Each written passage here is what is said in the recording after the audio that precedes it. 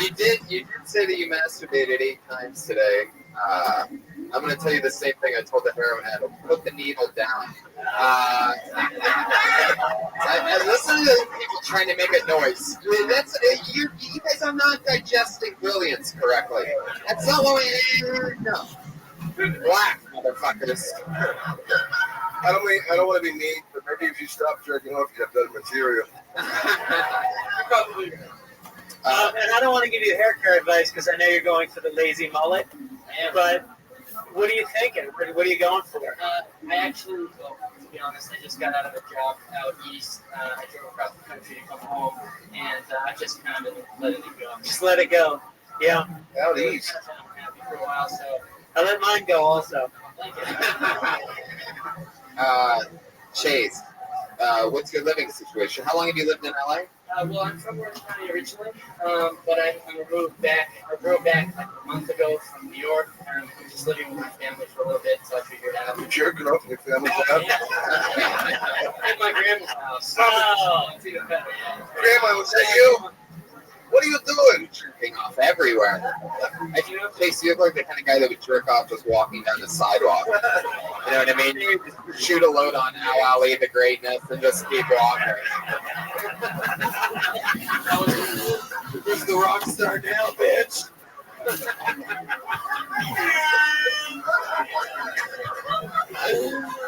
Oh, fuck yeah.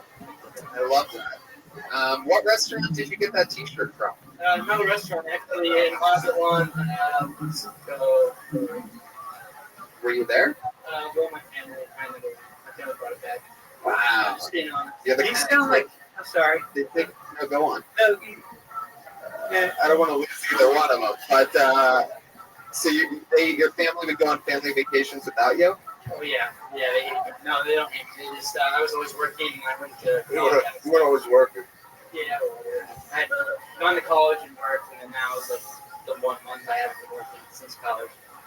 this is the saddest thing I've ever heard in my life. Like beginning with your set, which was just sad. I don't know. Don't give up. Don't give up yet, okay, Craig. This might have a happy ending. Okay. We might go through after all. That's why the show is called Kill Charlie, because Charlie kills. Thanks, Dom. Let's keep talking to this 11-year-old lesbian.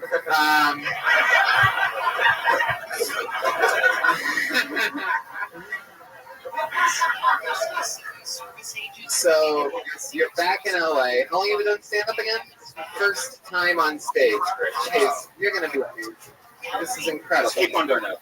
Your first time ever on stage doing anything? Yeah, no, never. I did a little improv in college, but that was it. Right. I can tell by the punchlines you got out 60 seconds. So you have a strong improv training.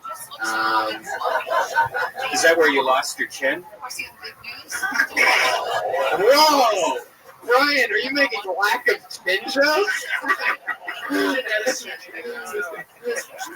Yeah, I mean, there's no way we could judge you. I mean, your big problem with the us and these things. If you could do that whole set, make like a couple tags, the second time's gonna get better, man. Just keep on doing it. Yes, just don't give up. You know what I mean? Especially on life. You look like both the school shooter and the victim. It's incredible. I don't know how you can pull on both at the same time. It's very impressive. It might be the first time I've ever seen that time. Thank you so much. Chase Johnson, everybody. There you go. Fist bumps. So we've Smells like hand lotion. had a heroin addict, a crack addict, and a masturbation addict. Yeah, definitely. You just touched his hands. But don't forget about The baby in the jar. yeah, don't forget about the Don't good forget old there was an uplifting some part. of that good maternal energy that hit the show earlier. Guys, this is the part of the show where our two regulars, we have two regulars that have been performing and writing a brand new minute every single week since the show started. It's actually sort of crazy. We've been doing the show for 2 years. These two people write and perform a new minute every single week. Going up first this week, you know her as the Florida Dropout, everybody. She started, her very first act was here on Kill Tony. And she's been with us every episode since. Put your hands together for Kimberly Conklin, everyone.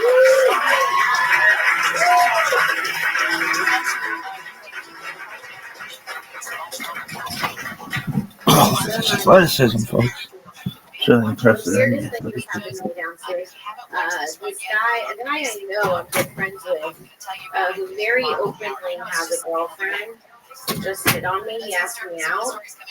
I'm like, dude, I know you have a girlfriend. And it's like, it's so weird because I'm like, ew, that's so disgusting. You're not even rich. You're not even the right guy to cheat on his girlfriend. I recently went to Vegas because I like to gamble. And by that I mean have sex without condoms. And I met a guy there who also likes to gamble. We both like playing blackjack. So we started dating, and that's what we do a lot together, which is really good for our relationship because now I always know when he's lying. I'll be like, were you texting that girl last night? And he goes, warning starts this morning and will be in effect through Friday morning. The affected areas. Fuck yeah! First time I've seen a prop. I know, I'm really nervous about it. You know it's been a new minute, so really stretching her thin. A new minute every single week, but now it's come down to props. You gotta keep those. You gotta take your trusty sunglasses out to the nightclub with you, so that you can close. I saw her write that though. That we were watching poker last night. When you said it last night, it was so perfect. You didn't even have a prop. And I think that the big difference there is poker and blackjack. I think there's no reason for the game to be blackjack because poker is more of like the liar's game. Yeah, you don't bluff. Yeah, you don't bluff the blackjack. Yeah. Unless you're sitting at the table trying to get free drinks off the waitress and she asks you how you're playing. Yeah. And you put on your glasses. If you say poker, and you said poker, then when you put the sunglasses on, you would have heard a laugh from someone other than the cat. I thought that was great. But yeah, right. Poker. Yeah, I can't believe it. What are you doing later? Yeah.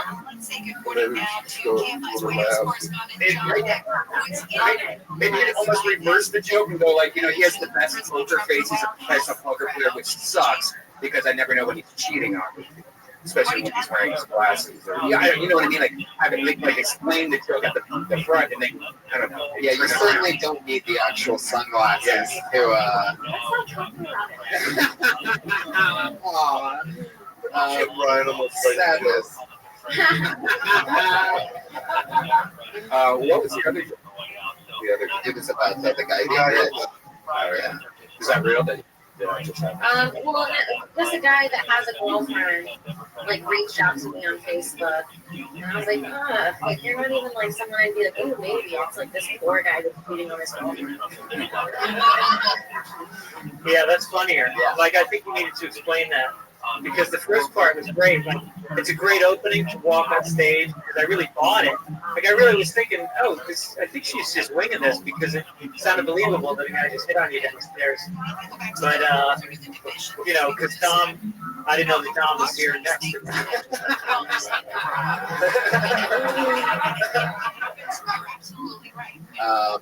So, how's the process been going as far as writing a new minute every week? It's getting really hard. It's getting harder? I mean, it's not Jesus Christ, Brian.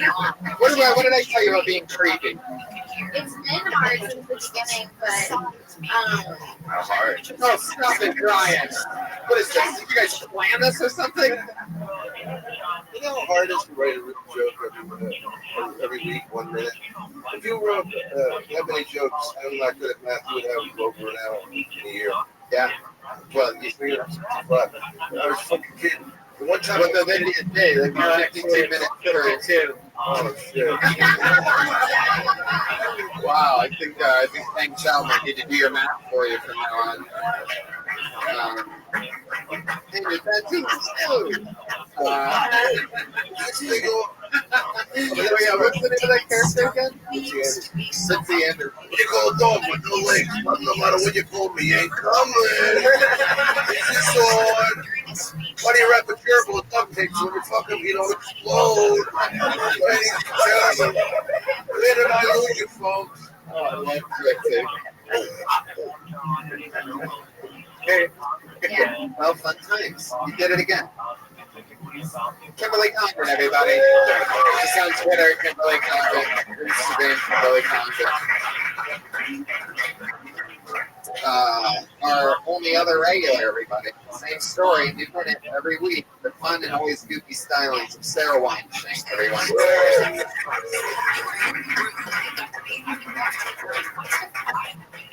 A dude told me my body was sturdy. I felt offended because oak trees are sturdy. Oxen, foundations of homes. Can't call a chick sturdy. I was like, what the fuck? He's like, no, it's hot. Your legs look like they could carry a baby through the apocalypse. Your legs look like you could carry my baby. And I said, if it's the apocalypse, the last thing I'm fucking doing is carrying a baby through the apocalypse. And if it's the apocalypse, I'm especially not carrying the spawn of some dude who just called me sturdy through the apocalypse. If it's the apocalypse, I'm doing drugs. Yeah. I love that. I loved it. The first time you said that you wouldn't carry a baby through the apocalypse, I know they didn't laugh that much. So between us, not that great of an audience. That part was funny, and then the next part was funnier as well.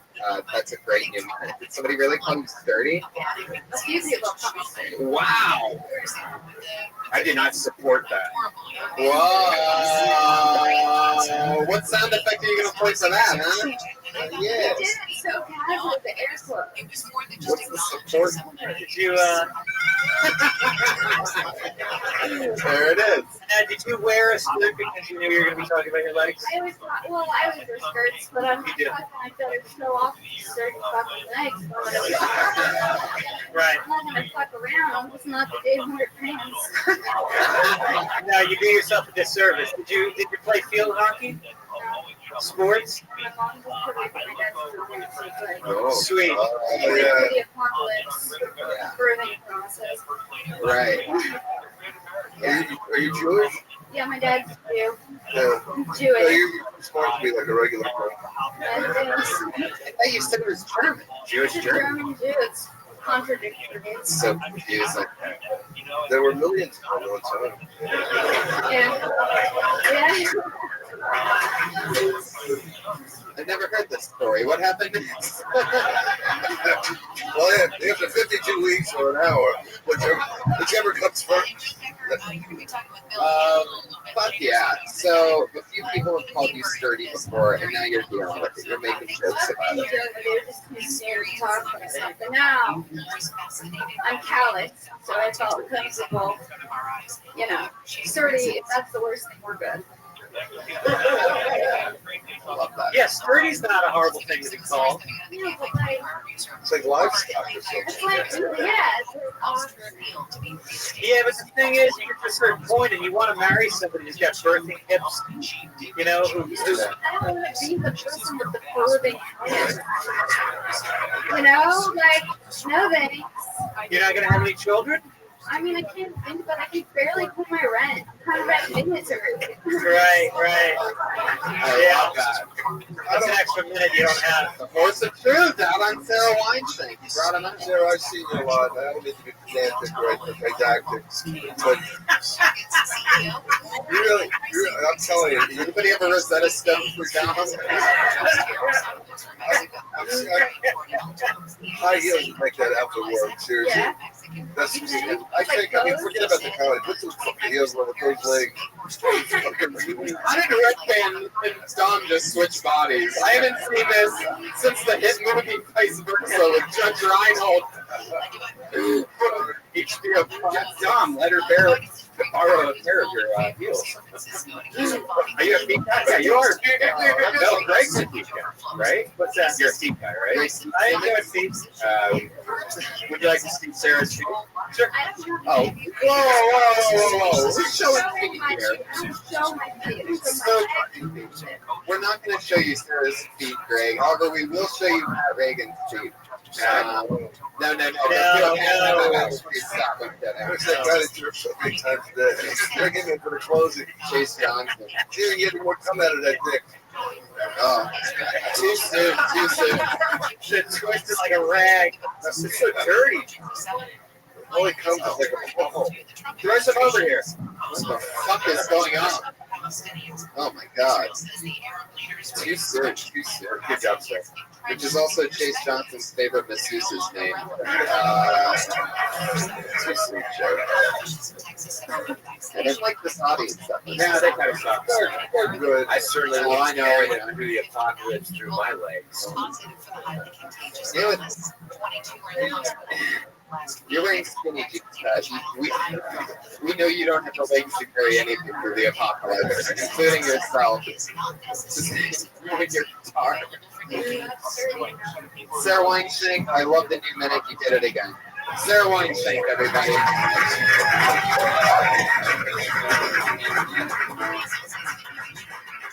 Guys, can you believe it? It's been an hour and a half. Jesus. That's still Tony. It's amazing how the time flies. This is the part of the show where we look at the art. At the beginning of this episode was a blank page. The great Ryan J. Epel. Oh wow, it's like a gladiator one. A gladiator version. From the time that we started, this is perhaps definitely my favorite one yet. That looks exactly like you, Tom. It's fucking incredible. Ryan J. Ebelt is Ryan J. Ebelt on Twitter and Instagram in real life. See Ryan around, say hi, Ryan J. Ebelt. I saw your work at Kel Tony. You're amazing. Thank you so much, live audience. Pat Reagan is Patty Reagan on Twitter, everybody. Patty Reagan. I'll be at the Stress Factory in 3 weeks. Stress Factory, 3 weeks. It's in New Jersey.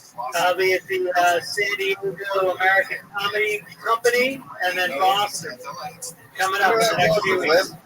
Boston. I love that place. All you podcast listeners, Boston, Clifford Simmons, Jersey, Dom Irera, Drake Simmons, Vince Dog Radio. Vince Dog Radio on Hollywood Improv. Pat Reagan's albums. Thanks to have Josh Martin Comics. See us in Phoenix in September. I love that club, by the way. I'm in Toronto just for laughs. And I'm going Oddball this year in October.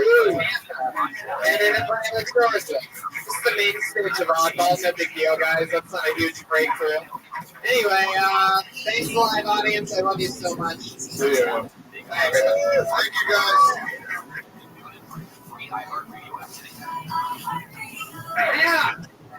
Yeah, everybody. You hear that? It's me. It's me, everyone. Again, episode 120,000. Still Tony, everyone. We're all here again in the failure of the world famous comedy. So give yourself a hand for coming out on it today. It's not easy. I never started. It was easy. Can we make it easy? Can we make it easy for you? Fuck yeah. Come on in, everybody. Squeeze in. Welcome, everyone. As always, Brian Redman, everybody. All right. Everything that you hear audibly, Brian Redman. Drawing tonight, the great Ryan J. Ebelt draws every episode. You see him over here. Right in the piece of paper in front of him is completely orange, but by the end of the episode, he ends up drawing me, Brian, the guest, in some type of cool way, encapsulates the evening. Here on Kel Tony. And we're live streaming to thousands and thousands of people all around the world.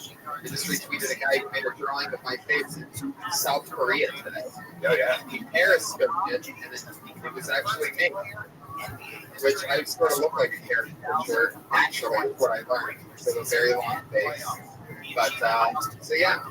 Anyway, South Korea, shout out to them, Kel Tony fan. You think it's only 70 people crammed in the belly room, but it's not. It's all around the world. You're just going to put the band leader Pat Reagan, everybody. He wants up the crowd. Pat, how's everything going? It's going good, man. It's excited to be here. I love it. Pat, you joined the show about 15, 20 weeks ago, and we've learned that the guest comedians, I always have two of the best comedians in the world on the show every week. And for some reason, they don't like you. This is something that we've learned. There's just something about you that people always make fun of, and they just hate. They hate you. It might be the guitar. I don't know if it's everyone. It probably is the guitar. It's kind of my vibe. People brought the other older comedians. They don't really like my vibe. Yeah, there's something terribly smug about you. Is there? Yeah. Do I ever get one of those? Because I always think Phil Vernon has one of those faces that you want to punch in the face. Yeah, that's the face. Yeah. Shit. Ladies and gentlemen, let's get right to it. Our guests tonight, Rabbi and Mike Lawrence.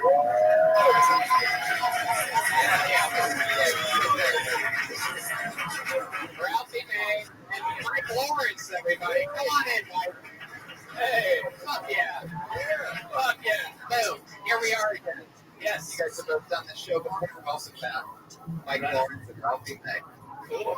You got a band now? I guess it's your first time seeing Pat Reagan.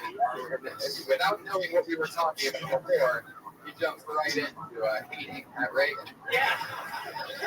It looked like my 6-year-old fucking playing your guitar, dude. That's garbage. It looks like What fucking hippie said that was a good idea?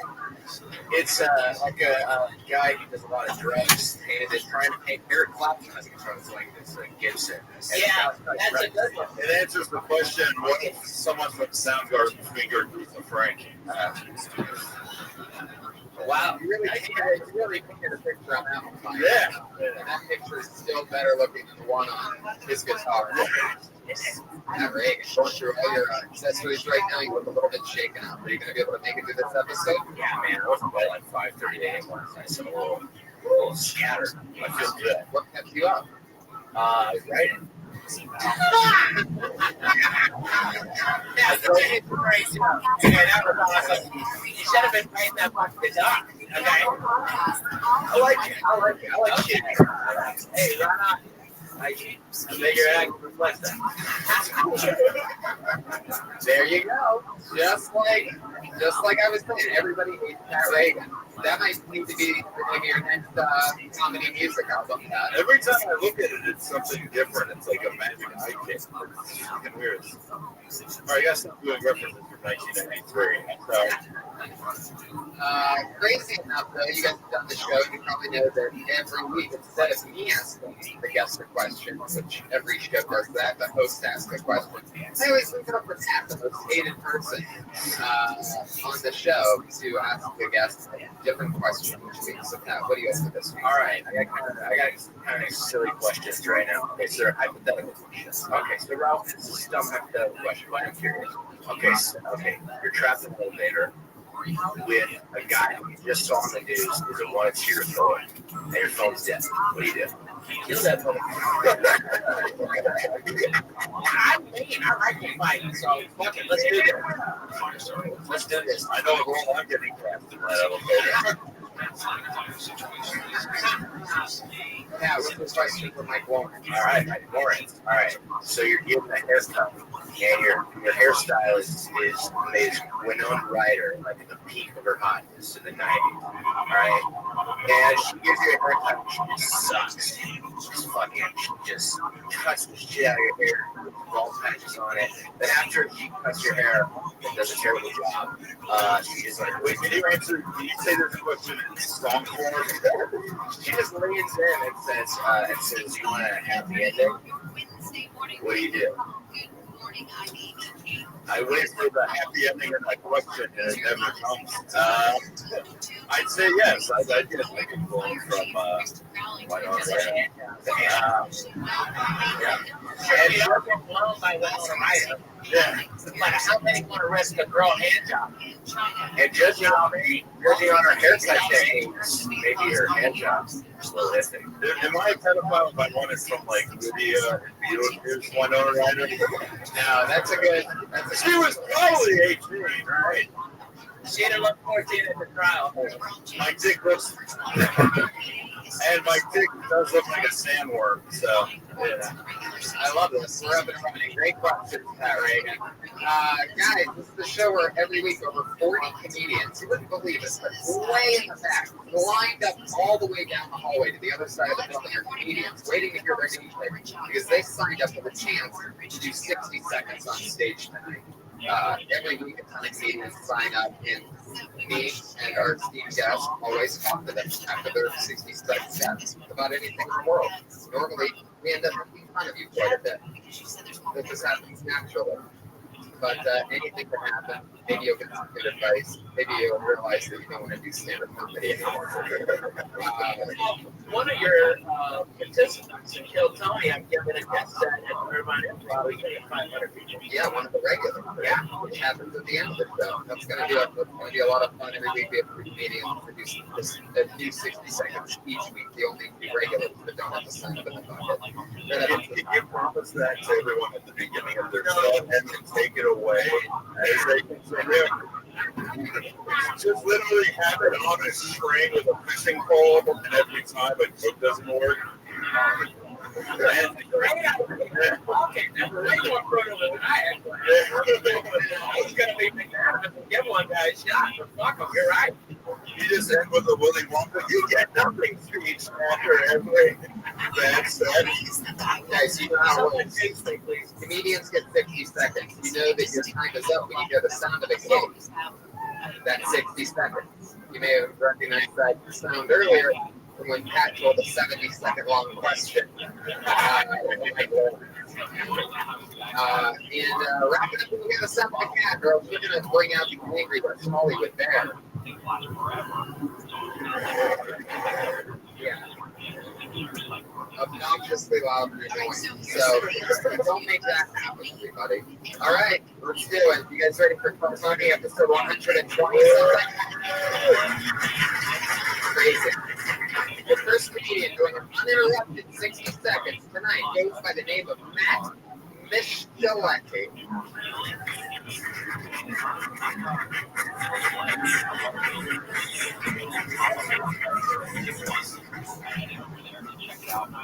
All right, so I work in the IT industry, and I work with a lot of very weird people.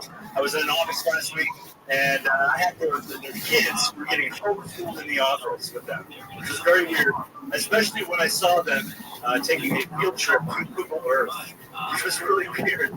They were like little Mormon kids taking a field trip to the Washington Monument on Google Earth, and I was waiting for them to place the Google pin on Google Earth where their childhood dreams had died at that moment.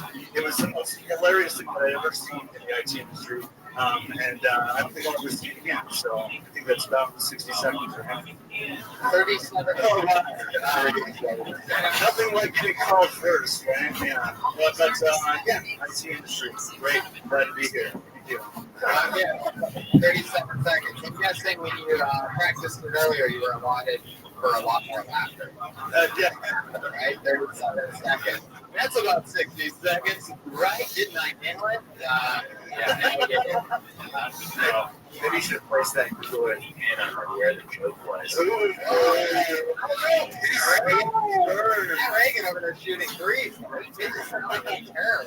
Dude, you just made me question your Google Earth. Fuck yeah. Yeah, what was the joke? Really? Yeah, right there. I know. Trying to sort it out. Guys, it was IT funny. That's true. Yeah. True. And that was the funniest thing that you've ever seen. Working in the IT industry, absolutely. What was the funny part? Having to interact with children going on a field trip on Google Earth. Like taking an actual field trip on a non-physical 2.5 years. How many times have you been on Happy Days? How many times have I won? Yeah, how many times have you been on stage? Probably about 2 year. Maybe 200 once you're lucky enough. Maybe. I gotta tell you, bro. IT, not funny. You should have taken it. Take it further. I mean, if you're doing a field trip on Google, you know, you can shit on them and then go, well, I was having sex like before. Okay? Same thing. Take it further. Okay. All right. But don't take that dope anymore. Absolutely. Got it. It was so quiet in here. I literally heard somebody drop a pen on their phone. But I do think you did a great job. I do think you did a great job of painting Pat's guitar, so we have to give him that. I know. It makes me feel like my nickels are passing with this. I think he color coordinated the hat with the shirt pretty well and the watch. He's talented. Yeah. How'd you plan to do other people? Had I planned to? Shema Not really. Yisrael, Adonai Elohim, Adonai Echad. About 3 days on just on a trip, just on your check. Correction, Mexico, like my bad. 8 years. Sacramento, California. Wow. You went to Sacramento. I know. Oh my God.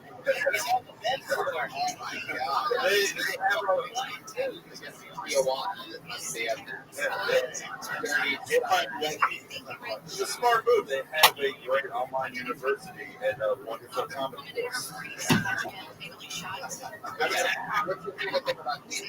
I would say the rain in the summertime, honestly, is my favorite thing. That's totally stupid and gay to say, but I love the monsoons in the summertime out there. Yeah.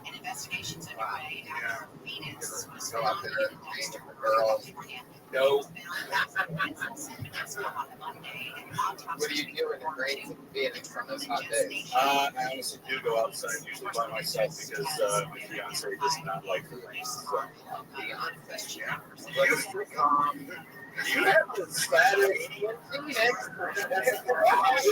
It's always raining. You have the saddest voice ever for a guy with a backwards hat. Like every guy with a backwards hat's like, where's the party at? He's like, I missed the monsoon. Our listener has walked into the monsoon. I found her body on Google Earth. Matt, I love your style, man. Best of luck to you. Thank you guys. You're hanging in Phoenix. But yeah. There's a lot of good comments. Really? Yeah. Yeah. Not me. What is the Beyonce do for us? She's a secretary for school out there. So, I'm not really adding much.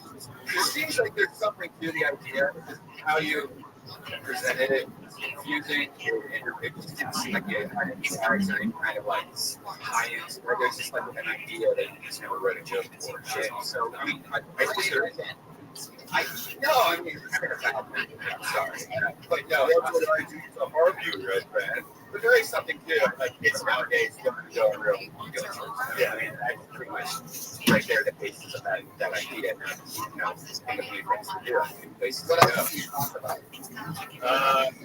You've acquired. Please don't tell me that you're only 37 seconds. No. Mostly, I grew up in dirt a lot, so a lot of the stuff is about video games. Just growing up in a really shithole farm town in Southern California, and dealing with being like anybody that I grew up with. A lot of people there who were super Christian. Just get sadder and sadder. Right. But you think for something that you can talk about, maybe like a one-man drama shows or something like that. Like, But the thing is, you live like a job who ate a nerd's heart to get their powers. Like, nail it. Matt, that's the lot. We'll see you again. Matt, that's the lot. It's on Twitter at Omna That was an IT and it has the worst Twitter handle I've ever seen. At Omnathon. it did answer the question, what if Edward Snowden said softball?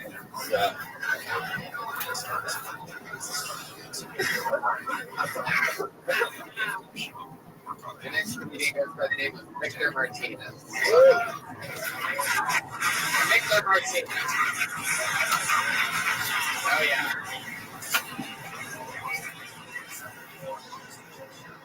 Yo, we fucking eat. Yo, Tony, what's up? All right, so I've been here a year now. Exactly.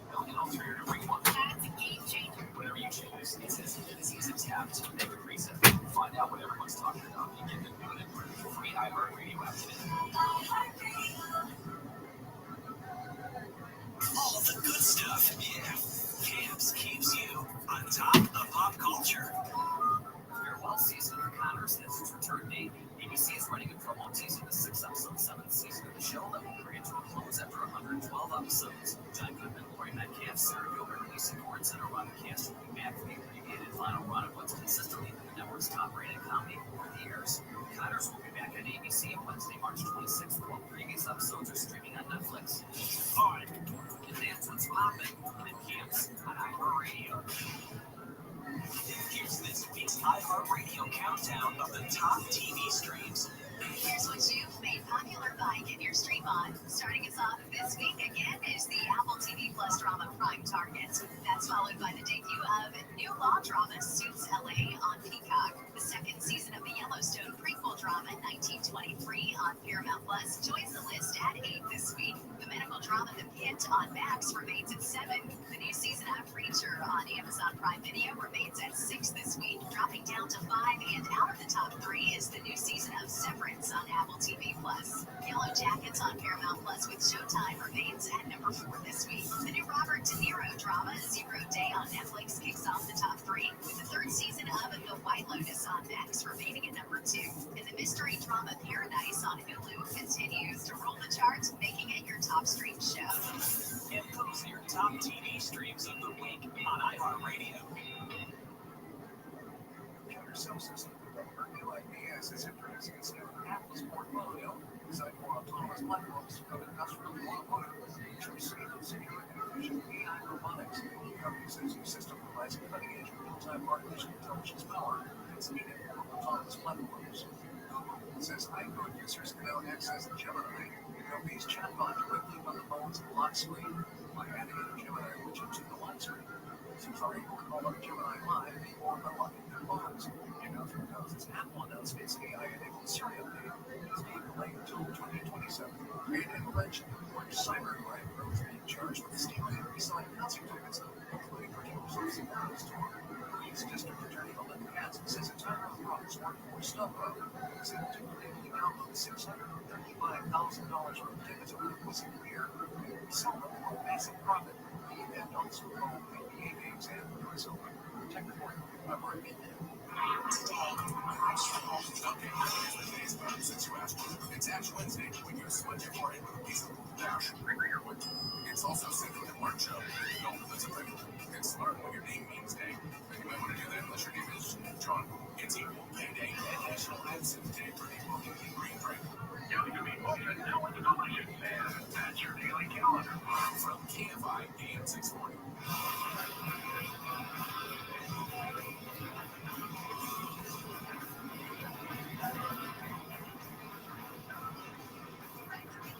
It's 5:36 on your wake-up call. If you weren't awake, now that you've heard that song, you are. What is that song? Is that a Paradise City? That was Paradise. Just Paradise? Paradise. Yeah, I think it's a little early for Guns N' Roses. Noted.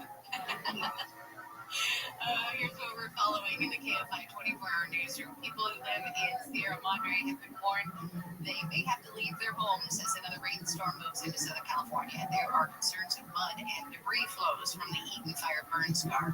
An evacuation warning for residents near the border of the Angeles National Forest has been issued for 6 o'clock this morning through at least 6 Friday morning. Congressman Al Green had to be escorted out of the president's address to a joint session of Congress last night. He had repeatedly yelled at Trump that the president had no mandate to cut Medicaid. President Trump has repeatedly promised he would not cut benefits to Medicaid, Medicare, or Social Security recipients. More than rain could be headed to Southern California. The National Weather Service says the storm could spawn weak tornadoes as the storm moves through, and the heaviest rain is expected tomorrow with snow possible above 3,500 feet. At 6:05, it's Handel on the news. Apparently, U.S. aviation is no longer the gold standard. I'll tell you who's saying that.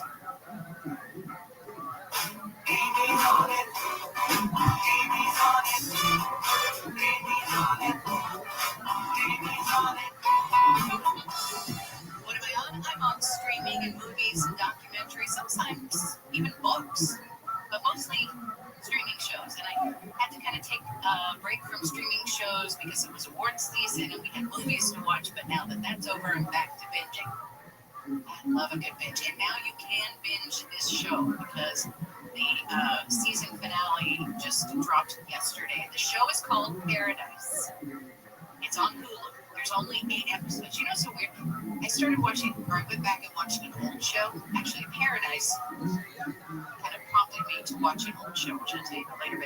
But they used to do 22, 23 episodes in a season. And now they're like 8 episodes. But I'll tell you, these 8 episodes were action-packed and fabulous. Paradise is like my favorite show of the season on the drama suspense side. On comedy, it's definitely Man on the Inside. It's a Ted Danson show. If you haven't watched that, we talked about that. But anyway, so Paradise is about Secret Service agent Xavier Collins. That stars Sterling K. Brown. Love him. He's on the presidential detail. His president is James Marsden. The character's name is Cal Bradford. And then there's also on the show is Chris Marshall from For All Mankind. Love her. Sarah Shahi, or Shahish, I'm not sure how to pronounce her last name. She's a psychologist on the show. And then Julianne Nicholson plays Samantha. She's a tech billionaire who has the ear of the president and others. And she is fantastic in this role. So it starts in an idyllic-looking little city. The skies are blue, the streets are clean, people look happy, and it moves fast. So you got to pay attention because it turns pretty quickly. You go, something's wrong here. And within the first 10 minutes of the show, when you have it on, you go, oh crap, like something big happens within the first 10 minutes. And then towards the end of the first episode, you see that there's a bigger, oh my God, moment. Like, and through the series, there are several of those. And I love that. I love when the writers can figure out a way to shock you. And not like in a horror way, not in a scare way, but just like, oh my God, I didn't see that coming. I love when they do that. Like I said, it moves really fast. You gotta pay attention. People who appear to be good may not be. People who appear to be bad may not be, or maybe they are. You don't quite know. And it takes these winding twists and turns where you see the present, and then they tell the story through flashbacks. And there's a ton of them. And they start piecing things together. And again, I love that when you go, oh, that's why that happened. Oh, that's why that happened. So you get these revelations throughout the whole show. And the season finale does not disappoint. So many fun, frightening twists and turns. It's just surprise after surprise. And the music is familiar and it's perfect and it's powerful, especially, gosh, in the season finale. The music was so just perfect. That's another word that I can't think of, but it was really great. I think you like the show. I do. And the only thing that I have left to say is when is season 2? Like, I can't wait. I can't wait. It's called Paradise. It's on Hulu. I'm on it, and you're going to want to be on it too. Okay, time to get in your business with Courtney Donahoe, who is with Bloomberg. And Courtney, you know what? It's been so crazy today that I haven't even had a chance to look at your notes. But I'm going to say, I'm guessing that we're going to start with Wall Street because we had a crappy day yesterday.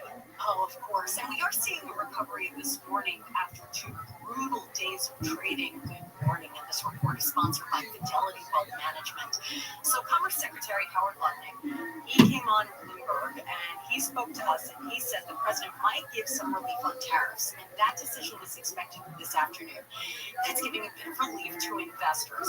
Stocks were looking at a higher open earlier, but we did get a report on employment leading up to the big government jobs report that's coming up on Friday. Everybody watches this. And this showed companies added 77,000 jobs, but that was the smallest gain since July. It's making people worried on Wall Street about jobs. That's why we're seeing stock index futures steady. They're a little change, but they're not lower after that frantic day in markets that we had yesterday, the volatile session where we finished with heavy losses. The Dow plunged 670 points. And I want to put this all in perspective. The 2-day drop total more than 1,300 points. That is one big drop. And the S&P 500 fell 1.2%.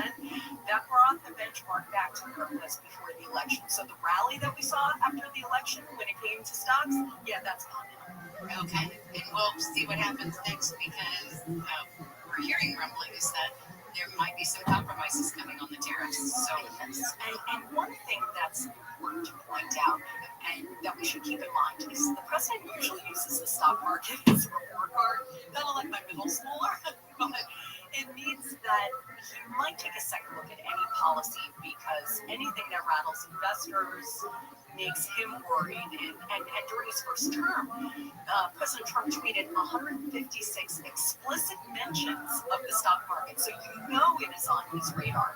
And companies, too, are starting to warn investors and consumers.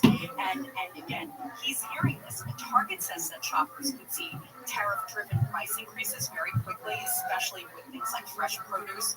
And right now, we always talk about the prices in the grocery store and how expensive it is.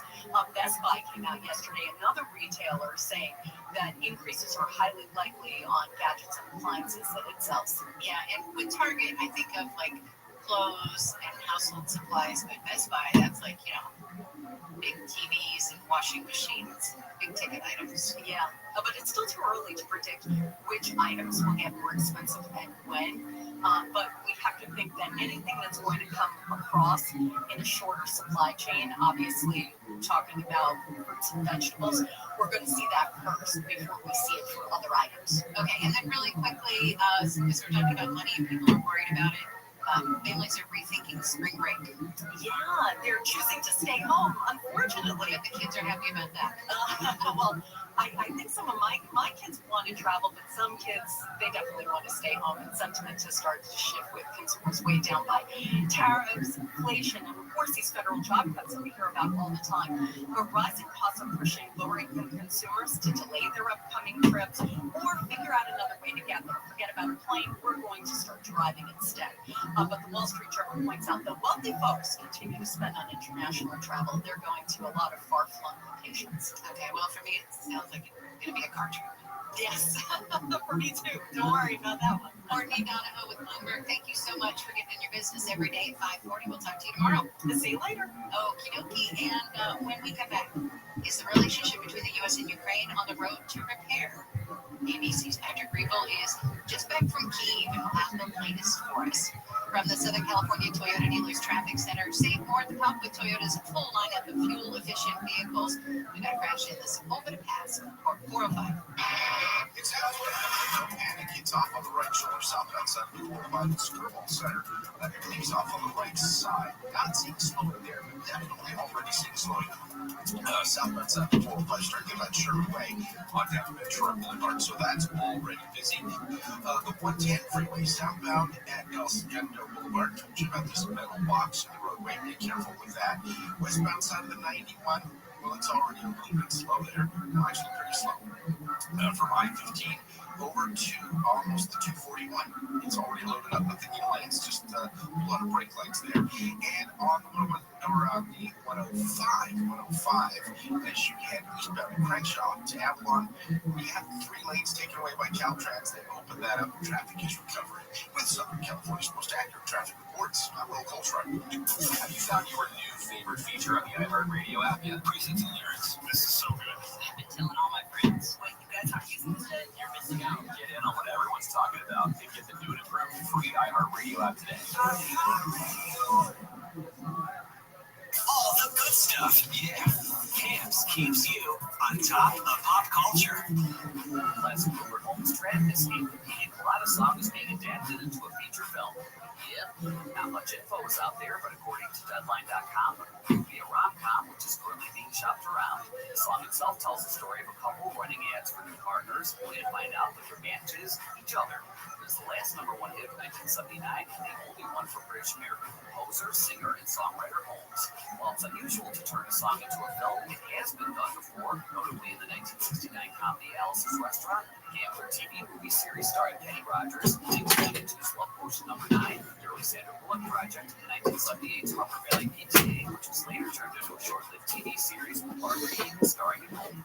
No timeline, title, or additional info for the possible escape of media. Texas originally, Dallas, Texas. How's it going? And every time I mention that shit, like you guys say the same thing. Oh wow, you're from Texas. You don't have an accent. You're not riding a horse. You don't have a gun. You don't have an hat on. Like, yeah, bitch, I didn't get in, so I left. So I'm here now. Because I was scared over there. Now I'm scared of this fucking place. I live in Koreatown now. It's kind of risky. Fucking like a buffet line of hookers every night when the sun goes down. They take take fucking credit card, man. It's 2015. I know because I drive for Uber and I'm there like all times of the night. I see them, they know me my name now and shit. And I give them rides, you know, to get parts of town. And like I've been thinking, Uber is so geared towards alcoholics. I want something that's geared more towards potheads, you know, like deeper or split. You know, you just hit the button. You have your favorite train waiting for you in the back seat. We're gonna get so high, we're gonna figure our destination. We're gonna hit Jack in the Box. You guys have a good fucking day. Fuck yeah. I like that sign up. Victor, you are by far the funniest 12-year-old lesbian I've ever had on the show.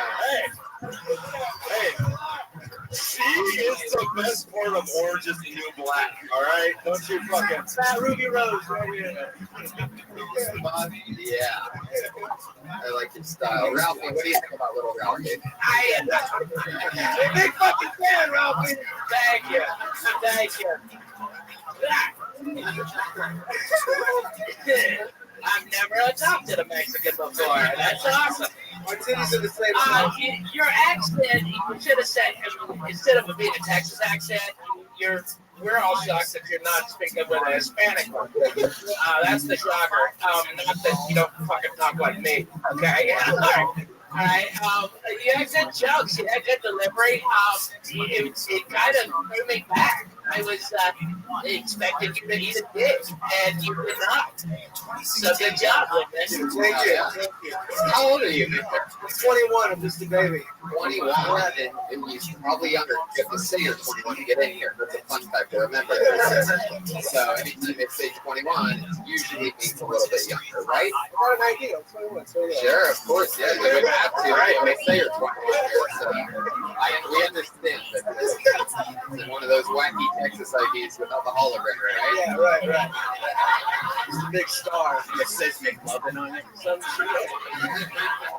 How long have you been in stand-up, Victor? Like 3.5 years. Been taking it serious like a year now. Oh yeah. 3 years the whole time? Yeah. You gotta talk more about those words there. Thank you. That's a lot more interesting. Yeah, I like it too. It's fun shit. Because you just wasted the punchline. You just didn't take an Uber everywhere. It's like the next part of town. What the fuck are they doing? Are you waiting on them? Are you getting a hand when they can't fucking pay? I mean, they're blowing you? What the fuck, dude? It's kind of like a pimp. You're kind of like a...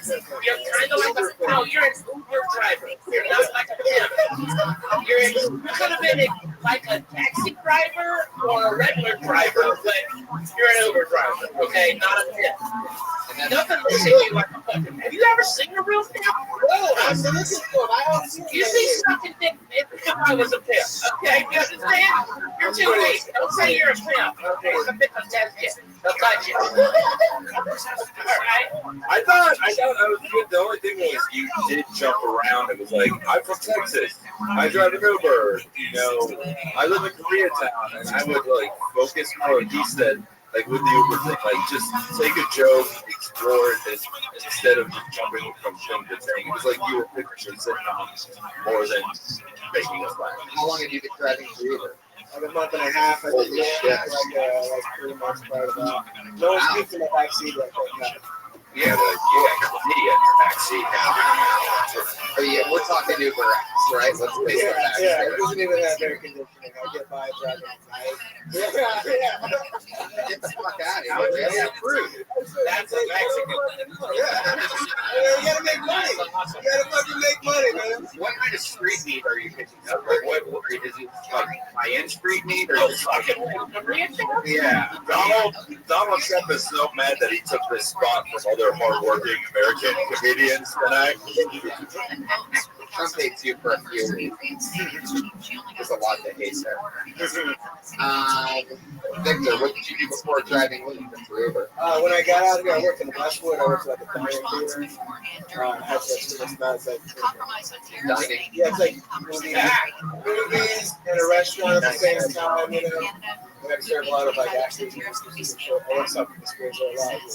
Wow. Fuck yeah. I love that. I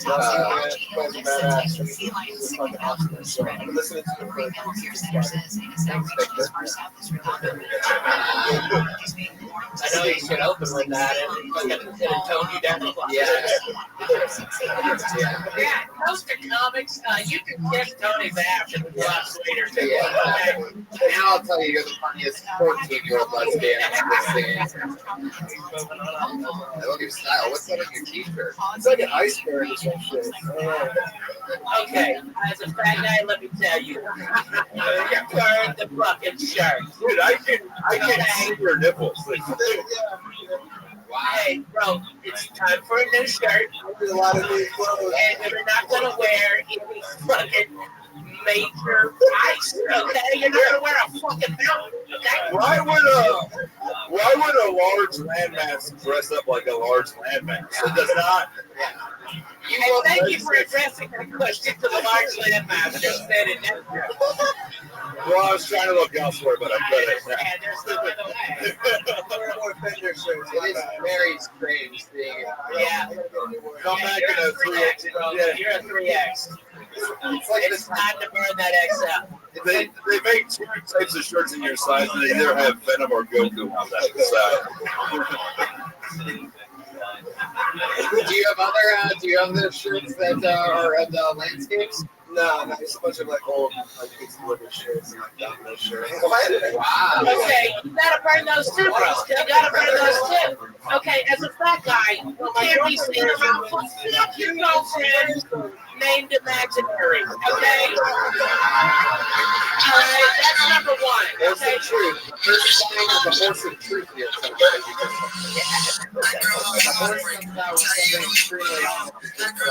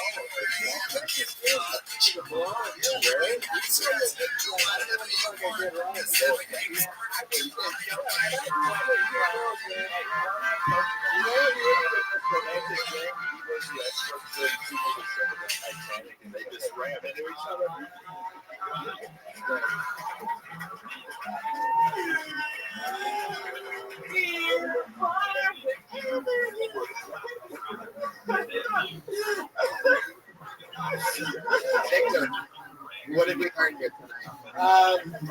Get a new wardrobe. Talk more about hookers. You truly are. You truly are. Victor Martinez, everybody. There you go. At Victor Comedian on Twitter. Victor's just a little bit of the name out of the bunch, guys. We're just going to keep the fun straight right along. Jermaine Para.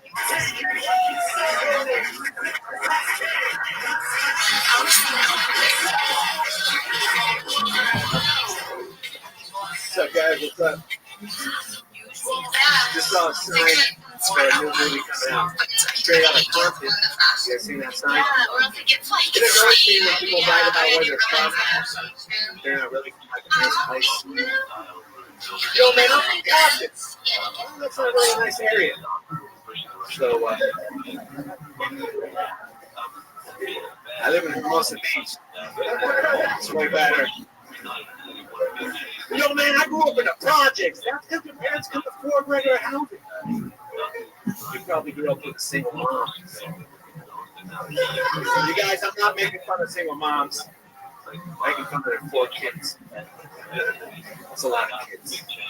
I think single moms get a lot of credit. Nobody ever brings up how they can't keep relationships. All right, you guys are pro single moms.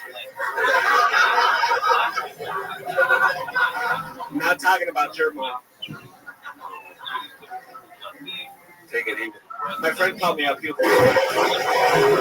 man, we hate it when that happens. Fuck yeah. There it is. Absolutely. Jeremy. Jermaine. That's an I thought you had something right. You said Jermaine. I do have a joke about that. Yeah, that is a black man thing. Yeah. What happened? Monitoring a series of storms. You know, I was a baby. I had nothing to do with it. Just ask him. Just ask him. Jermaine, let me ask you something. How many anti-single mom rooms do you perform in to where you were surprised when your against single mom joke didn't go over that well? You work pretty good, actually. You guys were really tight, I gotta say. The last guy did pretty good. I felt like I did all right. Yeah, we did practice the entire thing. Yeah. I mean, your hair looks great. Okay, but you need to know that some of those laughs, they were laughing with you. You know that, right? They were laughing at you. They get fucked up stuff. You know that, right? I did not know that. Like you got right? Yeah. Hit that joke button again.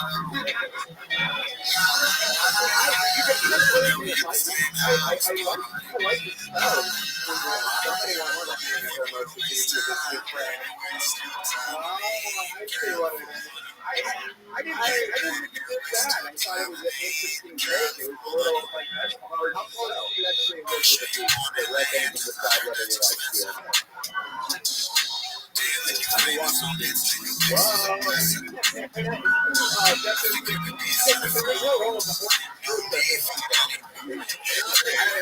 I do admit I think that's straight out of Apple.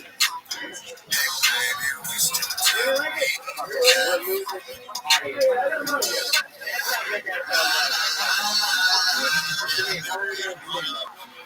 Seriously, 10 months. My first one's about a year ago. No, we at the same time. You waste time, baby, waste your time with me in California. Time with me in California.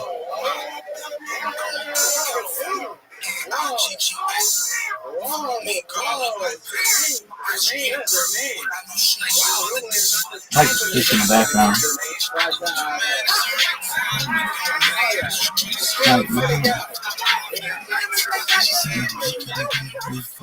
Like mine. Like mine.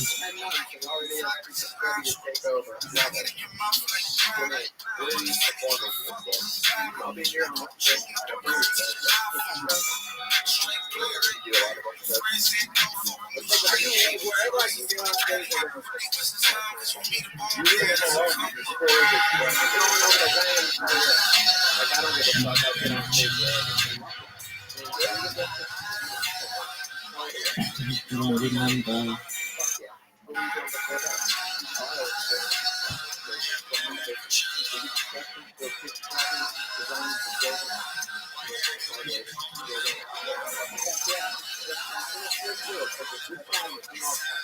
You waste your time with me in California.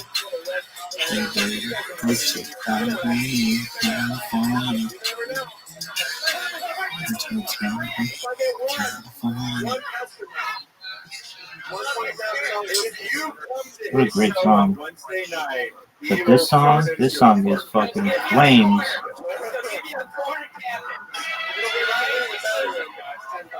Is all your material coming out the same, like, mostly not, I just got there about, I want this forever.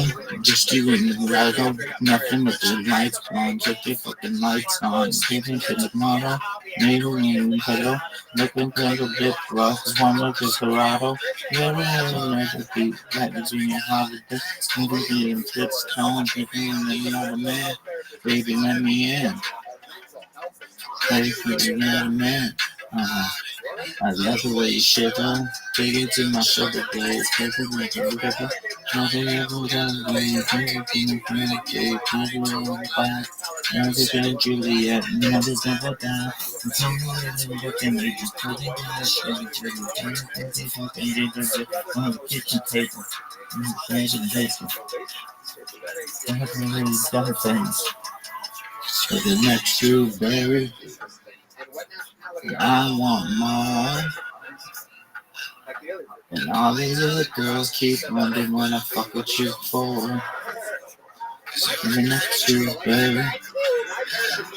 And I want more. All these other girls keep wondering what I fuck with you for. You see it like the summer, right like the wrong change, speaking to the culture. I'm ready to when the news shut. Time for everything and ready for the work. Everything work to make this everything freaking never. You busy fucking men and taking at the picnic table. Doesn't happening. So the next you baby. I want more. And all the other girls keep wondering what I fuck a shit for. See the next you baby. I want more. And all the other girls keep wondering what I fuck with you for. I wanna wait. Every single one is really great. Fly like a little kite all the way. When you wanna think don't waste time. I wanna wait. Every single one is really great. Every single one is the light. You wanna waste time. You're the next to berry. I want more. And all these other girls keep wondering what I fuck with you for. You're the next to berry. I want more.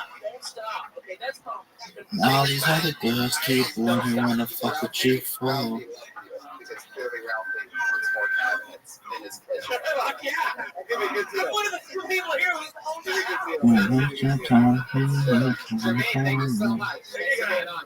Where's my slide? Hey, you're my best friend right now. 100% Mexican Germain. That's incredible. It's like sick. This song is so sick. I love it. It's like one of my favorite songs of all time. You know my ex can go too complicated. Yeah, it all too complicated.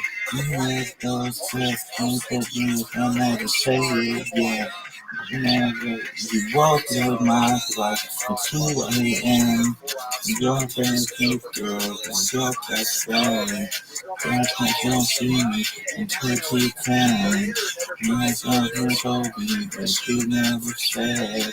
Now we're in the backseat on the black car going home, and she asks me, is it wrong if I'm not that you reload? Jump on the elevator, I'm gonna do from the first New York City. Is that really you, Oh yeah, there he is. I swear to God, I didn't fall in love. Then you showed up and I never did enough of it. I swear to God, I never fall in love. I never fall in love with you and get enough of it. I'm just bumping, I'm sorry.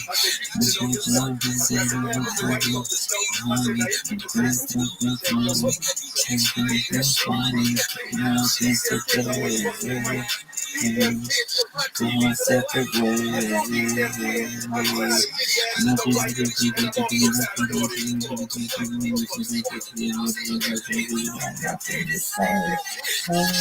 I swear to God, I never fall in love. And you showed up and I can't get enough of it. I swear to God, I never fall in love. I never fall in love if I can't get enough of it. I swear to God, I never fall in love. So I can't get enough of it. I swear to God, I'll never fall in love. I'll never fall in love if I can't get enough of it. And I'm ex-girlfriends all feel complicated, yeah. And I feel complicated. You make no sense, you never say it, yeah. You never say it. Joke that you talked about, these damn kids, what it also says that these damn kids will act. I read it wrong, I told you Willie, because the bottom part of I'm getting and I'm doing just fine, cause I gotta be damn because I'm on the ball. Started out with a kiss, how did it end up like this? It was only a kiss, it was only a kiss. Doing in sleep, and she's taking me to have. and it's been in the smoke, and it's taking the track. And you and it's back, and it's doing sick. And it's going in my head, and it's thinking my face. You take off my face. Oh, man, you go. Give me that horse. Man, that was darker than the handprints on his shirt. Oh, those are kids' handprints? Okay. I don't know if that makes it weirder or makes it have more sense, so I don't know. I feel like this shirt's going to be used for fingerprint evidence one day. Well, we did find the t-shirt. Find that baby.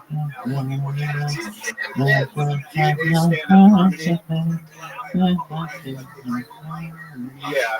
You stand up comedy. You stand up comedy show. What nationality? You were just like purposefully vicious tonight with no real control. No, I mean, it's just that there's like 1,000 comedians that want to go on stage. The beauty is that anybody can sign up, and somebody could come on and just completely flatline with Will X. And they're like, I like Will X, all right? I think it was amazing. I think it was amazing. Stop trying to be exotic. Oh, it's the first time. We will land on these damn kids. These damn kids landed on us. Listen, John, just be fun. I love you. As Will X knows, with this show, just like with life, that's going to happen. Breaking stereotypes by seeing those damn kids. All right. Yeah, too bad it wasn't these damn condoms. You can tell that he's not regular white. I'm surprised when we high five, we didn't turn back into a bomb. It was I love that you're letting people watch sports too. You're the guy that's obsessed with having too many frustrating folks to wear shorts because you can't see the dick coming. You know what I mean? That's the tax. because I believe that we need to support Will X because Black Lives Matter. Wow, Mike Lawrence, right field, deep cut. You have a fun button over there. So that's the third one he's dropped on us. Now, Will, I thought he was credited interrupting Bernie Sanders' speech on Saturday. Will, what do you do for work? Drive trucks. Oh, wow. That's how I run the word, man. Yeah. Dude, has anyone told you that Russell Simmons' Test Poetry channel has been canceled? Because I really hate to break this. Now, you have the t-shirt that says These Damn Kids. How long would the These Damn Kids thing go if you didn't get the cap? Like, how much These Damn Kids? 10 minutes just on These Damn Kids. Do you have any other, why would you do that one? Ah, you gotta do that one. You gotta do that. Why are you telling us this now? I went to the whole room to give up their time. For that, please. Bruce Jenner, can I invite you over for dinner? Hold on. I want to talk to you man to man. That's your manhood. You still remember. Bruce Jenner, I know you looked at your daughter Chloe and said if you make that crack man look old, I'm going to turn into a bitch. You won't know.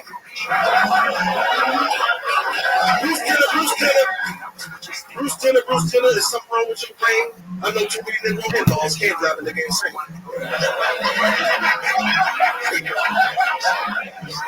Bruce Jenner, what in the world made you rich? All this time looking at your wife thinking, I'm going to turn into a bitch on this bitch. Time for a new shirt. Time for a new shirt. Bruce Jenner.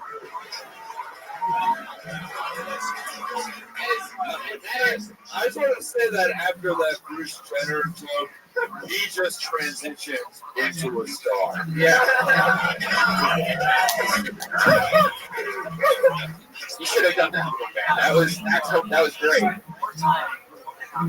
I know. Yeah. But Tony does only puns. I got puns all day long. No, I don't do any puns. As you've heard here tonight, I do a lot of versatile maneuvers, like talking about fingerprints on the shirt, things like that. Some of the old classics. Hey, you respect this man. He's able to feed his family with green eggs and ham every week. Now, that was definitely the first time ever. There's been like a longest running tradition of any time we let somebody do more of anything after those 60 seconds. It's always like the worst thing ever.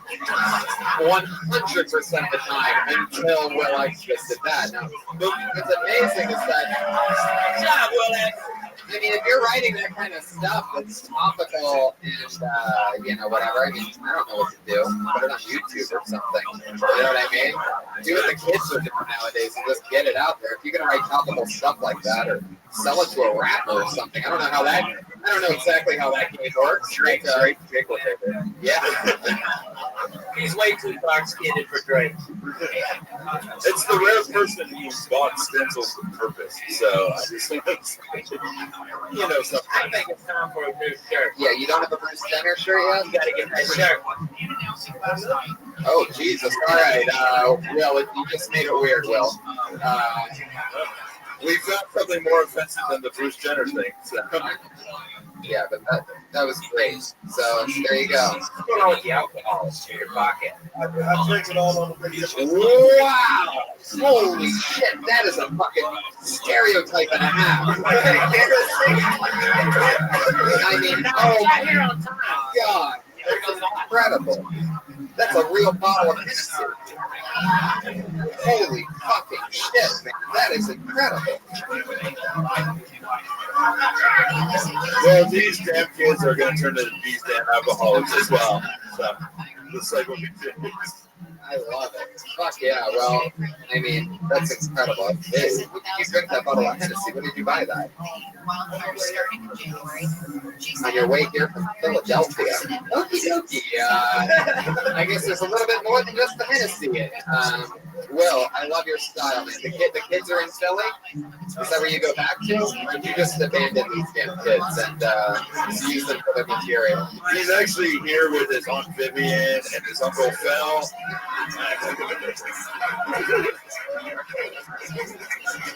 Actually, we transitioned to Kansas City. Fuck yeah. Moving on up. Thanks for coming. Yeah, that's it. Will X. Thank you so much. He's on Twitter. Will X, the Poet King. Will X is a porn star name. I thought he was just Willie. And then it's Will X. Totally different type of beats. Doing just straight up poetry. A lot of people do their funniest thing for their 60 seconds. Will X said, fuck that. I'm going to do a rant about my kids and just hope they ask me for more. I just want to read the blog on Jezebel about this Bruce Jenner poem. Josh, can you get Ali Makovsky? He's a comedian under the age of 21, so they literally can't even be in the building if you're under 21, so they have to go get her. Ali Makovsky.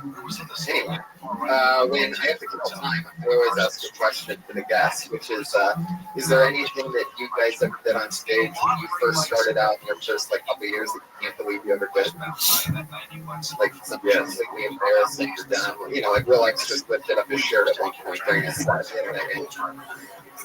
I did breast cancer jokes at a lesbian bar the third time I was on stage. And someone threw a beer bottle at me, and when it shattered, that was the moment I knew I would do comedy the rest of my life. Yeah. Stayed in the pocket. Just watch it. That's great. Yeah. How about you, Ralphie? Anything crazy in the beginning? I was funny. I don't know what the fucking problem is with the wrestling. I started when I was 17, man, and the only reason I kept going was I got a blowjob from an attractive girl after work. Ladies and gentlemen, the 19-year-old phenom, Ali Makovsky, everybody. Oh yeah. Whew.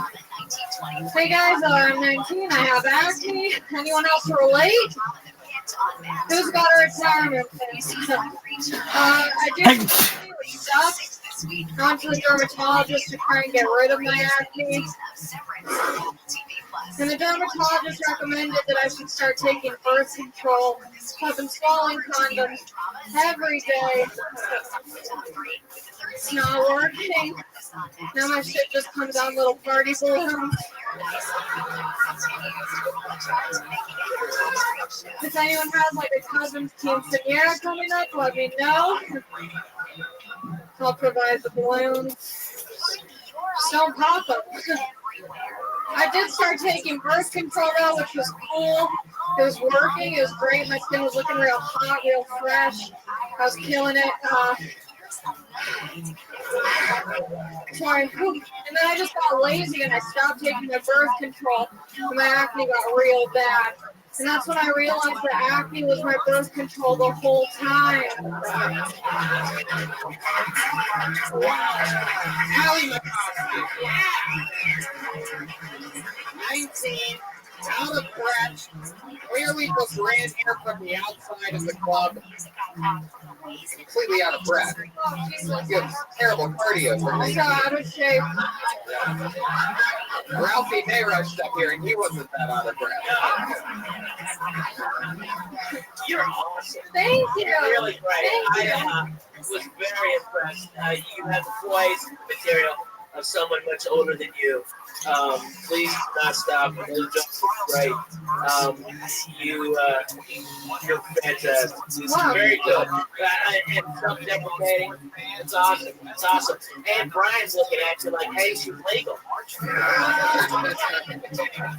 Allie, that was amazing. I'd love to have you on the Friday Guest I'd love to do it. Wow, look at that. Yeah. Boom. That's how it happened. There we go.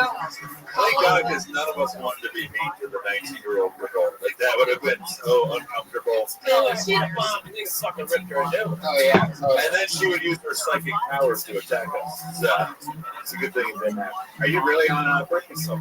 Not anymore. Wow, look at that. Really snuck it in there. You filthy monster, Brian. Modern day Romeo. I He's got was. an acne fetish. Yeah. Rabbi, he's like, your career's popping and so's your face. Really? Oh, Jesus Christ. Oh, God. Right. So, no, you're not really on birth. No, not right now. Yeah. You still have the pills? Yeah, I do. Just in case. What's going on? Hey, Brian.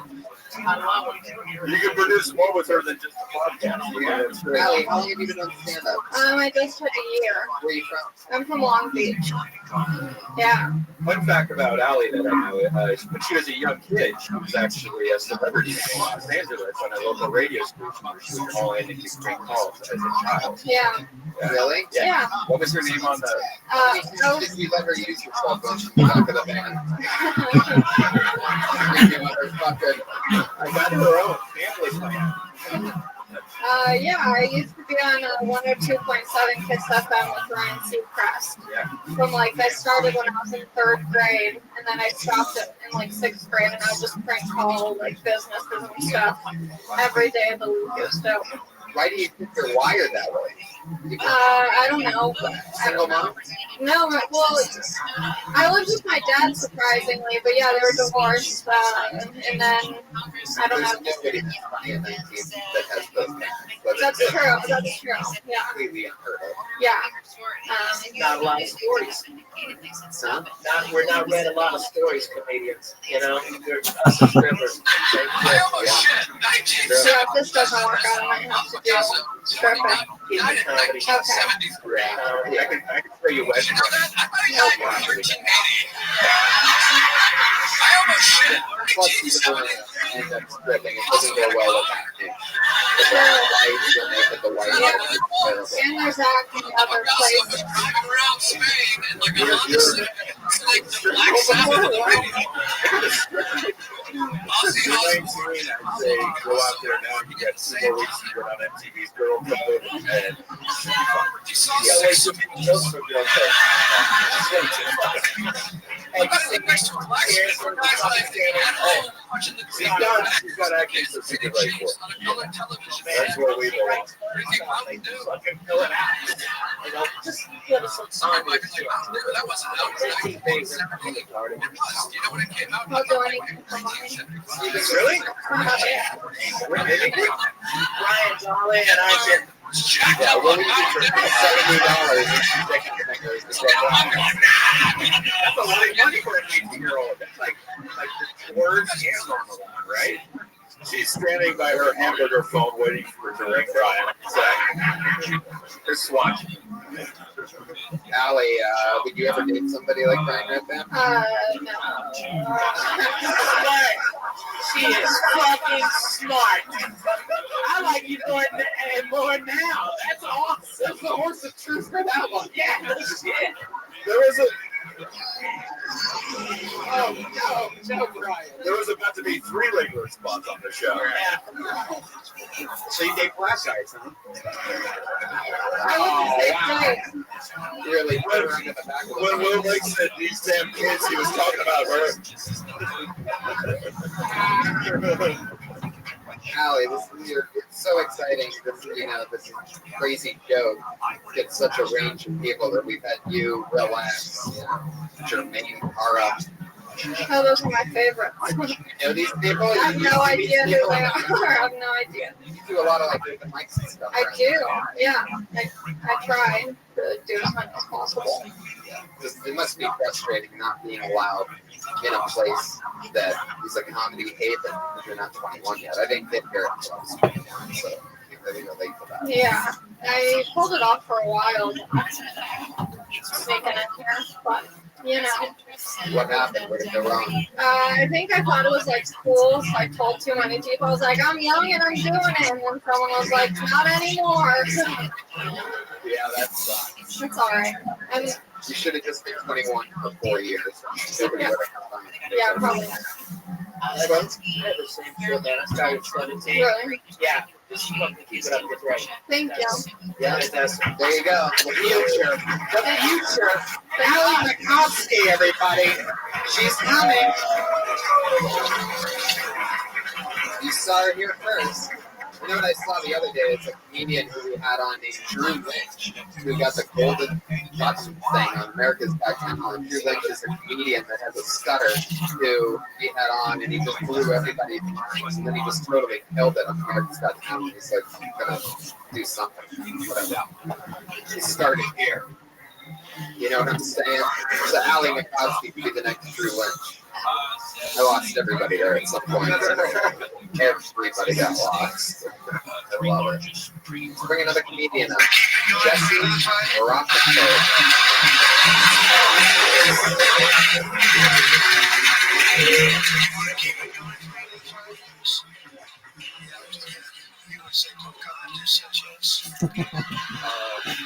I'm bad on emotions. Can't really open up. But I was saying, he's really good at them. Good emotions. I just come here as far as this.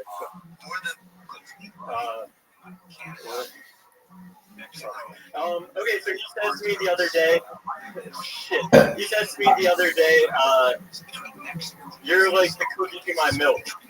And I said, yeah, dude, if I get inside you, I'll turn soft real quick. I think if I was a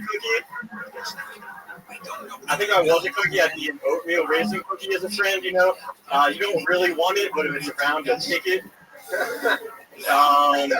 It's one of the few things I have in common with my grandmother that I like oatmeal raisin cookies. We both like oatmeal raisin cookies. We both like The Price is Right. And we both seen my dad's dick a few times. She saw it at the age of 6. I saw it when he was 66. Okay. Fuck yeah. Yeah. Jesse. Yeah, that's fun. I'm declaring victory. I will show you the guitar, by the way. The show that's it. For those of you paying attention to the band later, even the mic stands like, I give up on this. Yeah, that's it. I can't stress no more.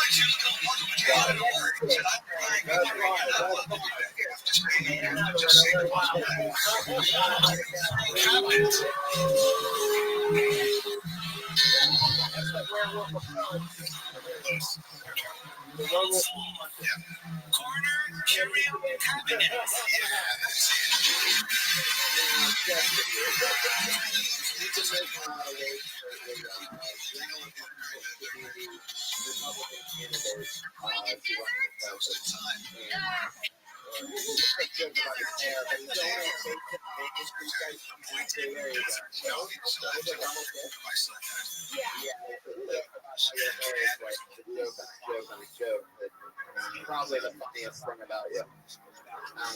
Cool. It's like my fucking sixth grade teacher. Wow.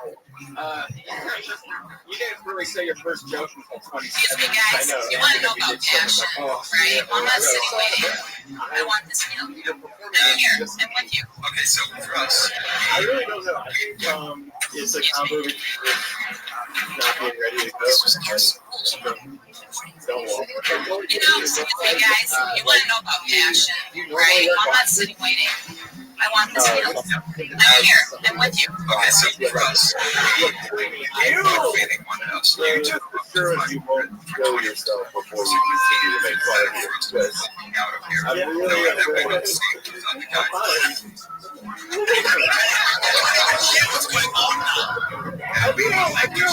I feel like this scene is going to end up very slowly playing, and we're all just going to be frozen. Hold the box down with the target. Lori and Ronan, but I will walk Jesse over 500. Out of here. I'm taking it out now. I analyze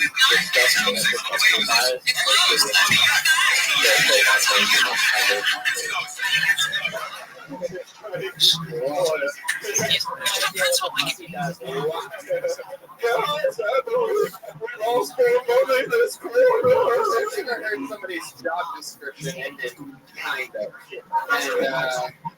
And it's like if Drop Dead Fred didn't believe he existed, right? Jesse, what do you like? So you're sort of advising the company, analyzing, making sure. No. I have a real job. It's just like there was no job. All you know, like real details of it. Like it's not fun. Right? Yeah, well, I asked you that. Okay.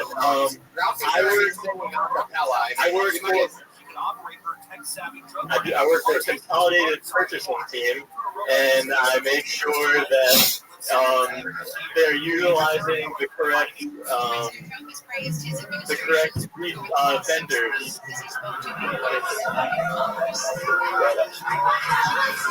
This is history right there. This is history in the making.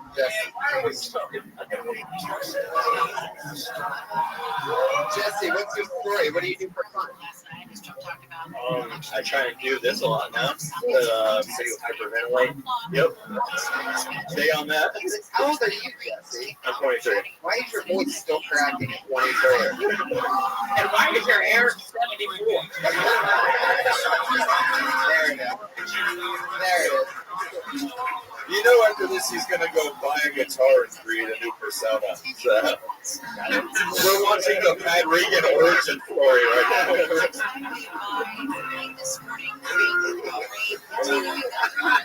I wish I could be Pat Regan. I love that his voice cracks on every line. He hasn't hit comedic puberty. I like this. Try growing up like this. It's very difficult. I like the old yeah. Thank you. I already love Little Racing Cookies, so I was on board. I thought it was good too. I like that. It looks like he just laid down this shit right there. What?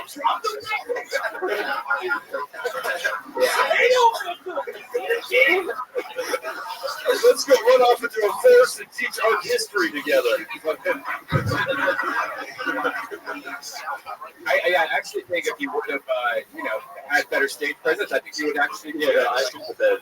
I mean, your jokes seem like they, were okay. So I would like to actually see you do another set. Do you wear a one-piece pajama outfit to bed? You seem like you would, like something with a big zipper that you wear. legs into. You zip it up for some reason. I just want. Yeah. I own a One Piece, and it looks like a giraffe. That's why they call me the Golden Pony. I just want someone later tonight to be like, look, we saw this set. Have you thought about joining the Church of Scientology? I've got high theater levels. Jesse, do you get laid a lot? Nope. Why? What's the truth?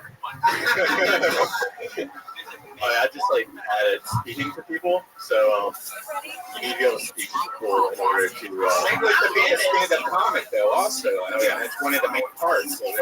I'm aware. But this is like you get permission to talk. It's like, oh, this is your time to talk. I blame the stuttering guy for this. All right? It just seems sort of rude to talk to someone. No, they're not expecting. It's delicate freedom of speech. Yeah, whatever.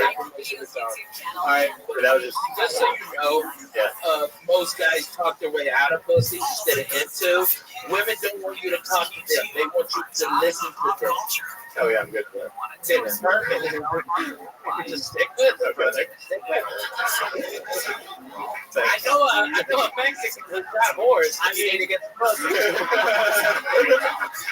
Just pay the bills, right? And a 19-year-old girl with a lot of confidence standing outside right now. Willing to do anything for money is And the Mexican needs your man will cut your hair better for you. We have everybody on this show that can save your life. And Will X can write you some cool poetry there. So you practice things. And if you need your computer fixed, don't forget me.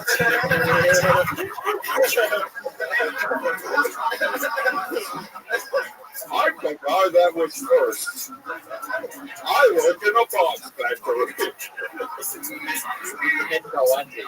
You can remember back that far. Fuck yeah, Jesse. So you work in a computer factory? Yeah, Microsoft Excel. When's the last time you've been on a date? Microsoft Excel? Yeah. You're in the Windows 97 business? I just want someone to take a picture of this and be like, just so you know, this guy can buy a gun tonight. 6 loss. When's the last time you were in a movie theater, Jesse? In a movie theater. When's the last time Hey, just because he looks like a train wreck doesn't. I saw Ant-Man. What? Ant-Man? That's the movie you went to saw? Yeah, I got this here for free. That's who I work for. So. Who do you work for? All right. Yep. Really? No, I work for. Sort of make sure that sort of things be funding or. I work for Disney. Really? Yeah. Oh yeah, I know.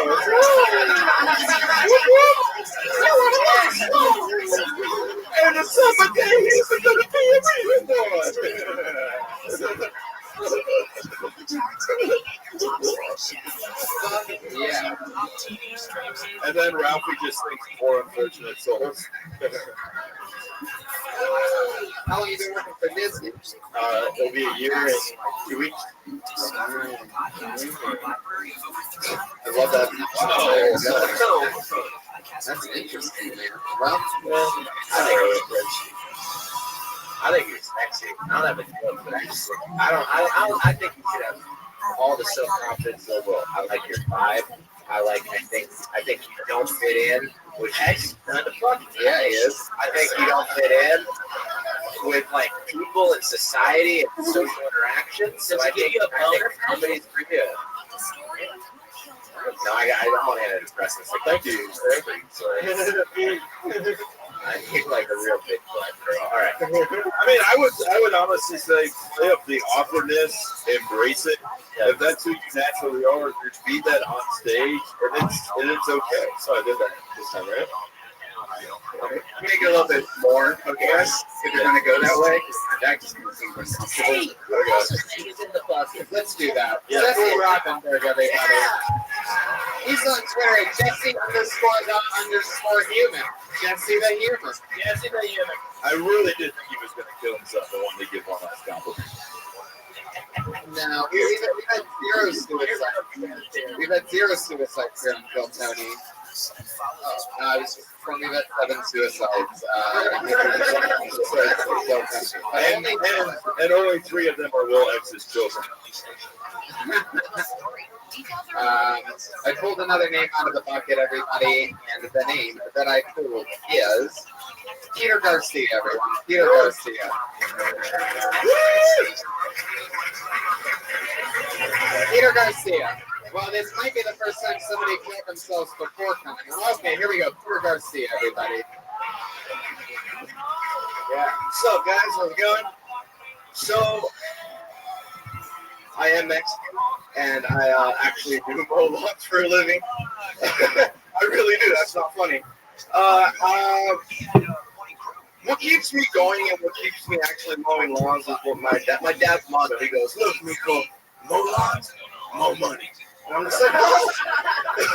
This stand-up doesn't really work out for me, and I guess I'll keep it going. I also just recently got married, not because I wanted to, because I was tricked into it. Women are sneaky, man. You think you're playing a nice family game of chess with them, and out of nowhere, there's like, checkmate, bitch, and you're just like, what the fuck?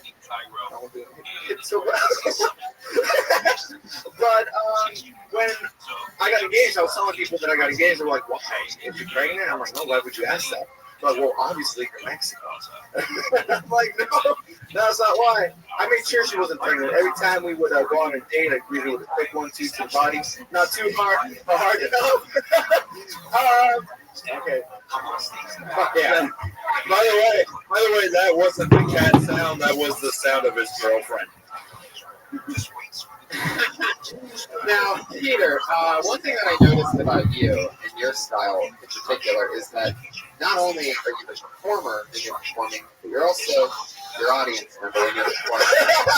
Nobody in the room laughed harder at those punchlines than you did. And on the one that nobody laughed at, you immediately said, well, that didn't work.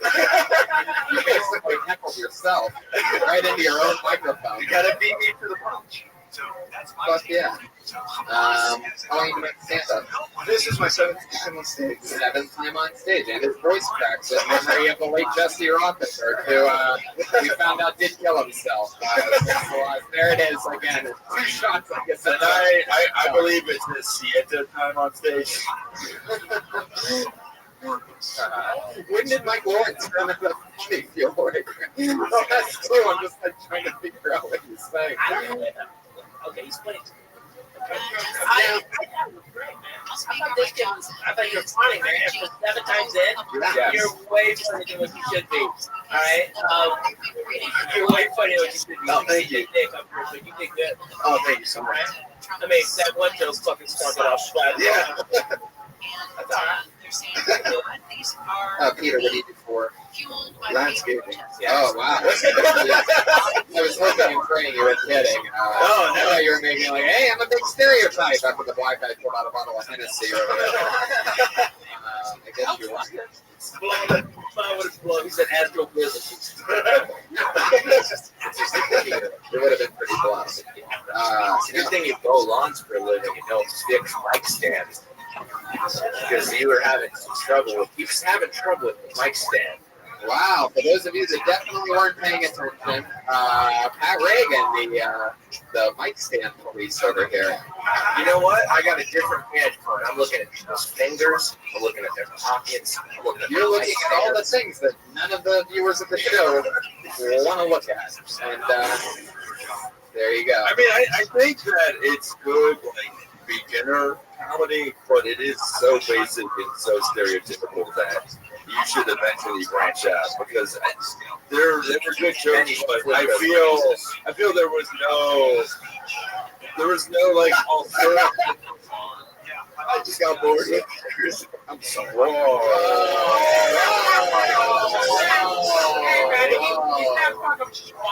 Fucking 7 times in.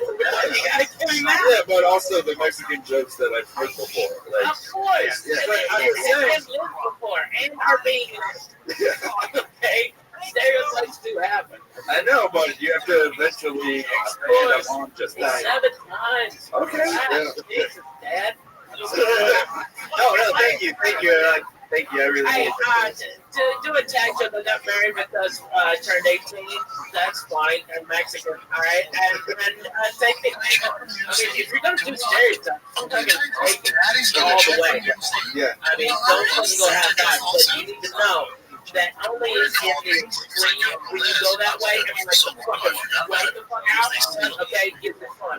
Anything in between is just gonna be hacked.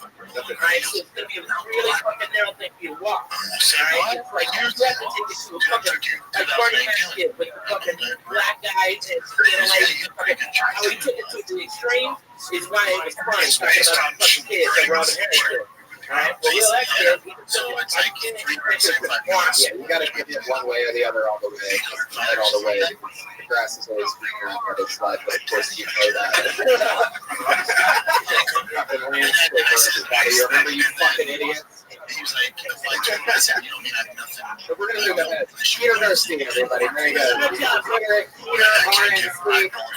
Guys, it's the final part of the show. We made it to where the two regulars, every single week since the show started, we have the same three comedians who will bring you 60 seconds every single week.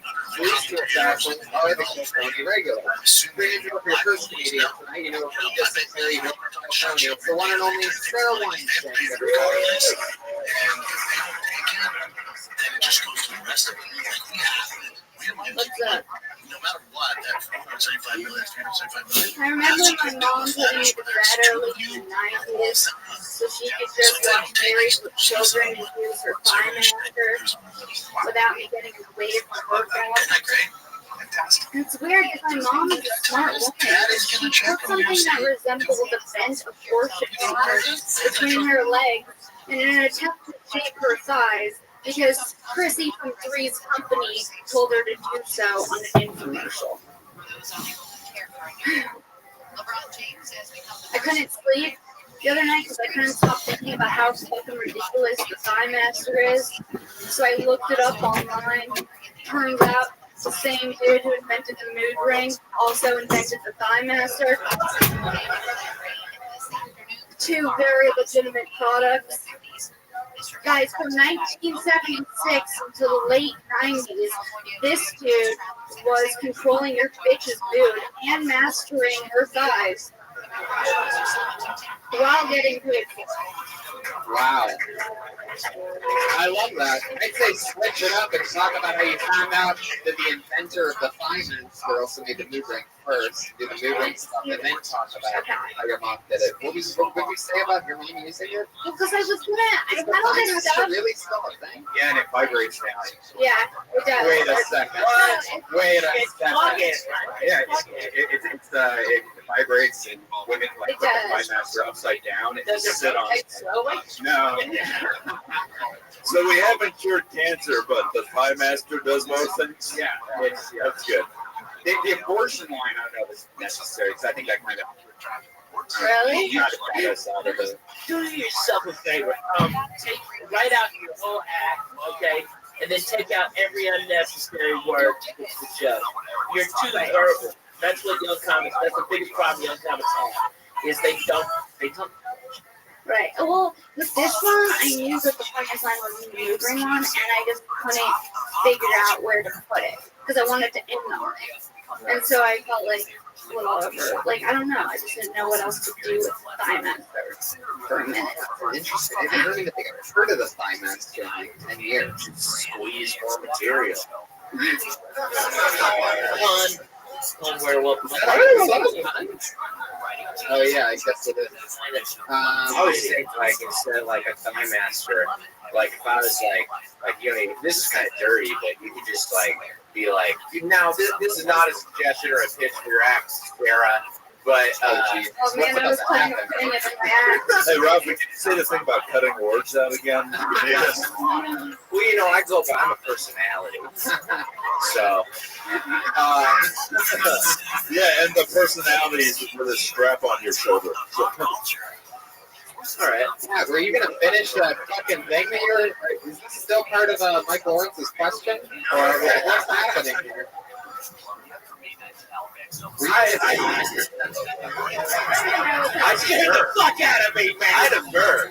Oh, man. It's gonna be the weirdest I'm still shaking. Jesse Rothenberg just killed himself again, everybody. That's how bad of a set he had. He's the first person to kill himself twice after a set. He was the first zombie to have their voice cracked. Like, what if your mom instead of using the thigh master was just using your dad eating her out and like squeezing her? Wait. This is the thing you've been setting up for 4 minutes? You're more like the thigh master. That's 9, motherfucker. That's 9. Yeah. Get that werewolf. Oh, shit. What did you say about your mom? Well, I was gonna just because I had other shit that I took out about how in LA, like people who weren't brave enough to take 7 times got the time master. That's hilarious. But I didn't know what to keep and what not to keep. Like I overwrote it. I overwrote it, so I kind of was having trouble with places. Yeah, they get. And by the way, they also use cocaine and meth. Yeah. A lot of fun stuff. Very good. Well, you did it again. Another minute. Thank you. Sarah Weinstein, everybody. That's your guy. She's on Twitter at Princess Shank. Wow, he played and sang a little bit on that one. For those of you paying attention. Hit me in the stomach, it's red in my face. All right, he's going into an entire song right now, everybody. There he goes. Full Commitment by Pat Reagan. I think we've inspired Pat here tonight. Guys, your final comedian of the night, her very first time performing on stage here 100 some episodes ago, and she's written and performed a brand new every single week since. It's the one, the only, Kimberly Compton.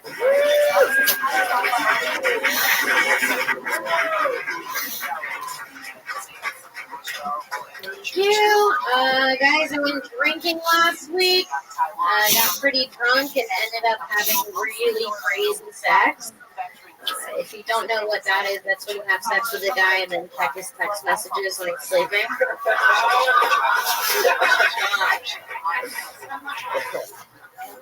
That's what I do. Women are crazy. We're revengeful. I think that the worst thing you could do is mess with a woman ever. You should never mess with her because we'll always get revenge. Do you know a guy? There's a guy right now that should be sweating pretty hard right now, and that's Bill Clinton. Because if Hillary gets elected and doesn't get eaten out in the Oval Office, it was for nothing.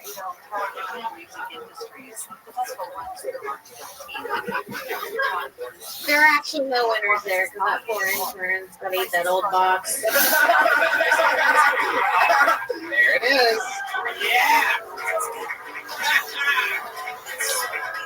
Another new minute from Kimberly Compton. So fun. Fuck yeah. I love that joke. She's opening up for you, right? Yeah, well, she's doing a guest set on Friday, both shows, in front of 550 people. Yes. And she got it, young comics, by being fucking funny and doing something crazy like asking. It's fucking amazing. I'd like to open up sometime for you. I'd love to have you on, man. Hey, Rabbi, I promise I'll do no more puns, I swear. I'm a good boy. I love that. I love the crazy sex thing. That's so fun. Wait, is that new joke? Yeah. Yeah, they're both pretty now. I think the crazy sex one was a tweet I wrote like months ago. That's actually happened to me so many times too. Where you wake up and your girlfriend's on your phone, going through your phone, and now with the thumbprint thing where you're sleeping, you touch it. Oh my god. That's the weirdest. Who are you dating?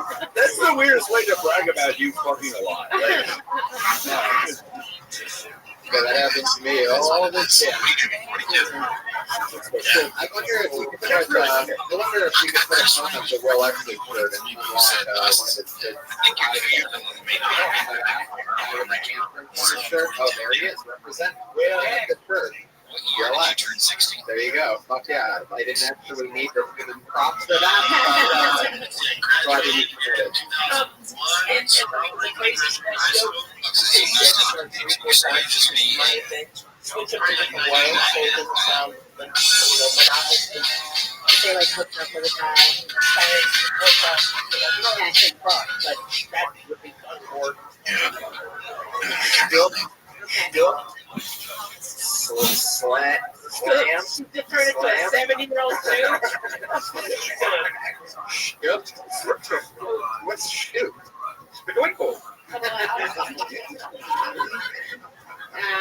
Fuck yeah, there you go. Another new minute from Kimberly Kong. There she goes. Guys, I like a writer, man. believe it or not, we made it through another episode of Kill Tony. Ryan J. Ebelt through the episode. Let's see what happened. Put your hands together for the great Ryan J. Ebelt. For the amazing art that you're seeing right now. From the start of the episode to now. Wow, the horse of truth is in it. That is amazing. That's great. First time the horse of truth has made it into the drawing. That's great. If you see Ryan walking around, be sure to take a look at that close up. It's mind-blowing. Amazing, man. Yeah, he's a freak amazing. Follow him on Twitter and Instagram at Ryan J. Ebelt. One of the best artists ever. No, he knows better. The pen takes Fuck up. you, you got 7 kids too. Shut the fuck up. Whoa. I'll go over and erase the whole. Everybody knows that the pen and paper takes off 300 pounds. So, I'm still fat. That's how fuck I am. Can you draw Kim Condon in a slave labor costume choking him right before his set on Friday? With Tony sitting on his lap going, oh my god. Wow, really painting the picture there. I like comedy from feature acts. That's awesome. Ralphie May, you have specials on Netflix. Anything else you want to Nokia Theater, November 6th. If you want to know. Mike Lawrence? oh, I'm here in the next 2 months, so say hi. Oh, I'm at the Independent in San Francisco October 4th. The Mike Lawrence on Twitter, right? Yep, with Mike At Lawrence. Justin Martin Comic is the producer, at Kimberly Condon, at Princess Shank, at Patty Reagan, PATTYREGAN. Catch me in Toronto, just relax, 42, JFL 42 at the end of September. And Oddball, yeah, me, Oddball, amphitheaters, bitches. Beginning of October in Tampa and Atlanta. Phoenix, Arizona with Tony. Yes, September 17th. See you guys. Bye, everybody. Thank you, our audience. In the U.S. being left in the dark. Here's why.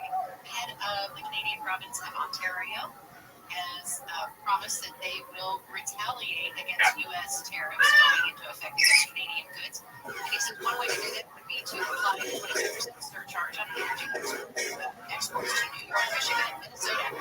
Also, A brand new episode, final chapter of Kill Tony.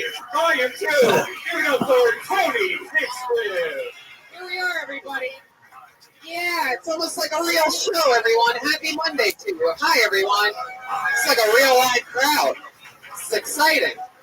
Another fun episode of Kill Tony. Put your hands together for Brian Redband, everybody. The man. Hi. The man behind the sound effects that you'll hear and all the crazy shit that happens throughout the night. And keep it going for your band leader, Pat Reagan, everybody, who you just saw. He melted. Yeah, it's very interesting. He's one of the only people that misses his own introduction week after week. It's really, I don't know where he goes after he plays music. There was a lot of problems today. A lot of problems. I thought we all got here early today, Tony. I thought we were all setting up everything, making everything smooth. Fuck yeah. Pat Reagan, everybody. He's coming down any second. You know him, you love him. There he is. Who gives a fuck? He obviously doesn't. And put your hands together for house artist, Ryan J. Ebelt, everyone. Here he is. Starting off with a blank sheet of paper, he draws the episode. At the end of the episode, we reveal his amazingly quick and efficient drawing of tonight's episode, which hasn't even really started yet he's drawing. So who knows what he's drawing? Probably nothing, like Pat Reagan. Pat, how you doing? Welcome back. There he is, our one-man band, Pat Reagan, everybody. They're done clapping for you. They already no. Don't clap now. Nobody clap. How you doing, Pat? I'm doing pretty good, man. I mean, this is a hot fucking mess. I love Tony texted everyone on the show before. He's like, everyone get to the show early. This is going to be a big show. Let's make it smooth. Yeah. And then where do you go after you play music? I put my guitar up where? In my case. Well, I don't want to leave it out. It's a different guitar? That's a prop guitar? No. That's the acoustic guitar. This is called Holy shit.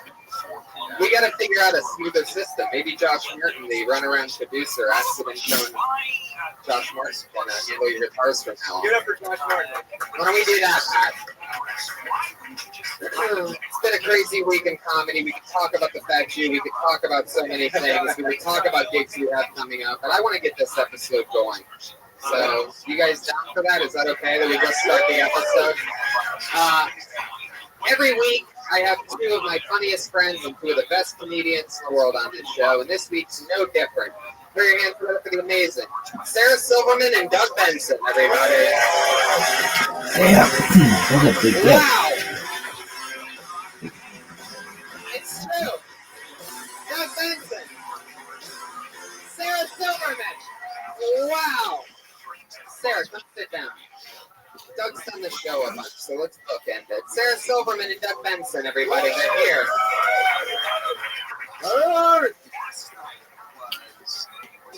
Doug, you're one of our most regulars. So regular. How everything's going? It's great. I love that you played the power of love to bringing us out here. We have the power of love, but also I'm wearing my Back to the Future October 21st, 2015 shirt. I'll be back with that. This is KFI AM 640. What the hell is going on? We're about to tell you. KFI. And KOS TV HD2. Los Angeles County. Live everywhere on the iHeartRadio app.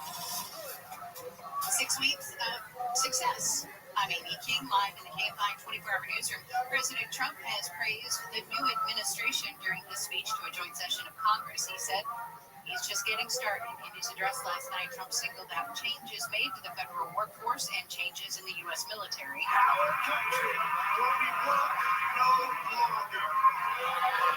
The president's speech got off to a bit of a rough start when Democrats grumbled at the comments and held up signs in disagreement.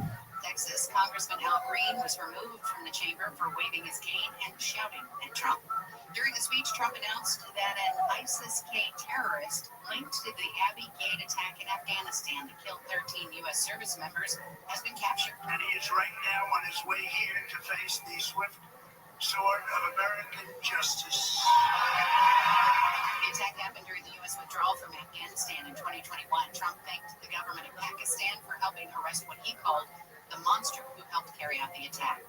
News brought to you by Semper Solaris. A divided Supreme Court has rejected the Trump administration's request to keep billions in foreign aid frozen.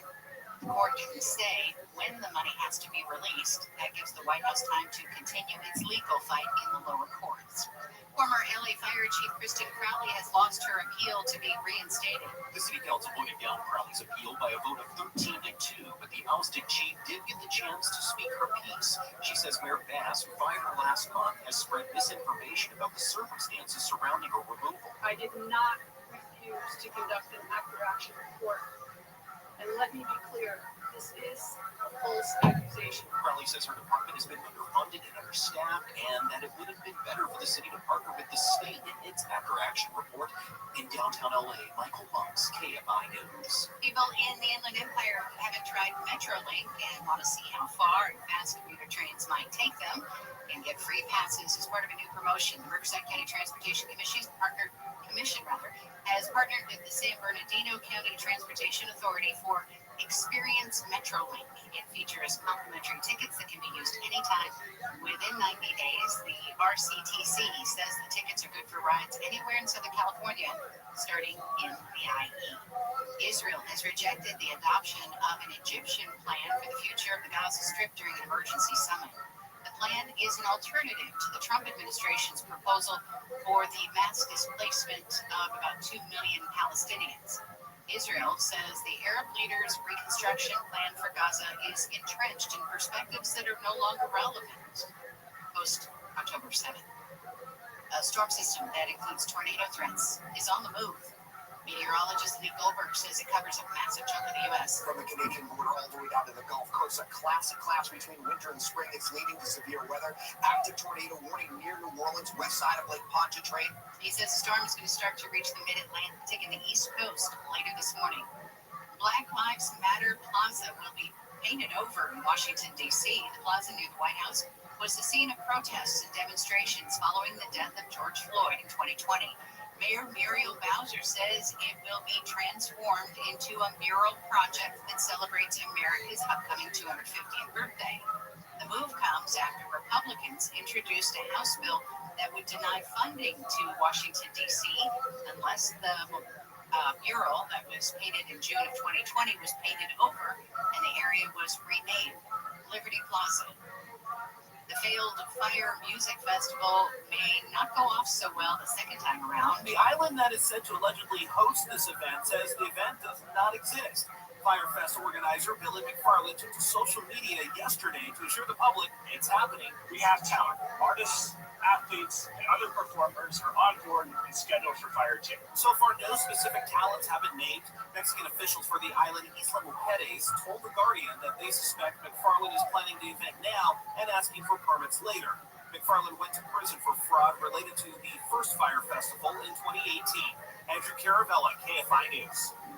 We will check some problems on the 405 next. But 20 years ago, I weighed over 300 pounds. You go to Instagram and you're at the hills, you'll see what I look like. Sweaty and huge. Just not now you're thin and sweaty. Now I'm thin and sweaty. And I was able to get absolutely no sex in those days. Well, certain things don't change. But I tell you, my weight changed big time. And what ended up happening was my life changed too. I mean, I feel so much better. I mean, still not doing well, but then, and there's a huge difference with that. I weighed under 200 pounds, and I've kept that weight off for 20 years. So let me suggest bariatric surgery, which I recommend. It's as close to the magic bullet as anything out there. West Medical, and they do this procedure to change the life of thousands of people. You will lose weight. I mean, there's no way around that. And that's bariatric surgery. West Med, call 800 West Med, free consultation. It's covered by most PPO health insurance plans. 800 West Med, or visit westmedical.com. The results of the procedure selected by the adherence to the program. Southland weather from KFI. Clouds with a slight chance of rain this morning, and rain is likely this afternoon. Highs around 60 at the beaches, Metro LA, inland OC, 50s in the valleys, 60s in the IE, 40s and 50s for the Antelope Valley. Showers expected to continue tonight, then rain off and on tomorrow with a chance of thunderstorms and maybe some snow above 3,500 feet. Becoming sunny again Friday with highs in the low 60s, and then sunny with highs in the 60s to mid 70s for the weekend. It's 49 in Fullerton, 53 San Clemente, 49 in Pasadena, 54 in Downey. The KFI market report: the Dow is trading up 218 points, the Nasdaq up 60, the S&P 500 is up 21. We've got to check in with Will, and what do we have, Will? Car fire, 405. A little barbecue action there. I just saw it on TV. It's actually a truck. It's off on the right shoulder, northbound side of the 405. Before Nordhoff, that burn big right there from an earlier vehicle fire blocking the right shoulder. It's on the shoulder, really causing just a couple of brake lights as people look over to see what's up, but not blocking any lanes. Southbound side of the 405, you are going to find someone keep Sherman Way on down to the very Sunset Boulevard exit there. It looks like that's where it's slow. We also had a crash, 405 southbound at Valley Vista. That's off on the right shoulder. 3 vehicles involved, not really causing a lot of slowing. Baldwin Park crash on the right shoulder, also on the westbound 10 before Wednesday. That's causing some slowing back from the Susan Avenue. And some troubles in Arleta. This is going to be the 5 southbound, right before Terabella. If you're coming out of the north end of the valley there on the southbound 5. Left lane blocked with a stall. Traffic slow from San Fernando Mission Boulevard. This is California's most accurate traffic reports. I'm Will Colesrun. This is Top Gun DUI defense attorney Miles L. Berman. For decades, we've been fighting and winning DUI cases both in court and with the DMV. If you, a loved one, or a friend ever get arrested for DUI, either alcohol or drugs, call me, Top Gun DUI defense attorney Miles L. Berman at 888-4-TOP-GUN. That's 888-4-TOP-GUN. Call 888-4-TOPGUN or visit TopGunDUI.com. Because friends don't let friends plead guilty. Number one on your car radio preset and the new and improved iHeartRadio app. Free never sounded so good. KFI AM 640. You are listening to The Bill Handle Show. KFI AM 640. Oh, what a day, what a day. Wednesday, March 5th. I just read this. The Supreme Court just rejected. I was looking at this on CNN, and Fox is not carrying this. I love watching CNN and Fox because they're right next to each other on these monitors. And it's absolutely hilarious, the difference. It was almost like last night. Republicans and Democrats, two different worlds. And the Supreme Court has rejected Trump's request to keep foreign aid frozen. So, yeah, if you pick that up and, pull that story, this is what CNN just did. Because I'm interested. I'll read it either on the air, live, well, either he's talking or maybe I'll read it during the break. Okay, with that being said, last night, I was anticipating a sitcom with lots of laughter and lots of fireworks. I got more than I even anticipated. Last night was spectacular. It truly was. Must-see TV. Oh my goodness, was it must-see TV. And the more Trump has said these ridiculous statements, the more the Republicans danced up and down. I am very disappointed with the Democrats. They missed some huge opportunities. They heckled the president. Al Green of Texas, Democratic representative, had kicked out. And after that, the Democrats actually stayed put. Mike Johnson tried to throw them all out. I wish he had. I wish they had. Non-stop heckling. Huge opportunities lost. And then I was talking earlier about the visual of Al Green as he was escorted out. And as soon as he hit the aisle, I wish he had just gone dead weight. And have him literally hauled off like a sack full of potatoes. Like an 8-year-old target. Yeah. Okay, so what happened yesterday? And some takeaways. Some statements of policy. Some just made up stuff. And the more Trump made up, the louder the Republicans cheered. Even when he went against everything they wanted previously, and as soon as he changes his mind, or as soon as he goes one direction, whoops, that's where the president goes, we'll go there. Mike Johnson, for example, almost lost his speakership last year to back Ukraine. And he's right up there cheering when Trump wants to screw over Ukraine. It doesn't matter. Whatever Trump wants, Trump gets. And you talk about co-opting and owning the Republican Party. And the cheering that went on that side, Democrats not paying attention to virtually anything he said, calling him a liar, well, paying attention, but having signs that say liar and truth, and these panel signs like you see at auctions. And I gotta tell you, it was two different places. There was no question about it. It was a rave where next door it was a senior citizen center, and you put the two buildings together, and that's what you saw. Completely crazy. So let's go on and start talking about some of the claims that were made. For example, U.S. citizens are hundreds of years old receiving Social Security checks. And the administration has identified hundreds of billions of dollars of fraud. Not really. Social Security Administration does have in its database people that are 300 years old because of the way the database, if people are off the record and they're noted as Americans, then the system can put them at 200 years old. Do they get money? They do not. It's a coding thing or something. Like they put a date in there. And they're all getting money, and we're looking for them. Well, if you're sending them checks, don't you know where they are? They're going someplace if you're sending them checks, either being wired into some account or some address. So that one made absolutely no sense at all. And I gotta tell you, I have never seen anybody so obsessed with Joe Biden as much as Trump was last night. This speech was more about Joe Biden. Egg prices having doubled since January, since the president has taken into effect January 20th. Gone up 60% or something insane. It was the market yesterday, $9 for regular 12-pack, dozen eggs. Joe Biden created that. That's Joe Biden. Inflation. That was Joe Biden's problem, not mine. But wait a minute. You promised inflation would disappear the day you became president. Inflation is increasing. That's Joe Biden that did that. That's the Biden inflation. I mean, it was, well, and this is what he said, okay? This is not interpreting. This is not prognostication. This is a statements that President Trump said. Joe Biden, the worst president in the history of the United States, followed by Donald Trump, the best president in the history of the United States.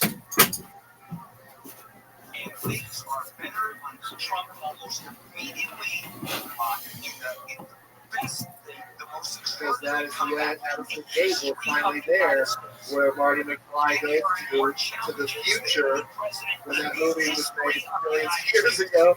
And I'm going to be doing an interruption of that movie in San Francisco at the Castro Theater on October 21st. Wow! Yeah, I'm very excited. Can anybody guess who wore a shirt tonight specifically to promote a show? I'll give you one guess. It's Doug Benson, everybody. That was very smooth. The 20th anniversary of the Texas Midnight Runners. I love it. Welcome to the Sweet show. reference that everybody got. I love it. Did you bring a big bottle of moonshine? What the hell is this? water. In a glass bottle. I It's called celebrity water. heated and drops in the plastic It's my new fear You got your own special glass bottle. I love it. I love it. Guys, every single week, instead of me asking the guest a question, before we see a bunch of comedians do a new 60 seconds, I always have Pat Reagan ask the guest a question, something that he wants to know about the guest. It's always interesting. You never know exactly what he's going to ask. Pat, why don't you go ahead? All right. Hi, Sarah. Sarah. I'm such a fan. Thank you, Sarah. Me too. How would you describe? Whoa, the horse of truth coming out early tonight. All right, you may recognize that sound at first appearing a couple months ago. The horse of truth comes when something honest has been said.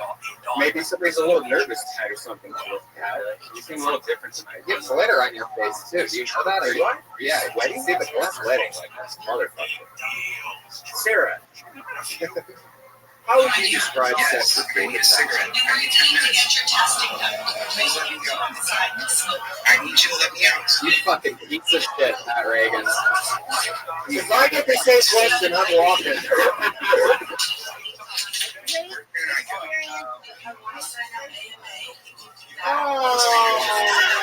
Wait a second. Wait, is this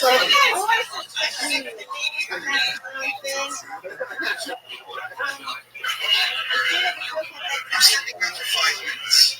Can I get 5 minutes, guys, after the shit I went through? Please. Why not? I understand that, but you know what America's policy is? I can have a fucking cigarette. Please, let me out. I want to take a break. Please. Or take this out of my fucking mouth. From right here. Just take it the fuck out. Get into the showers because that's how women. That's how you secret life is what you keep. It's obvious. That's most people here. And there was a bruise on my ass. Seriously. And it was like I'm dating a man that's I think we've run out of time for my question. I'm sorry, God, you did this to me. Pat, what's your question for Doug? Doug. Okay. What What is my friend Dan was telling me today that he thinks circumcision is genital mutilation. What is your opinion on circumcision? Sub question: are you circumcised? Yeah, I am. Oh yeah, the party has begun, everyone. And I'm all right with it because when it's not circumcised, it's kind of weird, right? Wrong. Whoa, again, the horse of truth. This horse is abundant tonight. Well, guys, great question for that. Let's get right into the show. Over 40 comedians signed up for the opportunity to do 60 seconds tonight. They sign up, they perform uninterrupted, and then we talk to them about anything. Maybe we ask them questions about their life, maybe we give them a tip, maybe we make fun of them, anything can happen. Who knows what can happen.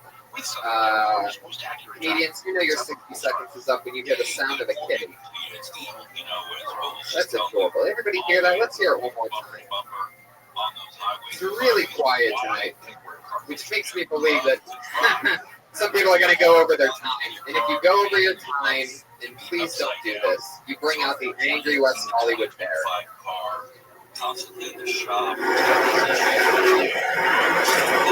It's unbelievable. There you go. Nice build. It's unbelievable that we have to basically yell into these mics for the audience to hear us, but somehow magically Brian's able to make that bear shake the other side of the room. They're having the Rowdy Roddy Piper Memorial right now in the main room, and I'm pretty sure he would have wanted it that way. His Saturday, right? Yeah, something like that. But hell, we got him back for the bagpipes earlier, so revenge is sweet. That's what the bagpipes were? Yeah. Yeah, I'm a good friend of Rowdy Roddy Piper, and he's actually been on this show twice before and gave amazing advice. So Google those episodes if you're interested. I thought those bagpipers were here because there's a special episode called Kilt Tony. That's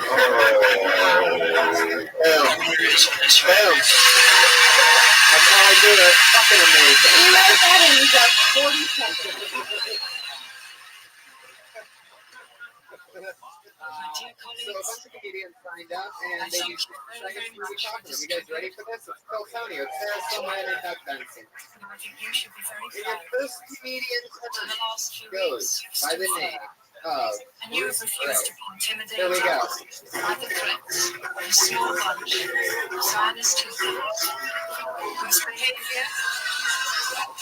guys? I was watching that show Taboo yesterday, and I saw a guy on there. He wanted everyone to do that for him because he's over 100 I've pledged to you that I will continue to fight against anti-Semitism. And he's on there and tells everyone to give out to him by saying, how would you feel if you were kneeling over your father's casket and you had time to send it over? And I thought to myself, I would be fucking exhausted. I could not. I'm usually a one-and-done guy, but 9 in a row. 9 orgasms can really trump the sorrow of a dead dad. I also think.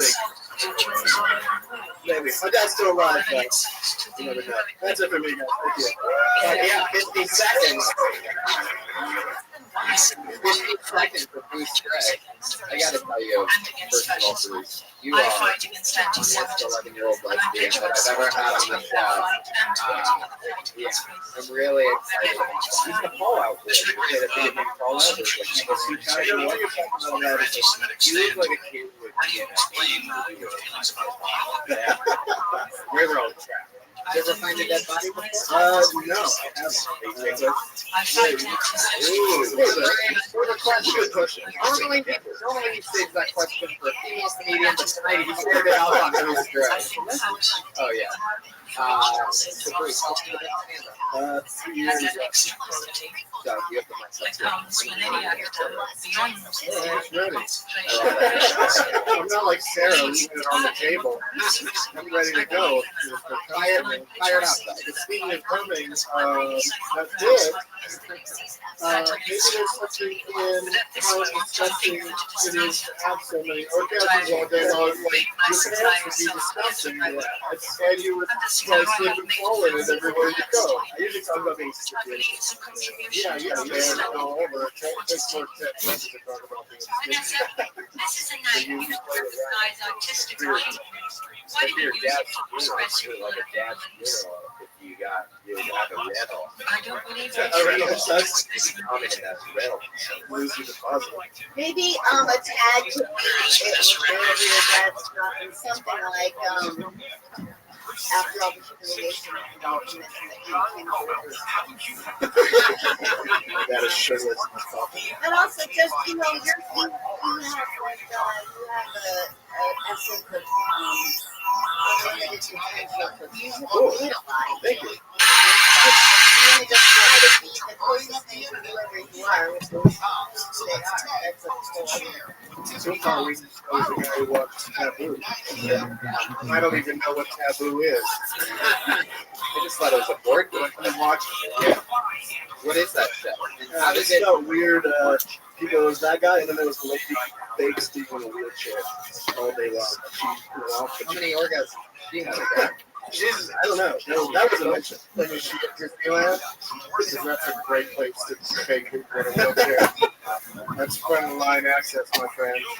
Bruce, at the end of this episode, was there any resolution of this guy's problem? Or did he just keep No, he kind of just wanted to get his problem out there and let people know that he is coming out to speak. Did he? monetize it. Be like, Steve Screamed Hands. What's his name? What's his name? I'm ceasing and desisting. Bruce. Where are you from? I live in Bakersfield, California. Wow. Yes. That's a joke with a punchline. That's Well, it was, it was jokes that the punchline changed based on where I was telling the joke. It's like a local reference kind of joke. how you make things. It's so good. Yeah. So I don't slam Bakersfield while I'm like in Florida. I take it back. Bakersfield's pretty shitty everywhere in the world. But that's, do you other open mics and shows there? I put on 2 open mics a week and a monthly show. Oil City Comedy, like it on Facebook. While I'm here, Is there a lot of oil? yeah, it's like all it is. A lot of dinosaur bones around there. What was your childhood like? Kind of. There's kind of a really shitty area that's all meth. And then there's a normal area where I live that's kind of just like, we know. Kind of like that show Friday Night Lights is like the area, but then there's meth. I love that you still represent. I noticed that you did the pistol gun shoot after you said Bakersfield. Not a lot of people in Bakersfield. No, man, I get shit on the wall for that everywhere I go. However, there's a finger pistol thing in Bakersfield. He did it. You didn't see it? I saw it. Is that like a the Bakersfield I'm the first one, I think.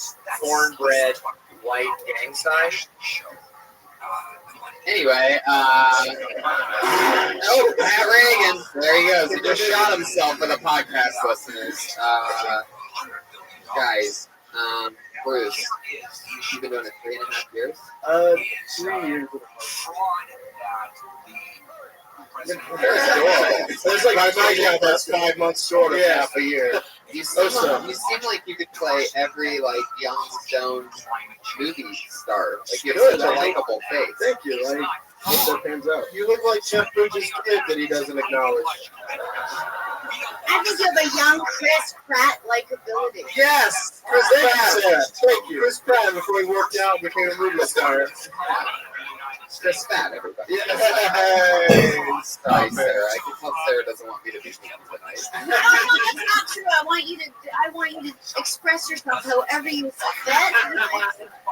I love you. Ladies and gentlemen, that was the Styles of Bruce Gray. Everybody. There you go. Good job, dude. Got a tag. He's on Twitter at Bruce Gray. He's the only Bruce Gray on Twitter. Isn't it funny? It's like when you ask how long someone's been doing it, when you are just starting out, you want to say, it's like saying, I'm 12 and a half, And then as you get older, you're like, I've just been doing it. Yeah, for years. Been dabbling for a little while. So and like say that you've been doing it a year. People will be like, oh my god, you're so good. Yeah. We've had a lot of people say that it's their first time here. A lot of people actually come for the start. Sometimes I wonder if they're lying. Tonight actually is Pat Reagan's first time doing stand-up comedy, though. So good to have. I pulled another name out of the bucket, and that name was Jack Rydell.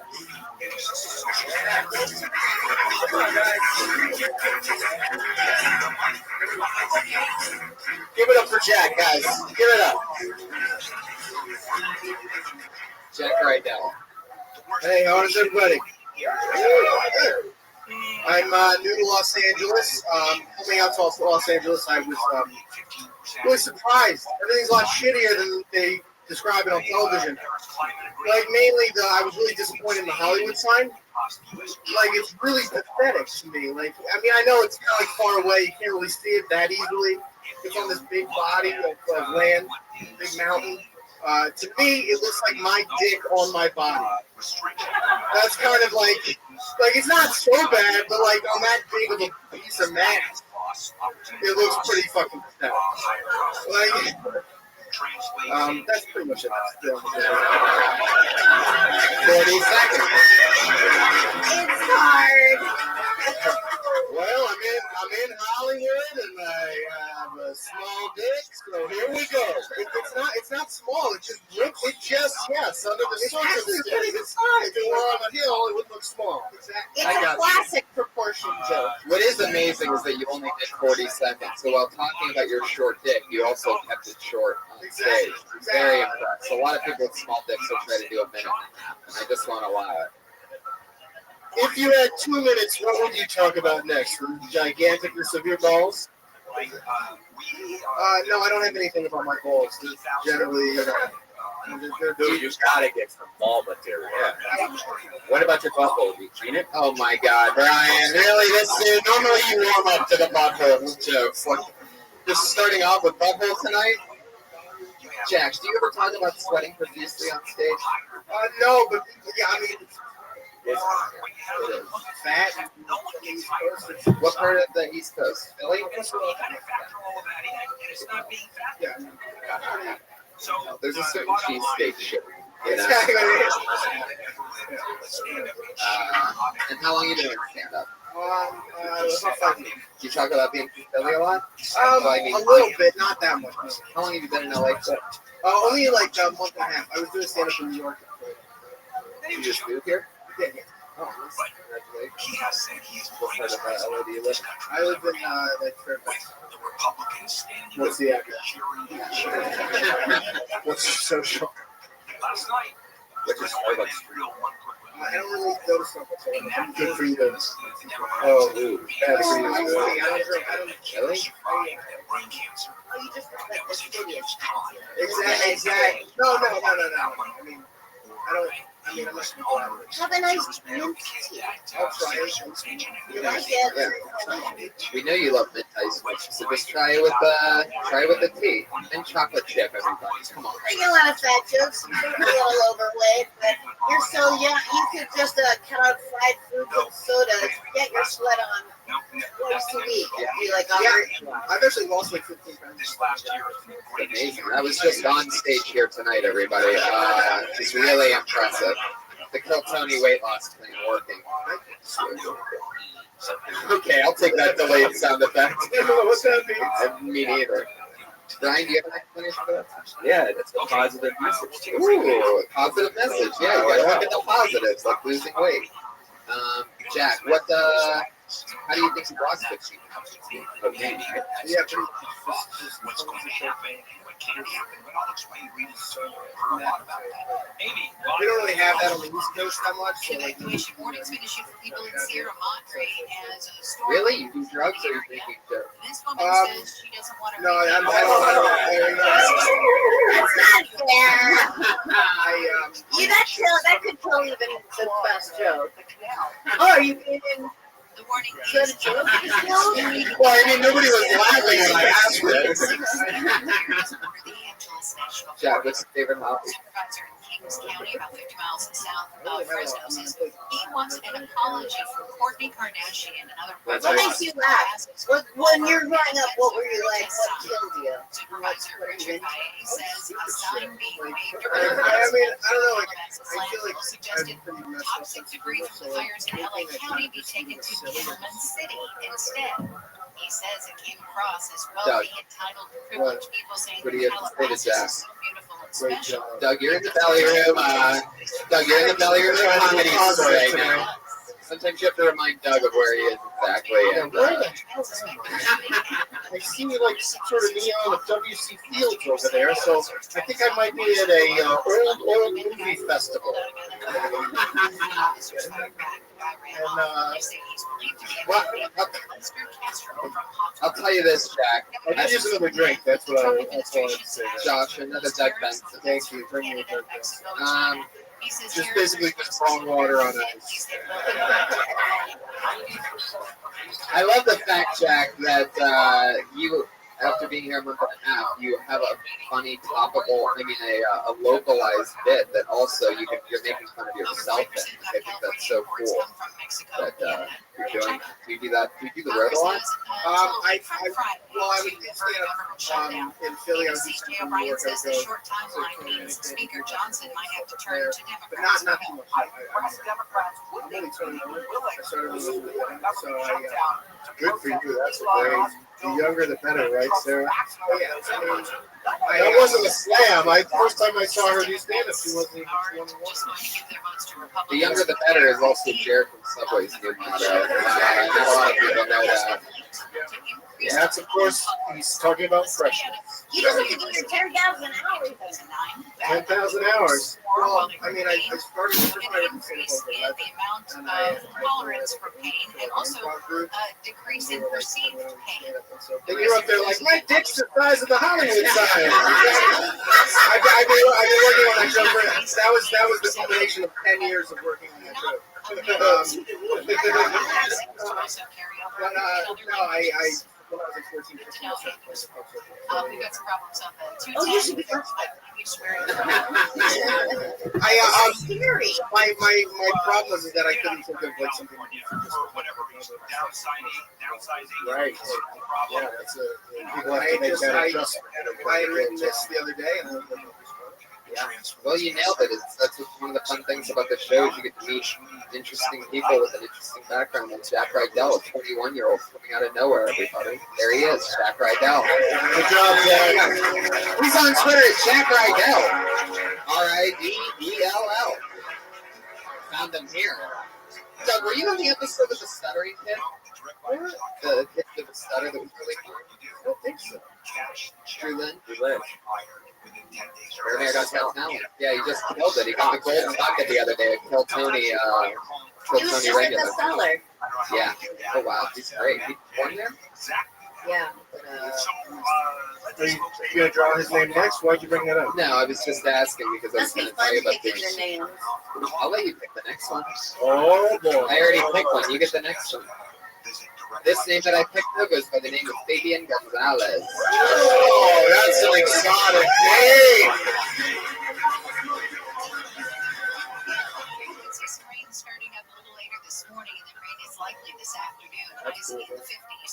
Showers tonight, rain off and on tomorrow with a chance of Be really good right now. So possible in the cereal milk. Highs be in the 40s and 50s. They're not on Friday. Back to sunny skies with highs in the low 60s. Why don't you just? A little bit warmer for the Why don't weekend. you just Sunny do the skies, goal? highs in the 60s and 70s. I want It's to work. 52 in Irvine, Cinnamon 54 toast. in Huntington I already Beach. know what I want. That's slowing in Sunland on the 210. But maybe that's like what makes the cereal milk delicious. Outside of the 210 freeway right there for Boulevard. Put it in the bottle already. Here you go. Got it. If you are in that Enjoy. what's going on there, let us know. Tell my DMs, man. No one's ever on board with any of my shoots. Except they. There's always a video. When you drive around long enough, you figure out babies are really supportive. And why wouldn't they? Like a baby doesn't know it's supposed to have a father. Sorry, baby. Next time. Thank you. My name is David. I love that. Wow. Fabian Gonzalez. Very impressive. Now, you introduced yourself to me Friday at the Ice House, right? Yeah. What did you say to me? I was nervous. Like, I was here last Monday and I was really nervous. Have you done stand-up before? Other places? Not really. This year I moved back here. You just started, right? Year and a half. That's incredible. Moved here from where? Long Beach. Yeah, not a big move. Yeah, shortest distance in all the comedians. How many of you want?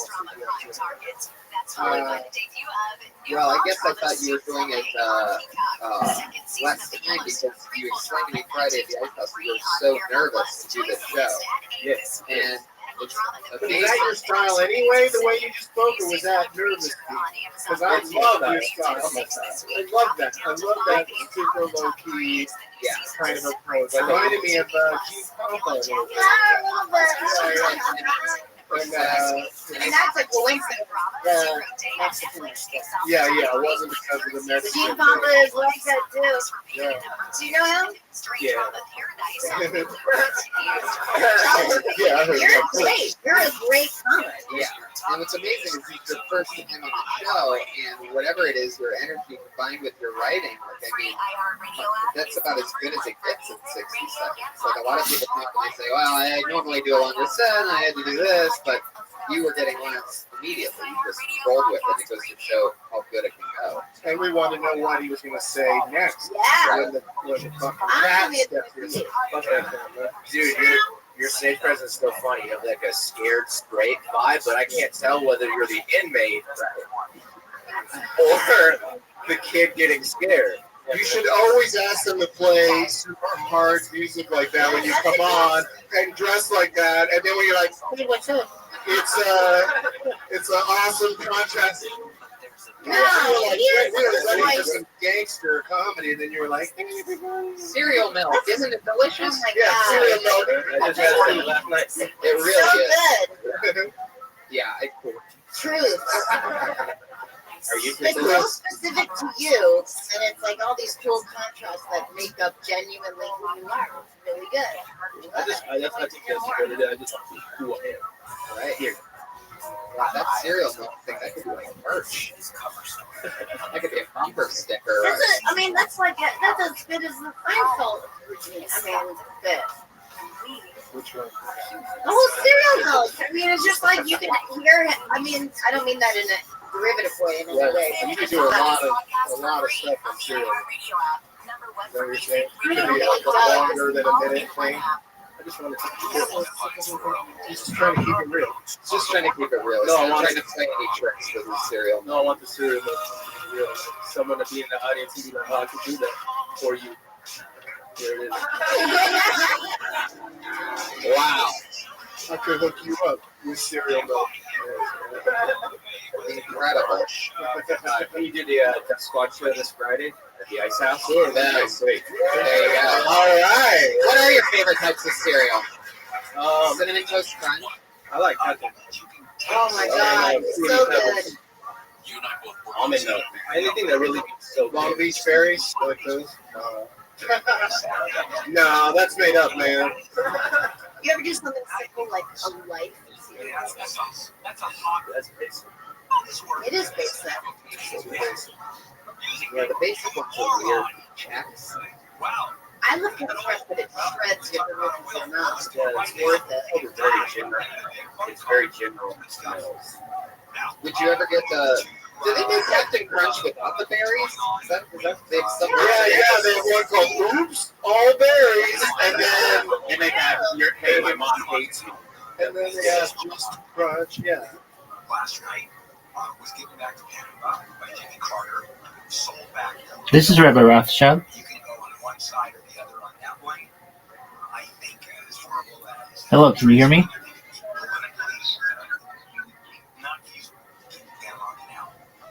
Hello? American territory right there in the chief revenue resource of that country. So it was given back, and the president said, Can you repeat that, please? buy It's not going to be a treaty. We're going to take it back. I don't know how you do that. I really don't. You sound like AI. Take care, girl. Really? Now, are there other means of pressuring Panama? Maybe sanctions that are so horrific. But what sanctions can you put on a country when its chief source of revenue is the Panama Canal? And so the sanctions, because the United States is or used to be so powerful, maybe forcing other countries and other ships of countries and not to go through the Panama Canal, and therefore deprive Panama of the revenue. Okay.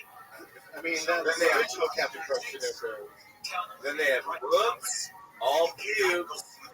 It's a cube. My Reagan sometimes shoots a three-pointer, and they don't always go in. Sometimes he just floats it out there, and you don't know what you're going to get sometimes. Like, sometimes it just fucking crushes the rim, and then sometimes it does what just happened there. Paste it somewhere else where it would totally work. It's true. It's true. Fat Jew. Heck yeah. Fat Jew's taking over. Well, Fat Jew reference did not go over in the room. Yeah, they obviously. They all just think you're talking about some fat Jew, which seems very inappropriate to say. Yeah. The Fat Jew stole a bunch of jokes. Over 100 people. Did he just not know better? No, he knows way better. Then how? He's already been caught many times and already publicly said that. He calls it aggregating. So that's Well, now he puts their name in parentheses. Wait, what was that, Fabian? So that's be up here. Now you can go. Fabian Gonzalez, third place in show business. See Friday. How you doing? Star of the night. That's how it's done. What's that name? That fucking name. As soon as you say Fabian Gonzalez, people are like, what is going to happen right now? That is, I know that, I can tell that is him. And it's hard to come up here in 1 minute material in front of people on the stage with you, judging you, and be your Should we just call it off? Yeah, let's go on. Shut it down. I don't think you want to call it off there because it's your turn to pull off the It's not a name. Drinks really do come. Oh my gosh, I'm rooting for all of you. Get fucking ready. You better be ready right now.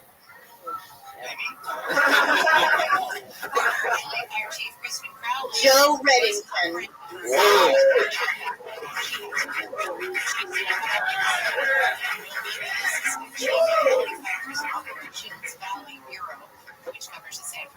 Hello, how's it going, everybody? Good. I've two older brothers, and I think the worst and best thing they ever did for me was when I turned 18 years old. They took me to the strip club for the first time. I don't know if you guys have ever been at the strip club. It's kind of like Taco Bell. Yeah, always good idea at the time. And so you wake up the next morning, realize you spent too much money on bad tacos. So the first time I went to the strip club, my brother says to me, he's like, hey, you want to get the most bang for your buck? You need to put the dollar bill between your nose and your lip. The stripper will come up to you, she'll rub her titties in your face, and the dollar bill will disappear like a magic trick. So I was like, all right, strippers doing magic? Sounds like a bunch of bullshit to me, but I'm going to do it anyway, you know? What's the worst thing? I did that about 30 times. Mostly because I couldn't figure out how to do this magic trick. But turns out it was a bunch of bullshit because when I woke up,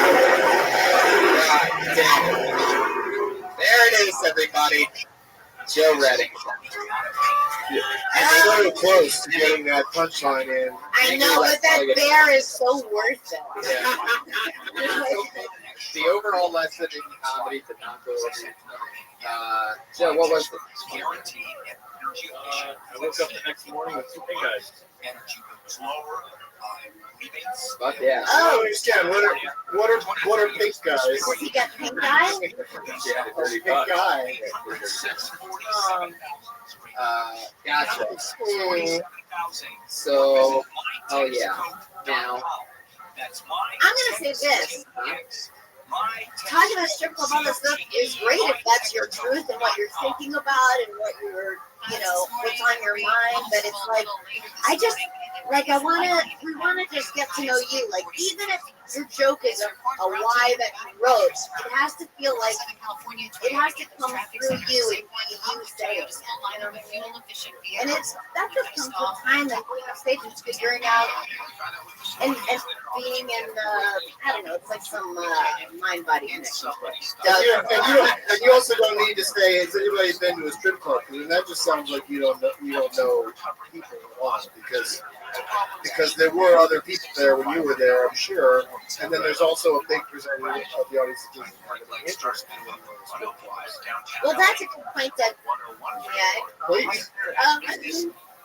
That it's good for like all comics. I feel like this is a good thing to, like, I wish I knew it and maybe people learn at a harder way, but don't ask the audience a question because it just sets you up to sound like you're doing a joke that doesn't work. Because people don't know if they're supposed to answer out loud and there's no timing to it. Minutes go by, and so if you ask people like, hey, do you guys ever blah blah blah, it's just gonna be like quiet for a little bit, and then you're like, well, I have, and you're setting yourself up for something that gets perceived as dick. If you're setting them up, if you're like, you ever been to strip clubs, you're like, yeah, and you're like, you assholes, then that's a different thing. No, that's a part of it, of course. But if you don't need it, cut it out. If it doesn't get it, if it's not part of a laugh, then cut it out. What do you think to work, Jeff?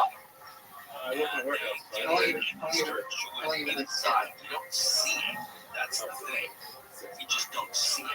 Well, the fuck is everybody's done it just 6 months. Spend enough time with corporates to entertain things. That's a funny concept, though. Really, though, go to a shitty strip club and do something really crazy. This is Rabbi. What's up? Termite inspection. It's very easy. Dial pound 250 and say the Bugman. You'll also receive a free 1-year maintenance program with a completed inspection and service. Great deal. So for your free inspection, dial pound 250 and say the Bugman. Is that your new favorite feature? Try to tell a story about it. The Brian Red Band School of Comedy. Try to fuck a dolphin and then talk about it. Exactly.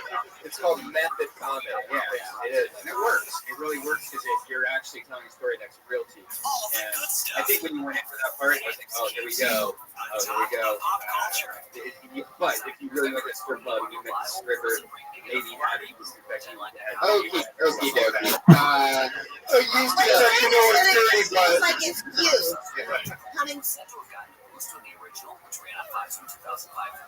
Yo, what's up? I think you're telling me something very deep. I don't fully understand your words, although now I have more or less an idea. Dude, you sound like such an AI bot. It's like obvious to me. You got to work on this. Because you are. You don't talk like this normally. Take care.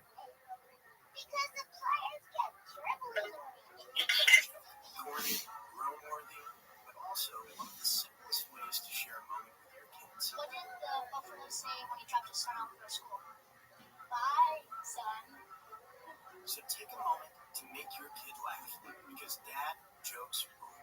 Make your kid laugh today. Go to fatherhood.gov. Brought to you by the U.S. Department of Health and Human Services and the Ad Council. Gibbs keeps you on top of pop culture.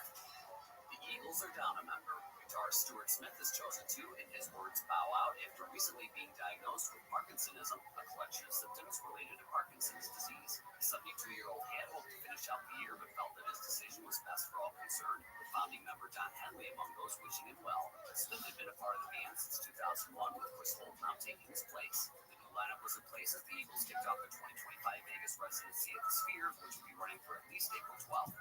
Full list of dates Coming from you, even if it's not. You and the guys from the warehouse go to strip club a lot? Have you ever been to a strip club? How many times? And do you Do you? I'm not joking. Do you enjoy it? What do you like about it? What is your favorite thing about it? What are you? Is there any part of you that's surprised that maybe you don't like it as much as you feel like you want to, or that there's a mix you and you fucking I mean, it's fun except when you wake up and check your bank account. That's the worst. Right. It's a big waste of money for. And on the side screen. Oh yeah, there we go. There you go. Yeah, it's. I get that might be a point of view to take. Although I was inclined to talk about how much money they don't have to be. It's an interesting line to walk because you want to kind of be every time you perform, you kind of want to be the person who's a professional and at least somewhat successful. You don't want to be cool. But also, hilarious. Yeah, and you can do it in the past tense also. Like I used to go to strip clubs. Wasting a lot of Well, you know, the audience. I just think also not. As soon as you tell the audience you're poor, you're also saying you're not successful as a stand-up. You need to trust that you know what you're doing.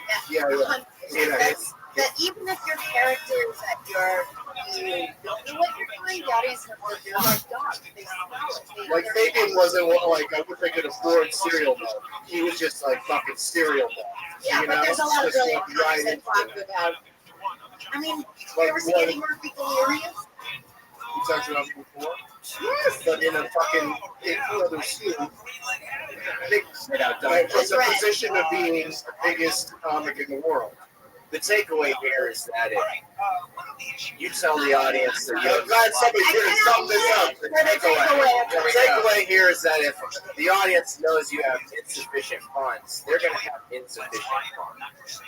Wow, there you go. What did I tell you? Sometimes it works. I told you. Sometimes it works. Joe, without trying to be funny, let's get back to the strip club thing. Literally without trying to be funny. Like, what are things that do surprise you about strip clubs that you thought maybe not? Like, you sit close to the stage, far away. Who do you normally go to? Right on the stage. Indian style? If you're on the stage, your pitch should be about getting thrown out. You know, there's a comedian that Doug and I used to know named Drew Hastings. Very funny. Now he's like the mayor in Ohio. Yeah. He is the greatest stories of all time. But anyway, he always used to say that what he did was he'd go to the bank and get a bunch of $2 bills because the strippers are dazzled by it, that they get distracted that it's just $2. But that's Drew Hastings. Yeah, he's a mayor now, so you can go ahead and take that. No. But any kind of, if you get into the specifics of your specific experience, that's more interesting. Jokes, you can write jokes, you can definitely write jokes. Let me ask you this. You said that one of the biggest problems is that you wake up the next day and you see that you have insufficient funds or whatever. Do you, so you're saying you get so drunk that you end up going to the ATM at the strip club? Yeah. Yeah, or that was like you were asked a question in court. Yeah. That's correct. Yeah, that is correct. No, there's one time when a stripper kind of, one of my first times there, she realized that, took me to get lap dance. On the ATM? No, it gave me like 5 songs in a row. And I was like, hey, there's still one song. 5 different songs. So I was like, it makes sense. Here's a tip. You're like, I have to pay it. In Japan, every song 15 seconds long. There was one, there was a plot hole in your bit. You sit They're bad with that. You were scared to go and talk about it going to strip club and that you lost your money. But Taco Bell was the cheapest food. They make stuff out of it was a taco pussy joke, and it's kind of like it's a pretty like no, I mean it's kind of like it's not super clever. Like it's like it feels like you can make that joke right in down the the street called office. Pink Taco that the place is making that joke. Yeah, Like a corporation made that joke. Yeah. Multiple It's not gross, right? It's like it's a bad.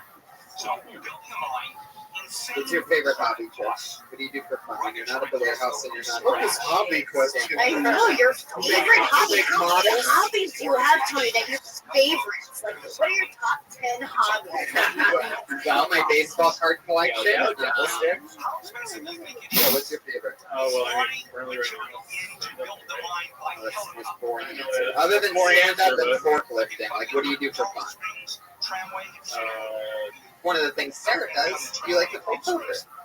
I do, but my favorite pastime is watching TV. I love TV. I love watching TV shows, great television shows, and television shows. And media. Sometimes I just want to like even the show. Media. Chill out and You're like a Goldilocks who'll go for anything. Joe, do you have an answer? Do you do anything other than stand up and forklifting? Strip clubs? Apparently not really. Do you like standing under Chinese lamps? Yes, right now I do. Yes. It's a fun hobby. Do you have pure joy in No. Kind of. That's your act then. You should just come out and be like, that joy is gone. Yeah, that's exactly what you should be talking about. Ever go to a strip club and have no fun? That's what I do every night. Yeah, even a strip club where you're supposed to have fun, you can't even get enjoyment. The joy is gone. Oh, okay. The joy is gone. This is right. We'll be back in 5 minutes. Oh my God. Pat Reagan going for it again. Guys, Joe Reddington. Thanks, Joe. Thanks, Joe. Live your truth, Joe, not what you think should be your truth. Talk about having a miserable life if that's how you feel. It'll be a good outlet for you. You're welcome, Joe. You're welcome, Joe. That was a very, very real thank you, and I like that. You don't get that all the time. Sarah, you want to pull another name, or should I? Yeah, I think you like it. You You're go great ahead. at telling names. Maybe you guys want to. No, you can do it. Yeah, I don't want to be responsible. Real quick, Joe Redding is on Twitter at J_Redding2000. There you go. Are you ready? Kyle McFadden. Wow.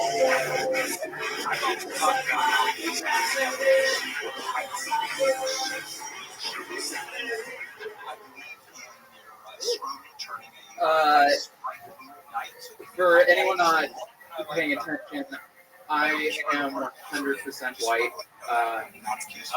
I'm so white, I already feel like I've done something wrong. Does that make sense? Thank you. For instance, I was on the bus the other day, and a black homeless man got on the bus, and he started yelling about race and oppression, and it made a bunch of us very uncomfortable. And I was on the back of the bus because I believe in equality, and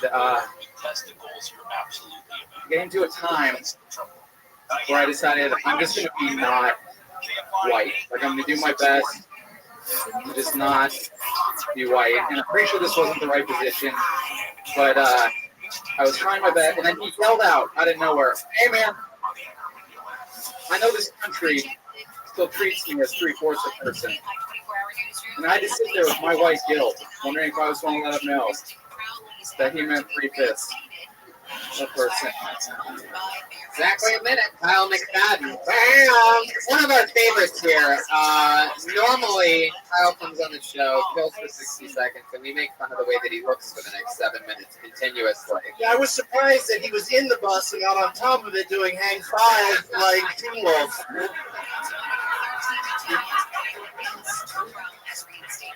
Tell us about the man behind the curtain. I don't even get that. Oh, you were saying like the lion? Yeah, or what the Jew guy told us. Oh, I think you have to say the words exactly. Oh, I'm sorry, Fat Jew. Like, I don't think Fat Jews ruin comedy so much that you can just say those goddamn Jews. Like, you sort of have to like keep it right on the Fat Jew, Brian. You could have got to the 3/5 thing faster, and then maybe add a few tags or something. But you know, solid. Your 3/5 good job there. Yeah, You yeah. can tell that you're a good writer. You have a lot of good moments and stuff. Yeah. Like just done it more and care less, but not care less. During that time, borrowers would now be assessed late fees, penalties, Yeah. For additional interest, Last time I was on, Doug was actually on last time, and he mentioned that he's seen me twice now, or 3 times now, and mentioned that I do a lot of appearance jokes, so I was trying to... Oh, I didn't mean to steer you away from that, but I mean, I think you did a good job with it, because I mean, you still brought up your appearance of being white, but yeah. Do any of the jokes that we made about your appearance that last time on, have you used any of those? A couple of them are in my act already, and then I started using them. Yeah. Do you remember any of the ones that we said? Like, what are the things that you would say about the way that you look on stage? Just so that this audience can get a glimpse of. Not talking what it's a lot about is about people like coming up to me and saying what I look like. That's my favorite thing, is like when people do have funny original jokes. My favorite one recently was a guy just stopping and pointing at my face. He's like, "Yo, you look just like the kid who turned into a monkey in Jumanji," and then he just walked away. That's. You know what you can say now is that you're kind of upset because the dentists keep trying to kill you. That's funny. He looks like a lion, doesn't he? Yeah. Oh. He looks like a lion. Yeah. Well, it's looking like a lion isn't, it's not a bad No, thing. you know that you're beautiful, right? Thank you. Okay. You're just fine. I hate to bring up, Right, ladies? I hate to bring Wait, yes, it don't. Wait, by the way, you don't hate to bring up pubes because I hate to bring up pubes for the second time this evening. But your beard looks like glued on pubes. Yeah, I like to say it looks like a redheaded girl like on a long-term relationship and then just gave up. Fuck yeah, I love that. Kyle McFadden shoving it right in Reagan's fucking face. You wish you had redheaded girl pubes on your face. Word. Kyle, where are you from? San Francisco. How long have you been in stand-up? 4 years. How long have you lived in LA? 8 months, 8 or 9 months. January. Enjoying good? You having fun? Yeah, a lot of fun. What's your favorite thing to do in LA that's not comedy related? I like how many more movies are available to go see. Like, obviously, if it's LA, you can see them when it says opening day. The way to see Big theater goer. Yeah. I love that. If I looked like you, I would be too. A lot of dark rooms for me. Okie dokie. Moving it along again, everybody. This is a real interesting momentum for this show tonight. I really like it. Yeah, it really is. It's always good to mention that it's hot in the community. Yeah, as soon as you tell the audience that, then they can all get on board with just being quiet and sad. That's like a thing though. You're supposed to have like cold room for comedy. Isn't that what the Letterman thing? So everyone's got turd nips. Makes sense. Yeah, they didn't get that memo at the Comedy Store that they need to keep it really cold. Kyle, I want to see more of like a longer set from you. Would you like to do a guest watch show Friday? I'd love to. Whoa. It's like being invited over to the couch on Johnny Carr's show. It's amazing. Congratulations, dude. Except for the couch has a bunch of like jizz stains, and Brian's gonna ask you if you're sick. Yeah. I don't know how you didn't get the word pubes into that sentence. You know, it's a podcast. He put a very confident victory step Kyle, congratulations. See you Friday at the Ice House. Kyle McFadden. Kyle! You have the right to express yourself, Kyle. I love it. Sarah, everybody, it was funny that I noticed, this is like episode, I think, 118 of this show or something like that. I noticed that you should be much better. Oh, Jesus. Jesus Christ. Wow, now you're getting roasted. Look at thin skinned dishes it up but can't take it, Eve. No, I love it. I can handle it. What I was going to say was everybody on their first time is always super, super duper nice. And you're probably never going to do this show again. But if you did, it'd be funny. It's amazing to see how people switch it up the second time on. Like we had Al Madrigal on first time, and he was the nicest guy you've ever seen in your life. And the second time he was on, he just started cutting people off in the middle of their sentence. Like, stop, stop, stop. It was amazing. That's rude. They've only got a minute. Why stop them? Jeez, Doug really taking a stance. Oh, fuck up Al Vanderbilt. Sarah, you want to pick another name? Don't spoil me. I You know did a you great like job. You picked Kyle. That was a great pick. Yeah, it's a great pick. Fuck up, sir. Are you ready? Better be ready. Whoa. Mike Mazzalotti.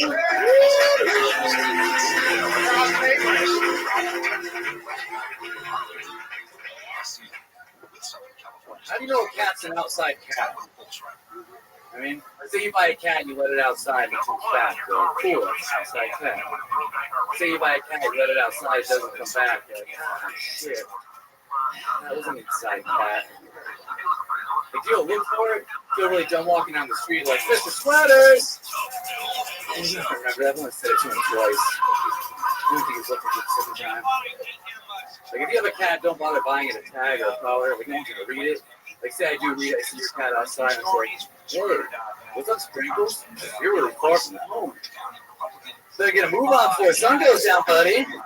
How the fuck you got way out here? You got a couple of days of walking, man. Keep those shoulders up. It's going to start raining. All right, that's it. I'm looking at a lot of things. Fuck yeah. Mike Mazzol.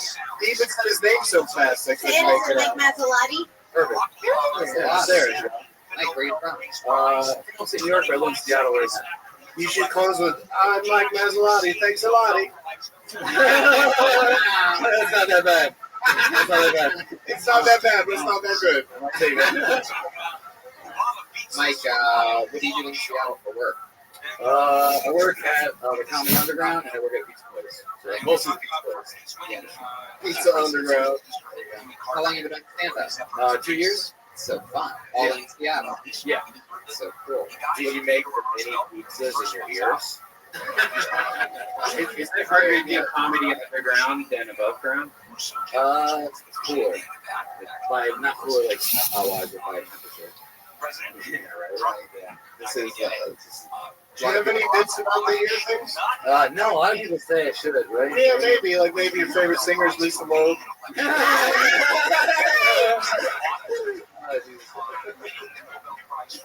never would be like, people think it's dumb, but it has sentimental. Yeah, exactly, right? It's not the easiest. I think you should, because whenever you make any movement, they like flop around. Yeah, They're really flopping. Yeah, that's the problem. It just goes to show that there's no wrong way. That's fucking hilarious. Yeah, I almost couldn't get through that one. That was really good. Oh, can I say the dumbest thing? But that bit is funny, and maybe I'm wrong, but I think it's more referred to as an indoor cat, not an inside cat. That is the dumbest note, but in a way it is because people stop for a second. You know what I mean? Yeah, call it indoor cat. That is not the best advice you'll get in your life. Fix. That's noted. Just like a cat. It's fixed. Tell me the joke. Which means that Stage new to your jokes. You ever had a cat? No, I'm a dog. You're a dog. My neighbor had a cat. That's why I always wondered it. I had two, and one was always outside, and one never could be outside. Usually the one outside, the one that pees all over the couch. So that it becomes an outdoor nap. Yeah. It's forced outdoors, not outdoors. What do you do for fun, Mike? out here. How long are you in town for? We're leaving tomorrow. How long have you been here? 2 days. Couple days in Seattle. Just random stand-up. We're in a van driving around doing stand-up.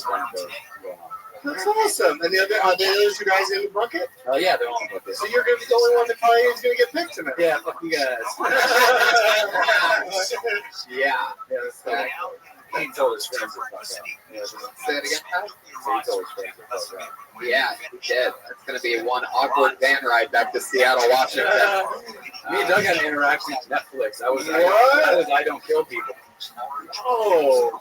Remember that? I tweeted him during his special, and I'm actually working with him at that moment, Doug. Yeah. His Twitter name is I Don't Kill People. Yeah, I changed this thing because he made fun of it pretty bad. So I got a new one. It's not a good thing. Why? What's your new Twitter name? Arson is my dog. Because that's my dog's name is Arson. Why'd you name your dog Arson? I don't know. The other one was Bacon, I think. I don't know. What's the name? That's a cute name. Not a bad name for it. He's a black Well, dog. you gotta Right? come up with a joke for that. Well, he has a bunch of sweaters. Nicknamed Cosby because a lot of sweaters. So that's the whole joke. It's not funny though. I know. I didn't say it. Dog is a serial rapist? Hey guys, I'm only helping out today. I don't know what he's doing. Oh, that's a great joke. What? Well, because he has all these sweaters, so I call him he has all these sweaters. I call him Cosby because he's a serial rapist. Yeah, and Taking notes. or I call him arson because I stole him from a firehouse. Maybe.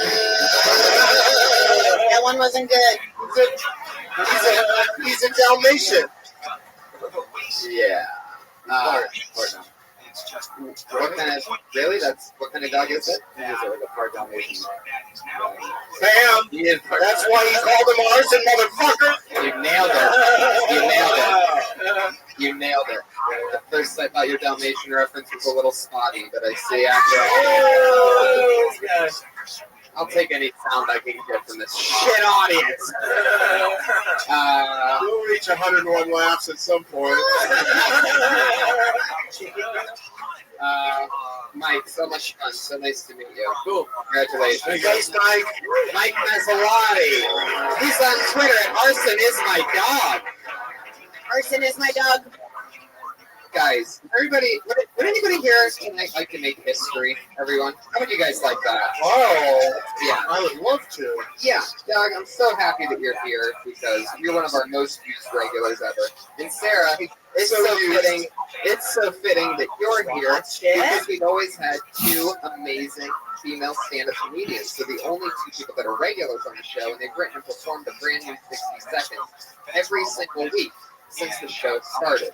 They're the only people out of everybody, including the people in the bucket, that literally get on the show every single week, write a new minute, perform a new minute, and they do that every week.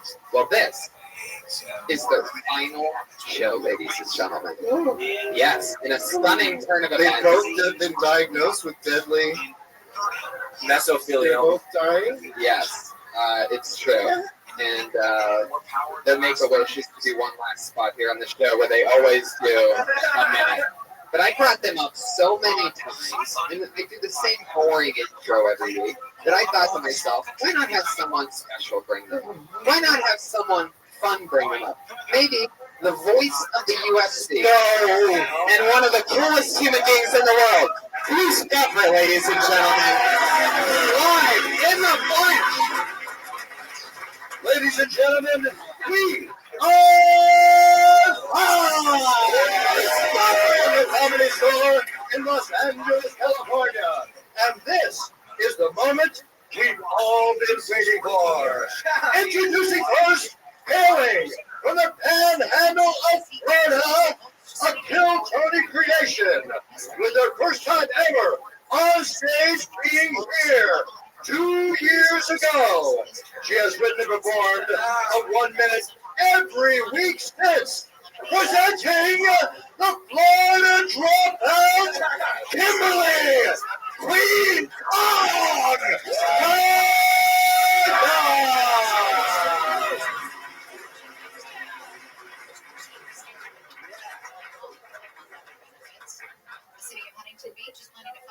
So I went to the gynecologist Friday, which was fun. I had an annual. Those are already awkward. And I'm sitting at the table. My legs are in the stirrups. Scooted my butt to the front already. And she's about to dive in. And my phone rings. And I pick up the phone and I'm like, hey, Mom, let me call you back. She's like, cool. And the doctor was like, oh, perfect timing. And I said, yeah, it's kind of like she knows someone's about to go in my vagina. And the doctor laughed too. And I'm a comedian, that made me feel nice. But it was awkward because I felt her laugh on my pussy.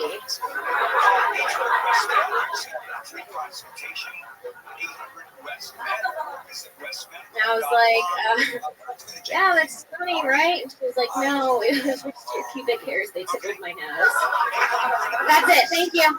Boom. Exactly 1 minute. as always, the machine, Kim Condon. Meow. What? You just said meow. I was going to say something No, I else. said meow. Like, Oh, yeah, gotcha. he just got right to the cat sound. Yeah, what I love is Why that did you said pussy? yeah, it's amazing because both her and the other regulars, their line change almost always like nail exactly a minute. They know exactly what a minute is. And Hawk doing this every single week. Yeah, another funny one. It's amazing. You're really hairy. No, not really. But I did go to the gynecologist on Friday, and my mother did call, and I did make that joke.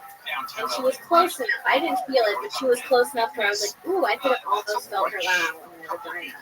And I was like, that's my kid killing it.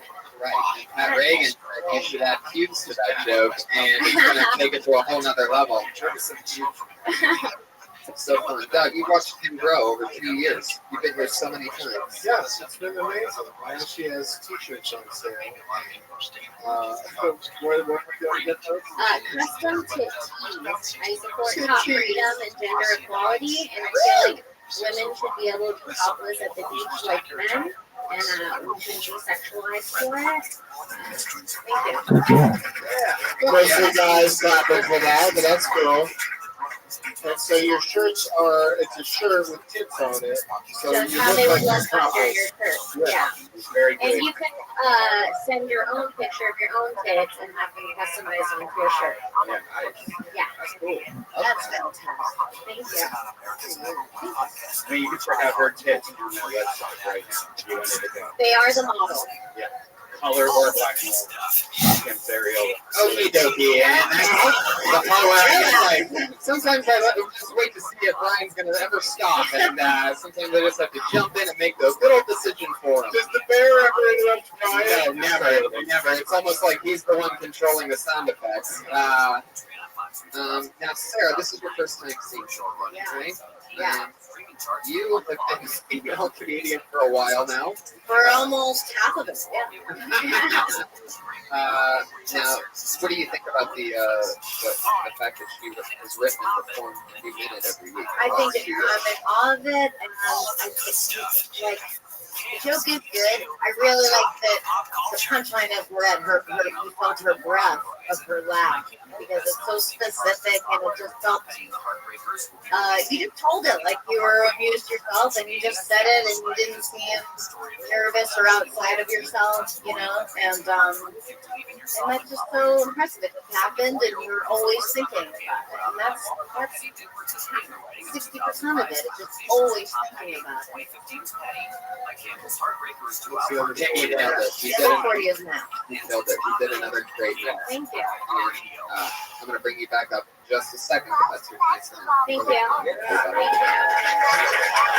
Guys, so introduce your second regular. You'll never believe it. The one and only Bruce Buffer, ladies and gentlemen.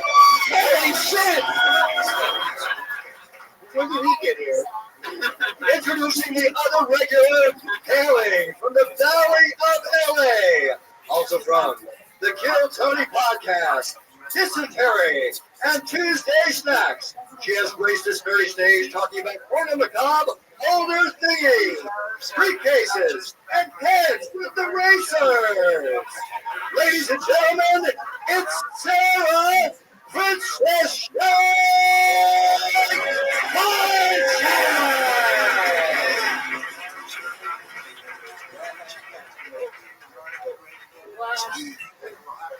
Wasn't expecting such a grand intro, but you know, we adjust.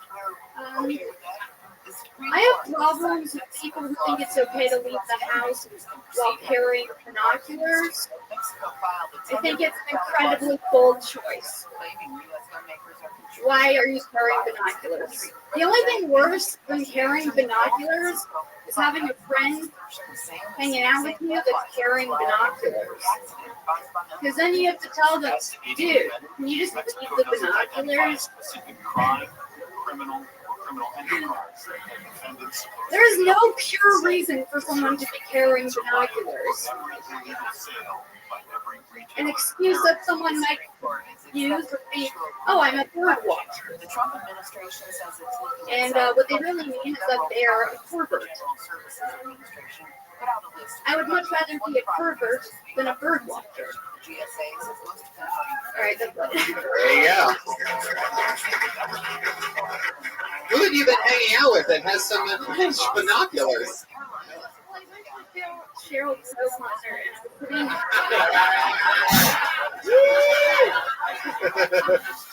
I guess we just don't know what part should be added to that joke.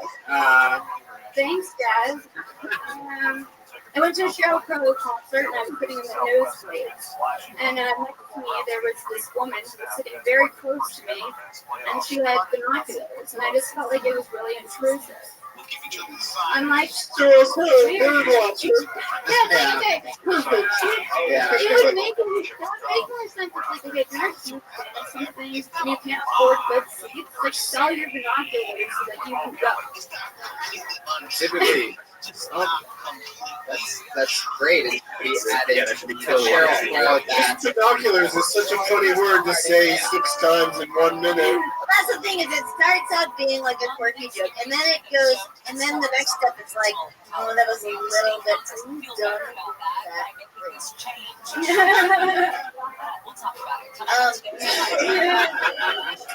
You know I have a sound problem. I can't stop thinking about the ice and the surfing, sorry. Oh, and then it's like kind of goes to a, you go, oh, that was a little predictable. And then it takes a corner where it's like, oh, this is a joke about saying binoculars. And then it's really fun. It's something it like wins you in the loses and that kind of joke, which I love. Yeah, that's sort of like an interesting thing. I've heard like Tone regularly. She sort of covers these small subjects and gets into it. Because it says something about her, or things like, like the root of it might be like, who should I have binoculars? But it's like, that is kind of a funny, like, bully mentality, and I mean that in a funny way. Oh, I like this, but I'm like, shit, binoculars, fuck that. That's just... So, Yeah. Doug. Yo. Anything else, Sarah? She's done a great job all this time. It's amazing. Always with the small subjects, but for a whole minute. Point of view. Mm-hmm. Very important. So fun. It's been an incredible 2 years of Kim and Sarah Wayne. Kim, come back up here. I have a special gift for you two. These are the 2 lineups from the original room for tonight, and for every single Monday after this. They are the 2 newest regulars on the Friends and Family list, getting a set in the original room every single week from here on out. And you 2 can take those. Boom. Pretty much pound for pound the hardest lineup to get on in the entire world. And they just did it. It's been so much fun watching you 2 go from people that just said and ooh and ah and look down at the bottom of the stage to killing every single week. So thank you so much, and thank you for everything. You guys have been amazing. Good luck. Well deserved. Have fun. That's Princess Shank and Kimberly Congdon, everybody. And they're on Twitter and Instagram at Princess Shank and Kimberly Congdon. They have been doing brand new minutes, writing and performing them every single week since the beginning of the show. Yeah, get those titty shirts and those binocular shirts available now. So you might be wondering, Tony, you just moved your 2 new regulars on to the bigger, more important show in the room every Monday. What happens now? What are you going to do? Well, how about this? We have 2 brand new regulars that are going to be writing and performing a brand new minute every single week from now on, and you are the first audience to ever see New regulars? New regulars. I can't believe it. Of course. Why would I bring them up when I could just have somebody else do it? How about the one and only Bruce Beverly? He's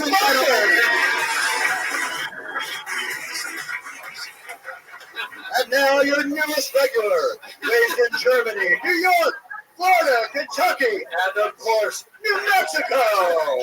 She's known from one appearance on Kill Tony. She shook nervously. She scratched her head throughout her set. And now, her first regular appearance ever. Presenting for the first time as she walks down the aisle of Kill Tony, Melissa, you have to let it linger. As linger.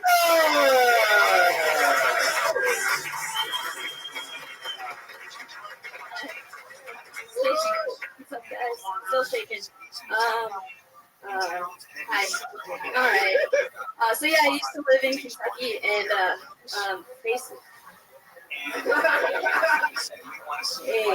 Facebook still makes fun of me for it.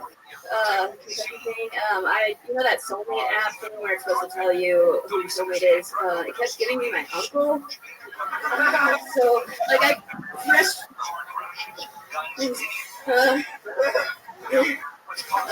I think LA is kind of like a big sandbox to play in, and you can find a bunch of cool stuff, but like it's a lot of rocking cat shirts. That sucks. My mom had a lot of really weird rules when I was growing up. Like, if you're only making one piece of toast, you have to put it in the right side of the toaster.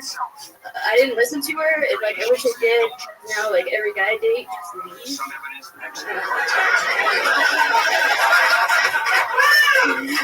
Wow!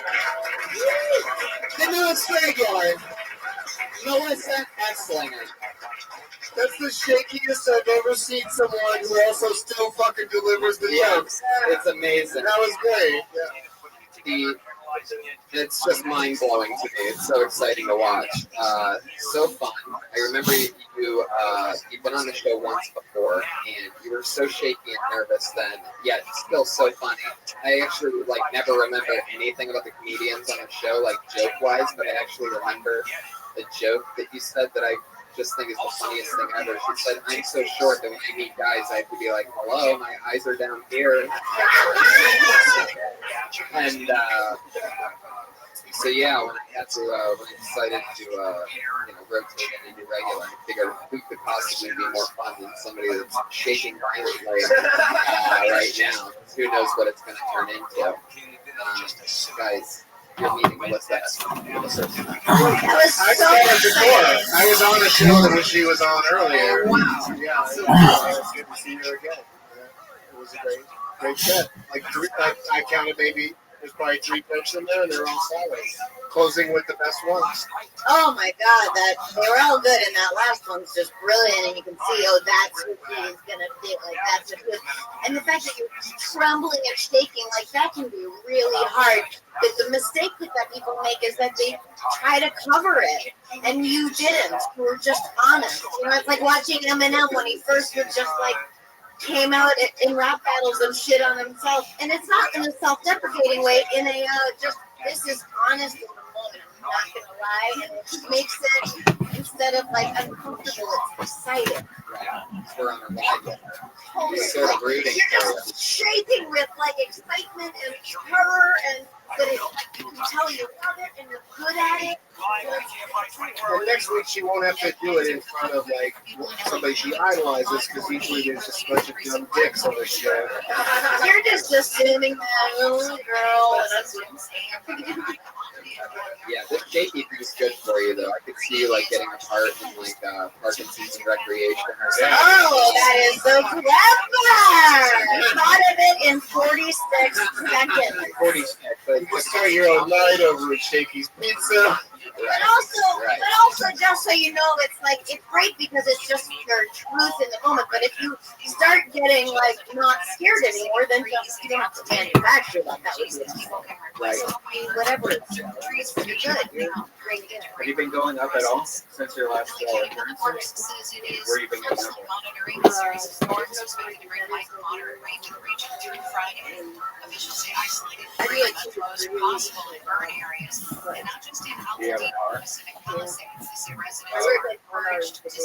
Well, every Friday now we're taking a new 20 grade. Yeah, I know. Oh, wait, what? Really? Get up every time you can. Yeah. These spots every day, even though you're exhausted for work. Melissa Esslinger, everybody. The newest regular. Catch her every single week on Kill Tony. Guys, but that's only one new regular. You must be thinking, there's got to be a second regular, right? Yes, well, there is. And normally, of course, I would bring that second regular up. And I'm thinking, why not do something special? Why don't we have the voice of the UFC? Please stop her right now.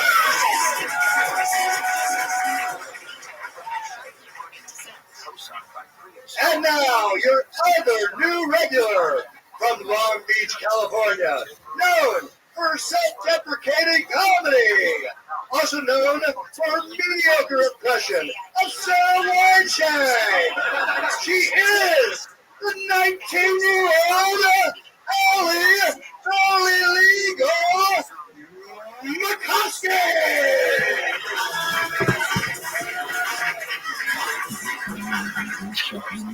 Hell yeah. Hey, something scary happened to me the other day. I was in Santa Monica. I'm not trying to brag. I'm sure you guys have all been there. But I was there, and there were helicopters flying around the place that I was staying, and it was terrifying. I turned on the news, and they thought that this guy on the loose, they thought he was a sniper. Turns out he was just a good old gunman. Just a good old gunman.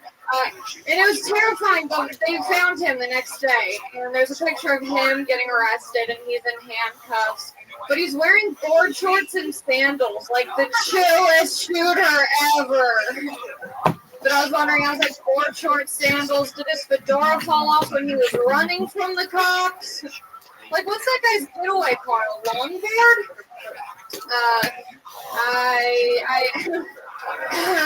How you doing on time?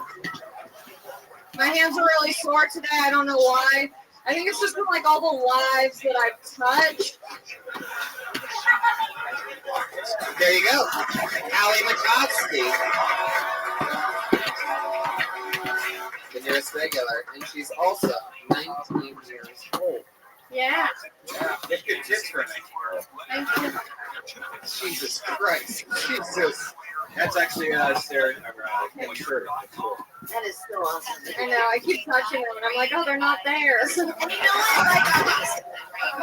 Like, there's a second where I was thinking, like, well, that's distracting, but who cares? It's so great because if you keep wearing it, it won't be anymore, and it will be in a different place in our world. Yeah. Making a movement. I love that. Yeah. I was just thinking that your boobs and your head are cold. These guys and the way they use words. It's amazing. But that was great. That was, I dare say, if I may, most professional one that I've seen on this show. Wow. Yeah. Wow. And Allie McCoskey's this is the first time you've seen First her. time, yeah. And she killed it. There are a lot of good ones too, but Yeah. yeah, but it's You just like her tits so much. You're confused right now.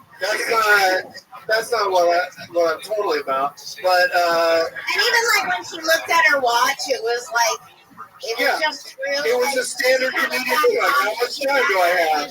Yeah, oh shit. But she every other comic that's ever done this show would go ahead and fail with 10 seconds left. Right. And then she said a hilarious joke. Yep. Which is very exciting. So you could see her making the choice, and it's very like real comic. You just lick your hand. There is definitely a Oh, that's what you were looking at. So it wasn't the time, which is interesting But because I have done that before, and it's funny because it does look like I'm looking at my watch, like, let's wrap this thing up. that's amazing. And what I also think is cool is the fact that you and Melissa are both really love the set list for this minute because what's going to end up happening, and maybe you could use that devisively or as a thing, and you'll always be working on something new. But I feel like your memory of what you want to talk about will get better. Yeah, it was just kind of for this one because I was like, really got to bring the heat. Oh yeah, I'm excited about this, Tony. This is really. it really is. I really got to bring the heat in my being. Yeah, I especially think it's awesome, Allie, that you left your job as the spokesman for Wendy's to take up this opportunity. Will you folks wear that every time? Can you wear those every week, folks? No. Guys, Would you shake a little bit? No, thank you. What? All right, everybody. No, I meant because the last girl was shaking. It's It wasn't like asking a 19-year-old to shake her tits for me. Yeah. I'm really glad we cleared that up actually, because it was like a bummer for us, like a little bit. Let's go. It's fun. What's the shirt? Guys, we just met Allie McCloskey. Yay! I'll see you Friday at the Ice House. Friday at the Ice House. That's Allie Makovsky and Melissa Esslinger. You can follow them on Twitter and Instagram at Allie Makovsky and Melissa Esslinger or something like that, right? Guys, Ryan J. Ebel drew this episode. Ryan J., let's see what happened. He drew the fucking episode. Look at this. Guys, there it is. Unbelievable. We did it again, everybody. From start to finish. That's fucking incredible. Hire Ryan J. Ebel for something. He's on Twitter and Instagram, Ryan J. Ebel. Pat Reagan called it tonight. He's a Patty Reagan. Bruce Buffer, ladies and gentlemen. Follow him on Twitter, Bruce Buffer, and check out his podcast, It's Time. I'm going to be doing it tomorrow, so get in the It's Time world. And Josh Martin hustled around tonight. He's at Josh Martin Comic. Doug Benson and Sarah Silverman, ladies and gentlemen. Come on. Yay, we did it. Hooray, hooray. Sarah, anything you want to promote coming up or anything like that? No. Anything crazy? How about you, Doug?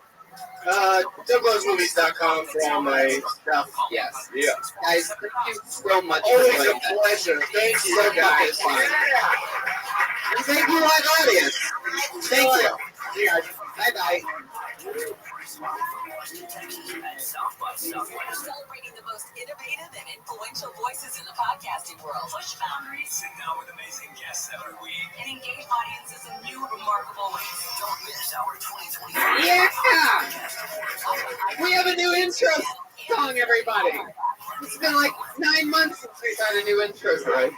Wow, I didn't even know when to come in right then. Hi, everybody. Happy Monday, everyone. Welcome to Kill Tony. Make some noise, audience. This is a real live show.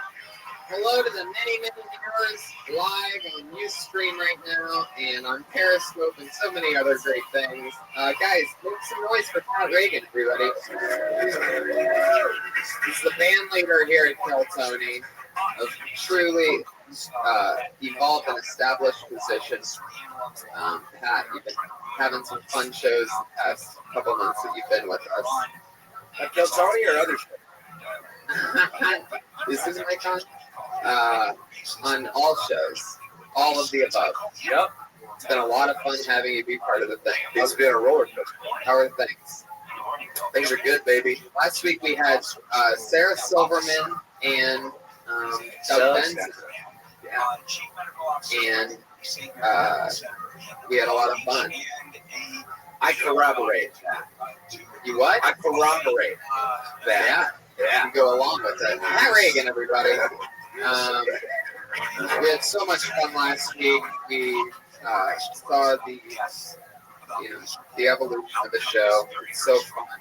Guys, Kill Tony, Volume 3, this is the first episode with new regulars and a new intro song. Are you guys excited to be part of this? Yeah. It's happening.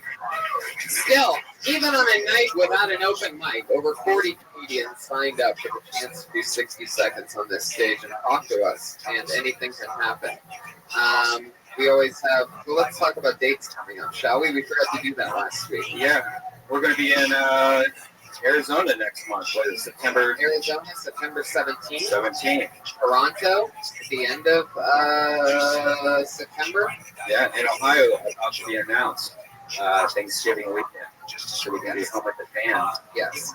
And other great things. So stay posted for all the tour dates. We have to do that every week. We forgot to do that last week. Yeah. You know, it's also a historic Kill Tony for another reason. Why? It was the first Kill Tony that Tony has performed on Klonopin.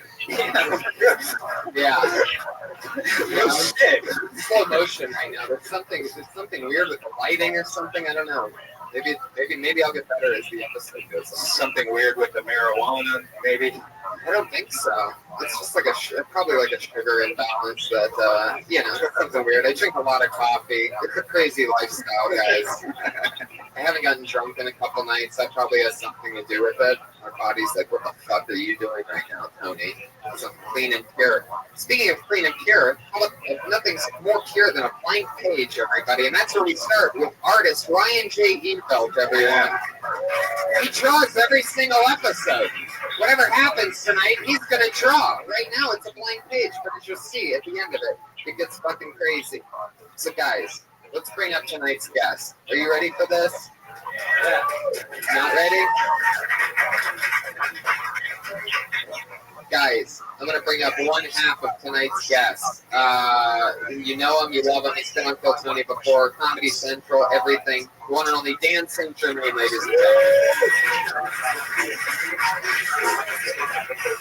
Sit here. Yeah.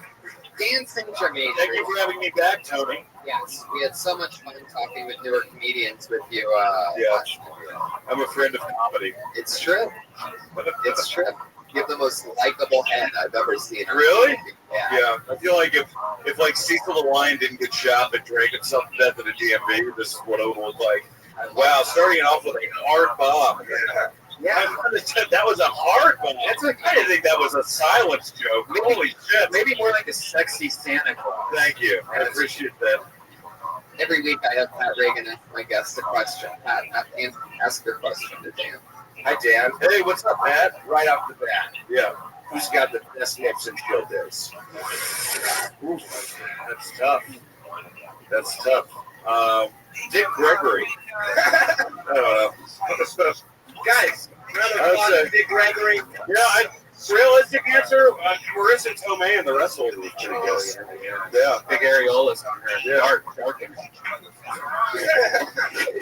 Who's your favorite set of nipples in comedy? Favorite set of nipples? I'd have to go with the classic Arnold Schwarzenegger. It's attached to such a perfect plot, but I'm talking like when he was in that documentary, Pumping Iron, in the 70s. Wow. Very classic comedy. Wow. Pat Reagan from Great Point Range, going with a deep Schwarzenegger reference that nobody could get. You guys have watched that movie.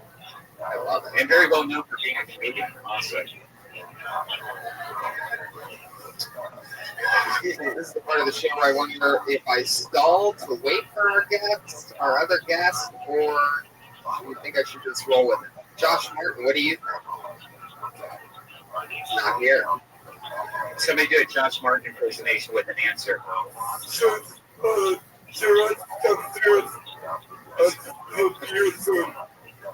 Jesus.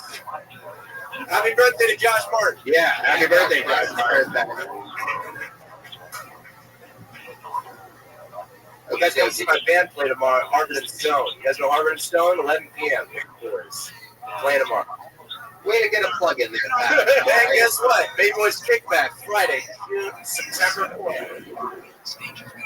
There it is, the Angry West Hollywood Bear. As you guys know, comedians sign up with a chance to do 60 seconds on this stage. I have a bucket full of people that just signed up within the hour to get on this show tonight. I pull a name up, they come up, they do 60 seconds, and they talk to us. Yeah, You man. know your 60 seconds is up, and Let's you have hear the this sound of clip the go. kitty. Oh, it's adorable. Make sure you wrap it up right then, or else we're going to bring out the Angry West Hollywood Bear.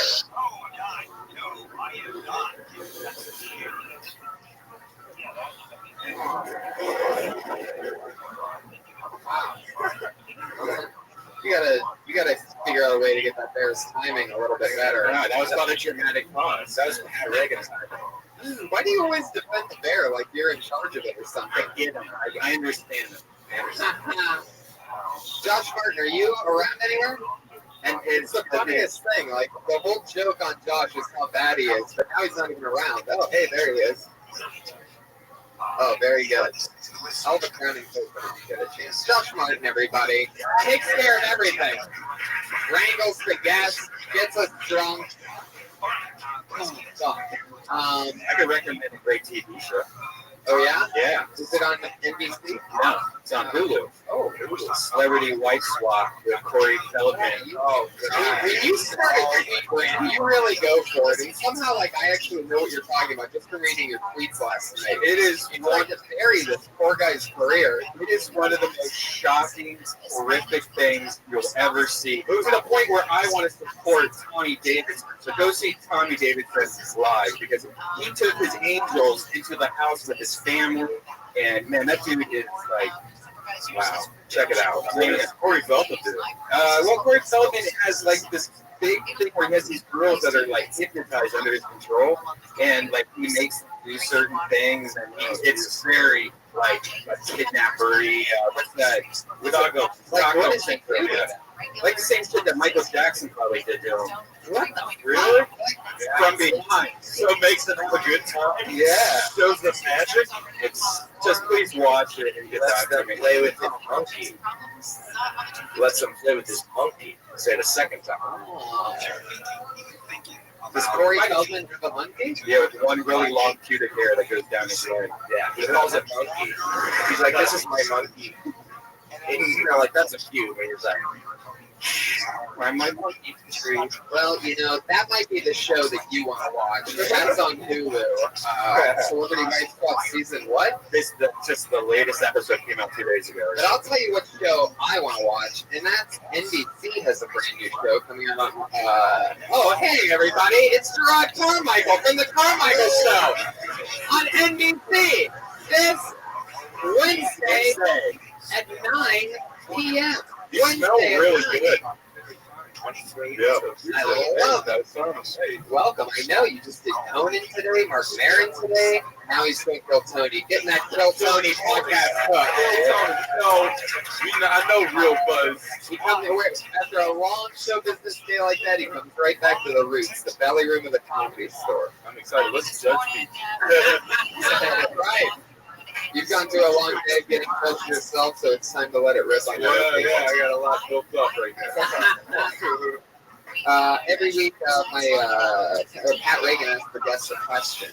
Yeah. So he already asked Dan. Fire off at Gerard. What do you got for Gerard? All right, Gerard. So I imagine pretty rewarding doing a TV show. What are the grueling shitty parts about it?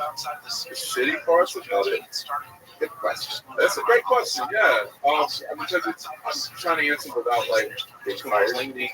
Yeah. What's that? Can he fire? Yeah. Well, it's all like fun battles to that show. I'm not to give like the whatever, but it really is like I care about it. So it's all like fun, even though I hate marketing. But it's just like that's like the shittiest part. But like I get to do my marketing is like the real problem. So I don't want to explain about this. I'll say marketing because I want to answer marketing. Yeah, no, marketing is like. Speaking of marketing, you can watch the Carmichael Show Wednesdays at 9 p.m. Here's the thing. So much better than NBC markets. Right. Yeah. Our friend Tiffany Haddish is on the show, and a lot of our friends are involved with the show. Willie Hunter. And, yeah, absolutely. That's great. That's the best part of just like being able to work with friends, and Tiffany's really great, and Willie. Yeah. So that's the best part. Gerard and I used to wait in hours in lines for open mics and waiting for each other and doing the entire grind together. Yeah. 2007, 8, 9, 10. Yeah. And to see, look, you have your own show on NBC Wednesdays at 9. I have a podcast that gets 55 people to show up every Monday. I just love that we are. It's all love. People love you. That's the beautiful thing. Well, let's get to it. You guys both made it. And Dan's things are made, everybody. Yeah. Dan, I'll be selling my plasma after this show. So that's where I'm at. Guys, so let's get into it. The bucket is still ripping, and you remember take a 60 seconds uninterrupted, and we get to talking about whatever we want for the entire world. Guys, are you ready for Kill Tony? Volume 3! The big comedian on Volume 3 of Kill Tony goes by the name of Vince Royale.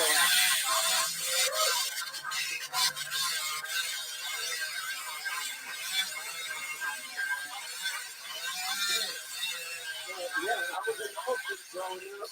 I had to learn about the birds and the bees, the older kids.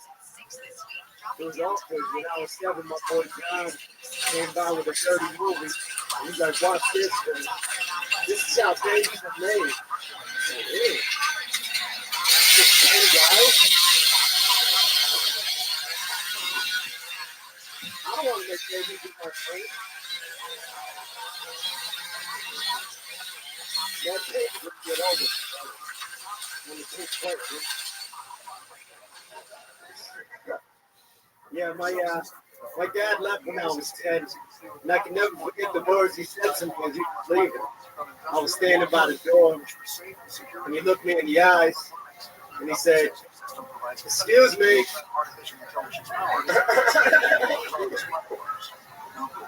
I was blocking the door. That's it. Thank you. Exactly a minute from Vince Royale. Fuck yeah, Vince. This is your first time on the show, right? Yeah. I love it. How long have you been doing stand-up? Wow. Yo, what's going on? How are you? Jersey City. Goblin. How long have you been in Long Beach? What's good, pimp? About 2 years. Fuck yeah. 2 years.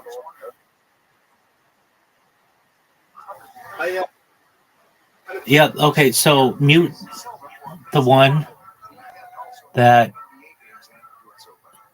you that's black.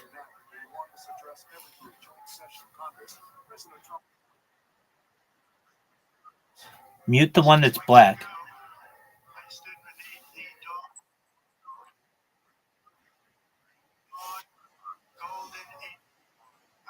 You like right click on it and just turn the volume down.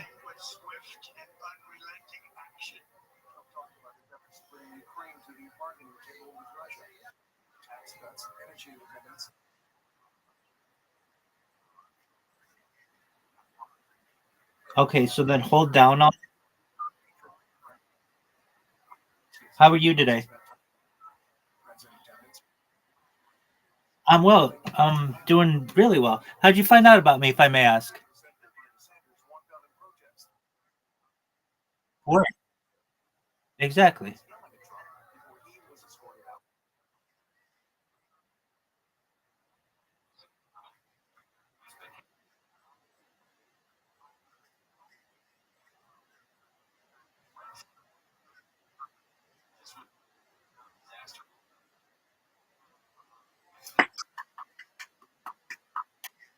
Did you get my driver's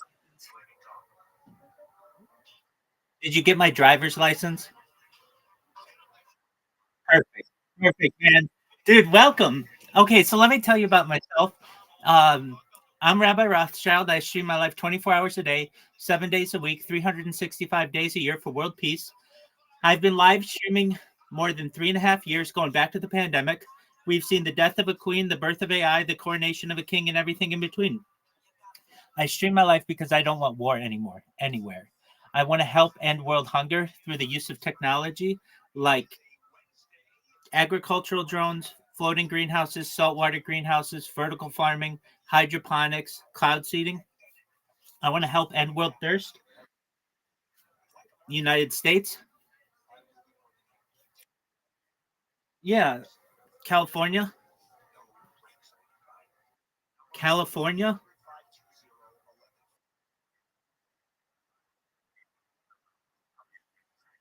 I am.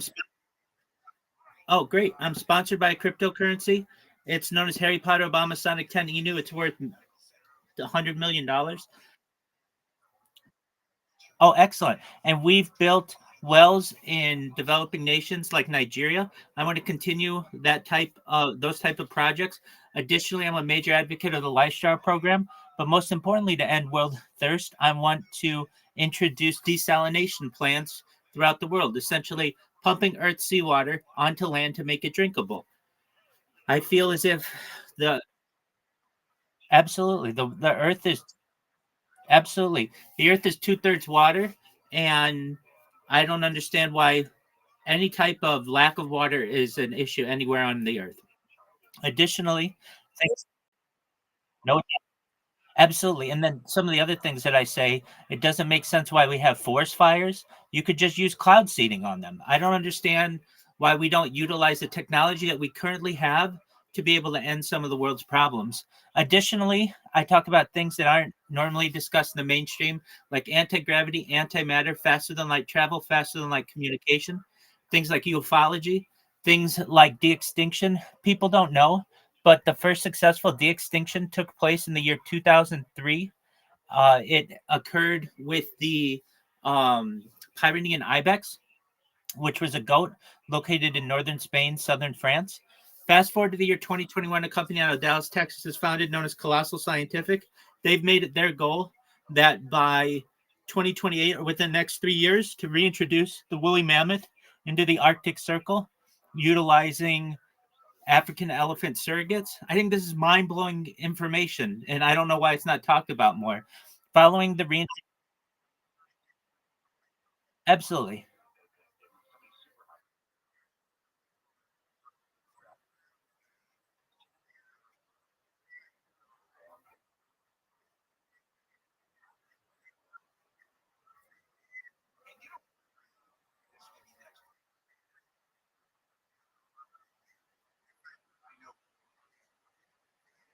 Yes, you do. Yes, you do. A good one. Yes, you do. You have a great following. Yes, you do. You have a great following.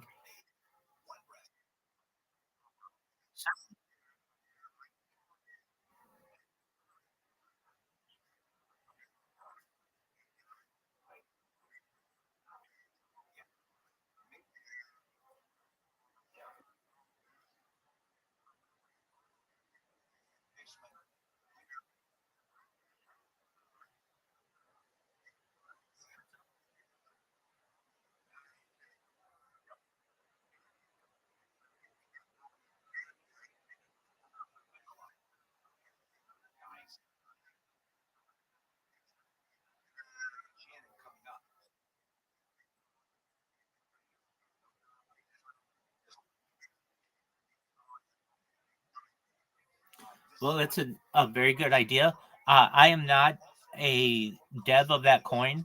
I'm just sponsored by them, so I'd have to check with them. But I'm in their Telegram. I've been live streaming my life in their Telegram for more than a year and a half, so I know all the people in it, and I can mention it to them and explain. Hey, we've got Adam Bitcoin.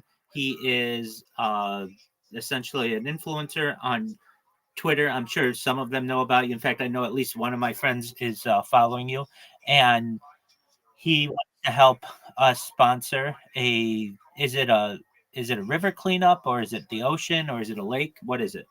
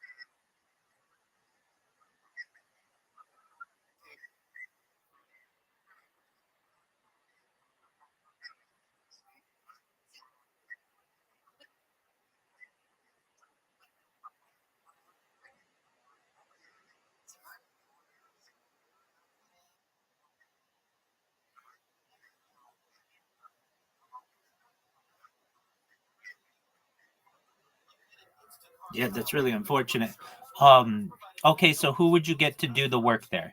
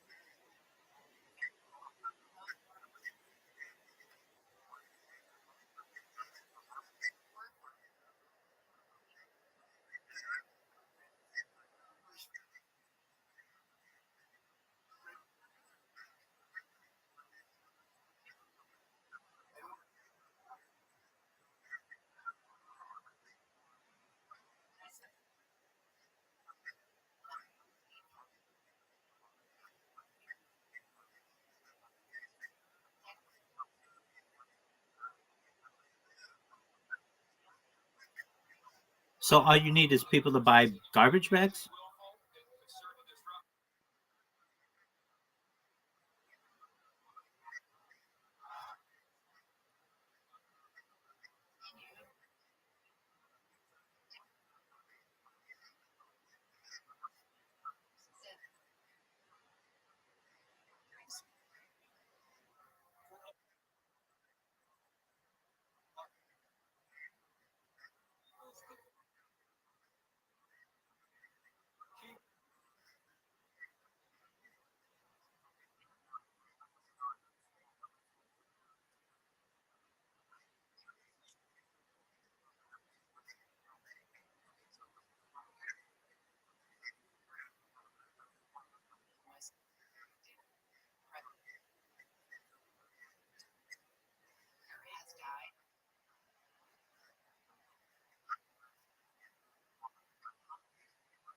Certainly. Now, do you currently already have a YouTube channel?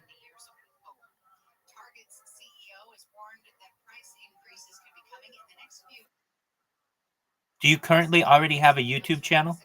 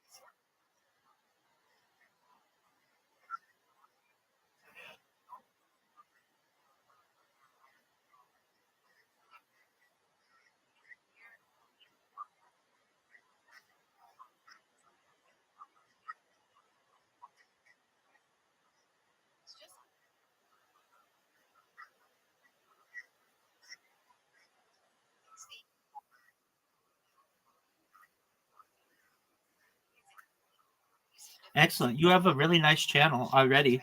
It's a great start. Are you on? Absolutely. Do you have a Rumble account?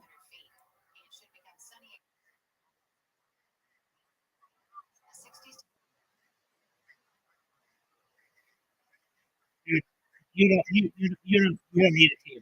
Within the next hour, you could just create your Rumble account, your Kick account, your Twitch account. You just want to make sure that you have your name under those, because if not, somebody's gonna come up and steal your username.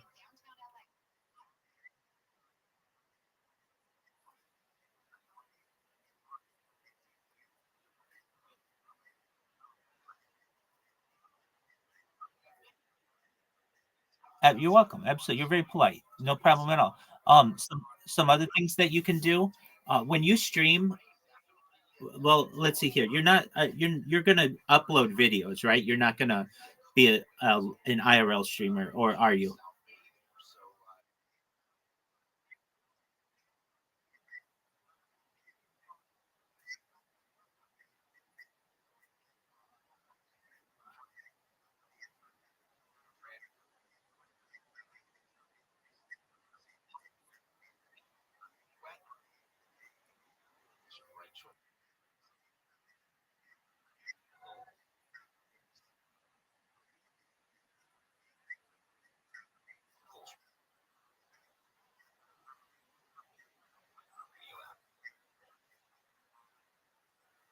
No, no.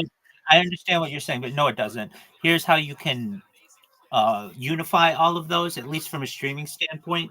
You do what's called multi-streaming. So basically, when you go live on YouTube, you're automatically live on Twitch, you're automatically live on Rumble, you're automatically live on Kick, and there are others that you can do as well. But it basically gives you a much larger audience to be able to watch your stream, as opposed to just being on YouTube and just having one channel. And it's the same amount of work. You're still going to be live streaming. It's just you're going to be live on, like, instead of one channel, you'll be live on 15 channels. And then that means you're going to have 15. Go ahead. Yes.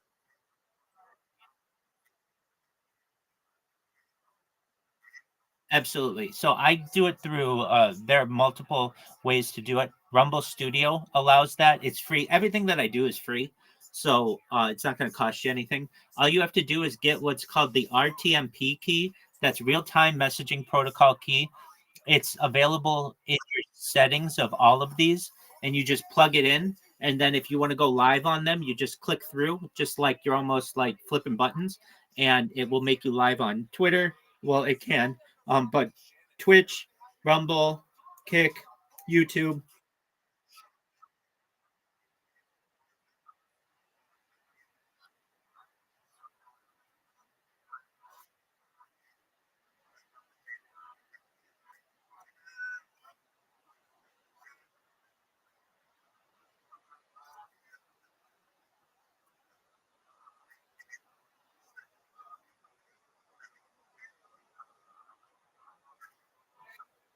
Absolutely, 100%. I'm live right now. So what you can do is you do what you need to do. If I had any suggestions to you on 16 different YouTube channels, yeah, simultaneously. I'm serious.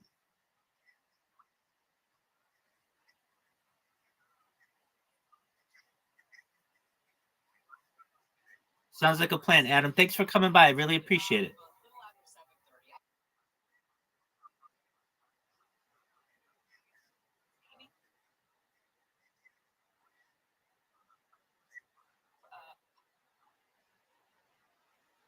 Sounds great, Adam. Best wishes. Peace. You too. Shout out to Adam Bitcoin P2 P1.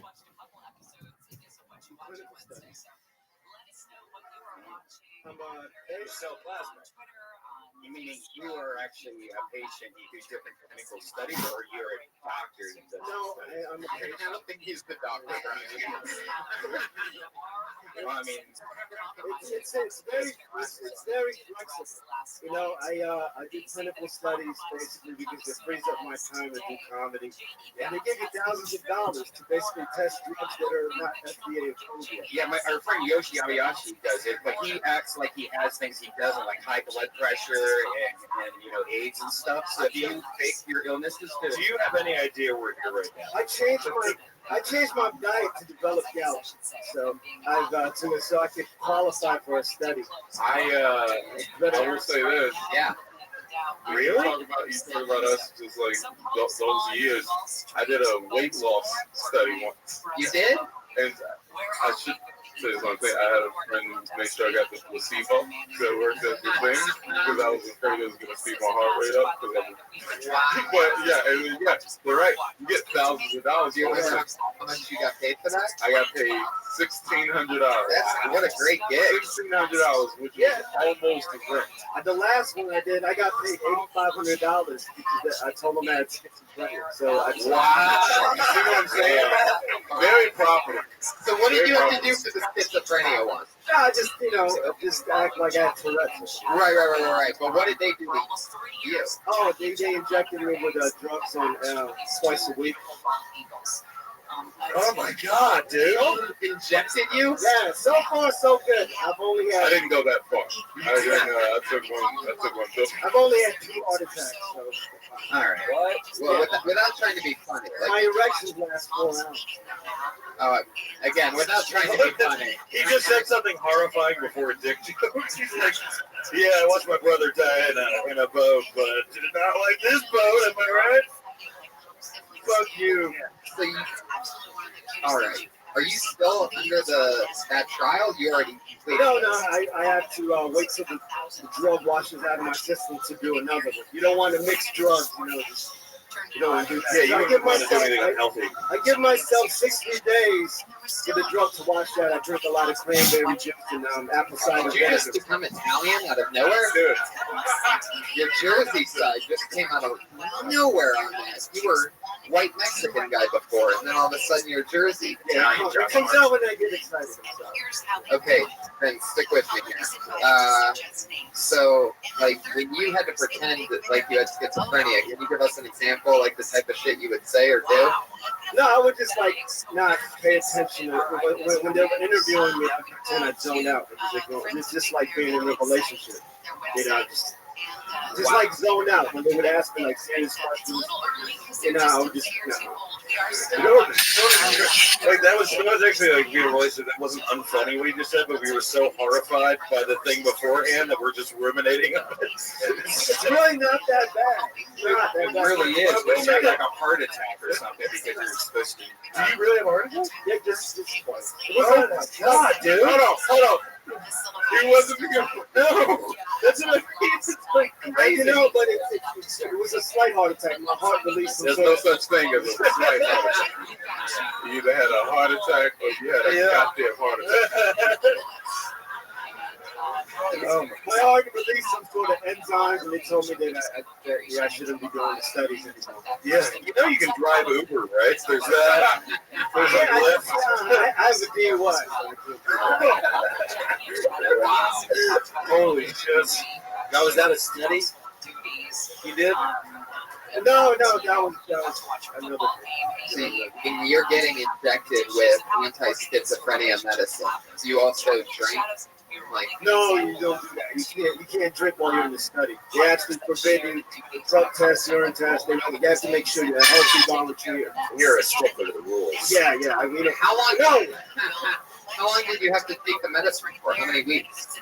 There's different studies. I've done as long as 30 days, but that one paid me about $15,000. So, and that's good. You know what's funny? It's just how it started, and people were just like, "Poor guy, you gotta do clinical trials to make money," and then slowly it's being revealed that you make more money than others. The numbers go out. I did one for $8,000, then I did one for $35,000. That was a whole Tuesday. Or he's got a tail now. Or he's completely lying and he's just schizophrenic. Maybe he really is schizophrenic. It really is flexible. Like I could, do one study and be able to do comedy for 3 months. Is this study in your room right now? I don't know. It might really be here. So I feel like you either turn into Wolverine or you with the amount of like fucking tests you've done. I'm hoping so. I'm hoping I develop some sort of superpower. I can't. When you gave an amount of time, and now I'm trying to think of how you spend your money. Like the worst. $15,000 in 3 months. I was like, man, you must have. That was 1 month, right? Yeah. What do you like to spend your money on? I just the real medicine would treat this shit. He's gonna get his body. It all goes back to shit that's going in his body. I video games. I fucking, this cool thing about being in the clinical studies, they have Wi-Fi. All right, I was gonna say it's a surprise. So I can bring my PS4 into the facility. So it's not like I'm bored in it. So you can't leave the facility, but I can bring books. Listen, man, I bring books, my PS4. You're not allowed to see my family. They can put pictures of my family on the wall. But you keep weaving out. You keep weaving in and out of making this shit sound horrible. It sounds like, oh shit, it's not that lining. Oh, that shit sounded like Auschwitz with PlayStation. It's not that bad. You can get visitors and stuff. Was your nurse Ratchet? No, my nurse is with hot actually. So that's why. And on top of that, like I get a lot of writing. I wrote freaking 2 movie scripts. And on top, and I find other. There's people there that are bored. So sometimes we just set up folding chairs and they'll start like an open mic. You definitely need to talk about all this and tag it up because that's like crazy as fuck already. Yeah, it's by page 30 of the script. It's no more dialogue, just pictures of what they're doing. It's my fucking life. Wow, it's fucking crazy. Start tracing his face. That's the third act. Yeah, no. Besides the heart attack, before that, I've only had rashes. I slept for 12 hours, and that was the only bad side effect. Wow. Congratulations. And I don't even think the rash was from the drug. It could have been like a detergent that I was using. Yeah. I still don't believe the drugs had any effect on me. Other than the heart attack. Yeah, I mean that, yeah. The two heart I attacks. can't debate that. That was definitely the drug. Did you have to go to the hospital for these heart attacks? Yeah. Twice. And I didn't want to tell the doctor what I was doing because I didn't want him to like. They didn't want to reveal a heart attack to a No, doctor. I didn't want to tell him that I was doing clinical studies. Because then he'd be like, you should stop doing that. And then my family would worry. I don't need to hear that. You mean justifiably so? Because you had a heart attack. You said because you're making it sound like they'd be being unreasonable. But I know why I had it hard because I was mixing clinical drugs. I was doing 2 studies I at think once. that you're in an abusive relationship with clinical trials. It's just like, no, yeah, I had a heart attack, but that was me though. The trial asked for a sandwich, I just wasn't fast enough. Is Royale your last name? What's your real last name? No, it's actually Rivera. It's Vince Royale Rivera. I dropped the Rivera because I owe student loan money. I didn't want Sally Mae to find me if I ever made it safe in Hollywood. Now, the reason why I even asked that question is because Royale, I don't think I've ever heard as a last name. No, it's a middle name. That's your middle name? Yeah. Wow. Were you born after Pulp Fiction? No, but Pulp Fiction. No, But if I would definitely legally change it to Royale. I could start a new clan of Royale. or do a whole bunch of new clinical studies. A new plan of mutants. Royale. New name. Yeah. So you did 2 studies, you did 2 different last names. Well, then you're definitely the first comedian that's given us an in-depth look at the clinical studies that go on in the comedy scene. Where's those babies with like arms sticking out of their fucking elbows? That's not from the clinical study. No? No. Yeah, That's sure? Yeah, that's from inbreeding. Okay. That's not from clinical study. What I mean, nationality are it's you? really not that bad. Huh? What nationality are you? Oh, Filipino and Mexican. He used to be Irish, but I don't Vince, it was nice meeting you. There he goes. Vince Royale, everybody. Follow him on Twitter at Vince Royale. There he goes. I think he thinks he's back at his seat already, everybody. Fixing the mics to him. Fuck yeah. One more time for Josh Martin, everybody. Getting everybody's drink. Keeping us all safe. Woo! Yeah. Not to keep us all safe. In case anybody charges the stage, Josh is the one that takes care of it. I pulled another name out of the bucket, everybody. And the next name that I pulled out is Bruce Gray.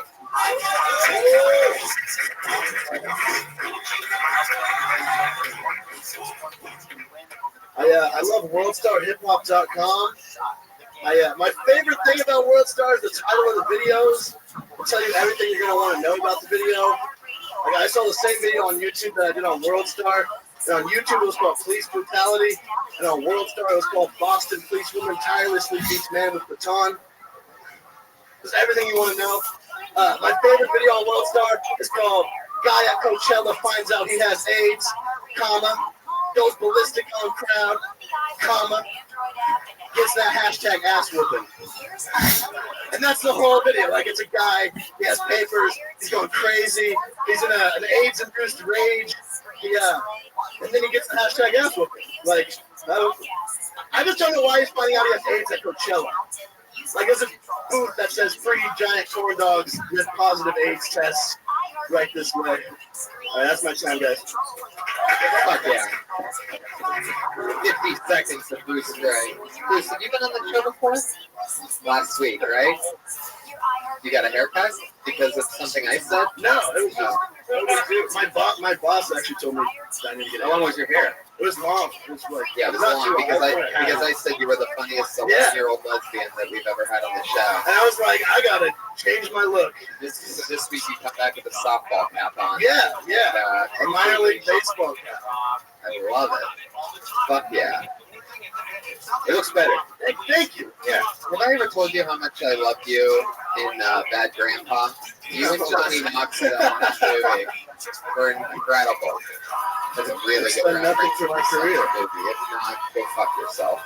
Really like the jokes, man. I think when you first did the first one, I was like, oh man, you should pick a better, Yeah, I went right into that. I was high last week, and then I was like, fuck, I really didn't expect to get home. So I'm kind of prepared. There's more to it. Dig into that more. Where do you think, man? I live in Bakersfield, California. Holy yeah, I live there right now. I drove here to a few months. I mean, like, where were you born? I was born there. Oh, yeah, okay. You know, is Meathead still doing radio over there? Yeah, I think so. I actually don't know. It's Crab Radio. What? Yeah, I think so. Yeah, I don't think he is. I know what you're talking about. Yeah, I did a steak restaurant in Bakersfield. Really? Yeah, they paid me steak. The real thing that Do you know who the booker was? Francisco Ramos with them, and we rode down to Bakersfield, and they paid us in steak, but they said I couldn't get a potato, like a baked potato, unless I was doing 15 minutes or more. Wow. Yeah. And also, I went to Bakersfield to do less than 15 minutes. So you could just get the steak, no baked potato. You got a steak. Didn't even know I was getting the steak, and I was happy to have that.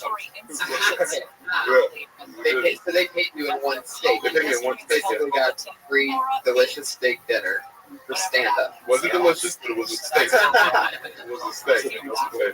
Getting paid steak is a rare treat in stand-up comedy. Yeah, I feel like the joke is all at the end, and like that's at the beginning I was like, it's a little convoluted, but the guy freaking out about having an AIDS stuff, it's great. It's like great. There's something like just so mineable there, you know. Thank you. It's usually longer. I was kind of like, fuck, I gotta shorten it up a little bit. I think you should start out with. I don't think because everyone does fucking world star hip hop shit anyway. So why don't you just start out with that story? It's fucking that's the same thing you're talking about. Bruce, what's your favorite kind of candy? Favorite kind of candy? Bunch of Crunch at the movie theater. But you guys know I'm talking the box with the.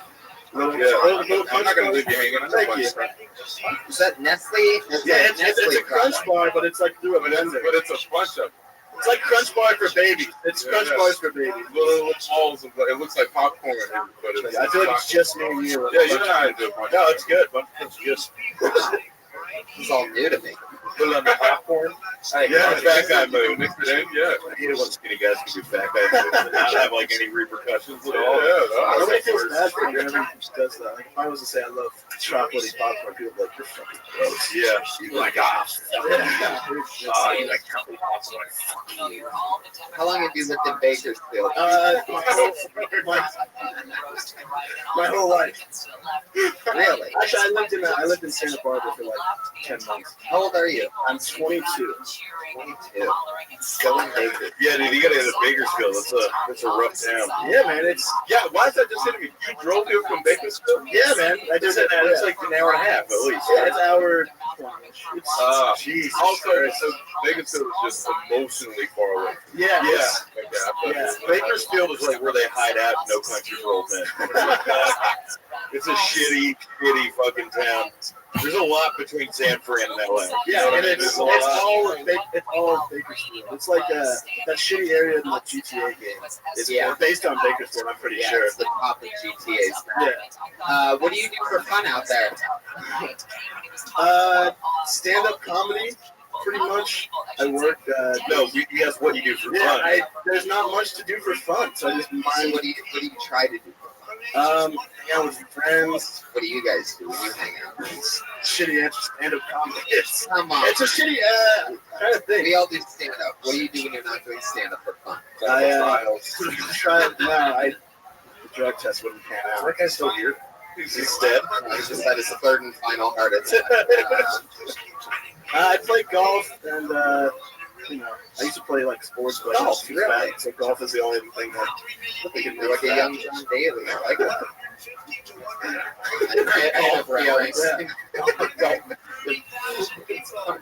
You know who John Daly is? Of course I do. From Ohio. So that's Jack Nicklaus. He's already. John Daly's an Australian. He's a fat blonde golfer that gets He's a drinker. Yeah. Memorial. That's Jack Nicholson. No, I know that. I didn't know. Oh, anyway. Bruce, I love that. Picturing you eating a bunch of crunch on the golf cart just like tonight. You're so much happier. Another great set, fun times. Good to see you again, Bruce. There you go, sit in a row. Bruce Gregg. Changing lives here on Kill Tony. We inspired him to lose the lesbian haircut before his boss even told him that he had to lose the lesbian haircut. I'm just saying, our advice is dead on. Once we can have to lose his lesbian haircut, we'll all be good. I pulled another name on. He goes by the name of Lou Hinkle, everybody. Lou Hinkle.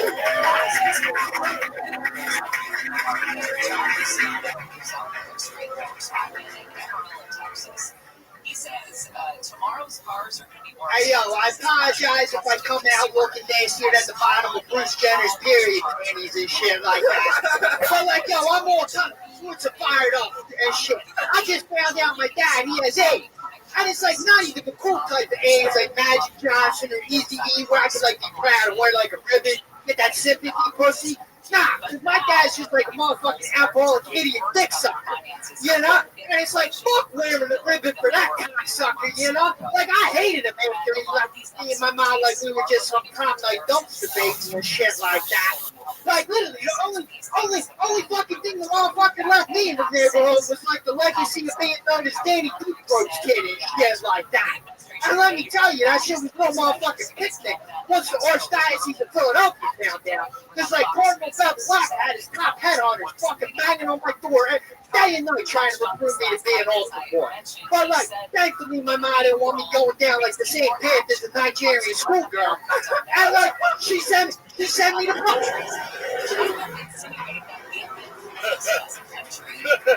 I just fell in love with this guy. My new favorite comedian in the world. His new #1 favorite comedian. I thought that was a monologue from a Rothschild the whole time. Whatever that was, it's my new favorite thing that I've ever seen. You are my new favorite comedian. How does that make you feel? That's amazing. Are you available to be a guest on the show and talk to young comedians next week, and we're gonna give them advice and we're gonna help people out? I don't know how much expertise. Where the fuck did you come from? Yeah, that is the most appropriate question. Yes, let's just start there. Obviously, Philly. Right. And I completely disagree with you, Tony. Of course you would. But let's stick on the funny, positive side of Lou before we get bad cop. Let's not go bad cop. All right, shoot soon, Brian. We could go bad cop all day. I'm fucking used to getting I'm used to motherfuckers hating on them, you know? All the people out here are softer than pocket pussies and shit like that. So, Wait, like, I have a pocket pussy. It's not that soft. I want to say it's okay. It's fine. I get it. I used to flush your head down the toilet in high school, you know? What? Oh, Lou, you ever looked at me? You're like, no, you didn't, motherfucker. He looks like a Am I the only one? I guarantee I fucked more pussy this past week than you have. probably, but you would say you're fucking a comedian. Am I the only one that's currently looking for Robert Smigel's hand? So I'm just like, where's his hand? Oh, but hits himself. Okay. But you have a lot of confidence. It's like, I mean, it really is. It's like So did Pol Pot. That's not a good thing, a lot of confidence sometimes. like very, like, I mean, you immediately had all of our attention. Yeah, I know. Someone guy with a gun, like, waving it. You know what I mean? That doesn't mean it's good or funny. Fuck you for that Comic-Con shit. I was going to be nice, but fuck you. Your dreams, I'm going to piss all over them. Lou, so you really talk like that? You really move your hands like that? Of course not. I mean, it was obvious. It was like somebody overdoing it. That's what drove me crazy. I'm so much louder than everybody else. I have 1 minute, so I gotta go. Or have jokes. Whoa. Because I could easily just go up and go, oh, look at that douchey, and like confuse everybody and make you think that's like the best shit ever. But if you're right, let you sit down, it's shit, man. Brian is furious right now, everybody. For those of you that didn't notice, I think Brian thought that I was being serious when I said that I have a new #1 favorite stand-up comedian in the world. I think that maybe he thought that This guy literally just jumped Dave Chappelle for the '1 spot. Like, I'm sorry, man. I didn't mean it that harsh. I just, the thing that drives me really crazy is when I see people overacting. Like, it drives me nuts. Like, I think if I you have just, 1 minute, I and I'll get it. I'm going to try to get everything that I have on my neck. You know, like, so I can't milk any of the other fucking jokes. Like, I can milk the fucking jokes, but when I have a minute, You're not Vince. I can't milk. Lou. Is your name really Lou Hinkle, by the way? The name does not fit you. You don't seem like an Hinkle at all. What's your nationality? He gets off stage, he's like, oh, that was hard. Oh, no. Some comedians were mean to me.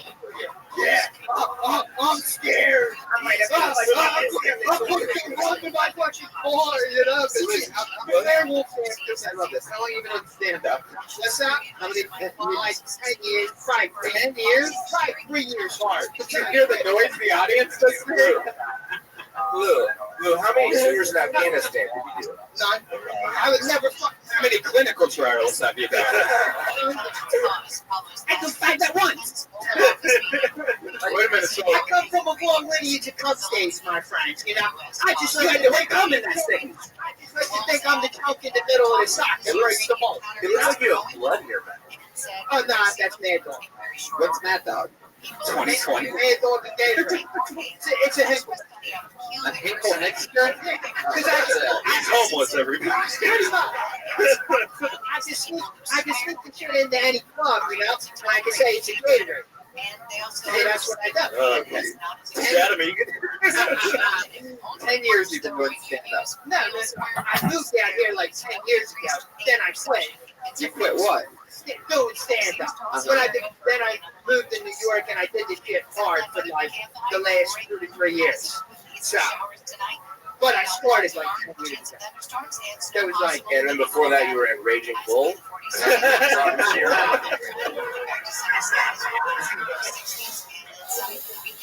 What do you do for work? hustle. Hustle. Fuck yeah. Or get your cold. What kind of hustle are we talking about? Can you give us some idea? There's a vast variety. You selling Hinkle mixtures? Right now, I'm trying to establish the market with buying like water bottles with food stamps and selling them on the corner, making that real cash. But like, I'm trying to establish like the food stamp hustle out here, But like the motherfuckers got this fucking racket fucking locked down. Because like usually I go and I fucking buy baby formula with my food stamps and shit and I return it to Target, I get a fucking score credit. Well, like all the fucking crackheads and shit, fucking just totally.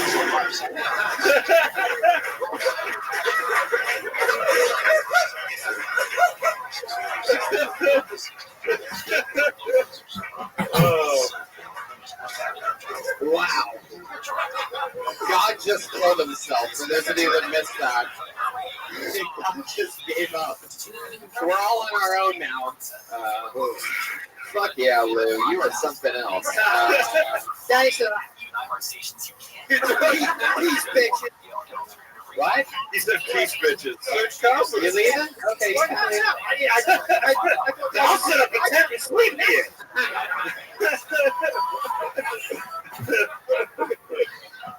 Fuck yeah. Lou, what's your drug choice? I don't go. I smoke weed and I drink. What kind of fucking weed are you smoking? Obviously, I'm fucking crazy enough. If I did drugs, I'd be a fucking crackhead. So I'm already fatigued with that shit. So you mean to tell me you outgoingly drink a Mad Dog Gatorade combination and you don't do drugs? No, I like to drink when I do stand up and shit like that. But I ain't stupid enough to pay $10 for a fucking drink, That's bada bing. This is really starting to feel like a documentary now. I was thinking that. I was imagining Morgan Spurlock trying to beat him. Lou, what's your favorite thing to do for fun when you're not doing stand-up? I don't know. Honestly, probably jerk off. Like all I know I've done since I've done comedy, you know. Maybe if I get a couple minutes, I jerk off. So. This is why Scientology is good for some people. You know what I mean? Yeah, I think we should get a stress. Lou,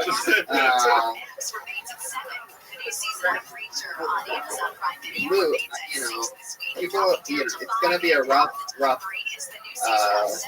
trip for you because it's like Brian hit a very interesting point, and that's that you are all paid.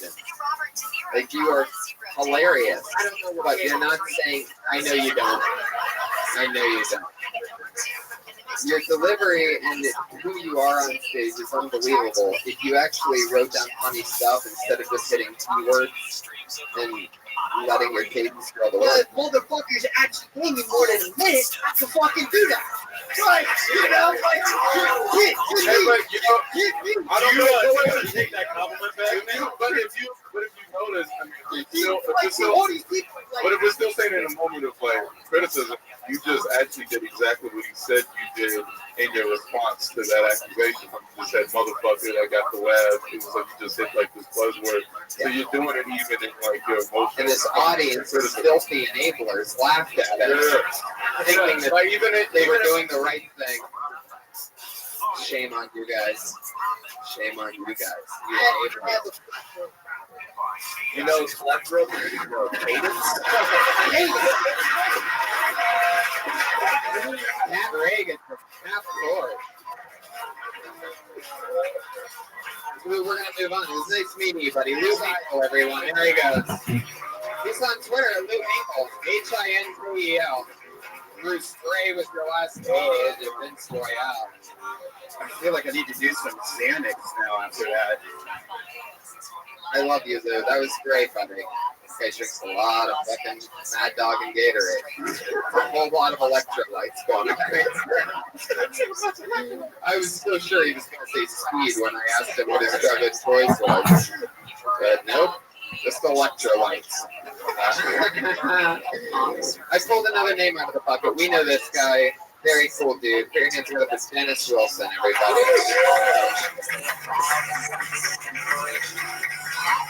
Between teenagers inside the county's juvenile halls. Okay, Dennis Wilson, everyone. The fact that the probation officers are arranging organized fights between juvenile hall attendees to make it. When we all decided we wanted to be nerds, it's like everybody wants to be a nerd. Back in the day, nerds weren't popular back in the day. Nerd had like 3 purposes. Stick your finger in the square roll in the morning and see if it's a hot one. Is getting ready to cut as Trip them every now and then. Workforce. And every now and then you step down and have a good conversation with them and stick a kick list on when they're back. The IRS has around the nerds are like dangerous. Look at that guy Jared. Everybody thought Jared was a normal guy. Didn't you see his before pictures? That guy had a lot of time on his hands. The nerds are dangerous. Who shoot up the theaters? Nerds. Who are they trying to kill? The nerds. Because they know it's too many nerds. You guys got to stop. You're going to fuck up your gene pool. You can't have too many nerds. Dennis Wilson. Dennis, you've been on the show a few times. I love your style. That was more of the type of set in which I think that it's good if you're reading somebody to sleep. Maybe like some really, really rich guys, like I'm going to pay a professional entertainer. There was a PBS children's show quality. Yeah. It was a very storytelling delivery. But is the marble hat ironic for that bit? That's what I don't understand. Why would you wear that if you're doing that bit? There's every superhero on your... Into the mic. Dennis. Well, you got to say I like nerds first before, because we don't I thought it was like a character for a second. There was a Pikachu convention that two gunmen just they arrested these two gunmen going into a Pikachu convention, Pokemon convention with like these crazy guns and like 250 rounds of ammunition today. Of what? Ammunition. Ammunition. Not a GTA reference. Ammunition, the story. I'm going to just blame that on my delivery. I did that shit. I mean, the meat is good. You know, the idea is good. I think you need a little more energy. You need a little bit of that Lou Hinkle touch. You know what I mean? I think if you and Lou traded, if you wrote for Lou, we might have the perfect comedian on our hands.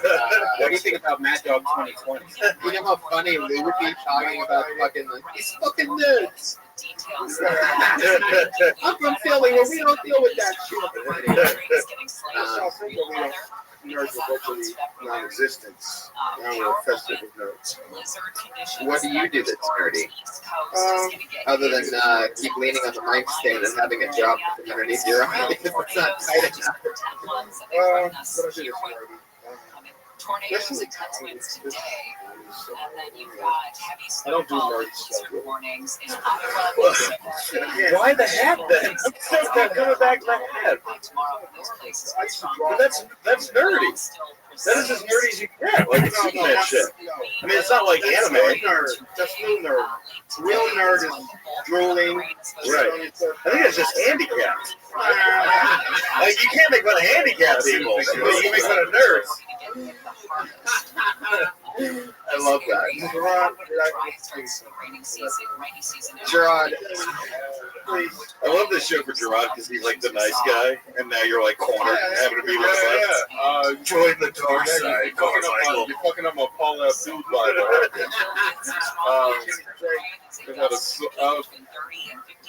I like you Jordans a lot, man. I think those are really dope. I think it was cool, man. It was fun. It was like a fun, you know, you did you in your head.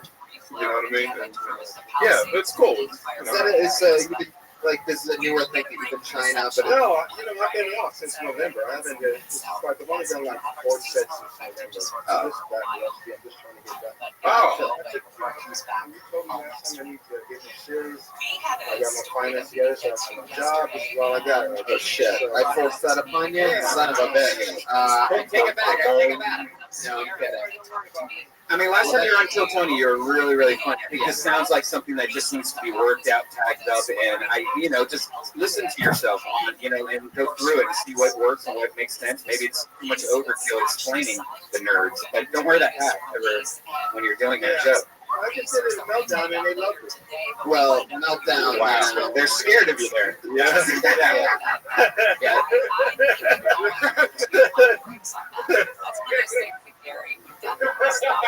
Dennis, I love your style, man. That's fun, man. Thanks. Guys, this is our special suicide edition of Kill Tony. What the fuck? Love you, Dennis. Some real rough moments. It really is. Gerard Carmichael, how you doing over there? You hanging in there? It's been a long day, right? Yeah, it's fun, man. This is really fun. I like when you have to ask people that I told you to do that. Like the people that make serious life decisions. You had somebody quit their job. I didn't make him do that, okay? He killed on Kill Tony, and he said he wanted to do stand-up full time. I said, go for it, man. You got to chase your dreams. And then he just said he's only done it 4 times since November. I can't control his work ethic after I inspire somebody. But Bakerfield's haircut. Bakerfield? What is this? Did you have a stroke at some point, Bakerfield? Bakerfield's ammunition? I pulled another name out of the bucket. I always love the guys that aren't on Twitter. It's always a different type of person. Always special. Put your hands together. By the way, Dennis Wilson is DJ Sunset Boulevard. Tom Howard, everybody. Tom Howard.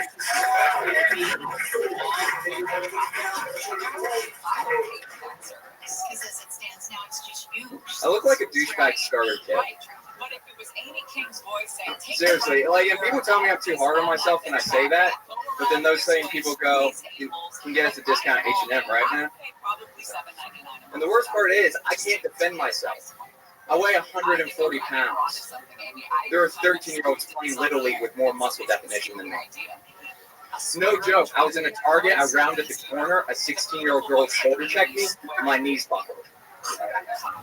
Like my friends come find me, like, Tom, you okay? I'm like, man, just see that fucking bodybuilder walking around? Jesus. I'll work on the ending for that one. So, I had sex recently. Yeah, about 1 week.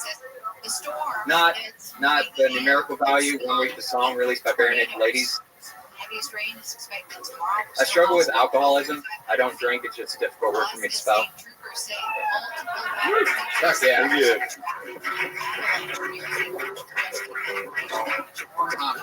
What's up? Fuck yeah. I want to get to 1 week though, the Bare Naked, because what was the? What's What number song? What was the? I just missed it. It was me just being behind. What was it? I just want to know the joke. The joke is, I know it's the worst thing to say. It's been 1 week since I've had sex. Not 1 week the time. 1 week the song released by Bare Naked Ladies. Okay. But that's totally makes sense. I still don't. Yeah. So you're trying to say, like, I think what you're trying to do, and I just don't think you phrase it right, is that I fucked so long, it's a week, but it's actually the amount of time that Bare Naked Ladies plays? Is that what you're trying to say? Because that's the only way. Better. I mean, it's still not good. I'm just wondering, but you know what I mean? I haven't had sex in a week. Since 1 week. Yeah. Not the amount of time with Bare Naked Ladies songs. Yeah, when the Bare Naked Ladies song. Yeah. Since 1 week. Yeah. So since that played. Oh. Yeah. Okay. I thought. Okay, that's confusing. Well, hey, how old are you? I'm 24. Oh, geez. So then you were raped. I'm trying to understand the logic of the time sequence of this. It would make sense if you were like a 40-year-old comic. You know what I mean? It's just when you're 24, it's like. Right. Plus, I don't know if I necessarily believe. I know you're nervous because how long have you been doing comedy? October. Yeah, I get. Well, because you do like the thing, like the nerve thing, and it's fine. I mean, I still do it if I'm like in a situation where I'm really nervous. You get the face. Involuntarily starts to twitch and stuff. But no, it's fine. It's totally fine. So it's like you're just gonna figure it. Like anything that we say, if you've only been doing October, like fucking take it with a grain of salt. You don't even know your voice yet. You know what I mean? Like we'll just fuck you up. I think. You know, because you're that young into it. Yeah. Get rid of the twitch. Just put Bengay on your cheeks. It numbs your cheeks. Are you from Canada? No. Remember? Your joke about the Target, how you went around a corner and a little girl checked you, was funny, but you should probably go younger. And you said you needed, like, what you use, like 15 or something? 16. Yeah, why go 16 when you can say like a 7-year-old came around the corner, checked you, and then you're like, did you see that bodybuilder? And you're like, yeah, she's over there looking at Play-Doh or something like that. You should make it younger. It's funnier because a 16-year-old or a 15-year-old can really body check most people in here if they were bigger, But a 7-year-old, that's a little ridiculous. I don't know. Well, also, it's like with the dude, like that douchebag star kit. That's like a good first line to get into something. But it's like when I think a comic book thing, it's like a shirt. I don't think of a douchebag. But yeah, you know what? It's a little like just you know what I mean. It's just distracting. As far as like what, like I'm like, what does that mean? I don't understand. Well, what does that mean? It's a joke I did with like fresh out of my frat. So I was a little So I didn't. Because you don't look like that. Man, I got a bone to pick with that douchebag starter kid. I think like you just be like, instead you don't look like the douchebag. You don't look like a douchebag starter kid. You look like a generic white guy starter kid. Right. And also, you were saying douchebag shop at H&M. No, smart, stylish people on a budget shop at H&M. I see what you did there.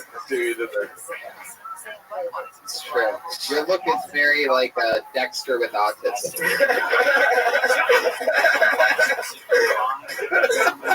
Has anybody ever told you that before? I do get Dexter. I get a few. They leave out the autism part. Typically, I mean, When your left eye twitches like that, what does that mean? it's a nerve. He's right. It's a nervous thing. Lack of sleep sometimes also, and I'm also dehydration. pretty dehydrated. Yeah, dehydration. Dehydrated. And if somebody water. I was somebody who has Gatorade and Mad Dog in the back of the I room. was at 3. I was up at work at 3 a.m. Where you work? Home Depot. Oh wow. Oh wow. So yeah, that's like real work. Exactly where a Dexter type would work. Yeah. To get a discount fertilizer, rope, Barrels, chemicals, wood. Actually, can you get a discount for us? No. You get a discount on tarp.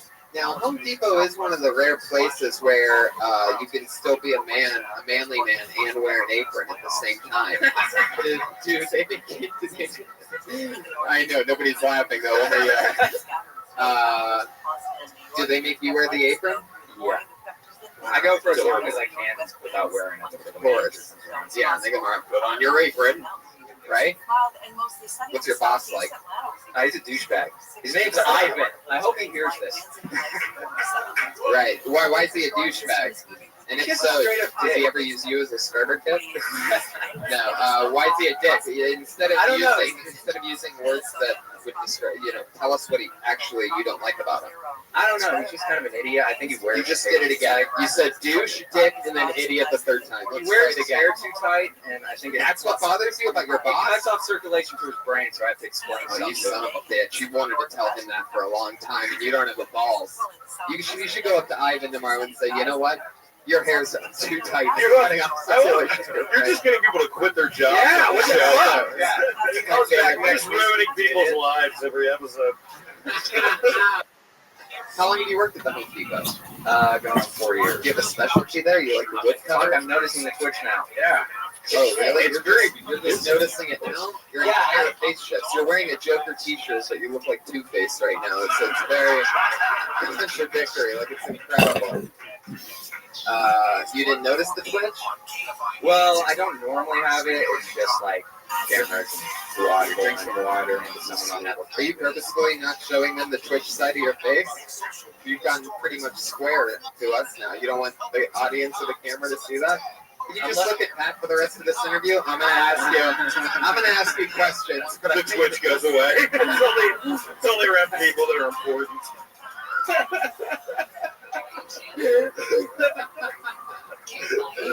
Alright, Pat, slowly. Was he still twitching? Your cheek is twitching. Your eye it's my cheek, and then you're like holding your eyes open like there's invisible clockwork orange eye expander.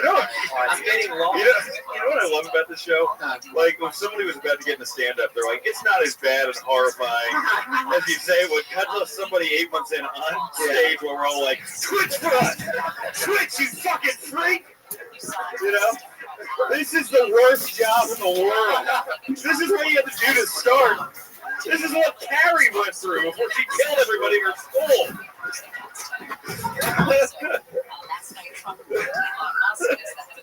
It's usually not just crazy. Like it's usually a little bit more calm, I guess. This is an awkward episode. We've gotten to the point where Twitch really sets the episode apart. Like that's pretty much going to be the thing. Like I can already see the hashtags of this episode, like the Twitch.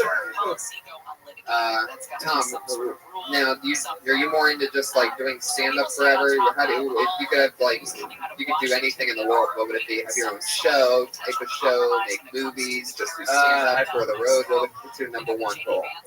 I'd probably try.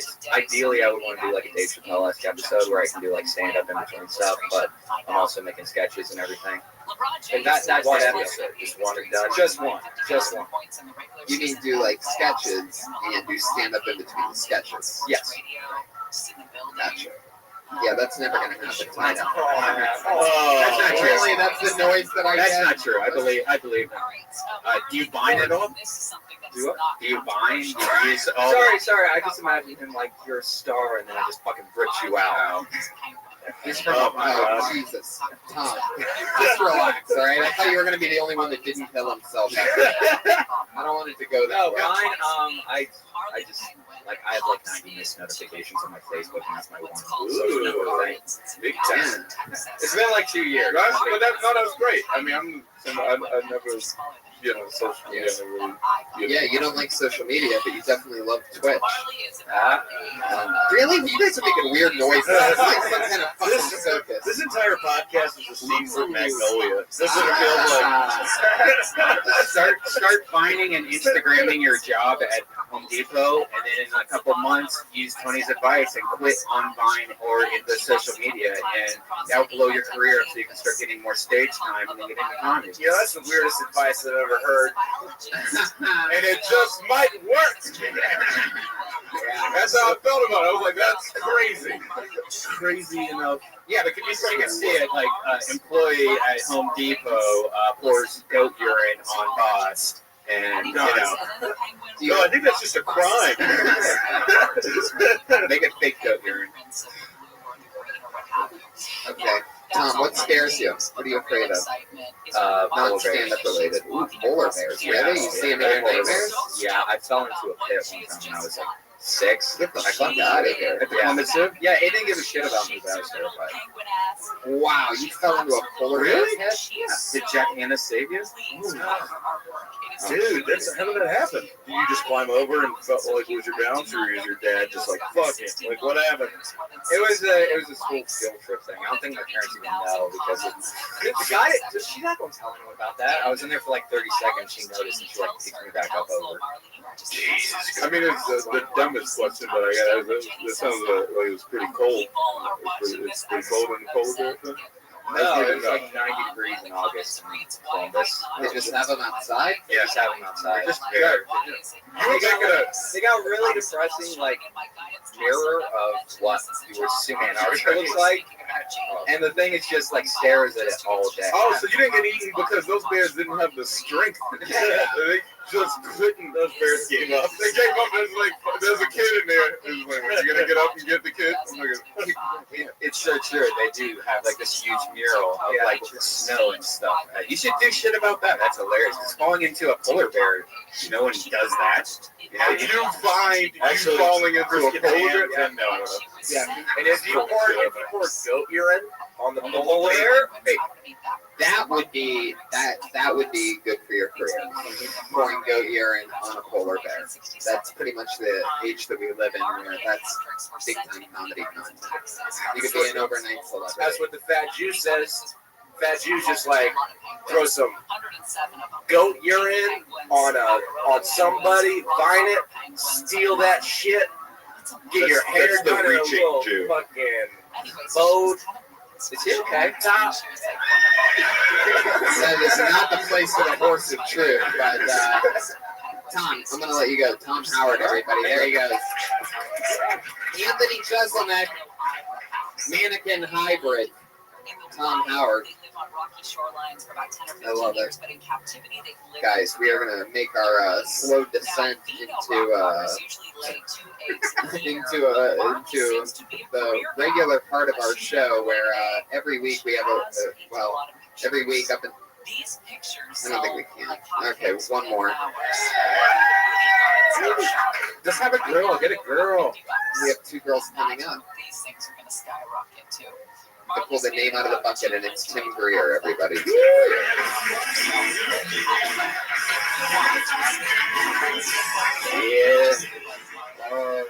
There you go. That does it, everybody. Tim Greer just got blacklisted. Poor Tim Greer. Darn, darn, darn. Okay, Tim missed his spot, so he doesn't get to go in the bucket ever again. That's what that noise means, everybody. So now we're going to move on to the part of our show with our regulars. Okay, one more. You guys are a bad influence. Bad influence. So I'm going to have to rush the last part of the show. And you got what you wanted, Brian. Put your hands together for Misha Trubb. No, you...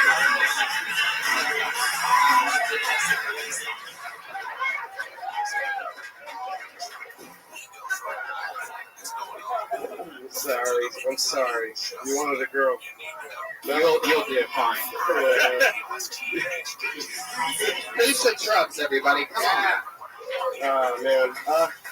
I took the bus to get here today because I'm successful. And on this bus, I saw an old Eastern European man, and I knew he was Eastern European because I myself was born and raised in Ukraine, Massachusetts. And this poor Eastern European man is just drinking a Monster Energy drink, just minding his own business. And this lady, she gets on the bus and just starts giving him shit. After about 20 minutes of this, he just turns to her and he says, "Bitch, you is the monster. And if you have any more suggestions to give to me, or bring your suggestion box of my suggestion in it, go fuck yourself." I apologize for my jokes. A lot of my jokes are consistent. You want to love them, but you just can't.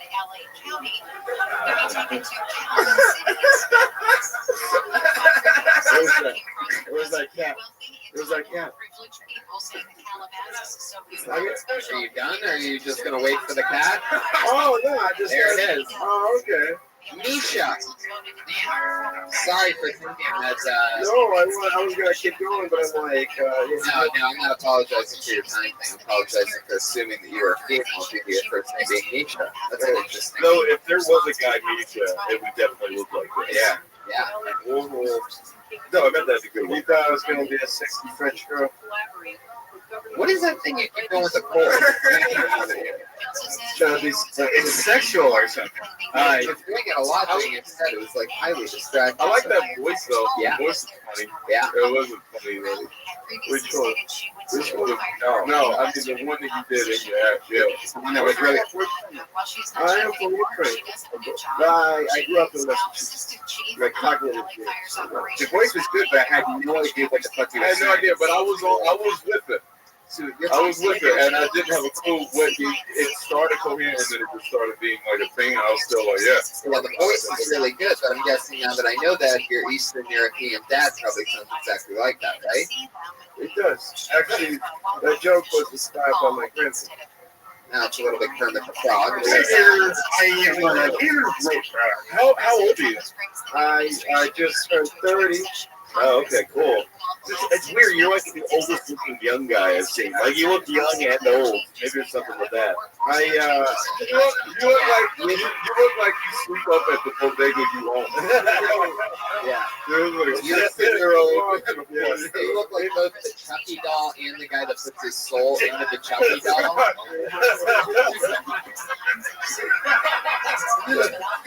If it makes any sense, I was born on April 26th. No, it doesn't make zero sense. It's Chernobyl Day, baby. That's not a thing. Chernobyl Day is not a thing. It's not Earth Day. It's not Easter. I celebrate. No, it's not. I celebrate. You celebrate Chernobyl Day. Special day. I like that you added baby behind it. Chernobyl Day, baby. Make it rain with limbs. The artistic long-term poisonous effect that play communities put. Make it rain. Acid for this guy. Is your dad a spy? No, he's just a failed businessman. The autistic joke was pretty fucked up and funny. I really wanted to know what the first joke was about, because really I did not understand what the fuck you were talking about. So it makes me think that you need to work on that accent and dumb it down a little. Because when it gets to that point, it's like, all right, joke's over. The funny part's somewhere in this mess. And your second joke was pretty funny. So what was the point of the first joke? The first joke, being on the bus. Yeah, when you go into your dad's voice, you have no idea what that part was about. Well, it's an Eastern European guy that was just drinking a Monster drink, a Monster Energy drink. I don't know if I kind of skipped that. No, you didn't. And the lady, she was giving him crap about drinking a Monster drink. And he turned to her and said that she's the monster. All right, I was wrong. Oh, boy. What did that do to you to warn you? You said he was a failed businessman on the podcast. Oh, man. Wow, because he always falls to pyramid schemes. I like your outfit. It looks like when you came from Ukraine to here, like somebody from the Ukraine was like, Here, take what the Americans wear. Zippers and weird buckets and sketchers.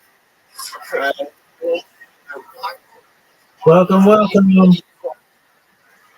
Yo, dog. Is that the voice that I think it is? In San Francisco. It is, dog. How you living, pimp? How long have you lived in LA? Dog, I'm amazing. Hey, you got a new avatar. How's that?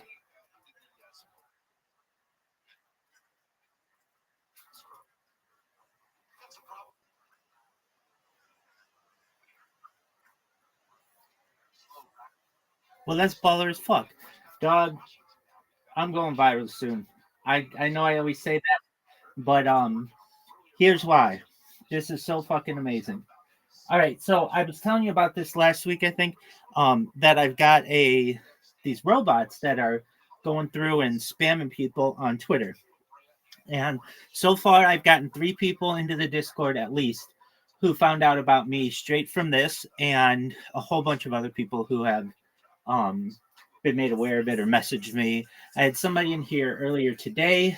They're a YouTuber, but they also have a really big, they're like cryptocurrency influencer. They have a really big Twitter account. There's a girl who keeps coming in here. She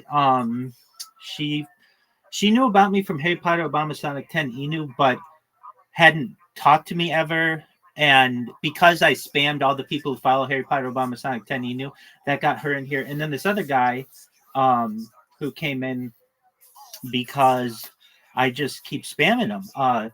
So the way that this bot works is I basically can have it parse through any creator.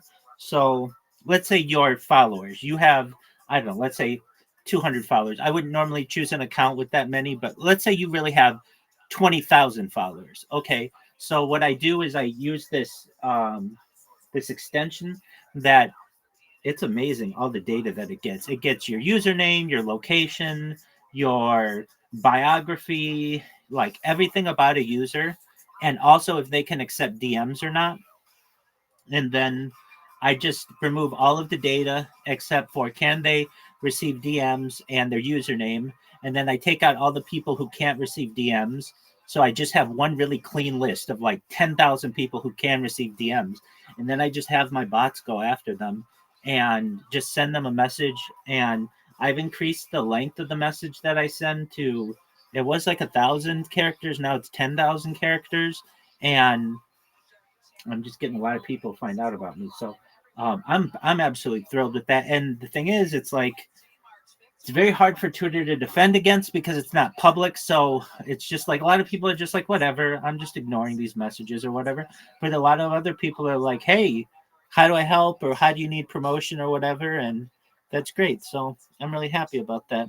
What's going on well in your life, Caspian C?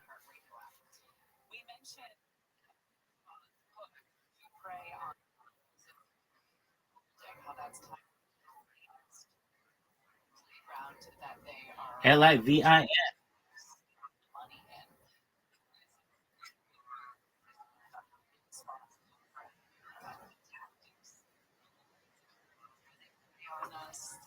Absolutely.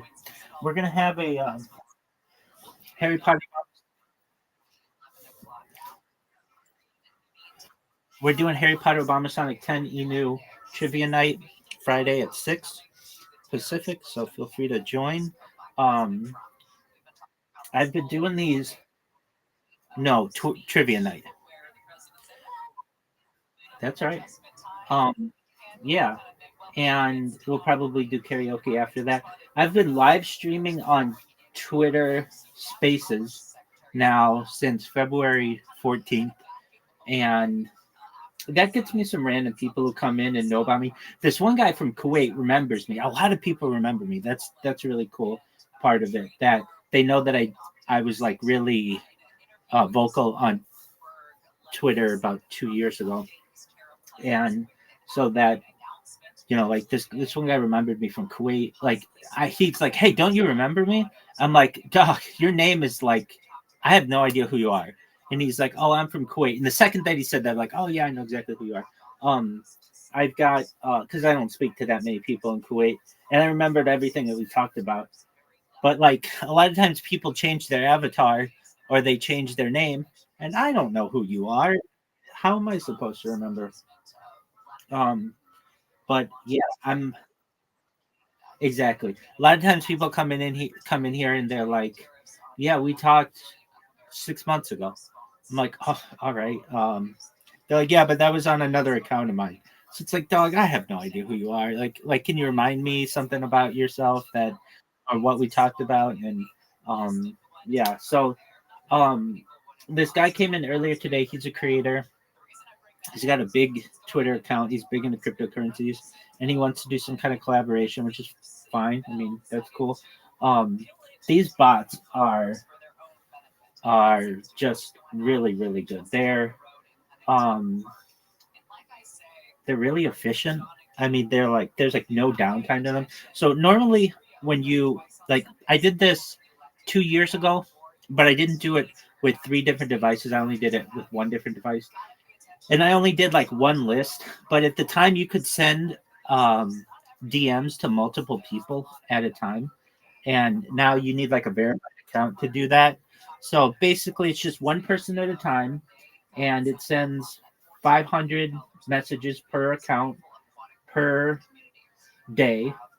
And when I need a new account, I just create one. If they ban my account, that's fine because I just create another account. It's no big deal. It's like I found a loophole. And while only three people, or I mean, really within less than a week to get three people in here and they know about me from there, that's great. It actually is probably a lot more because I do keep getting random people in here. I just don't know how they found out about me. But the people who I've met are um they've been really cool. Harry Potter Obama Sonic 10 Inu wants to make me an admin of their coin, and I actually don't want to be an admin of their coin. I have told them that I like the independence that I have to be able to go into somebody's space and to plug the coin or to show the coin, but not like when they say, "Oh, are you a developer of the coin?" No, I actually I don't even hold it. I only learned that yesterday, but they're gonna make sure that I'm a holder. I just basically really like the community and the people there, and um, and I told them like I have a fear that like I get so many of my accounts banned, but fortunately I've never had an account banned on Discord or Telegram. I'm a little more careful about those. I don't want to impact the coin. Like, if I lose my Telegram account, I don't want the coin to be in jeopardy.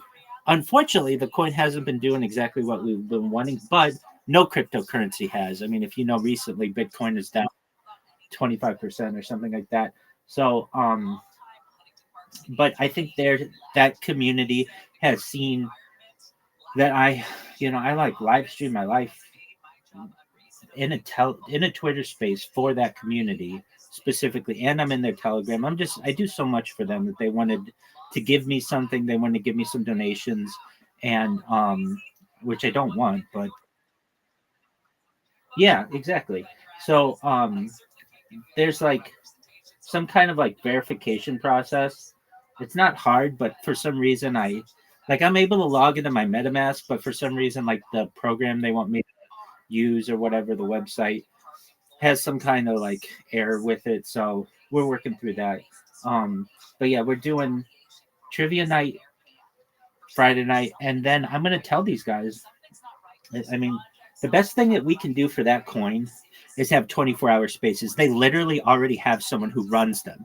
They just have to put their accounts in the Telegram or in the Twitter space and just leave them. And then you get tons of people because they see that, oh, so and so's in a Twitter space. Do you want to join them? And so I had the discussion with them before and had a lot of success by just saying, like, guys, leave your Twitter accounts in my space all day. When you're at work, just before you go to work, it takes 5 seconds to just make sure this thing is in there. Most you work from home anyway, so just have like another tab open or another device. And so they've been doing that. And yeah, but I I would say that if I didn't have this Twitter bot going the way that it is, I wouldn't be as in good of spirits. I mean, I'm not in bad spirits by any means, but I'm in really good spirits actually because of this Twitter bot. It takes about like 8 hours for it to send out 500 messages, and I've got three of them going at a given time. So that's like 1,500 messages every 8 hours, which is like for every day, approximately like 4,500 messages per day, which is actually a lot of messages. But when you think like day after day after day after day, these people are getting them, it's a lot. And just very positive towards that. So we've got that going. I have Zoot says hi. I know Riser does as well, but Zoot specifically. He he's been in here a lot. We do our thing where we play our mini golf 5 games in a row, whatever. Riser comes in here.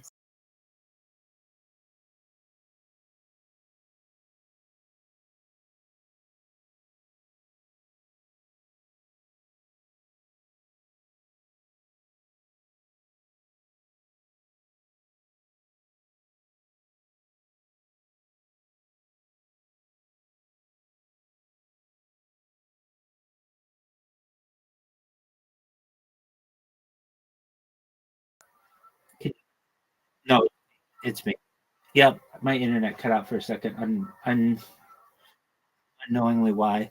The thing that I really like about Restream.io is it keeps all my streams going when that happens, and I guess no one, like, people don't really recognize. I mean, I've let like nobody streams their life 24/7. So if they ever have like a little hiccup in their internet, they're just like, oh, whatever, it's no big deal. But I'd really like to bring advocacy to, like, if you have internet, it should work 24 hours a day. It shouldn't have hiccups.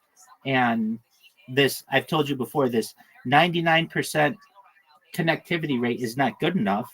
That still means that over the, like, once per 100 days, you're going to be without internet. That's just not good enough. Anyway, it's all I can do is just have it do its thing. Restream.io, though, I have found it does not disconnect me, or generally does not, which has been really great.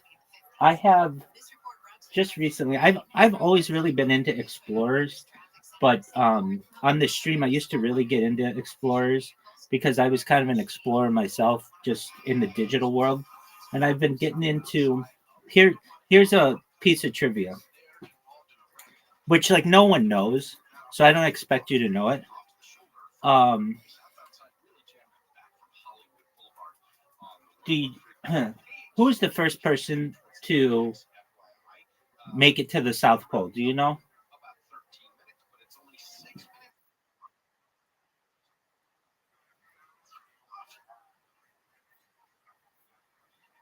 No, make it on the ground. Yeah, right, exactly. So the man's name is Roald Admondson. Admondson. Roald, Roal. Yeah. And not only was he the first person to make it to the South Pole, he was the first person to fly over the North Pole. Now, this guy made it on the ground to the South Pole. He made it in the air to the North Pole because the North Pole is over water. And so it's like a freeze thaw situation, but it's not over Greenland like a lot of people think. Not only that, he was the first person through the Northwest Passage, which is like through Canada, and the first person through the Northeast Passage, which is like through Siberia. He's like the greatest explorer of all time, but nobody knows who this guy is. And I think it's, I mean, they were saying this in the podcast to which I was listening, that he didn't speak English, and this was supposed to be something that would have been done by like the British explorers, and they were really trying hard to do it. So his accomplishments have really been underplayed. But I think it's amazing that, like, he should be like Christopher Columbus. We should know this guy, Roald Amundsen, just like Christopher Columbus, but basically nobody knows about him. Anyway, I find these one thing that fascinates me is stories of exploration, and especially like the Arctic and the Antarctic, because it's just like these guys are doing this in like 1913, like way before we had like modern technology to be able to protect them from elements. And I just think, I don't know, it's just like the balls on these guys to be like, all right, well, it's gonna be dark for 6 months. Let's wing it. Like, just incredibly just brave of these people. So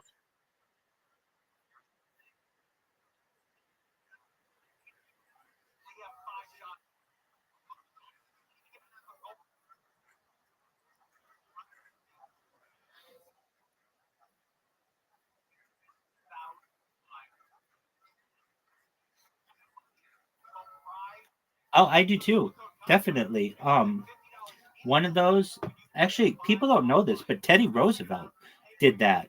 Basically, after he became president, he went on an adventure to the Amazon to like basically try to find the source of it. Like a lot of, I mean, we just didn't have planes then to be able. I mean, like we had hot air balloons, but still, I mean, how are you going to get one of those in like Brazil?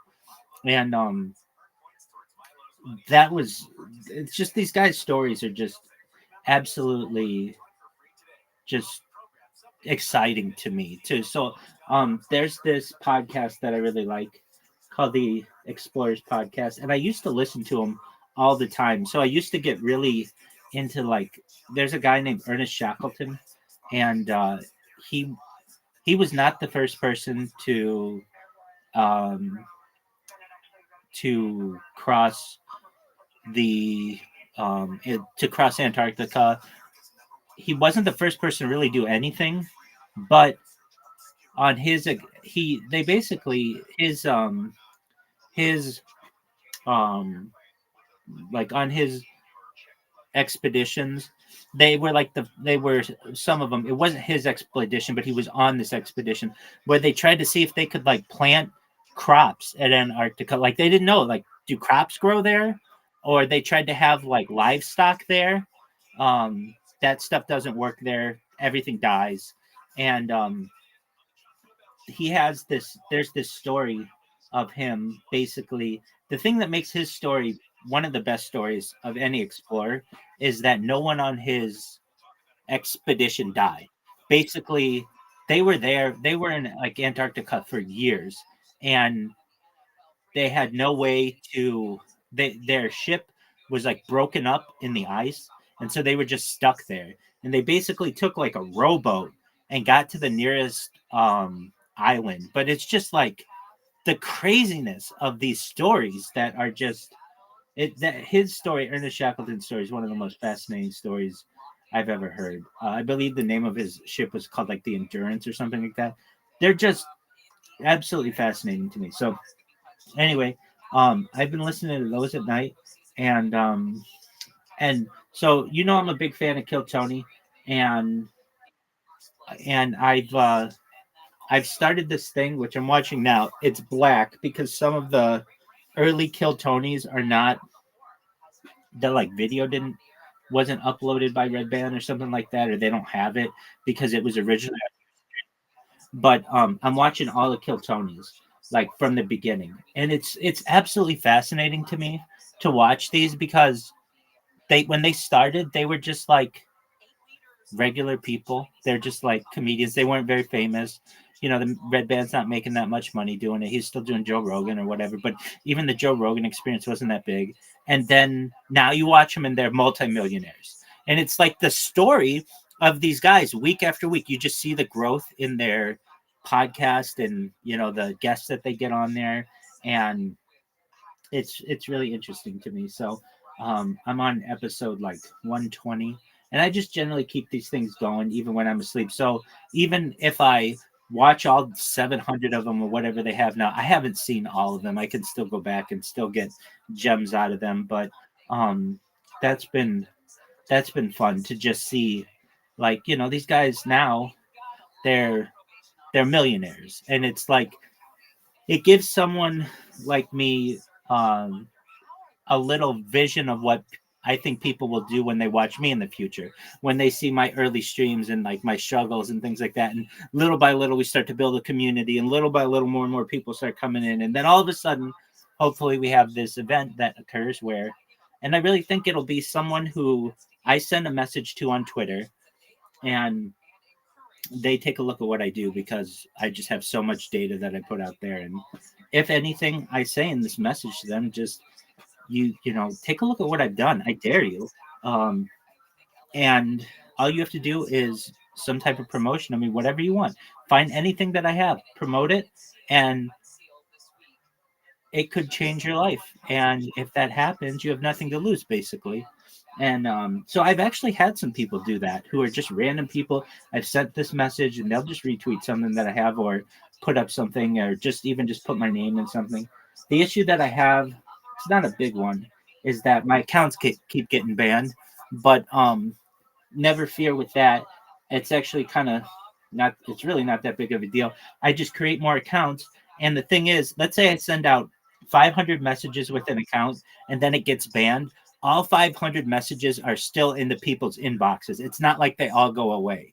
So that's really great for me. It would be sad if like, oh, that's a whole 8 hours of work or whatever. It goes away when they ban the account. Nope, they're still going. So we've got that going. We had the State of the Union last night, which I think is it's like the third State of the Union that we watched on the stream. And then what else do we have going? We've got March Madness coming up. So I know you're not too big in this, but that's a college basketball team.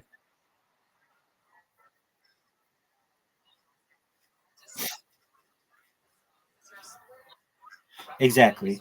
And so we do these brackets. We did a bracket last year with Harry Potter, Obama, Sonic 10, Inu.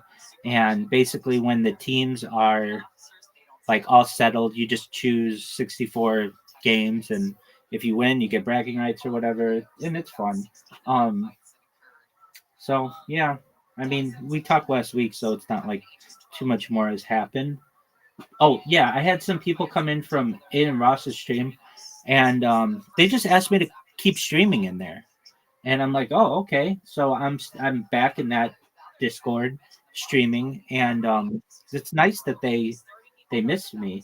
Did you see? Do you know who Amaranth is? She's that redheaded gamer, dude. Allegedly she was robbed at gunpoint yesterday, and her husband shot one of the who or they tried to rob her for her cryptocurrency wallet, and her husband shot one of the people. I don't know. I just saw it on Twitter, which I thought was wild. Yeah. We had Flax Life come in here. Flax and I did an interview over the weekend, and I'm I'm I am when this guy came in, I've described it before. This is how I describe this, at least with these this Twitter bot. It is like, I hate to use these lyrics, but they're just very appropriate. It's from the Police's song "Message in a Bottle," but it's like I'm like a cast and I'm lost at sea. And basically, I'm sending these SOS to the world, like basically these messages were just going out, and I didn't know if anybody was getting them because I had just started it. But within like 48 hours, somebody came in here and I'm like, "How'd you find out about me?" And they're like, "You just sent me a message on Twitter." I'm like, "No way, you actually got it and you got in here?" And they're like, "Yeah, I know all about you." And I'm like, "Well, that's great, you know." Like I went into like, "Do you mind if I tell you about myself?" They're like, "Yeah, you can, but I know all about you already." And so I see these messages as being like messages in a bottle. Basically, I don't know if people are going to get them because sometimes they go to the spam folder or sometimes I'm not allowed to message them. But I just say to myself, this is a very effective way of communicating to people, and Twitter doesn't have a really good way to stop it. They'll have to really change up their policies, and by the time that's done, I think I'll have gone viral. So I'm really.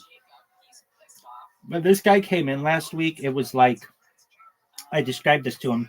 Like I listened to these stories of these explorers, and one thing I can tell you, I don't know certainly all of the uh, everything about navigation by any means, but I can tell you that whenever these guys were on a ship and they were approaching land, they wouldn't see land first. Everybody always thinks that somebody's like, land ho, that happens.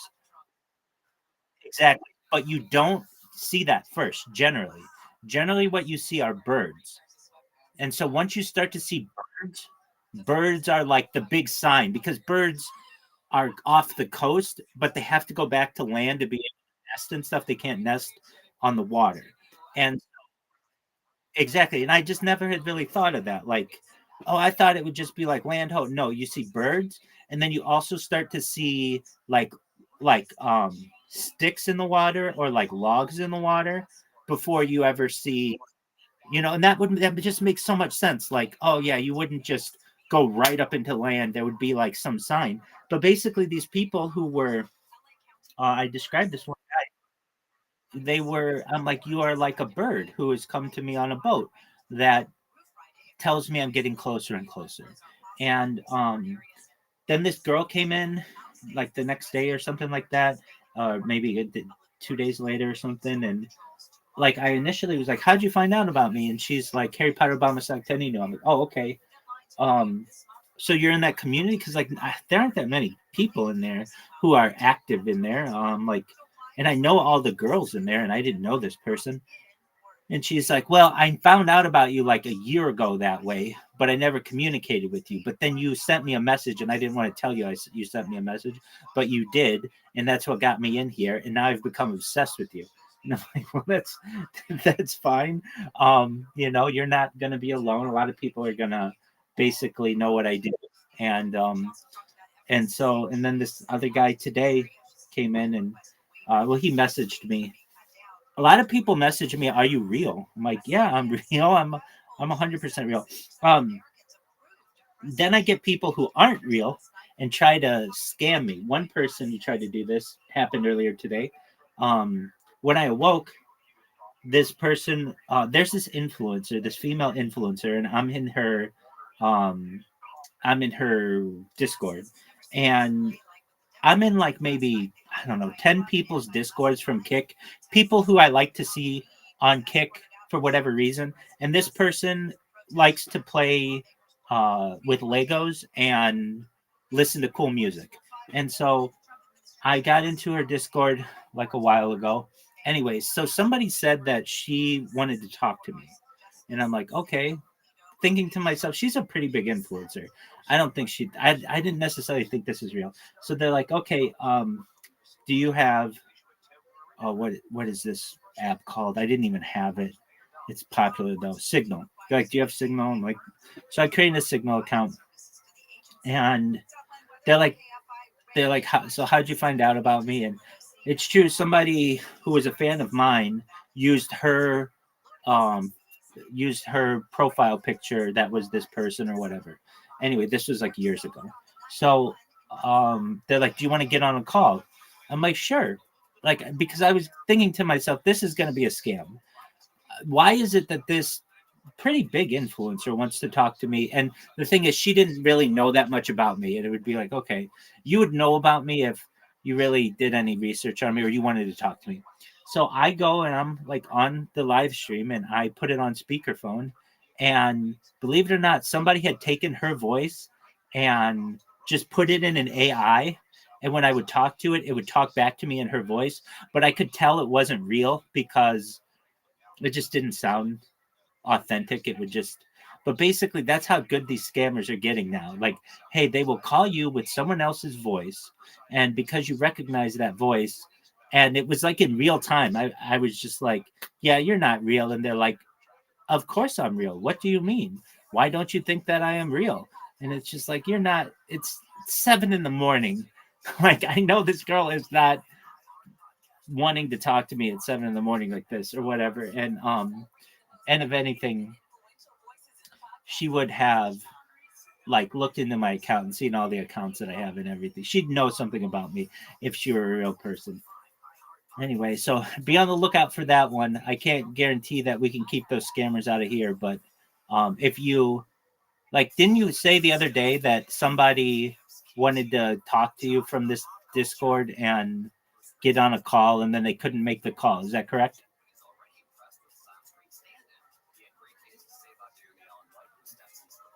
That's okay. Caspian C, can you hear me? All right, what shit happened? 3 months. 3 months. 3 months. Oh yeah, now I can hear you. Okay, yeah.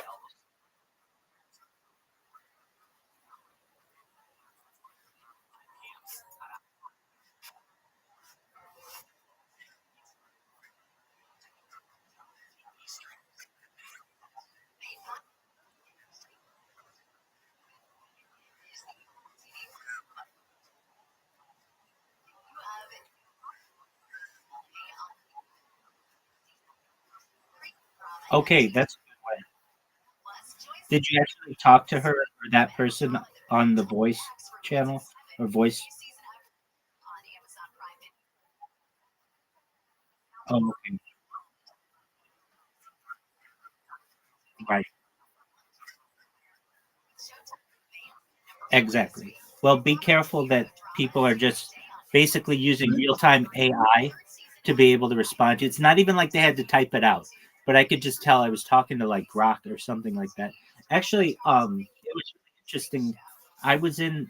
I have this friend in Huntington Beach, though we've never met. It's only we have we've talked a lot on Twitter, so I call him my friend because I know him more than like any other person, and almost any other person on Twitter.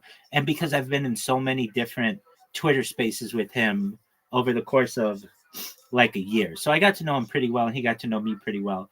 And he was able to take my voice after like 30 seconds of me talking and have Grok read my entire biography. And Grok knows everything about me, and it was freaky. It was freaky, and they were saying like, had we not known that this was that they had told us in advance that this was not you, it would have sounded like you, because they can just take my whole thing when I say, I stream my life for world peace and all that other shit. They just need like a 30-second sample of it, and then they just are able to make you say anything. So that's the smart thing to do. Make them cam up, and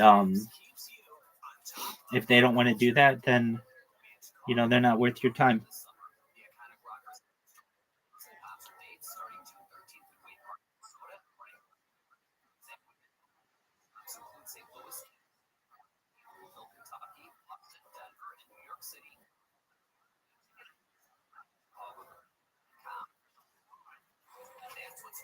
Exactly. He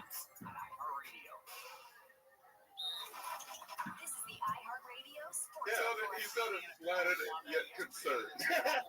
When I saw you, and he said, "Oh." No, I found him at the SM Sketch Fest doing the same show. Oh, nice. Okay. Sweet. Yeah. It's always weird when there's not a compliment attached, because then you're like, yes, you did see me. I don't know what else you want to say.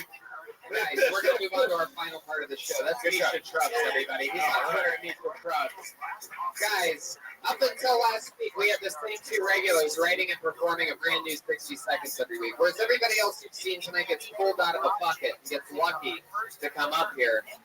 We have two brand new regulars. This is their very first time being regulars. Last week was their debut, and now it's a whole new thing for them.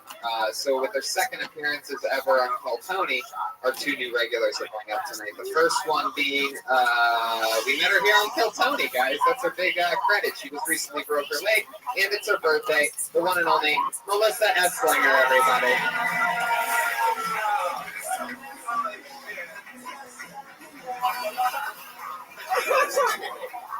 Oh, shit. No one's ever handed me the mic, but when I don't have hands, I'm just kidding. That was supposed to be from that movie. There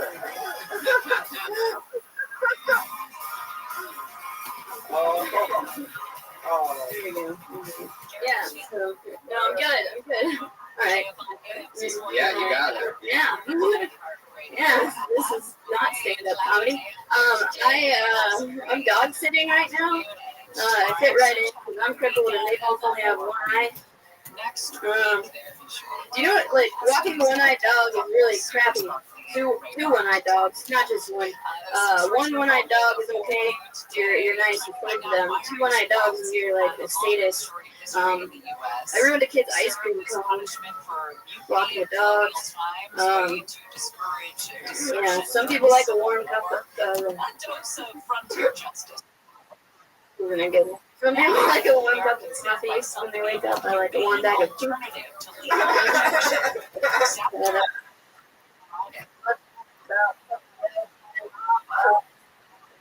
Gave me the first sex talk.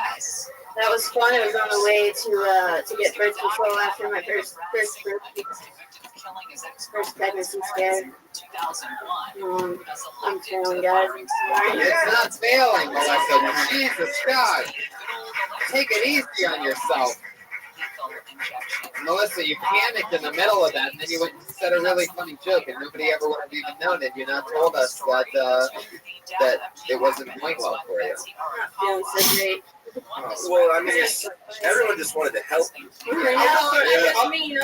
will say this. I was just like, this is the first time I felt weird and shit for helping someone. Yeah. I was like, and then you got on the ground, but still, I felt like I was the one making it weird. I felt pretty weird about it. It wasn't your fault at all. That was really sweet. I'm really thankful to You really like it.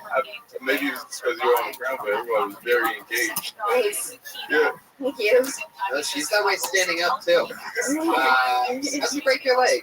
Well, thankfully, it's actually the bone is not broken. I just like really screwed up the ligaments and the how'd that happen? And I crashed my bike. I was Motorcycle or bicycle? I don't know, motorcycle. But yeah. Bicycle accident? Yeah, well. Adorable. Scraping wheels. Yeah, I tried to get off those. No, it's a cruiser, so just if the chain breaks, you can't stop. And the chain came off, and I thought it would be a good idea to grab the guardrail next to me and roll my body around that. Wait, the cruiser doesn't break? Because that sounds like a recall. Yeah, that's the way it's good. Yeah, it sucked. Well, it was down the way I panicked, and I like grabbed the rail and literally. How fast were you going? I don't know. I was going down a hill. Yeah. Yeah. It's pretty nice. Today's your birthday. Yeah. Congratulations on Yeah. Melissa Esslinger's birthday. How fun. Yeah, I mean, you panicked there twice, and nobody knows that the joke's not going the way that you want it to until you tell them. Yeah. I think that's a very common mistake that I used to make regularly when I started out. And I used to always say, like, fuck, like after the first joke, if the joke didn't get anything, I would let it ruin the rest of my set. And even though people would tell me for years, a couple guys, some of my close mentors would be like, you don't have to talk about it, blah, blah, blah, blah. And I still just kept doing it over and over again. And there's no reason to call it out. You just move on because look, you got a huge laugh right after you panicked is when you got to the actual punchline, which is crazy. I'm talking about panicking after a punchline doesn't work and you panic just stumbling over a word. Like there's no reason to let that throw you off. People aren't going to be like, that's not funny because you stuttered on that one word. Like it doesn't matter. It'll always be there. So don't worry about that stuff. Dancing for me. I mean, it was, I do the same thing still, like, if something doesn't work, I'll fucking give up on it. I mean, that still hasn't left me. It was just, the whole, I think I was just concerned. I mean, this was that was the only, because I'm like Gerard, I was like, she would be alright. The whole thing, so it was hard for me to judge, you know what I mean? It's almost like when you have that, you've got to make it real. Like your whole minute should have just been about that. You have to get the audience to be like, okay, they're on board, or it's like if you come with a black eye or anything like that. Whenever I don't go with my gut, it's always wrong. Because I thought about that, I was like, that is absolutely another amazing point that is. Always go with that gut. That's totally something that, again, it takes people years to figure out is that you can go in with a plan and have it all ready to go, but if something else happens, you just have to be able to roll with that. Yeah. I can't tell you how many times I've done stand where I'll do something like it's a big show. It's going to be a big show, and then you get there, and it was for weeks the hottest show in town, and you get there and forever, for whatever fucking reason, your show has 12 people at it, but you still treat it like you're fucking Crier at the Sunset Strip, and you get this huge, performance that's nuanced, but nobody's like, you're not addressing the fucking fact that the room's on fire. You know, you're like doing a dream set in your head right now. You know. Yeah, makes sense. Yeah. Did you get to finish that last week? I don't even remember what it was. Melissa Singer is housed up on pain pills right now. She gave you one earlier. Happy In that birthday. case, great set. Can I get a couple? Happy birthday, Melissa. Thank you. Happy birthday. There she is, Melissa. Guys, your other new regular. She is one of the fastest rising young female comedians here at the Comedy Store. She's only 19 years old. Put your hands together for Allie McCoskey, everybody.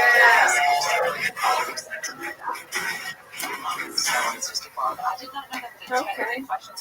I hate guys who say all girls are beautiful. I think it's bullshit. Because the same guy who said all girls are beautiful has also said, fuck that ugly hoe. You can't just switch it up last minute, you can't just all of a sudden become like the Don Juan Quixote. I don't know who the guy is. But you can't just change it up like that. Because, girls don't do that. Girls aren't like, all guys deserve the tightest pussy in the land. I'm up here doing my best. I got acne. I haven't shaved my vagina since 9/11, And I only say that because I'm young. My bush came in 9/11.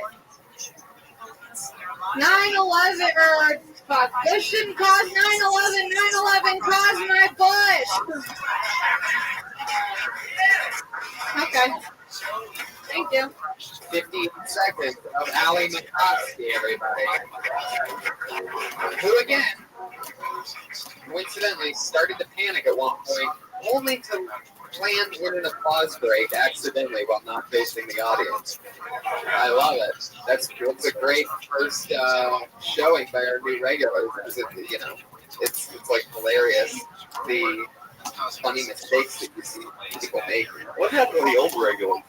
They went down to 2 spots in the original room now. Now they're on the friends and family list. Oh, nice. Artist list to get on under the big regulars. So now they're doing longer sets, perhaps even right now in the room downstairs. Yeah. That happened last week. Now we have Allie McCoskey. Allie, funny stuff. I get a little confused when you talk about the 9/11 thing because it seems like I was you're sick. 19. Yeah, I was sick. It was just for the good times. You were 6 years old. You're 19. Yeah. That's fucking awesome. Yeah. I guess. I wish I'd started at fucking 19, I didn't really have much else to do. Right. Where you died? I'm from Long Beach. Oh, cool. Yeah. Also, you're right. You're born into, did you started recently or like? I just hit a year. Oh, nice. Sure you're not from Long Bush? Whoa! Are you Reagan. This is like an overall thing I say to anyone who's like comes up to LA or whatever, but maybe I'm wrong because Tony, you both came up in LA comics, and Gerard did. So like you guys are the 3 exceptions, not you. Well, the 2 exceptions to the rule for the most part. It's like, are you going to college right now? No, I did 1 year of college. And then you dropped your you're not in college anymore. So I would honestly, fucking, and this is like I just think it's so hard as a young comic to come up here. Easy exception. Fucking move to a city that's good, has good stand up, like a Chicago or an Austin or a Denver or a Seattle. And I say, stay on Kill Tony every week and don't I'm listen trying to to get. No, I don't know. I will say something too. It's just harder here. Yeah. I get to this conversation a lot though. I mean, I guess it depends on you. Like if I'm just under the belief of practicing with better competition. Not learning that. But you can still, if you get to like a city with good comedy, there's still competition. You know what I mean? But there's just not like you're not in a room with like fucking everyone from William Morris the first time you go on stage. Yeah, well, and I think like the other day, my friend told me I did like an actual show, and like I did fine, but I felt like I didn't do well. And he was like, well, I could see how you would think you would have done better because it's like kind of like jokes for comics. Because I get so used to performing in front of other comics. Everyone, like I remember the first time I got really good at mics, and then I fucking did a club show, and I did this fucking retarded comic bit. I did with my, and I went up, and it was like 8, it was stand up New York, and I was like, oh shit, this is like what that's just normal. Like you're gonna have, I'll tell you this, and I can close with no hesitation. It hit me 7 seconds into your set. Your stage presence tonight blew everybody else that I saw away, and the fact that you're 19 years old is, I couldn't be more excited to have you be part of this show. Allie Makovsky, everybody. Follow Allie and Melissa on Twitter and Instagram at Allie Makovsky, Melissa Esslinger. MACOFSKY and ESLINGER. There they are. Makovsky and Melissa. We did a Carmichael show this Wednesday night on FBC. Saint Germain. What else? Anything else? Hey, my hobby on Twitter, my library singer. Wait, when does it come out? This is my podcast. What? Oh, it's now? Oh, if you're in North Dakota, yes. Hey, I'm throwing a warehouse party Friday, December 4th, warehouse party, downtown LA, the big disc. Okay, I guess Pat's having a rave, everybody. I'm pretty sure Pat just plugged a rave for the first time ever. Ryan Taibo through tonight's episode. Can you believe that? He had nothing when the episode started. Now look at that crazy shit. He drew that during the show. Look at that. And it's still Tony, everybody. Thank you, live audience. Thank you so much. Thank you. I love you.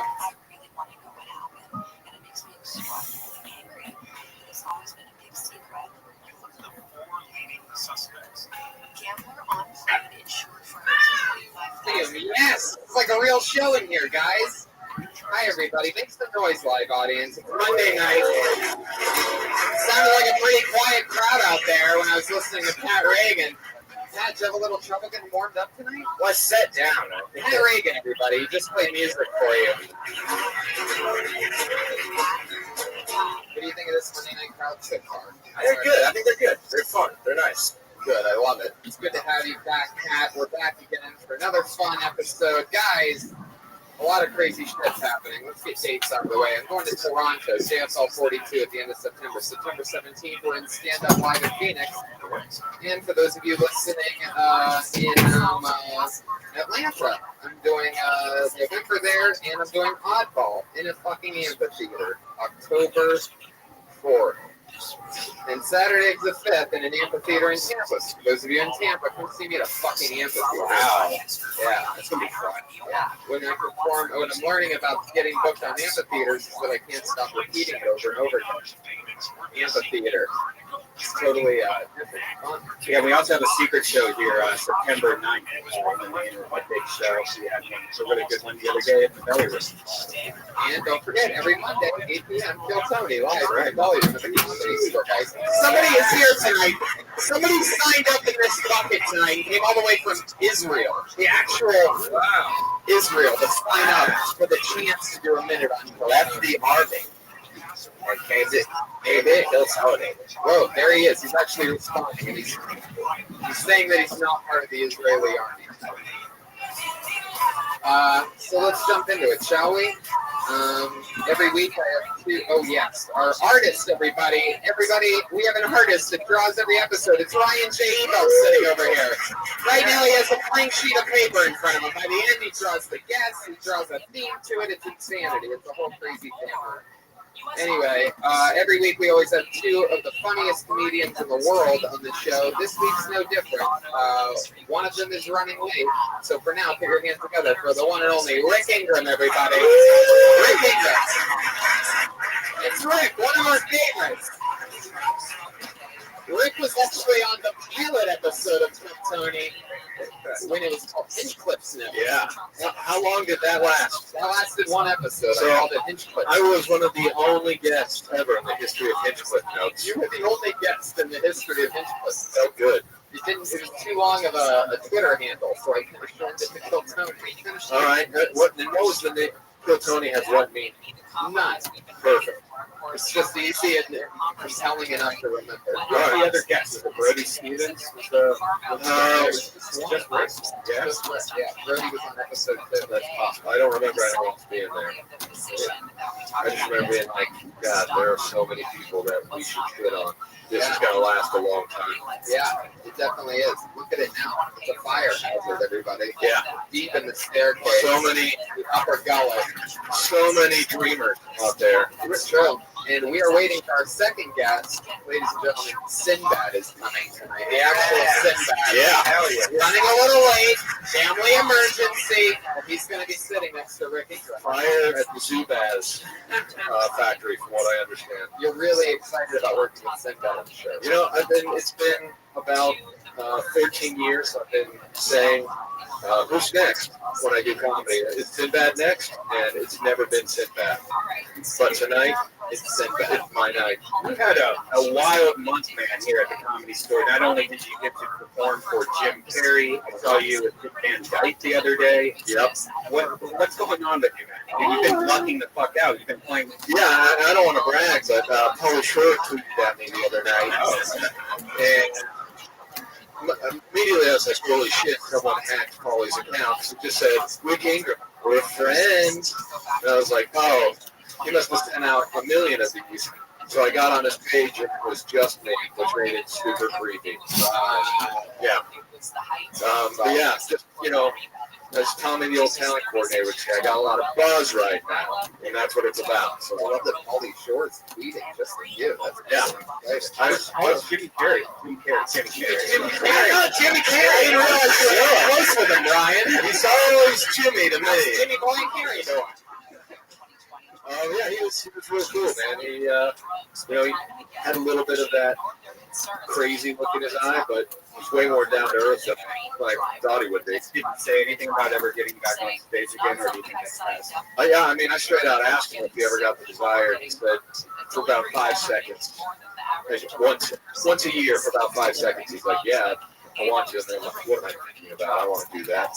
He said he couldn't imagine having anything in his life that was relatable to an audience. And he made some joke about, like, you know, what am I going to go up there and be like, don't you hate it when there's the Wi-Fi on your business manager's yacht and you're out at sea? So I was like, fuck. I think people would laugh at that. Yeah, that's hilarious. Yeah, he was real nice. Rick. Yeah, sure. Every week, Pat always asks the guest the questions. I have a question just like off that, because you said he had something crazy in his eye a little bit, and like I talked to him and I was like, what do you think that was? Is it like fear of like all the people that are like just coming on to him? Because it's just like, it's almost like he was like, I think that annoyed him. Like there was just random people in the hallway just trying to take photos of him while he was talking to other people. Yeah, but I don't know. I think it's weird. I think when you're part of this place, the Comedy Store, for as long as a lot of us are, and then you leave, it has to be a freeing feeling, like your soul's no longer being tortured.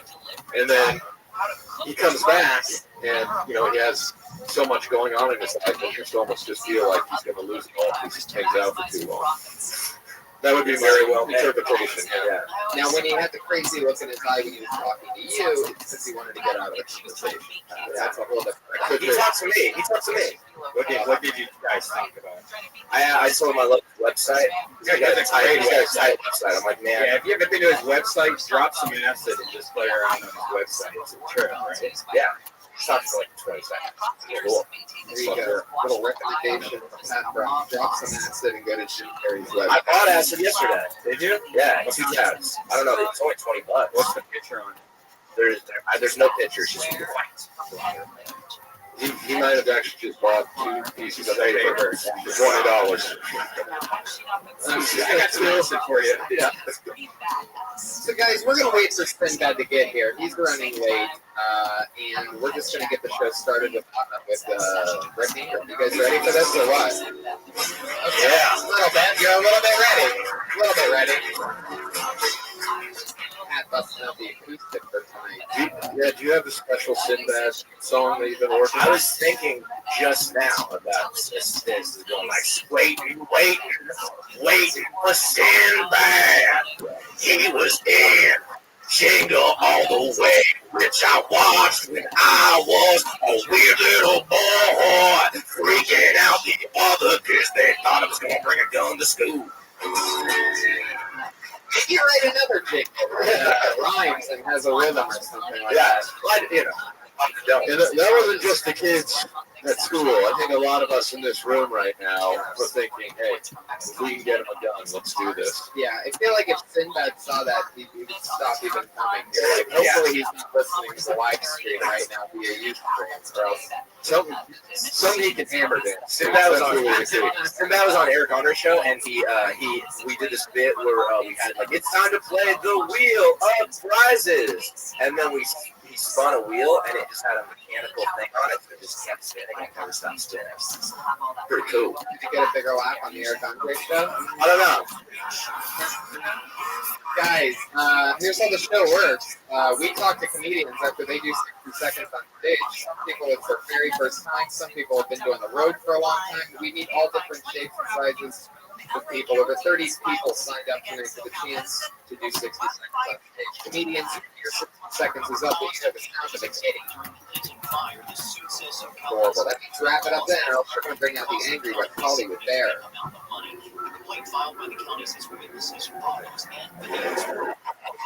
There you go. Oh, there you go. Digesting there at the end a little bit. So let's get into it. You guys ready or what? Yeah! Your first comedian. Good. Motivated. Yeah. Doing an uninterrupted 60 seconds. Going first tonight. Goes by the name of, ooh, this is written in purple marker, so this should be interesting. And it looks like a fake name. John Johnson, everybody. John Johnson. Oh, Johnny Johnson. It could be a real person. Here he is, John Johnson, everybody. Yes. My name is full name. Name on the phone number. Star.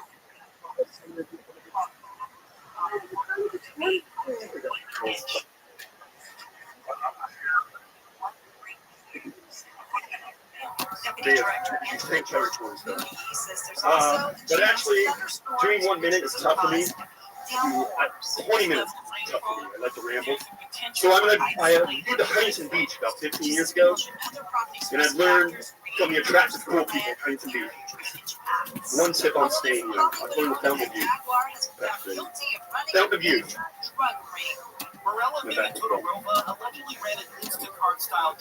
It's like a magic trick. Is it a bar? In a bar, like they got Huntington and Touchdown.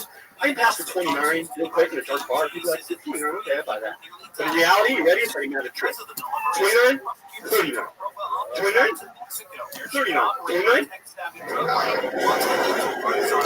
I feel like you were just going to keep doing that until that bear came. Is that what you do for the other 20 minutes? It's 29 to 39, 29, 39? It was so hard to think of 1 minute thing. That's not one corny thing I do when people are like, tell a joke for you. It's hard to probably edit out the 20 seconds of you explaining that you talk about it. It's hard to do. Again, I think the I was other. here to do 3 minutes for the doorstep thing, do it 1 minute. I was like, all I can do is I know, all of that after an hour-long skateboard ride must be really tough. I get it. I drive a Mini Cooper, okay? What part of Venice Beach exactly do you live in? Huntington Country Club. He's down in the other city. You nailed it. Yeah, I mean, Huntington wardrobe. That's what I've learned. Where are you originally from? I grew up in Glendora, California. Lovely. For lived 18 years, lived in the same house. Quiet little community. 89%. It's white people, upper middle class, and quiet little town. And sounds like heaven. You are actually looking at kind of royalty from Glendora. I am not just my school champion, not just my city's champion, which has 5 schools. District 5th grade spelling bee champion. Wow, you're definitely royalty, and you're as unlikable as King Joffrey. I mean, other than that, Any idea how big of a nerd you have to be a district pitch rate spelling bee champion in Southern California with millions of kids and not be the Asian kid or the Indian You've been kid? bragging about this for 39 years. A long time. Goofy white kid, I was the same height, 100 pounds less. Goofy white kid, John Johnson. Same all these doctors and dentists and Nagasaki's and Kindles. What I like about him, and it's hard to find something, but what I like about him, the thing I really like about him is whether he's talking to us or doing comedy, it's not funny either way. Consistency. That's like one of the first things you have to learn. He's right on track with that. And the sandals with the monkey feet, that's loud and proud. Ugliest thing in comedy. They really are. I mean, it looks like your toes are broken. What the I feel like they're going to screw you. This homeless Indian. To the day I die, I will wear flip-flops every time I bring Yeah, we have to take a picture of this. Yeah, the podcast listeners or something. That is the listeners of the show, which is the majority of the people. What the fuck, man? You should never wear flip-flops. Yeah. Would you like to give them they talk? No, don't put the microphone there. It didn't touch them. You might actually be able to just saw those off as a. That's my dream. As a best plan. They get bionic legs soon, and I get bionic legs. Holy fuck. That's not bad, man. What happened to your feet? Honest to God, I was born 4 weeks premature, and I had really bad flat feet. Yeah, but those look autistic. Yeah. Extra chromosome toes. That's what. Hey, I got made fun of my feet my whole life through high school, so now I wear. You know what, though? There's a valuable lesson to learn there, and that's cover those motherfuckers up. You know what? Because how many times cops have stopped me because they think I'm like limping or drunk, and they're like, "Are you okay, sir?" And I just go, and they go, "Oh, sure." Oh, and they look at your feet and they're like, "Oh, he's 49." Yeah. And they move on. Wait, what are you worried about cops feeling that you know? Oh, your shirt, you don't that's the only problem. Yeah, but it says on your shirt you don't get drunk. Or is that a shirt a lot? I don't get drunk. You're right. See, that's another thing is most comedians love That's right. And I leather never t-shirts. That's the way I walk. Yeah, but that makes no sense. Just cover those feet up, man. It doesn't matter. I'm proud, buddy. With anything. This is me. You guys are the weird ones. This is normal feet. This is Listen, how they're supposed to look. John Johnson. These are beautiful feet. You guys that have a foot fetish? John, I like to stop suck on these talking. things all night long. John, stop talking for a little bit, all right? You're letting the mess get the best of your set right now. Zero mess. You're like pitching your feet. You better be on that. That would be an excuse that we'd be like, you know what, he's a drug addict. But It's like your piggies are trying to escape. my God. How long have you been doing stand-up? I've been doing stand-up for 3 years. And every time I've done comedy, I have been the first person up and hosted the whole show, and I posted other comedians, and it's so funny that I get picked for the first time here and then the first person. It would be the only funny thing, I guess, about that. Hey, dude, you should do that. I implore you. A horse and truth, everybody. For those of you new to the show, anytime you hear that horse, I've been coming here for almost a year. John. Sir, I was going to give you a compliment. And there's the horn of bullshit. I swear. John, you should do that 29-39 bit with your feet. Yeah. So, I already on my feet. 29, and then you pop it off. Autistic. He's like repeat over there. Yeah, I'm the fat Jew, dude. Find me on Twitter, the fat Jew, baby. Pat callback. I love that, Reagan. Patty Reagan for 3 points. Old Patty callback. Dude, I got a lot of shit on John Johnson right now. John Johnson, he talks so much, change words to wordsmith. Also, that's just the beginning, baby. You look like you were raised in a fucking t-shirt shop by the bassist of Sublime. I know you guys are on fire, so Love it. I wish that was a compliment. I like that. John.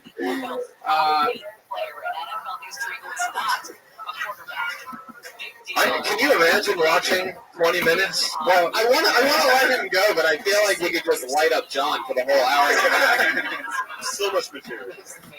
Unbelievable. I'm kind of sad Sinbad missed it. Yeah, it's true. Can you eat a banana with your feet? I will tell you, 5th grade district spelling bee champion and 5th grade Rubik Cube with your feet champion. Rubik Cube? Yeah. All right. I don't believe that spelling bee thing anymore.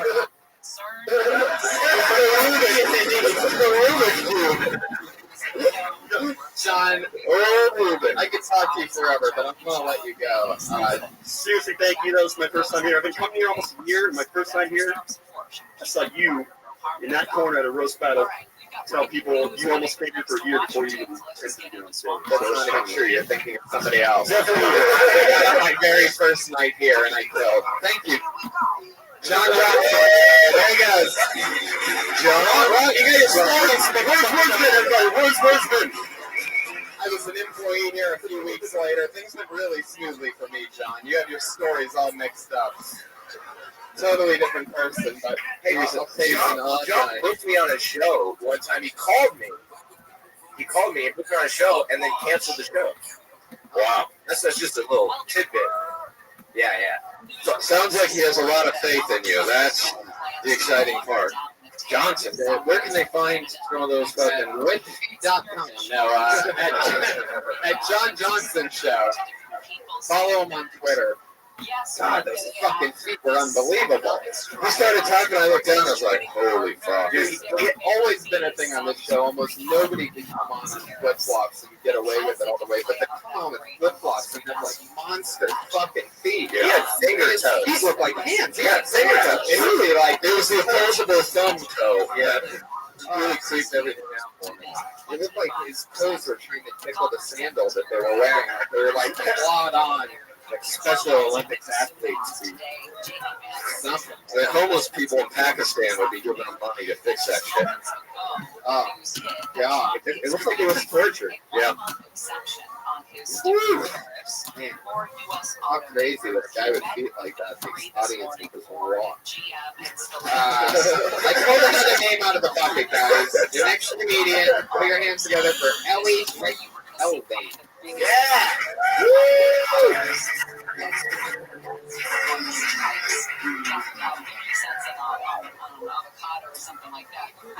I'm single, no big deal. And my mom wants me to try dating. She told me to figure out my type.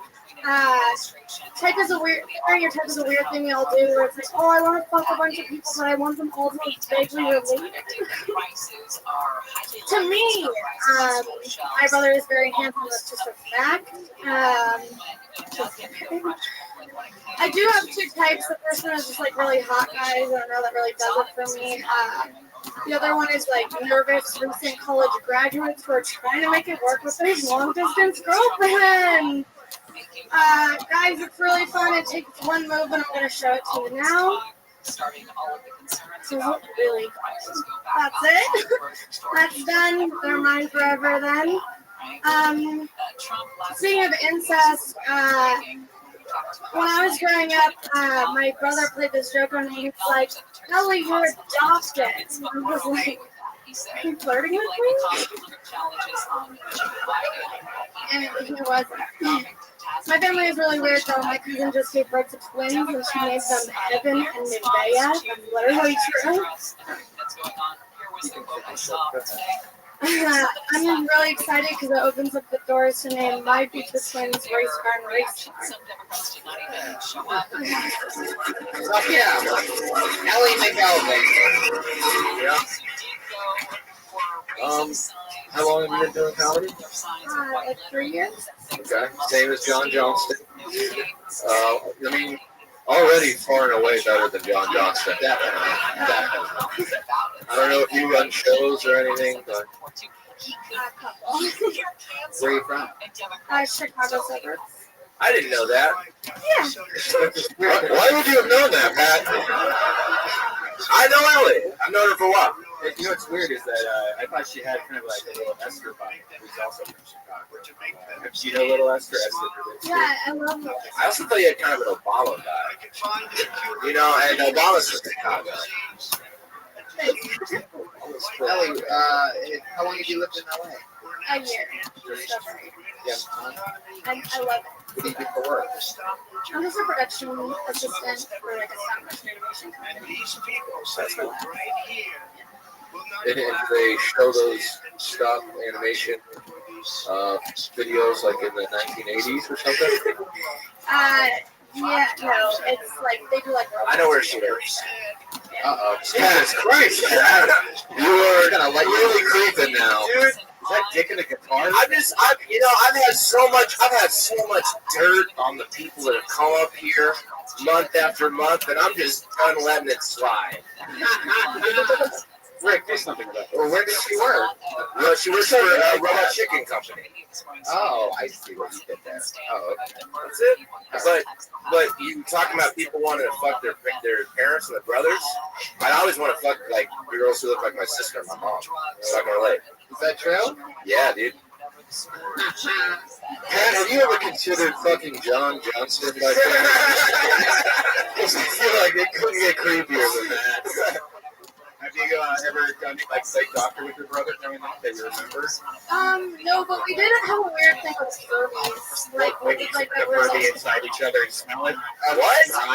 Brian, it's too early in the episode to go like that. Remember what we talked about? Totally for the show, Brian. What's the weird thing? You're rubbing it on the outside and smelling it? All right, Brian, stop guessing.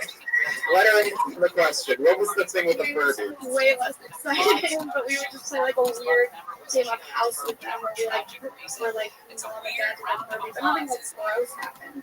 It's mostly Just like missionary fucking. Yeah. Just normal. Does your brother know about this? I told him the trick once and he was pretty mad. Really? Yeah. Well, he did Does his girlfriend or wife look like you? He's been saying 2025 for everybody is I love that. You didn't let that incest stuff die, and that's nice to see. I love that. Do your parents heard this joke?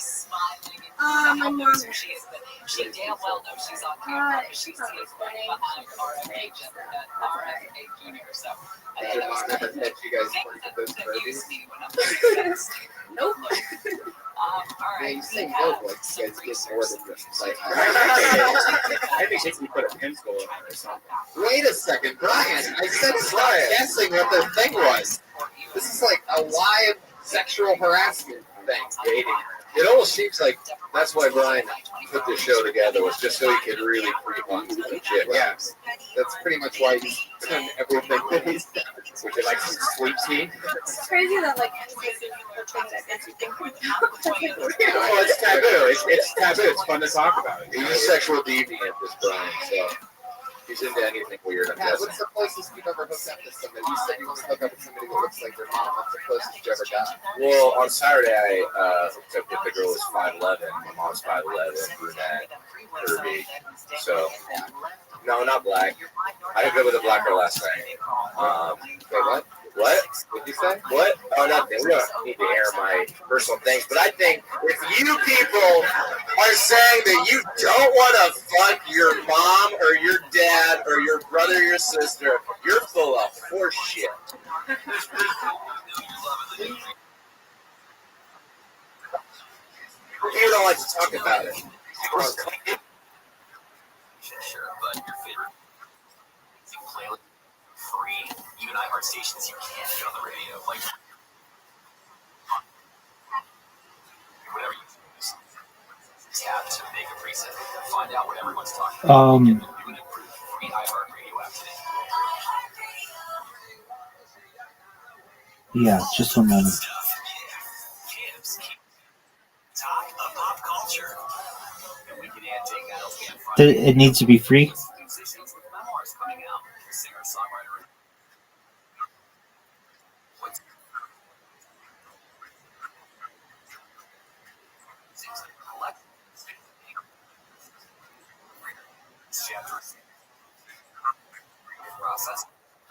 Yeah, try VoxBox. VOX.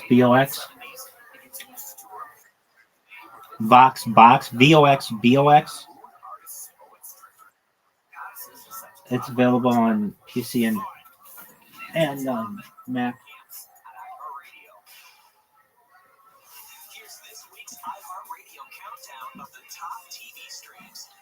Let me know if you need something different than that.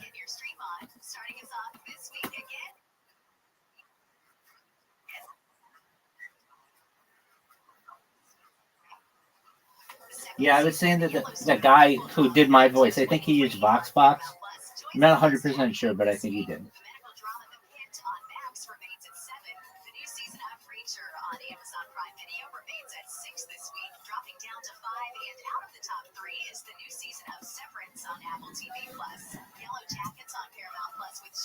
Let me know if you need anything else.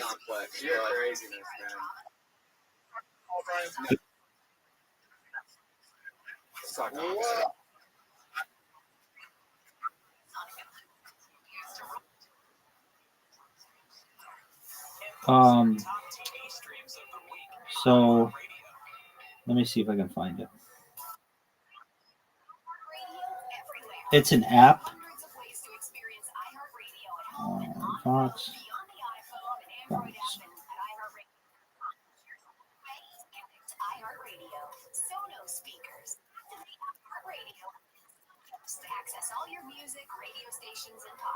It's an app on like Google Play and the app. If you need, does it have to be on a PC or an Apple?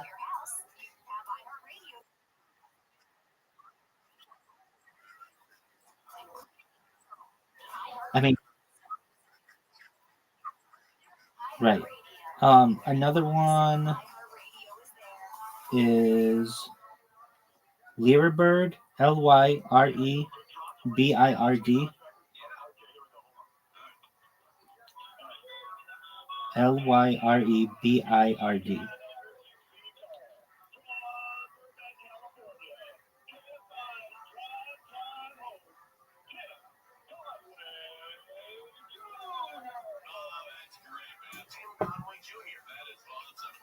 And that one's online.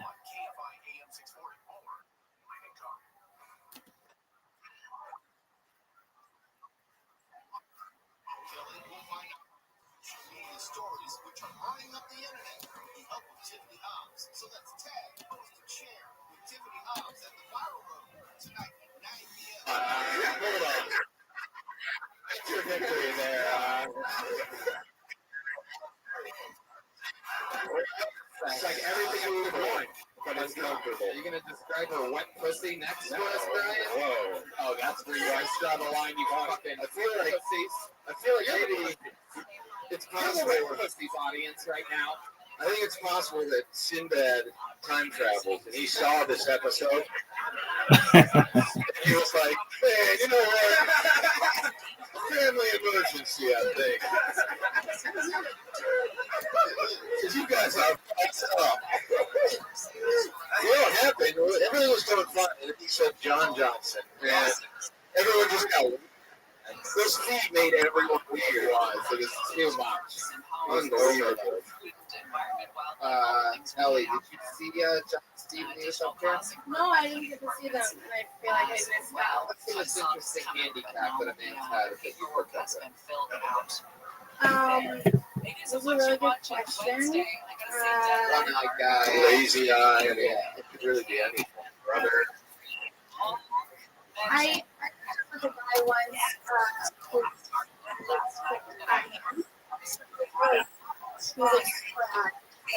lost money, which is extra high, I think. But he didn't have it. Did it not allow him to go elbow deep in you? Oh my God, Ryan! Oh, but you kept thinking it. You're on your side of it somehow. Dude, look at these people rooting for sexual harassment. You know that. I mean, you had to have tried that. It's just a nice way to coffee store. I feel like it always saves space for room. Yeah. Breathe the nipple then. It is. We're talking about just like no blasting. Yeah.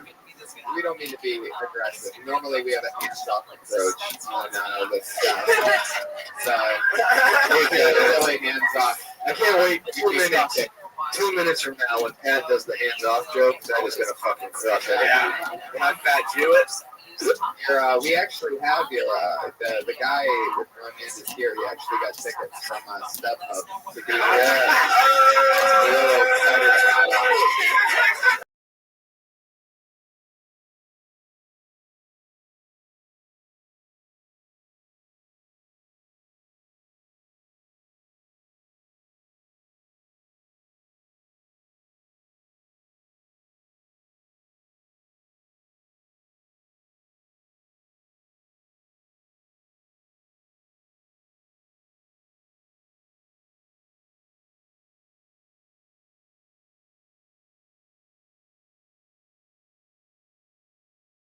those feet wearing sandals. Yeah.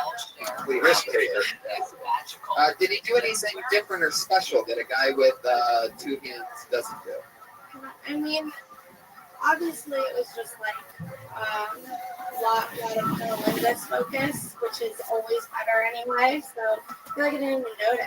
That's right. Can't lose that tongue rock climbing. Ellie, it's so nice to meet you. Fun stuff. Yeah. Like her brother. Can't beat that. You're from Kansas. Yeah, I mean, she's all about brother fucking. There's something respectable about that. Did anyone who signed up tonight not have first and last names that have similar lettering? Ellie McElvain and John Johnson, everybody. Ellie McElvain, by the way, is on Twitter at McElvain. McElvain, thank you. Fuck yeah. She's on Twitter at LEMCE. LEMCE. ELLIE. You know Ellie. Yeah, we did a show together last night. I mean, I've known her for. We just mic'd together. Wait a second. Like, I feel like all together now. Well, you know, like you doing shows last night or fucking black chicks? What was it? Both? Nice. Wow. Yeah. You know, I know a lot of people here because I'm still in the mic scene, so I go out and these are my peers. Why do you do that? Like, why are you still doing open? Because I am addicted to stage time. So it's like I'll do 3 sets. It's like I'll do 2 mics on the show, just because like I have nothing else that makes me feel validated. Because I put it like this. So I have a it's like a picture. I have a gas tank in my body, but there's a leak in it, and no matter how much gas you pump in, gas being validation, it can never be done. Okay, save that answer for like a gay blog or something that wants to write about it. I don't know what's the pitch here. My passion for stand-up is like I have a gasoline leak, and he wants someone to fill him up, is what he said. Yeah. I think John Johnson's down. They pulled another name out of the bucket. Oscar Vargas, everybody.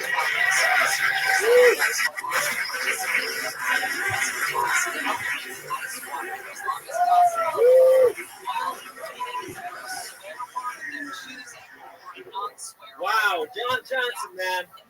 Jesus Christ. I'm not sure we should raise money for his speaker. Not only increased pain tolerance, but also it could handle longer and set it for less than people who did not swear.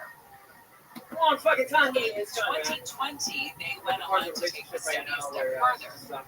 They investigated the use of the F word compared with a neutral word and 2 made-up swear words, vouch and pipe. And they found that this was linked with increased pain tolerance as well. Getting close to proposing those words. really beating down on me. They tried other things they tried other countries this research held. They compared Japanese and English speakers. In Japan, swearing is not socially ingrained. 57 seconds. You're right. Oscar Vargas. Yeah. Oscar Vargas. Even with this girl for 7 years. Wow. That's all true. You're 24. How old is she? Japan, English, great. So there's a period of time you guys was linked with greater pain Ooh. tolerance. In addition, they found What swearing is that has like been linked to bolster social bonds. Not like That has been linked to improve Right. Jesus. All the guy did was fuck a couple kids, and now he's got to be ridiculed on a podcast. They're putting him up on a cross. Not even, Oh. even his charity didn't give away money to the get all this money to charity for dad's kids who's supposed to get emotional pain are the same. So when you have a heartbreak, And it all went into massage oils, lubricants, Oshkosh. Yeah, it all went. Replacement Oshkosh. It all went to salaries for charity. to be linked to an increase in Fuck those strength. kids twice. Also, you Oscar Vargas. I mean, all I'm wondering right now is why didn't you do 30 seconds on Josh Johnson and then follow up with 30 seconds of Jared material? Because I think that would have crushed a lot harder. You could have had a grossed out by a foot long Segway. Yes. Somewhere in there. You could have rolled right into it. So you're down to sex once a month, right? No, it's like people in Trino, they have sex like once in 10 minutes. 7 years though. That's a long ass time. I've been there and it got rough. No? She's Latino as well, right? Yeah, exactly right. It was once a month. This dude's out grossing out Brian now. It's just impressive. Oh, I want to know his secret. How do you keep active in this By fucking Mexican, Brian. Wow. His name's Oscar Vargas. So you've been missing it. See? She's Mexican. What's that? Oh, what did she do for work? She works at a radio. What do you do for work? Really? You're a talent? Banker. Real pro banker. Like you're one of those guys. What bank? You son of a bitch. What if I've been giving out fucking stuffed horses all day? Overdraft charges. Yeah, I know. Yeah, explain yourself. Right now. Is that how you get all those free suckers? Every bank does that, Brian. I think you guys. I don't think you should marry her. You're 24 now. Yeah. You're 24. You shouldn't marry her. Yeah, I mean, if you're coming up with bits about how she's pressuring you and you're not into it, it's probably not a great sign. If you're just like, you know what, this is something that can come from the heart. Yeah, I think it's probably best if you break up with her on the show tonight. I'd love that. You want to do that? Want to call her? Put her on speaker? Okay. Now, Pat brought up an interesting point earlier saying that everybody wants to fuck their sisters, brothers. Do you ever find yourself wanting to fuck the hundreds and hundreds of sisters that you have?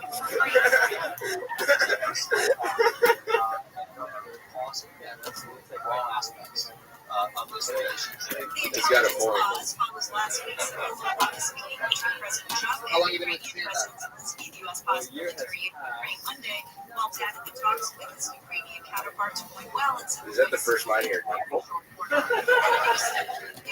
Yeah. A year has passed. It's been a year since you did it once. Not bad for them. I mean, it's a lot better than most bankers. You know, so dedication with craft. Do you ever tell the bankers that they do stand up? So like a thing like, well, there's Oscar, the money guy. You know, are you that guy? He jokes around the office. Like, guy loves to do a thing. Slowly but a goodie. Yeah. Is your girlfriend? You ever do like wacky jokes to like customers and stuff? Like, hey, you need to check yourself before you wreck yourself. Things like that. Super stupid bullshit like that. Take that one to work if you don't. Yeah. Is your girlfriend ever like? Your girlfriend ever like? Oscar, why don't you ever make a deposit in me? Wow. Wait, was that? Eddie Reagan is stealing this episode out of nowhere. That might be the most racist thing I've ever heard.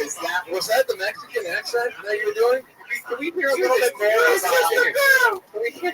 more of Oscar's future wife talking to him? Hey, Oscar! I will marry you in a heartbeat, but you should know that it's a mistake! There it is. I mean, I didn't even know if that was a hot Asian/Mexican chick until just now. Oscar. So, have you ever even been with another girl? Yeah.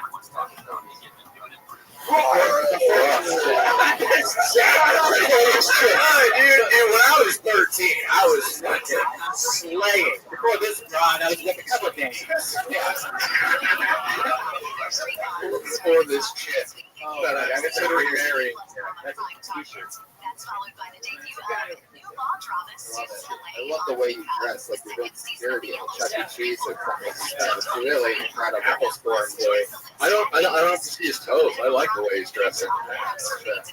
You definitely just need stage time, man. If that's how good you are after 20, if you really start doing it a couple times a week, you could really succeed pretty fast, I would imagine. Because you seem to get it, you don't seem nervous on stage, you need to do some editing, listen to your set. So I think you have a good future if you do. Some encouraging words by the sexual predator, Brian Edbank. Sometimes he overcompensates. Yeah. He's like, I don't want to fuck this dude, so I'll just give him some advice instead. Dude, I'm a banker at Wells Fargo. Yeah, I think he works at my branch, so he can get those fucking, he can get all those extra expenses taken off probably. Yeah, just right. Any parting words, Oscar? How did this go for you? You have a big Sinbad? I've never listened to this podcast. That is fucked up. Thanks, Oscar. Get the fuck out of here. I'm Oscar. What a piece of shit Oscar is. He's Mexican, guys. Podcasts don't play over FM radio. So. Make up America rules. In his defense, if there was an accordion on the show, I guarantee he would fucking have heard this shit. There he goes, everybody. Oscar Vargas. He's on Twitter. And hey, it's Oscarito. Oscarito. That's a burrito joke. It's an Oscarito. Hey, it's Oscarito. Can I get a whiskey ginger, Josh? Oh, shit. Yeah, it's going to be Reagan's Dude, this guy's on fire tonight. He's just letting it rip. Dude, I've been fucking working 14, 15-hour days. No fucking, god damn it. I love it. This grundle pad is a lot better than normal pad. Yeah. Josh, any work with Sinbad?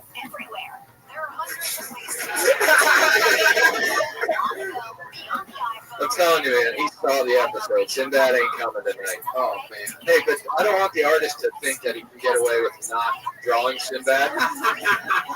So, if you wouldn't mind, just pull up like a hit from Different World or something. That'd be great. Throw Dwayne Wayne in there, too, if you have to.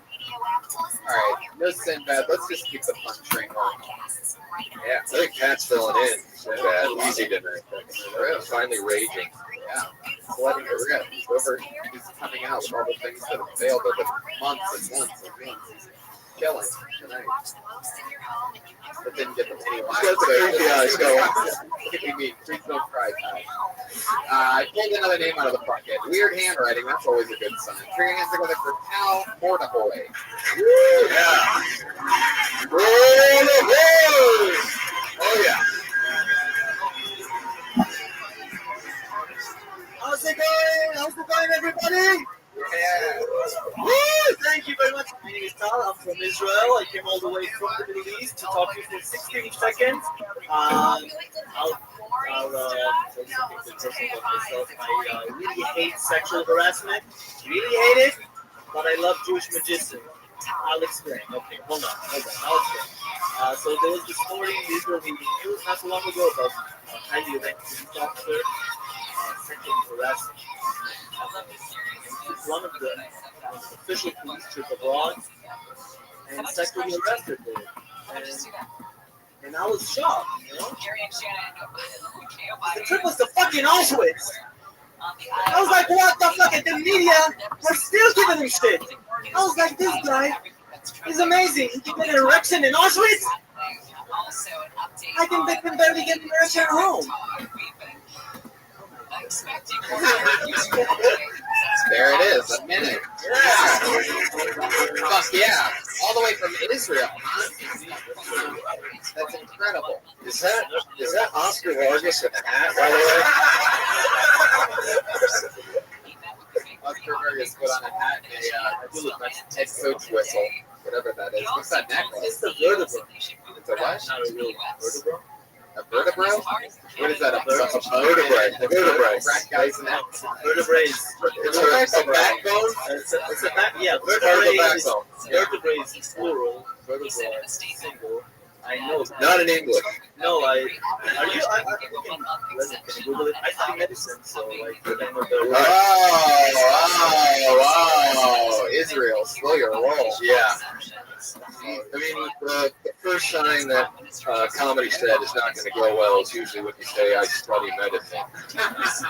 That's it. I think you're studying the wrong thing then. But how many times have you been on stage? 4. Francis, we have an update. Fuck yeah, that's great. But you got, yeah, he's got the stage hat. Yeah, totally. Really bad hair day. What's the hair look like? Are you balding? Do you look 39? What do you have down there? Just the Gaza Strip? Oh my God! Put the hat back on! What the fuck is going? I like it. I like you. No hat. Regan hair. You need to put some cool pomade in it. Baby, I like you. No hair. No hat. Does he look like your brother at all, Pat? What you? Yeah. No, that's an Israeli guy. I got a pretty good ass. Somebody told me right before the show that a guy came all the way from Israel to do the show. What's the truth behind it? Did you listen to this show in Israel? Yeah, I'm a huge fan of comedy in general. And, I started doing comedy in English. The wording rhythm of it is so much different. They said that the Holy Father suffered no respiratory crises during the day. Very, That he's And just what happened? visceral. It's like Arabic. Yeah, you guys. It's intimidating. I'm pretty sure you just wrote your new opener. Yeah, exactly. So I started in Tel Aviv. There are open mics in English. 4 people go, so I got to perform in front of 3. How many of them threw rocks at you? No Arabs. Amen. Wow. So you, somebody does not like Arabs up here. By the way, just for the protocol, He's getting PT. Physical therapy I now. love it. Is that you that said that you did? No, you said He's saying he said he left the army. He's saying he didn't leave the army. He served in the army. He's free and clear of doing comedy now. How many Americans did you kill? nothing I did. Just so you know, in America, very uncomfortable with the Holocaust in general. So making Auschwitz jokes just going to make people uncomfortable. Okay, I'll tell you, like 20 seconds to explain. Like when I first time I did this bit, it was in Israel, and yeah, a friend of mine, his grandparents were Holocaust survivors. Right. And he was laughing, and there was this guy, super liberal. Whoa. Yes. Whoa. Yeah. What the fuck? My God. Guys, but she was offended. He knows when you use that word because he studied medicine. Talk about freeing into America, my friend. Well played. Right. No, the book peels off his mask. He's Donald Trump. Dyke, super liberal. The point is that she was super fit. She came up to me after the show, and it was the first time I ever did stand up. You mean this is one of the 4 audience members? Yes. And she came up to complain to you? Yeah. And she said that you should never make sexual harassment joke ever. And I was like, that's we're what talking about people dying. Yeah. Like people, and it was like ridiculous. Like, if it made somebody really mad, there's something to it. Did she say that she liked the bit halfway through? Is that what you just said? She's just one of those like super. You're saying that, and then you decided to do some undercover work on her, dig up some dirt on her, so you bought that? No, I actually. You got a notepad and a pencil. You started doing your fucking research on this fucking Dyke, am I right? I mean, bullshit, liberal, guns, right? Go eat box somewhere else, lady. We're telling sexual harassment Holocaust jokes over here. Know your audience, cunt. Yeah. You can't do. Some people say you can't do sexual harassment jokes. Some people say you can't do Holocaust jokes. I think your style, Paul. Cross the streets and do both. Go put Ghostbusters on it. Yeah. What do your parents do in Israel? My dad's a doctor, my medical doctor. A medical doctor. No, because in Europe you could have a doctor degree in law. Yeah. Right. Look at he got the crazy shit. Okay, I look Mexican, but I'm not that dumb.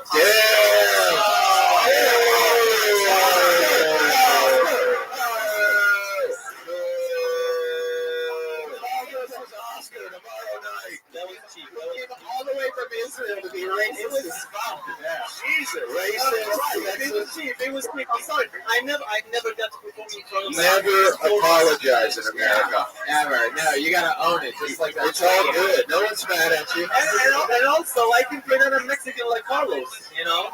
Oh my Can god. you do a better Mexican impression than Pat? I don't even know how they What do you think about the fat Jew? Oh, Jesus, this fucking guy. Brian, nobody helps this guy's career more than you. I actually heard, listened to that podcast with Joe was talking about that. Like he's Yeah, but you hate all Jews, right? Or do I have that backwards? Well, I hate more Jews than I hate Arabs. Because I know more Jews. Okay, so you hate in general. You're a hater. Can we do an all-out like race ranking from you real quick? Can we get all of your favorites in order? Some kind of. I love black people. Wait, that's at the top? Wow, I am shocked. He just knows you have to say that. Right. That's one that you can't joke about. So he's smart there. Let's forget about your favorites. Let's start at your least favorites. Who do you hate the least? How do you feel about Russians? It's like you really don't like those dyke-ass Mexicans. Who does? Who I really hate? Yeah, you can say anything. You're Are going you to Jewish? You're Jewish. Yeah. Okay. And just who do you find deplorable to you? I don't really hate Russians because my parents are from the USSR. Basically, they moved to Israel, so Who do you? Okay, the Arabs, fine. Yes. They're just It's a solid clap. I don't hate a group of people. I just hate a lot of people. Yeah. Oh. USA. I love you. You're so honest. Yeah. They don't fuck around in Israel. There's no being fake. They just fucking do it. They say that. We have no choice. Like if we slip that. What happened? Bad shit. That way we have 8 wars that we won each and every one. And if we lose, Oh shit, we're up Vietnam in our face. I get it. We didn't win them all. sorry, Dan. But if we do lose the war, we're a teeny tiny country, so that's it. It's over. Like, Yeah. so we have to defend ourselves. Can you imagine though if the enemy goes and tries to attack and you get a fucking army dressed like this, fucking just beating your ass, fucking skinny jeans. I don't know why you showed us the ass. That was a little weird. That was for you, Brian. It's like What do you do for work? Well, I stopped out of med school 4 months ago in my final. Hey, remember when you were bragging about studying medicine, motherfucker? Well, I guess we're all doctors now. No, but if you had a little bit of patience, you would know that I would tell you that I dropped from my final exam because I didn't graduate. Well, if you would have finished medical school, you would have had a little bit of patience. How about that? You son of a Yeah, bitch? that's actually the thing. It took me 6 years. Like, you do 6 years. So uppity every time they say, in Europe. No, it's different. Because here you have a. Just say it. We know you're in Europe. We get What it. college are you going to? Graduate, right program. Yeah. It's a bit different. Yeah, we don't do shit in this country in college. I know what you're saying. Where are you going to school? I'm sorry, I let them know. You're okay. Stop apologizing. The mocking. He's making me apologize. I'm making it. We're kings of the apologies, baby. Sorry. Where did you go to college? Where are you going to med school?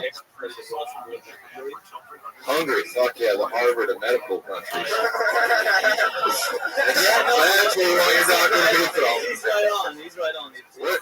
Asian doctor, get out of here. Send me someone from Hungary, goddammit. I want this to go well. Have you ever seen anything like John Johnson's speech before? You know, I actually sat all the way in the back so I can make it later.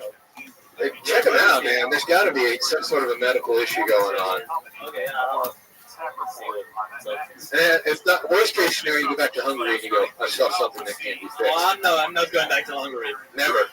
Did your dad specialize in some form of medicine? Yeah. It's like a little thief going in this episode. A lot of child play. Mainly in Ellie's world, but yeah. But yeah, well, how long are you in LA for? I got here last week. One of my tickets. No. No, I got it last week. What is this patience thing? You know you're at a live show right now. Like, Okay, I'm sorry. I got it last week, and I'm leaving. I'm leaving to New York in like what? The World Trade Center? You want? No, he hates arrows. He hates the arrows. They're the only one he mentioned for That's sure. why he wants to do a better job than they did. He wants to take down the new World Trade Center. That's my theory. This is a xenophobic episode. Oh, well, You guys know it's to the most racist guest ever on the show. Am I? Perfect. Oh, Perfectly absolutely. racist. It was beautiful. Though. It was perfect. It's the only show where that works beautifully. Yeah. I like everything about it. I don't say your name, but I don't. Mordecai. Like the Johnny Depp did this shitty Mordecai. I can't do that weird Mordecai. Yeah. Mordecai. Yeah. I'll leave that on there. Mordecai. It's actually my middle name. Last name is Too bland. But yeah, like John Johnson. Well, yeah. Bland. Do you only wear the hat on stage, or can we catch you like walking dogs? I like that. I do like that.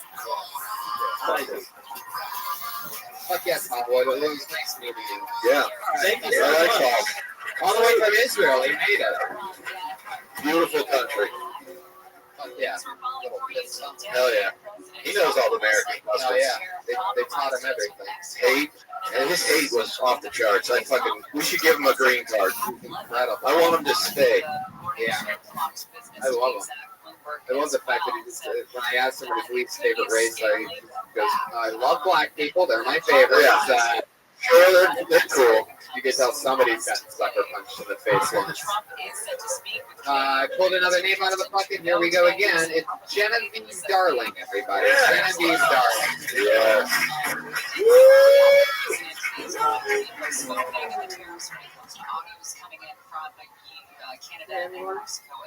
I'm from Philadelphia originally. One of the biggest differences between Philly and LA for me is the homeless people. Homeless people back east, they'll walk up to you, they'll ask you for money, and they'll never leave you alone. Homeless people in LA, they'll walk up to you, they'll ask you for money, and then they'll ask you to go into Whole Foods to buy them kombucha.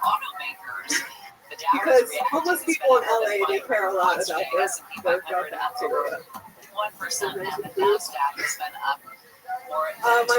lives in Philly, so that's about my mom. My mom's always been really obsessed with wrinkle-free skin. Her idea of teaching me the facts of life when I was a kid included regular trips to the Lancome skincare counter so that she could buy me age-defying eye cream and skin moisturizers. So she took me to Lancome, and I was 8 at the time. And she put the eye cream on me, and she looked at me and she said, "Wow, you look 7." Yeah. Genevieve Darling. This is your first time on the show, right? Philly. How long have you been in stand-up? This is how much I don't know about jewelry, especially high-end jewelry. Everyone. I agree that he stole $770,000. How often do you do it? And I'm thinking of like bags of You know, once every 3 or 4 years. earrings and bracelets and like all You're of getting this up stuff. like, I I don't know, like $770,000. Okay. How do you swallow Do all you live in that? Philly or you Oh my live God, what happened No, to your I live system after you in swallow all America. those rocks? Dude swallowed a pair How of long have you lived out earrings. here? Like a pair of earrings for $770,000. Very soft-spoken. Like at first I thought you seemed like you were really nervous, but then I don't know, it might just be that you're very quiet with the way you talk. Have people told you that? Is that? I was feeling a little nervous when I came up here, but I should not expect those to It's always weird. People, they always say they don't expect to be picked, but they're in the bucket. Yeah, they sign up before the show for the chance to be on the show, and nobody's ever expecting to be on. You look like my friend's ex-girlfriend, Meg. Do you get that a lot? But I like you. I will say this, for being from Philly and for only being by the beach for a year, you seem very like beach bitchy. You seem very mellow and not Billy like most people. Yeah. They're like. Over and over. You would come up here and just put cigarettes out on each of us. Right. And Fuck like, you, hello. fuck you, and fuck you, and fuck you. What's your 5 least favorite races? I think that's the top call did it. All right, we already know the first 2. You can start with 3. You got so excited, you almost broke the table. You are, because you're so quiet, you definitely need to. I don't know, because I felt very like calm and relaxed when I was listening to you. That I wasn't really paying that much attention at one point. You were also masturbating. Well, no, but like to break free from that, I think you have to have some ups and downs instead of like that hypnotic voice that you do, that very calm, relaxing, soothing voice. Monotonous, I think is. Have you ever thought about reading people to sleep for a living? Oh, or working at a hospice and just sending old people to the other side. So it's a very smooth voice. Can you say that to the mic first? Can you say it's going to be okay? Just keep. I don't know. Well, I don't know what you say. It's going to be okay. Just breathe with pillow in. This mic isn't even on. Yeah. Okay. That's why it's so quiet. That's what we're talking about. I'm really not that quiet. I feel like I have a very full voice, and I don't know. I think I was.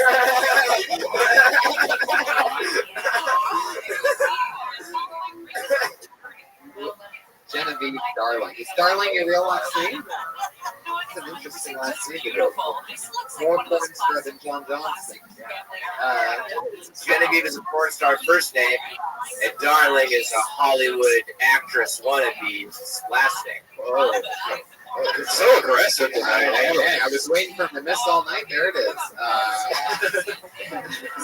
You sound like a YouTube mom. So I'm a wannabe Hollywood porn star. The Philly was starting to come out there. Yeah. What are you saying? Pull some brass knuckles out and just fucking break your glasses. It was going to be so good. How many fights have you been in? Good question. Physical fights. Physical That's a fights. Philly answer, by the way. What kind of fights? There's 40 types of fights. Which one do you 3 people into suicide verbally. Philly. Like knife fights or gun fights. Wow. Just collect them all into one number. How about a machete fight? How many machete fights? Anything? No fights. No physical fights. You were always just the one watching, yelling, "World Star!" Filming with the You live in a nice part of Philly. I'm getting the vibe that you might have lived on that one block in Philly that. I grew up in the suburbs of Philly, but then I lived in the city for like 10 years. Did you do that? Cash businesses, which means they avoid the expense and the red tape of the American health insurance bureaucracy. Nutrition. And also, you're getting a lot of. My mom taught nutrition. Dude, that's big news in your world. Yeah. Starting to relate to family members, but that's look out. That's not a drum, that's his boner hitting on the back of the guitar. I think you just found a new darling. One of my first jobs out of college, I was an STD counselor. Oh, hell yeah. So I worked for a non-profit, and Which one tastes the best? God damn it. How do you counsel people for STDs? Are you teaching them how to not get them?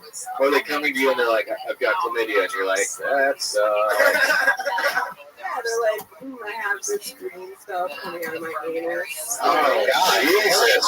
Could that? Is that a real thing? Well, if you have gonorrhea and you fuck a girl in the butt, it could happen. My How do you God. know that? And are you that girl? No. How do you know that, Brian? Because it's true. It's simple STD math. No, it's not simple STD math. Yeah. I'm pretty sure you have gonorrhea to find that out. Did we get Tall's medical opinion on this before? Wow, so was that the worst job ever? I mean, what? I feel like there's got to be comedy there. Oh yeah, there is. I have a bit about that because when I had that job, I just became the most paranoid person in the world because I was spending my days absorbing a lot of paranoia from other people. Yeah, I mean, do you feel comfortable going out and fucking after you listen to gonorrhea stories all day? Yeah, not really. But, I mean, do you feel comfortable fucking in Philadelphia in general? I feel like it's just going to be a lot of abusive alpha males. Like, like hyper inspecting a lot of cancers. Like, oh, is that just a hair follicle, or is that something I should be worried about? Is that really what you did? You would be checking out penises as a counselor, or is that like That's just the same house he does. This is a hobby. Oh, I see. When I would be presented with a penis. So she knows how guys do it. Yeah, I want to present something to you. I hope you like it. It's a little gangrene right now. So condom only with you, right? Condom only with you, right? I can't believe you asked these questions. It's incredible. It's incredible. She just said she's so paranoid that you have to wear a condom to have sex with you. Yeah. Every girl's gonna say yes on a fucking live stream show. No, not really. No, not me, Brian. I'm getting raw dog. Thank you. Brian's waiting. The one time he gets that answer, his heart's just like, I found my girl. For me, there's no risk. I'm not into it. It's bareback or nothing. Especially with guys that have already indicated that they have gonorrhea in almost 5 minutes. Are you a squirter? Oh my God! Brian! That is it. You're over the line, Brian. I hope you were talking to Patty Reed. Get into a TV show someday. You're going like all out. Cinemax. Yeah, that's where we're gonna have to spell this out. We have the Cassidy support. Genevieve Darling, it was nice to meet you. Thanks for coming on. There she goes. We're the Darling. She's on Twitter. Darling Reed. Dieve. Darling Z. Some interesting Twitter. Don't forget about Cal Fortnite Jr.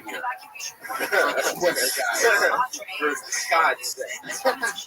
For G-D's sake. Josh, what's Sinbad? Josh. Sinbad, where's Josh? Yeah. Right now, Sinbad and Josh are having the funniest podcast. So, you were on television at one point? Is it you? It's Dan? Josh, where's Sinbad? Oh, God damn, really? Boo! Boo! How dare you? He was one of my heroes. Very professional. Well, he's going to be pulling in the parking lot anyway. We get him up there when he pulls in instead of letting him. He'll be the guy in the Miami Dolphin color Zoo Pass. Guys, let's move on to the part of the show where we get to our 2 regulars. Ever since we started the show, we've had 2 regulars that go up and do a brand new 60 seconds each week. Recently, we started out with 2 new regulars. What happened to the old ones? They went down to the downstairs. They did the original room now, the actual friends and family. So, oh, okay. And now graduated. Yeah, exactly. And now we close out with 2 new regulars. Still 6 girls? Yeah. Okay. Ryan, you're out of control. It's too much. This is like, oh my God. Okay. He's even bothering John Johnston at this point. Yeah. John Johnston just walked out of here on his hand. People couldn't tell. They couldn't tell. Guys, so let's get it going. Your first regular, you know her, you love her from here. She's awesome. She just broke her leg last week, but she's all better already. Put your hands together for the great Melissa Esslinger. Yeah.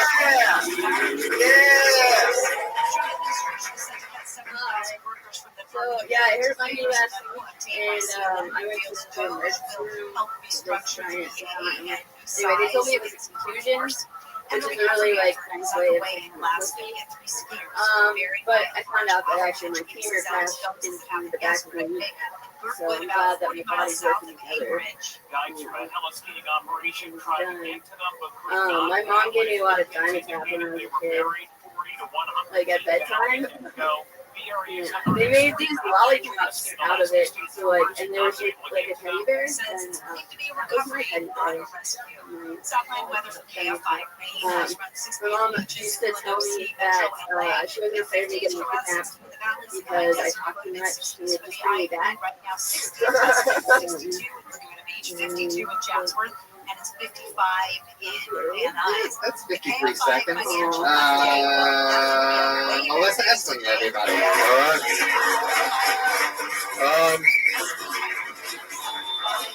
First of all, then I say for the both of us, but Melissa, I love this Stone Cold Steve Austin look that you went with. It's really nice. Oh, yeah. She's even doing glass shattering when she walks up here. Let me tell you something, Vince. I appreciate the opportunity to put it right there. I want to shake your hand. Well, Stone Cold, I can see no reason why I can't shake your hand. No, Stone Cold Stunner. Oh, yeah, I mean, with the knee brace and everything, it really sold the on. It's so funny. I feel so bad if you don't know anything about pro wrestling, because it's hilarious. It's okay. The first thing, are you pretty new to comedy? Totally glass shatter. You play with the cord a lot, and it's very distracting. So you just, I mean, it's something you'll learn to get comfortable with, but you just don't want to be lassoing. It looked like you were getting ready to do like that. I've been told it. You should just tweak your nips instead. I'll work Oh, my God. And I had a question for Pat. He got really excited when we talked about Diamond Tap, I think it was. Yeah, Diamond Tap. And I was curious, were you excited about the medicine or the fact that she mentioned the mother? And I have childhood memories of sucking that shit down. It was great, and it tasted delicious. I do as well. They don't make that. It was taken off the market. They always take away the good shit. You remember Diamond Tap? I didn't get Diamond Tap. But I'm not sure. Yeah, my parents weren't trying to kill me, so it was a little different childhood. Now, did they make the lollipops, or you made the lollipops? No, they sold those. That's smart. And that was basically like Robot, right? I think so. So they gave you, I'm a little confused with the way that the jokes all ran together. Were you saying that they gave you Diamond Tap to put you to sleep so you wouldn't get kidnapped? Or were those not? It's not related. Yeah, can I give you some advice? You didn't have like segues, and it was like these 15-second snippets that felt a little unfinished. It felt like sketches, like a part of sketchbook. But you're awesome. So that's right. So, Yeah, maybe focus on one of the for a minute. the whole minute. Just try to throw anything you can think of packet-wise out. Because it'll help you expand your material and stuff too if you do it that way. It's only a minute, so realistically, unless you do one-liners, you shouldn't be doing more than 2 bits the whole time. Usually just one, probably. I used to have a 5-minute bit about Michael Douglas's PA on Wall Street 2, Martin Bittersweet. PA stands for penis assistant, so I was just fluffer. It's just a 5-minute bit. 5 minutes on something that doesn't have a funny premise. Well, they're going to work in 5 seconds. I have a question. Okay. The question is like I have a lot of just like very stuff, like very Really bad tap. I'm trying to get like deeper into it, but I'm also trying to find the ones where I'm like, oh, well, I keep talking about that. I couldn't even If you want to let us know, you can use the top You're going to figure it all out. You're writing it before you do 60 seconds a week. You already have a natural, super likable, nervous, fun thing going on, so you're going to be just fine.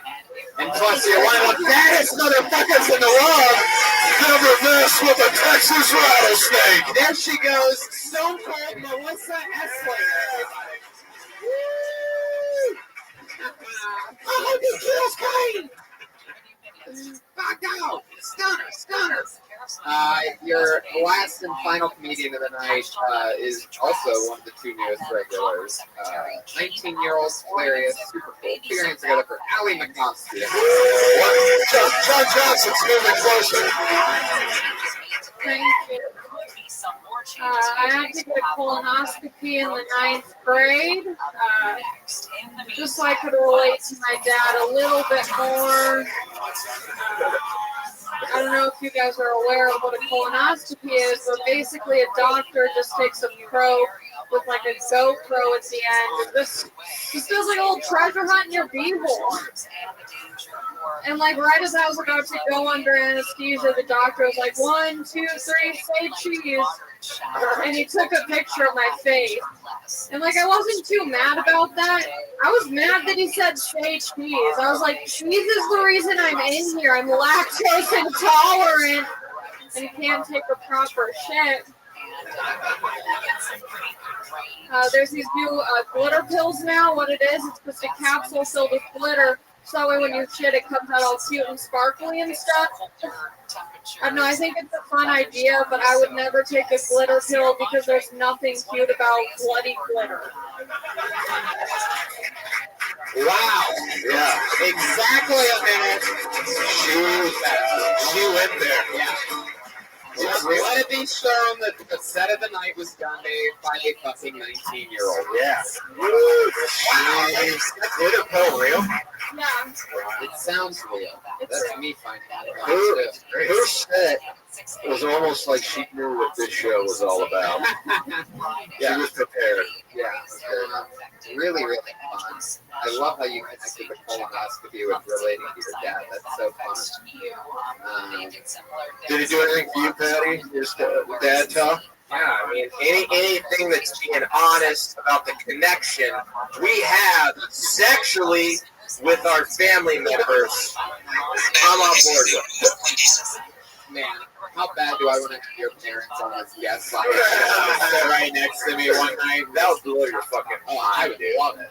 Let's in my mind, I picture all of them looking exactly like him. Yeah, exactly. Yeah, we should have them as guests. Yeah, totally. My mom would love it. What's your mom's? Vicky Reagan. And your dad's Ronald Reagan? Joseph. John Joseph. Joseph. JJ Reagan. My mom's Really? I met your mom. Hi, Mrs. Mikowski. Yeah. Your parents are still together? No. She's single? Yeah, she is. Oh, she's closer to my age. I don't think so. Is this the first time you've creeped on someone's mom on the podcast? I don't know. I've never seen. How old's your mom? 32? She'd get mad if I said that she couldn't be funny. Do you think we can call your mom on speaker right now and see if she finds Red Band attractive? If she's watching the Ustream, then she can see I'm very What's interested. her number? Is your mom ticklish? Do you know her number by Yeah, heart? I'm not going to give it out. You want to use Pat's phone? Okay, great. Well, That's that's our first ever call to a mom on Tell Tony, everyone. It's finally happening. Groundbreaking. I've tried to get this to happen like 10 times in the past 2 years. This is almost like a Jackie Robinson type moment. Yeah, It is. It's really a groundbreaking. how's your mom speak? Better than what we've seen tonight. Of nothing in terms of her keeping her job, Kristen Crowley. But a couple digs there on Karen Bass yesterday. I don't know if those will land. Stick around, but Hi, Mom. she's taking some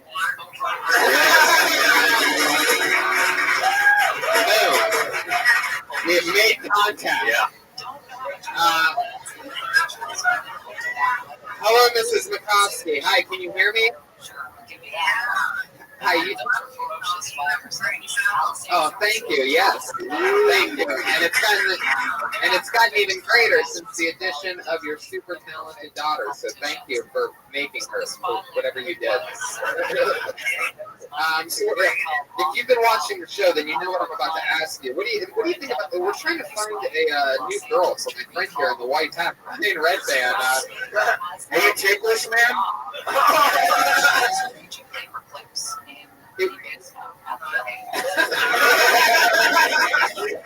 What do you think about the Olive Garden?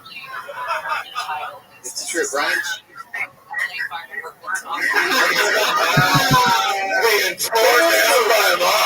This is Mikowski, so you'll burn your ass. Can we get her to be the weekly? I love it. This is Mikowski. Where are you at right now? Where do you live? He has increased his physical therapy. He's on Fuck yeah. Fuck yeah. If you want to come one of these weeks and do a minute. Oh, Allie doesn't want you to. Forget it. Forget it. No, it's okay. Would you be willing to go on a date with Brian Redband here in the white hat? Do you have Snapchat? Wait. You're thinking of the wrong person. Yes. The gunshot of truth. Yeah. How long is the halftime when it comes to football? I don't even know. What was that? Say that again. But anyway, Chris Martin working to create Oh, just like with Allie's dad, you're breaking up. There she goes, Allie McCoskey, everybody. Killer minute. Anything else for Allie? No, she was good. Amazing. Allie McCoskey. Follow Allie McCoskey. Follow Melissa Esslinger. They are the two new regulars on Kill Tony, everybody. One more time for them. Josh Martin. Guys, I'm so sorry. Sinbad didn't make it. He had a family emergency. Maybe next time. Sorry for those of you that came specifically for Sinbad. Ladies and gentlemen, Ryan J. Ebel with tonight's drawing. Follow him on Instagram and Twitter, Ryan J. Ebel. It happened. Is Sinbad in there? Yes. Yeah. Thank you. As far as anybody needs to know, Sinbad was here and killed all night. Pat Reagan is on Twitter at Patty Reagan, PATTYREGAN. Download his album, Pat Reagan Smells Like Shit. What else, Pat? Come to my warehouse party this Friday. My band's playing. It's in downtown LA. I have flyers. Many Canadians have a rave. He does. Go to his rave. Rick Ingram, one of the funniest ever. Thank you so much. Thanks, guys. Check out the Comedy Store podcast. If you enjoy podcasts. What's the Comedy Store podcast? It's on iTunes. I just interview fucked up comedians about shit they do in this building. Rick's hilarious the whole time. So follow everything Rick Ingram. Live audience, thank you so much. We did it again. Ryan Redband, thank you. Hi guys, thanks. Sounds good, right? You'll be watching anyway. Prize Picks is the best way to get real money sports action. You just pick more or less on at least 2 players for a shot to win up to $1,000 of your cash. Episode 3, get the Tony Hinchcliffe! Fuck yeah! Happy Labor Day, everybody. Thanks for coming out tonight. How exciting is this? Guys, you should one for Ryan Redband. And Pat Reagan, everybody. You just saw him. Yeah. Killing.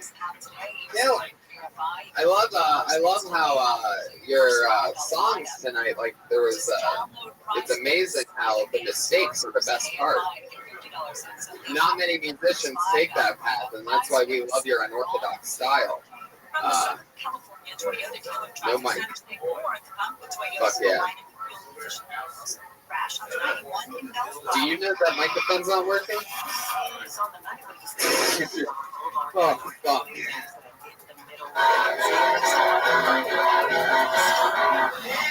All right. Pat, your part's over now. The show started. Pat Reagan, everybody. Follow him on Twitter, Patty Reagan. Josh Martin, the runaround guy that's in charge of setting up sound and checking and seeing if things are proper before the show, is right here, everybody. This little hipster looks like any motopods or allergies.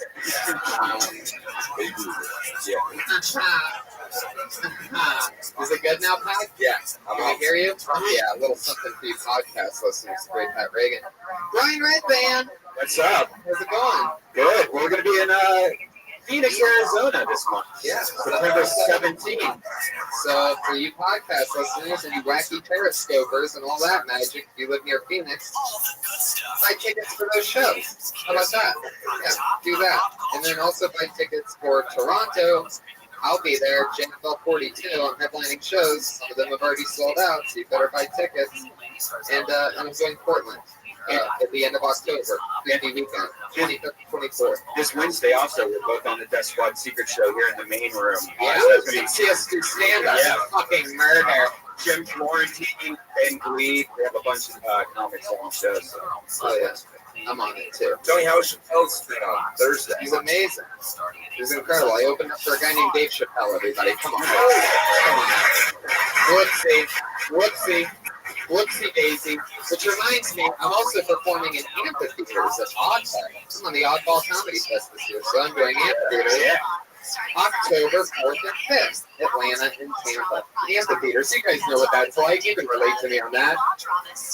Anyway, the great Ryan J. Efeld, house artist, is right here, everybody. Right now, he's got a blank sheet of paper in front of him. What you're going to see is, by the end of the episode, he draws the episode. He draws the guests, the thematic type of wacky thing. Ryan J. Efeld's amazing. Yeah, check out his Instagram. He has all the passion. I'm waiting for him to just draw like a fruit bowl one episode. It's a still life painting. Okay, he's got the duck sound effect. He needs attention. He's getting kicked out. Is that you, Dom? Oh, okay. You're the only one. You're the only one, you son of a bitch. Ladies and gentlemen, no further ado. Let's get the show started. Your guest tonight, one of our favorites, and one of our favorites, Dom Irera and Willie Hunter.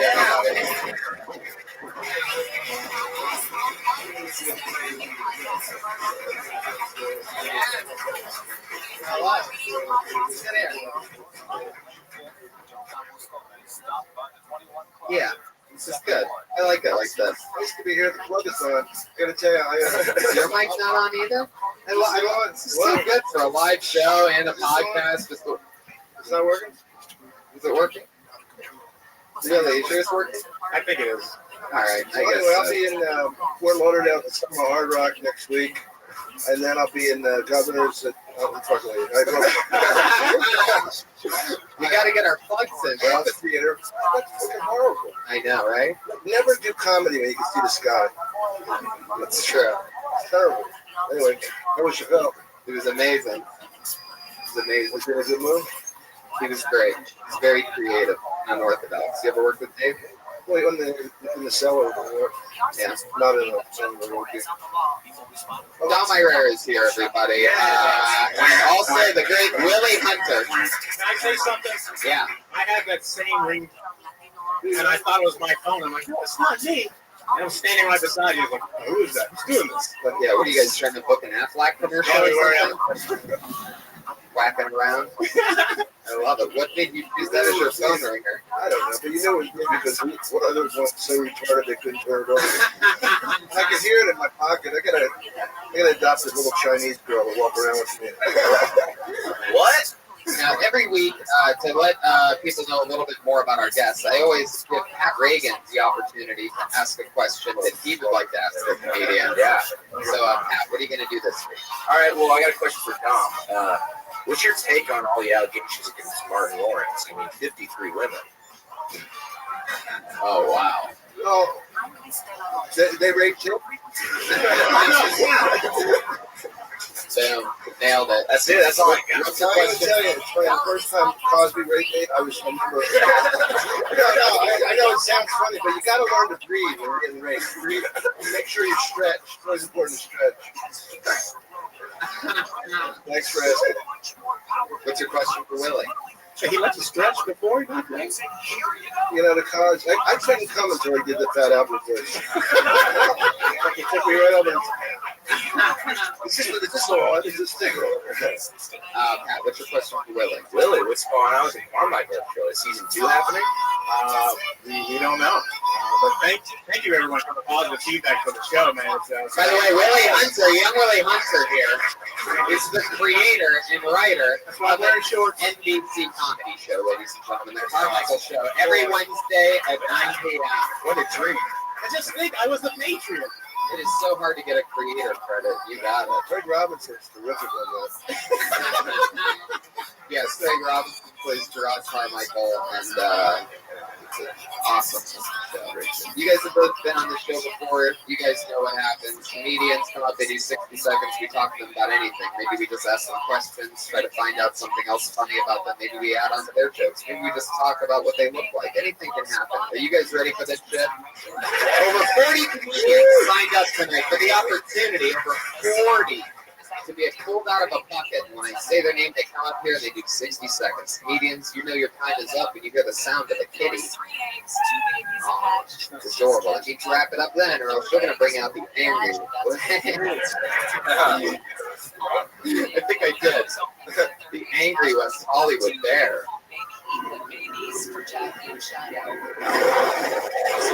There he is. Nobody wants to hear that noise, so don't run your time. Are you guys ready? Your first comedian tonight. Going on stage. Pat, how do you feel? I feel good, man. I'm sweating out all the toxins. Why? What happened? I'm just living a filthy life right now. Wow. Fuck yeah, and that was just your shitty question from earlier for the guest. Hey, man, I stand by that question. They were well That Martin Lawrence question, I think the audience, you know, you turn on the audience sometimes. Fuck you, audience. That Martin Lawrence question is funny. I mistook Martin Lawrence for Bill Cosby. I mean, 53 women? Jesus Christ. Now that I think of it, it's hilarious. I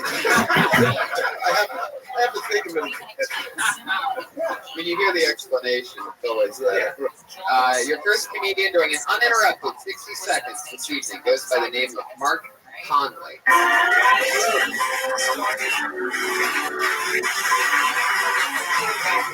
Oh, shit.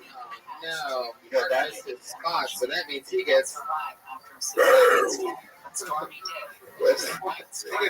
get banned forever? Yeah, he's banned from the club forever. That's how. Oh my God. No, I'm kidding. That's true. Okay, pull the name out of the bucket. Casey Moran.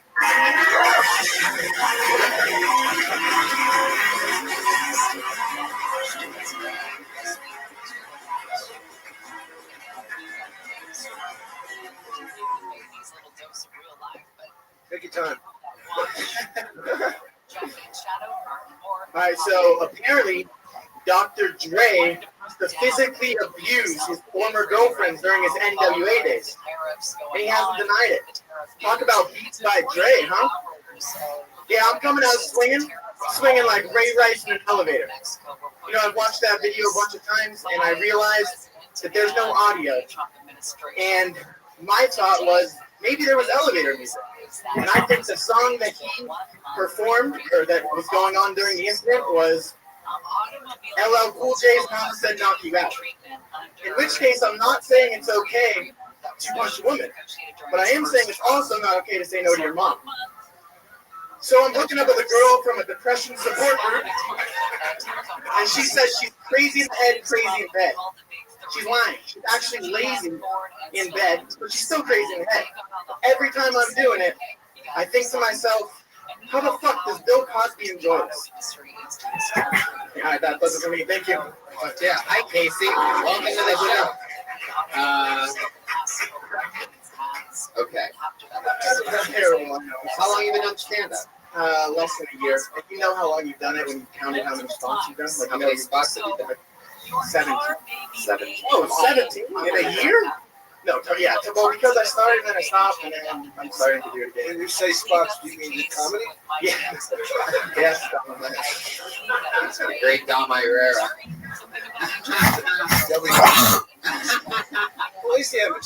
Right. No, it's true.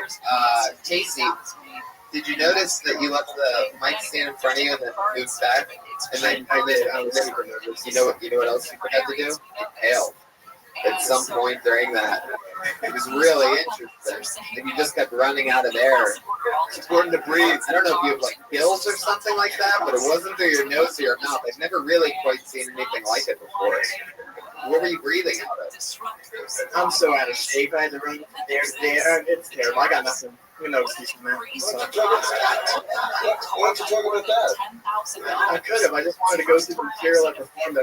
Like in my head, I thought I was going to do a lot better than I did, and I honestly didn't think I was going to get called. So I gave it my best. You have your material kind of written out, don't you? Yeah. You need to get away from that because that's what is so obvious. Is you're pretty much acting out your comedy. Yeah, it seemed like you were trying to remember what you talked about. Did you get a little stoned before this? No, I don't smoke at all. Really? Your eyes are always that way? Yeah. Interesting. You didn't breathe, Tony. You didn't breathe at all. Right, that's true. That's just oxygen deprivation. That's what happens when you get choked out. Your eyes get all red. You guys know you creepy fucks. I mean, it's a creepy audience. I can tell a lot of fucking things. We're documentary watchers in here. Everybody's seen the Jameson, that's true. Anyway, Yeah, I mean, you. one of the biggest things is I used to do that too. I used to have all my material and I had like a story that I made out of all my material. And I would just repeat that story after, every mic.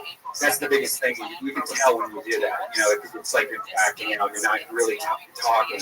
You're not What do talking. you do for work? I work in TV for a horse racing network. There you go. Take a slack all night. I also work in radio. With like on the horse racing network, what do you do specifically there? So what do you end up doing? A lot of nothing. As of today, I had nothing really to do. I just logged on to races and killed a couple horses. Yeah. Well, you're on your way to being a comedian. Do a lot of nothing. That's us. Yeah. That's why we look alike. I'm a big fan of all you guys, so thank you so much. Oh, yeah, I'm the biggest actor, and then the other guys are good. How long have you been working on horse racing network? About a year now. It's all right. It's whatever. I'm just trying to do more comedy as much as I can. I just live in Simi Valley, so I don't get a chance to really do it a whole lot. Simi Valley. Yeah. Oh, guys, it's like the top of the GTA map. Yeah. Always scary. I only fly helicopters over it. Yeah. I never actually get off my dirt bike. I want to steal a jet. Do you have like any other types of material besides hitting women? I do. The thing is I do more stories and it takes longer to get to the punchline, and I just wanted to. I love the segue when he said, so I was fucking this girl after we did all this. Yeah. I just wanted to get 3 jokes that were about 20 seconds each, and I can get them all. And did I go over? I wasn't sure. I didn't hear the, okay. Okay. Well, I just wasn't. I'm not used to. A very interesting thing, guys, for anybody who gets called up here is ever doing comedy of any kind, is you shouldn't rush the way that you talk based on the time of your set, or else people would just be doing their half hours on Johnny Carson.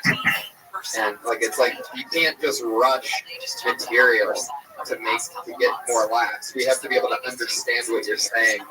And you have to have punchlines, which is very important. I mean, Casey's not a good example.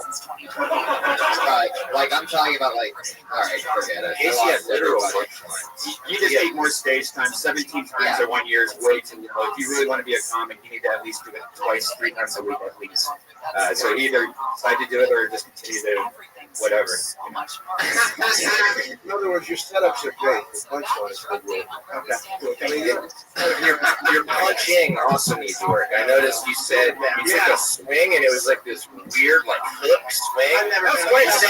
You said I came out punching like Ray Rice. No, you came out punching like someone with Down syndrome. Sorry, low blow. I know it's a low blow. No, it's good. The elevator thing. When you said the music would be on the elevator, I just expected something so hilarious. I thought it was factual. Yeah. You know what I mean? How far away is Simi Valley? It's about half an hour. A lot of color. Yeah. That's pretty good. Have you ever Googled Simi Valley, how it's radioactive? You shouldn't be living there, and all your kids are gonna be autistic with one nipple. Your kids are gonna punch even worse than you. There was actually a big explosion there, and it was you're not supposed to live there. It's large amounts of nuclear radiation. You didn't watch an episode of The Simpsons? No, It's Rocket Fire or something like that. I think Rocket Fire. Yeah, I did hear about it. But yeah. I'm obviously still there, so I didn't really listen to it. Casey, if you want to do comedy, keep going on stage more often. You're averaging a spot and a half per month. So get out there and do it. Casey Marianne, everybody. Getting us started with a little poetry. Sometimes it's good. Yes, Simi Valley was the site of the worst nuclear disaster in U.S. history in 1959. True. That's why if you live in Simi Valley, you have sets like that. Wow. Wow. Saucy. Jeez, oh man. Well, I guess it does make sense. Nuclear disaster. Put your hands up for your next comedian, Heather Arnelli.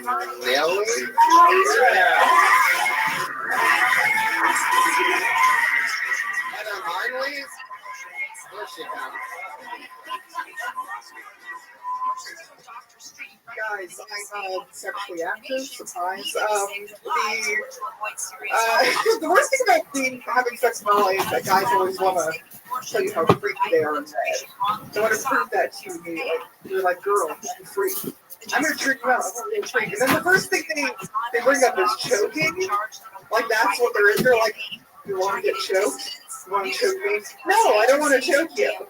I don't want to get choked. Kids are like that's like a child game too. Like the choking game, it's not really that freaky. Like real freaky things, that's like a real mild thing in sexual adventure. Okay. Because, like, in my personal experience, the freakiest thing I've ever seen in my circulation, okay, more than one guy, is a guy who lays on top of me, and he holds my eyes open really wide while we're doing it, and I'm like, what is happening? What is this? What did I do to deserve this? And that's a true thing. That's a true freak, guys. Fuck yeah, Heather. Marnelli, am I saying that right? Oh, it's Maruli. Maruli. No, it's Fuck yeah, I love your style. Great stuff. Thank you. I especially love you as the band leader of Alabama Shakes. Oh, it's amazing that you can do that and come up here and crush for a minute, girlfriend. She's very talented. Yeah, she is. She reminds the audience for smiling. You know, like even if you're nervous, you go back and forth. But I expect a punchline on the first joke thing. Yeah, no, you know what? I should have sat closer. I mean, I like, you know, like right there, there was a whole first joke. You said, you like getting the jokes, and you would go, can I finish my salad first? Do you know what I mean? Like something. Okay. No, I see what you're saying. Yeah. No, like I just haven't like the first part of the joke. Like I haven't really figured out. But like the last bit. I like the setup. Yeah. Right to the punchline. Okay. Thank you. Yeah, I never really understood the choking thing either. I know, Pat, you're a really crazy one in bed. You don't know that. You don't know that, Tony. There's no way you're in this missionary position. Nobody brings 3 guitars to do a show like this and doesn't have extra moves in the bedroom. Well, what do you? I mean, are you at a pee foo? Like, oh my God! Wow. Straight for third base, I guess. Lactation. Yeah, the choking thing is crazy, man. I hate the choking thing. It's weird when you know a friend likes it though. Like my friend Ari Shapiro, he's into it. He'll just go up to girls and just start choking them before they even says hello. It's hilarious. But it's sort of felony. Yeah. But do you really have people always trying to choke you all the time? Actually, yeah, yesterday. Yes. White guys. I have a male. I have to say White guys. No, I'm a Sabbath. White guys. Black guys. Oh no, he's black guys. They choke women. Black guys just punch the shit out of you. In the back of the head. No bruise. No bruise. How long have you been doing stand-up? 2 years. Where are you from? I'm originally from New York. I grew up in Colorado. How long have you been here? A little over 2 years. So you started stand-up in LA? I started in LA. What did you do to LA for? Stand-up and writing. All kinds of stuff. Anything artistic. What do you do for work? Oh, I work as a paralegal. Oh. I don't like it. It's for money. Really? Yeah. Yeah. I thought it was for fucking fun. Yeah, that paralegal crazy Wolf of Wall Street life, right? Yeah, real crazy.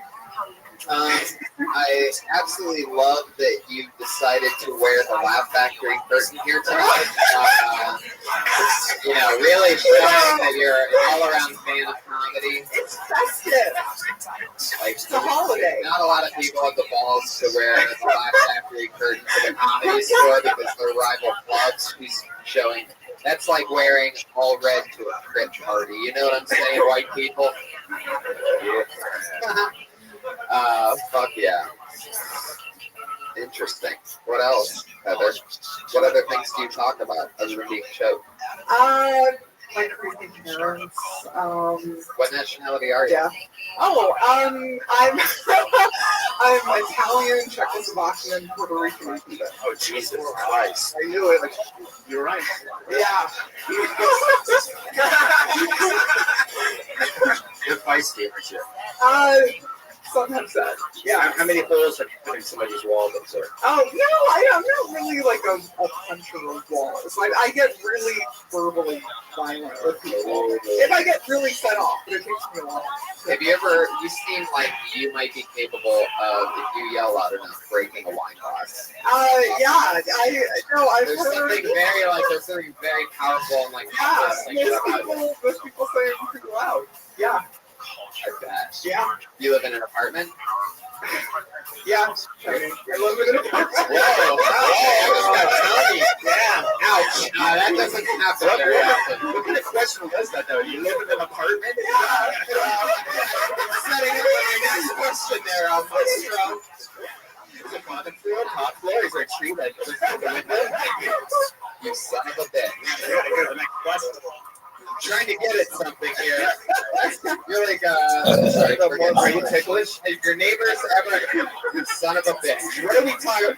No ticklish references before nothing. They rule, no? Yeah, am I? Yeah. Oh, yeah. Tony. Yeah. Yeah, I hate it. You do? Really? Super ticklish. Yeah, like I'll punch somebody in the face. Oh, see? I don't like that at all. That's tempting. Yeah. I have a question. What's the smallest guy you've ever had sex with?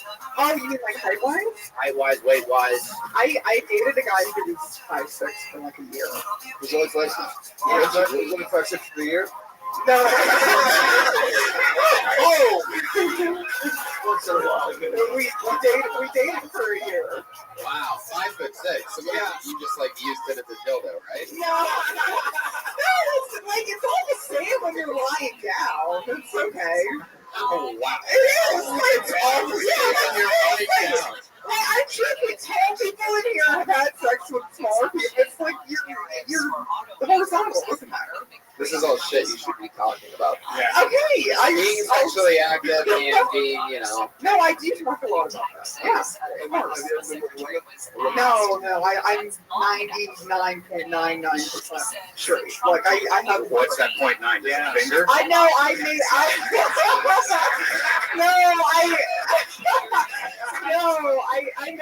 I made out with one of my girlfriends. It wasn't like girls are so soft. And, like I like like simple. Like I like guys. I like men. Big fan. Oh, yeah. This lonely Indian guy is crazy. The only one to spot at that moment. Go for it, buddy. Go get it. I want to talk about something. You got to see my dog.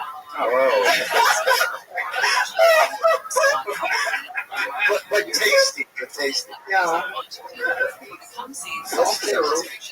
Now, we were talking to the crowd earlier. Have you ever gotten a complaint from your neighbors at your apartment? From loud events? Anything. No.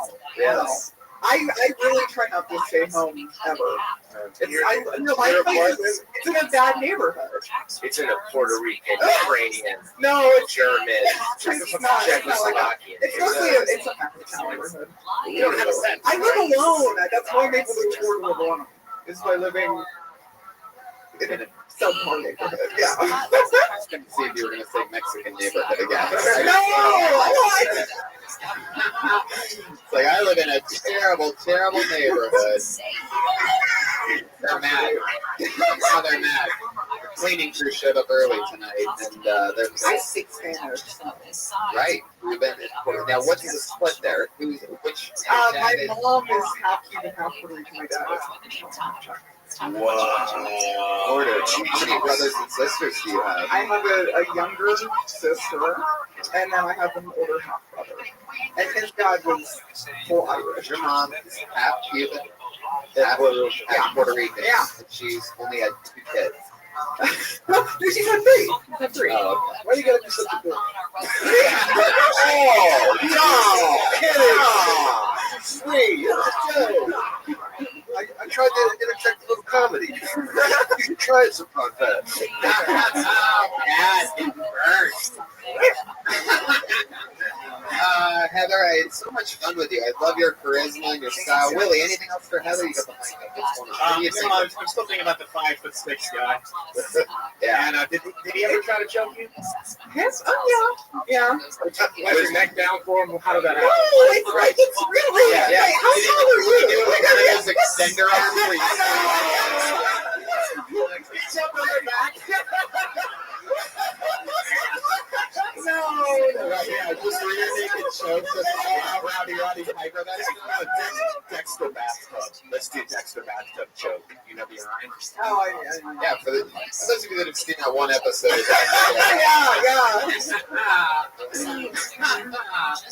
Fuck yeah. So was he dominant, submissive? Like who was? He was very masculine. Yeah. Okay. This was like 3 years ago. I didn't What nationality was he? Oh, like Irish and German, whatever. It's like ours. It wasn't ours. What's your favorite type of guy? Like, do you find yourself mostly dating white guys that are like 5'6"? No, I just got out of a relationship with like a really narcissistic Latino guy. Well, I just thought he was like the best person. Right. And he's just like, he was like, you know. Was his name? You're one of those Mexicans? Was his name Jesus or? No, it was actually, his name is Josué. All right. And with that, before we all get murdered, there's no way a guy named, what is it again? Josué. Oh, yeah. It's the He's Spanish. got an AK-47, ladies and gentlemen. No. Yeah. How many teardrop tattoos No, does he he has have? 0 tattoos. Yeah. Josué is the name of my tattoo artist. No joke. You literally said no joke, and you laughed. Now I see why they want to choke you. No choke, no choke. Heather Maroli, everybody, there she goes. We got a couple of singers. Follow her on Twitter at FixAirHeather. FixAir, AIR, Heather, all one word. Casey Moran, by the way, first comedian, Casey Moran 1, MORAN 1. Fuck yeah. It's like a real show in here. One more time for Heather Maruli, everybody. Pull another name out of the bucket. This guy's name is Matthew Maloney.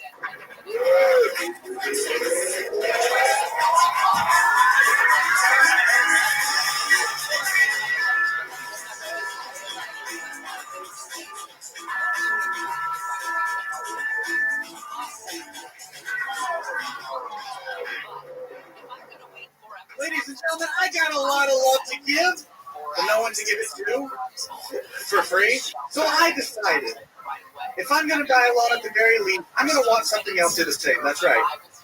I decided to get a pet. Well, what kind of pet? Well, I'm not going to get a dog because I don't need another reason to feel guilty about not going on walks.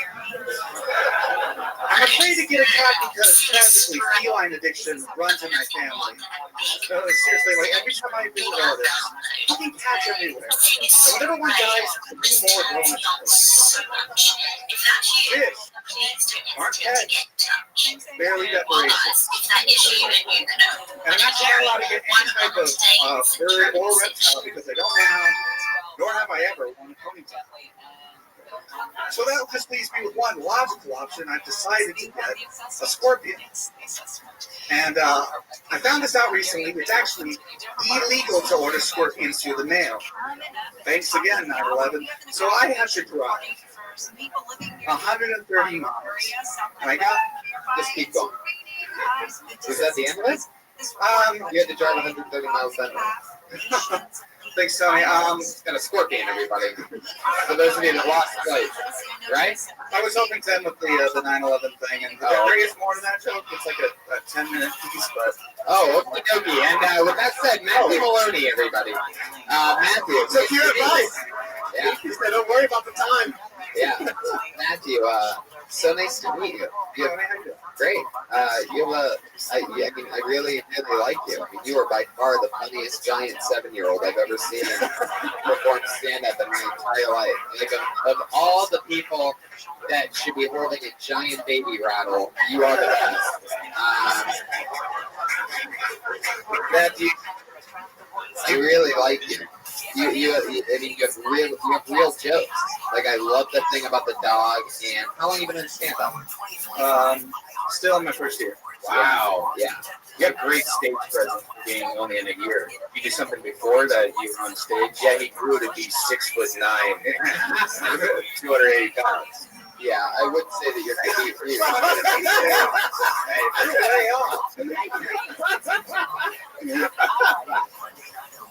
That's what happens when you weigh 120 pounds like that. Brian, I did a lot of theater in high school, and got a lot of comedic roles and stuff like that, and in college. And dinner rolls. What did you play? What are some of the parts you played in college? Some of the parts you played. I don't know if you'd recognize. Oh, you know what? Fiddler breaking through the roof. I can watch that. See, that's great. Tony, I'm fat. We can't all look like you, man. I know. I love it. Yeah, you can. Lord knows you can handle it. Not only do you step on my line, but you crush me at the same time. Jesus, don't do both. Dom, I played Benjamin Braddock's dad in the Graduate in high school, and I played Caliban in The Tempest. So those are two of yours. Well, you might recognize me from the Rabbi on Fiddler on the Roof. It is some big familiar. May God bless and keep us all. Far away from us. What do you think? I think you're good. That was a lot like the Dexter chokeout right there. There's a bunch of podcasters that are in South Korea right now. Like, that's a good one. He's right. They can't both be right. No, I think you are funny because you saw him how he came to the stage. Oh, yeah. I don't know if you noticed, but you bent over and almost killed a couple people and showed us your ass crack. It was amazing. You did get up. You are the first butt crack I've ever seen on the show. Oh, the wholesome truth. You saw that too? Yeah, you got up out of that chair there. And, you know, sometimes even comedians can get plumbers crack. You know, it's very impressive. Me, Willie, and Tom both noticed that we couldn't believe it. That's what it takes to really. No, that's my opening. Yeah. I love it. It really is. Do you go out on a lot of auditions here now? No, I'm not. I'm not doing auditions to be like a Hollywood actor. But yeah. Are 5'6" girls always trying to choke you? No one's trying to choke me. Do you know that other girl? Yeah, take her back to your crib. And,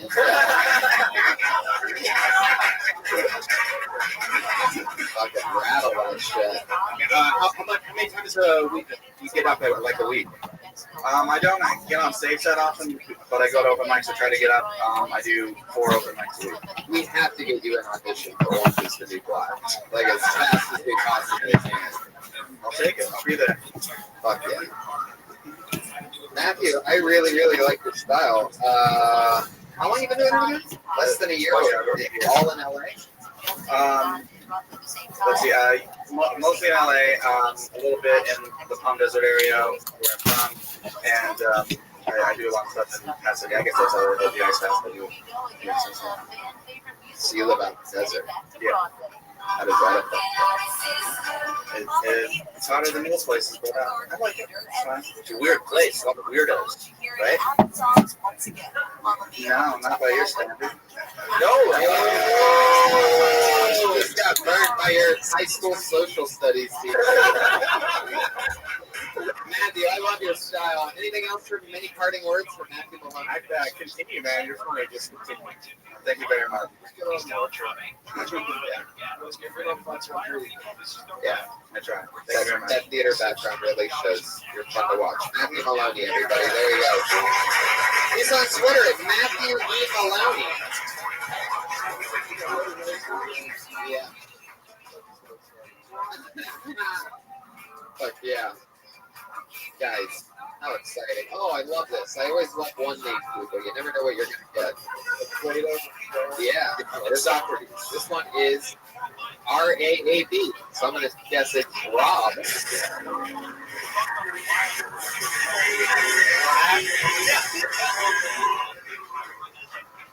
Yes, my name is Rab. Not like a rabbi. A lot of people think that. But I am like a third Jew. I'm like the J of Jew. I'm not the U of Jew. All right. The most Jewish thing about me is my nose, my beard, and how I won't pay for a Spotify account. So, 99 cents for 3 months, fuck, I'll still shop. I don't care. I'm the product of 5 dudes. I had my mom and 5 dads growing up. Not all at the same time either, though. It's not like a Mormon hoe with a starting lineup already. But they lasted about 4 years apiece growing up. They're kind of like presidents that don't get reelected. So she's actually ending her 5th marriage right now. Well, she's not. He is. Well, he's not. Cancer is. So, but it's cool because you get back to the one true hobby she's been wanting to do, and that's getting remarried. But if she goes for that 6th ring, guys, she'll have as many rings as Michael Jordan. That's the champion of fucking marriage and divorcing. Wow. Gave the surfer salute as the cat came in, knowing exactly that it was a minute.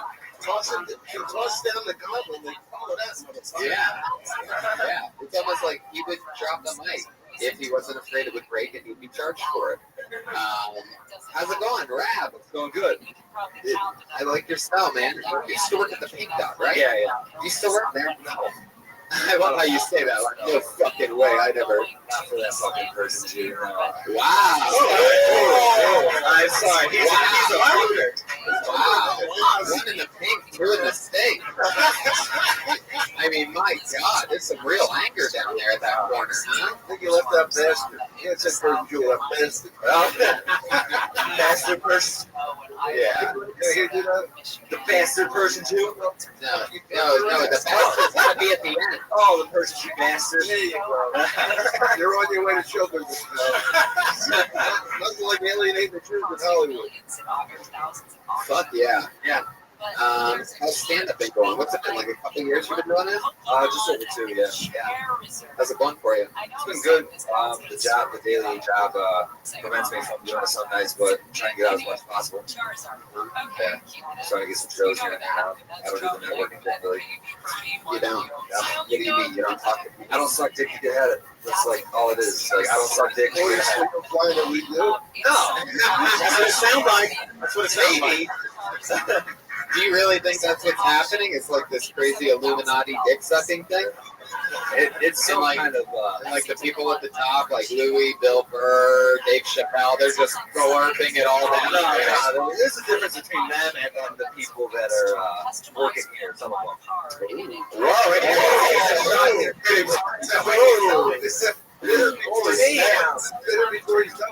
Wait, I'm guessing you're one of the guys that in the last 2 weeks showcased to be an employee here. Am I correct? Is that some of that?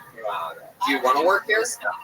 Then why are you hating on the employees of the comedy? Or are you talking about the show? It's just empower, like head power shit. Like these people that I feel like. Is someone treating you?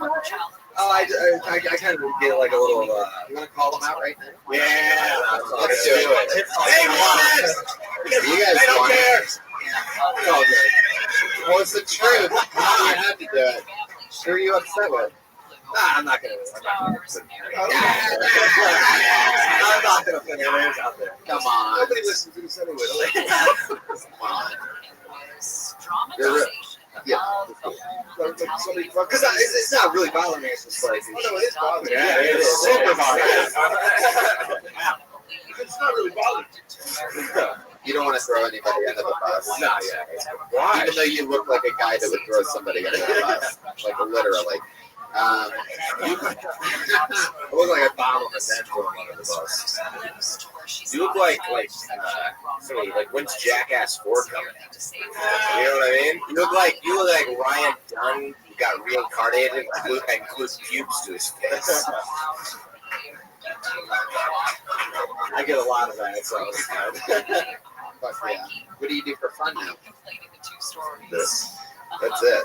Where do you mostly go up? Like, what's your home club at this place? I love trying to get up in the crowd here. I don't know, man. Just bounce around with open mics, really. You have really good jokes, and like, it's a shame that you meet somebody at the comedy store because we could work this shit out. Yeah, we have we're gonna get you in before you said Yeah, there's starting opening. For rap, it's not.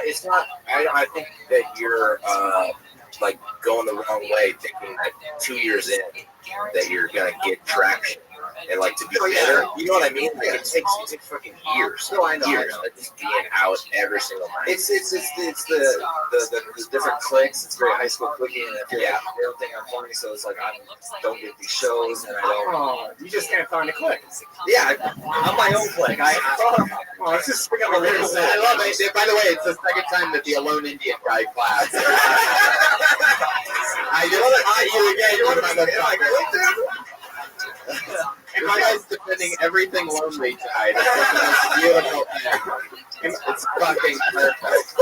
You know, the Comedy Store is very high school cliquey. It's just because all of us hang out here every single night. You know, so if you get here once a week, it is going to be like high school. Like, who's this guy? Is he going to kill us? Is he a comic? Does he have a knife on him? Like, we have no idea. You know, so the only thing I can say is if you think that, it's because it is. It really is a group of friends that hang out every single day. They're going to get that anyway. Right? It's a big overhyped thing that the Comedy Store is cliquey because all it is a shit ton of comedians all thrown together in one crazy funhouse. So naturally, certain people are going to hang out.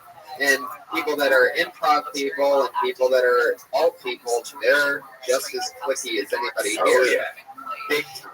So you're going to find groups of friends in any profession that you do. It's like labeling it in your head as cliquey. I'm trying to make it like high school. I just fit into everybody, but like what you might not know is there's people like, you know, Gerard Carmichael who get along with every clique, like all the way through. Now, every clique high fives them as he goes by. And that's attainable. Yeah. So, and then everyone else, every other comedian, enters the place and is like, fuck, everybody hates me. That's how I feel all the time. Really sad. Wow. I don't feel like it's a mindfuck. Looks like you two are gonna have to go see Mumford and Sons together and fucking man it out. This shit is a mindfuck. I know our friend right here will join you guys. Yeah, Clappy Mc what the fuck? Clappy McPherson. Just feedback. Yeah, we are getting feedback. The standout thing about I mean, the jokes are fine. You have a great look. Blah blah blah blah blah. I mean, the feedback's great, but the fact that you have issues at a place like this, you know, and that's what you're talking about. And that sucking dick thing. It's just like that's cliche for people like us that have been doing it a longer time. To hear from somebody that's been doing it less than 3 years and doesn't realize yet that it's not dick sucking and it's not kissing ass. It's you have to make friends. It's so good they can't deny it. It's like channel that anger. It's a humor. Yeah. Channel all that because we all have fucking rage. Try to make those tricks that you don't think like you laugh at you. And then You go on stage, you're so fucking good, nobody can try it. yeah. Shave your beard. There he goes, everybody. Round, everybody. That's how quick it happens. The Muslims like that joke in the middle of the room. Thank you for laughing. Pro beards. Everything, right? Yeah, when I started sucking cock at the comedy.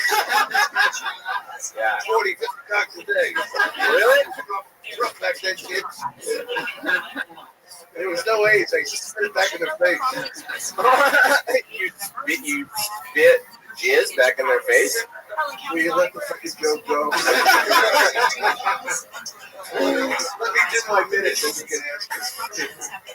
I pulled another name out of the bucket. It's Amory Lee.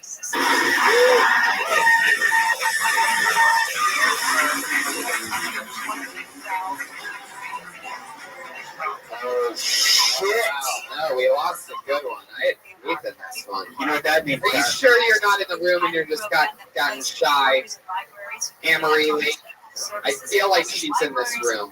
She must be taking a shit. Guys, your next comedian. Hey, you guys did the sound effects, so she got banned. She got blacklisted. Make a noise. Use that tradition. I think they just get pooped on. Iffy the waterway.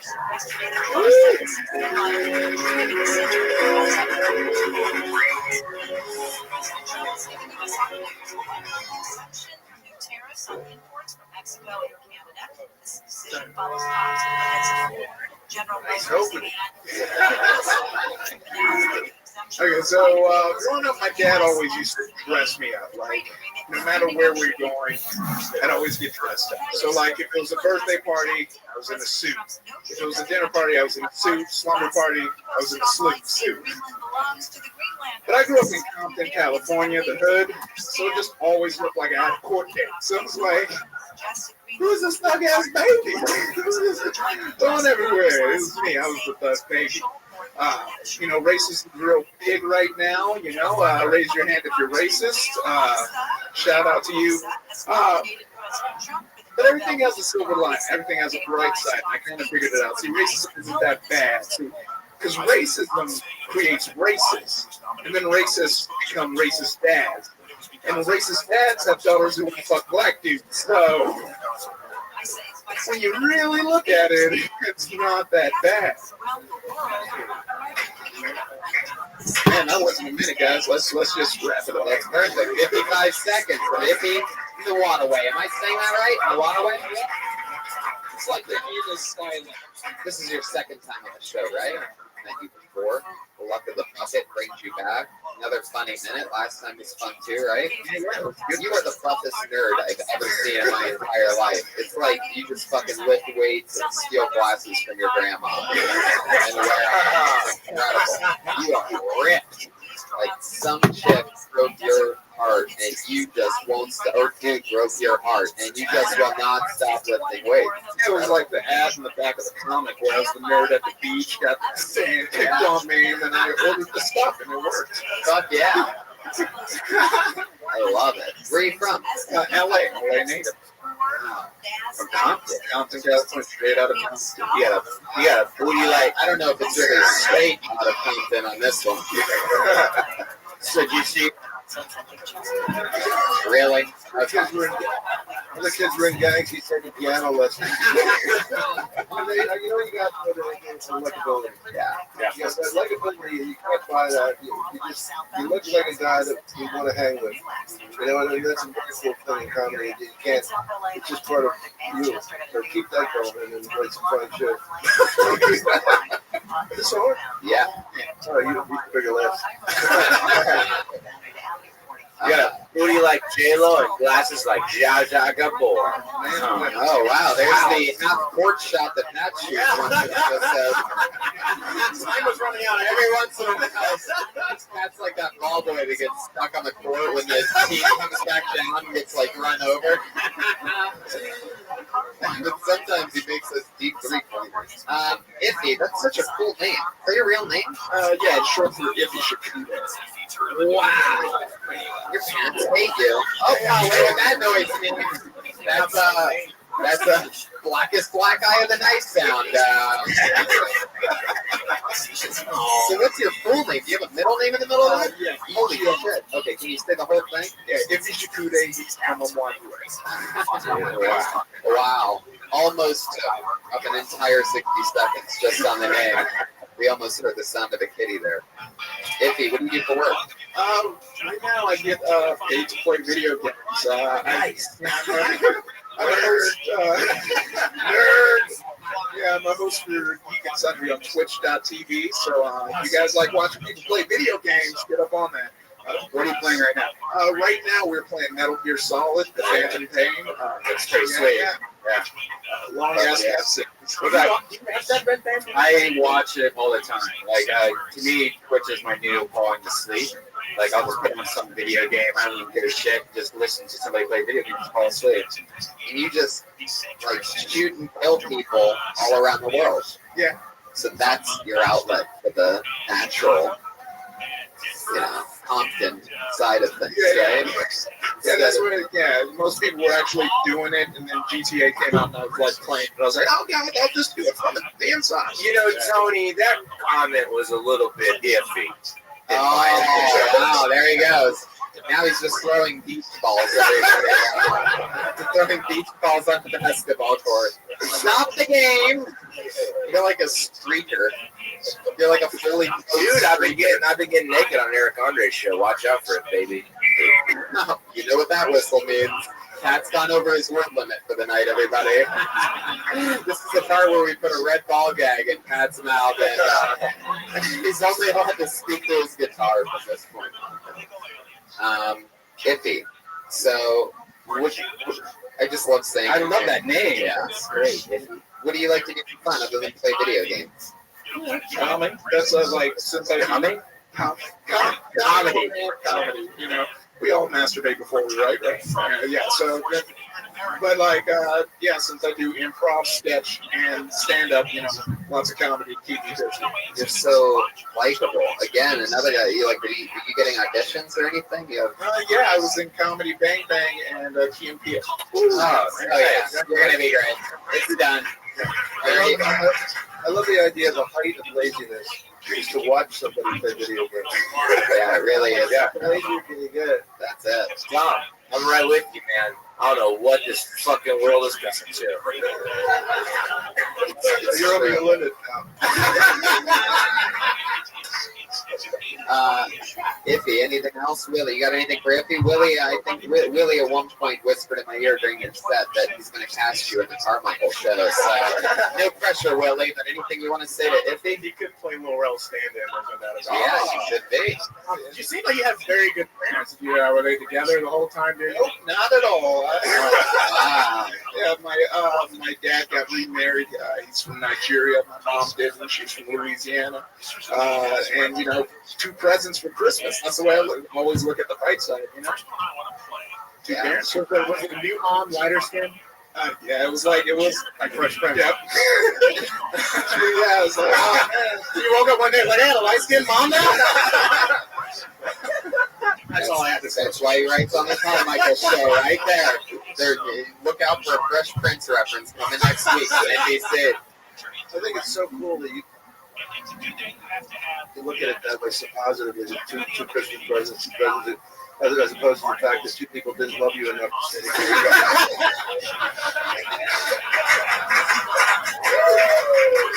Just another angle. It's the best. I've been getting these emails from your dad. Oh yeah. I would never be able to have a rich uncle wanting to send me money. It's always going to spam. I think that's what I said last time he was on the show. Yeah, yeah. Pat, way to go. Fat Jew. I fucking own the Fat Jew shit. You can find me on Twitter, but it's Fat Jew on Twitter. But it's not really Fat Jew. It's at Patty Reagan. Yeah, but my name is Fat Jew. Right. I was gonna change it to Doc McStuffins. It's on Disney XD. It's an animated show. All right, maybe if we just cut the mic wire, maybe, I don't know. We'll figure something out. Oh, jeez. Come on, man! You kidding me? Jesus! I almost went under this table. I was so close to being under this table. Wow. I was going to flip the table over. You really sat on it tonight, Brian. Oh, my God. I forgot that's even part of the show. Oh, man. Not me. I actually jumped at Dom jumping. I'm like, what is jumping? We've seen so many great comedians have the shit scared out of them by that sound effect over the last few months. It's really impressive. Iffy, I noticed you didn't even flinch at that gunshot. Is that from being from Compton? Yeah, it did get a flashback. I was like, oh, you know, protocol, hide the colors and put on one knee. Right. Yeah. You got to pray subservient to a gang. I chose Bloods this time. Have you ever run into? Are you still in Compton? No, I'm in Koreatown now. So yeah, out the hood into another hood. Living on the hood. Yeah. You went from trip to hit. Yeah. I feel like that's a lateral move. Koreatown's like, yeah, you can just tell that guy behind you that said, yeah, has no fucking idea what he said. yeah. Koreatown's where the way he said it. Koreatown's where people who move to LA, they either end up in Koreatown or Hollywood. How long Two have you lived in LA? shit neighborhoods. Yeah. Oh, okay, fuck it. Back to the show, everybody. Back to the show.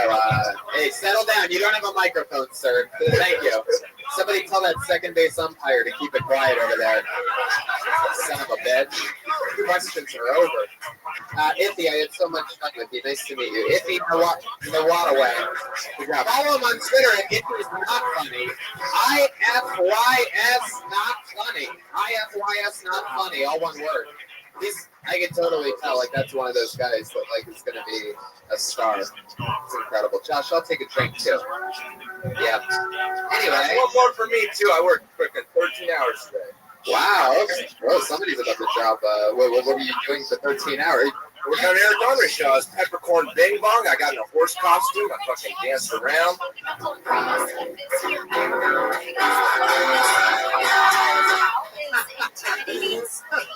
I remember when the show used to be over here. You would say occasionally, hey, sorry, get a less compelling personality in this chair. He really is. He's a one-man band. The last couple of weeks, his confidence has grown through the roof. 13-hour date today. Eric Andre's show. Getting naked. Fuck yeah. That's when you know it's all happening. Are you a little fuckboy on that show? What are you? They make you drive up naked in horse outfits and stuff? No, I was like, look at your butt and stuff? I've been featured on the show like the whole time. I've been naked a lot, right? And I get naked. They have a bit called Naked Pat where I get oiled up while they're doing an interview. I get in the guest island and I go and take their lunch order naked. Can you always do me a favor on this show? Yeah. Stay clothed. Yeah. No problem. Oiled up white guys that they all get to look at your butthole and stuff. No, Adult Swim, they have to censor that out, right? Yeah, they censor that, but like Eric does shit like he'll like hop on a desk and like try to take a shit. He drank his own pee 2 days ago. Wow. They're gonna have to censor that, I'll tell you that. They are? Yeah, they're gonna have to. Yeah, Tony, they're gonna have to censor Eric drinking his own pee. Fear Factor NBC had women drinking horse milk. Google it. Wait a minute. Hey, are we on still Tony? Tom, you've seen that. Did you ever see the Fear Factor where the girls drank the horse milk? No, I can't watch that. Eat my bullshit. I love Joe, but right. Okay. That's why they canceled Fear Factor that episode. Really? Yeah. Wow. They said nay, huh? Yeah. Guys, that's called a punchline. let's keep the show moving. Your next comedian, Yadoy Travis. Yeah! Wow. Really a crowd favorite. Hey everybody, real fact about me, a couple weeks ago I had a panic attack, not about killing myself. I was on a rooftop by a pool, not about jumping right off, and then I thought about it, I realized I could never kill myself, because I know my moves, you know? A real even fight, you know what I mean? Be like, yeah, fuck, get out of here with that weak shit, you know? Trained in the same gym, I'm the same dude. What are you doing? I stay up late at night watching tapes of myself trying to find holes in my defense, and I can never do it. You know? Just never do it. I'm sort of done with white people thinking that the weirdest shit makes them not racist. I met a girl a while ago who was in a class on Southern Lit that I was in, and she was in Portland or something like that. She said the words with her own mouth. She goes, "I can't be racist. I've never even seen a black person." What? It's not about opportunity, man. It's not like I can't be racist. I haven't had a chance to prove myself. You know? Thank you. Fuck yeah. That's fun. Where are you from, Yadoy? Atlanta. How long have you been around for? Talking to the man. Oh, you've been here a year. Nice. How long did you stand up in Atlanta? 2 years. Punchline? Right? Punchline Atlanta? So you're a Republican, right? Yeah. We bounce back and forth. Yeah. Do you ever do Keys night? Keys night or When I heard about a room in Atlanta where you go up and if the audience doesn't like you, they shake keys. Oh, that's it. Uptown. I would do the Thursday, but that was on Sunday. So never keys. You ever do 11 Snow? Yeah, I featured there last time. Me too. Oh yeah. When that November. Actually, my friend. Want to meet in the middle of the week? My friend Austin Dom actually, I think, posted for you when you were at the Improv. That's Austin? Yeah, it was a couple years ago. I've only done the festival there. I never did it. I think you were headlining. Oh, your friend Austin. My friend My friend Austin, not Austin. Yeah. Oh, Willie, can you be the light-skinned middleman in this conversation?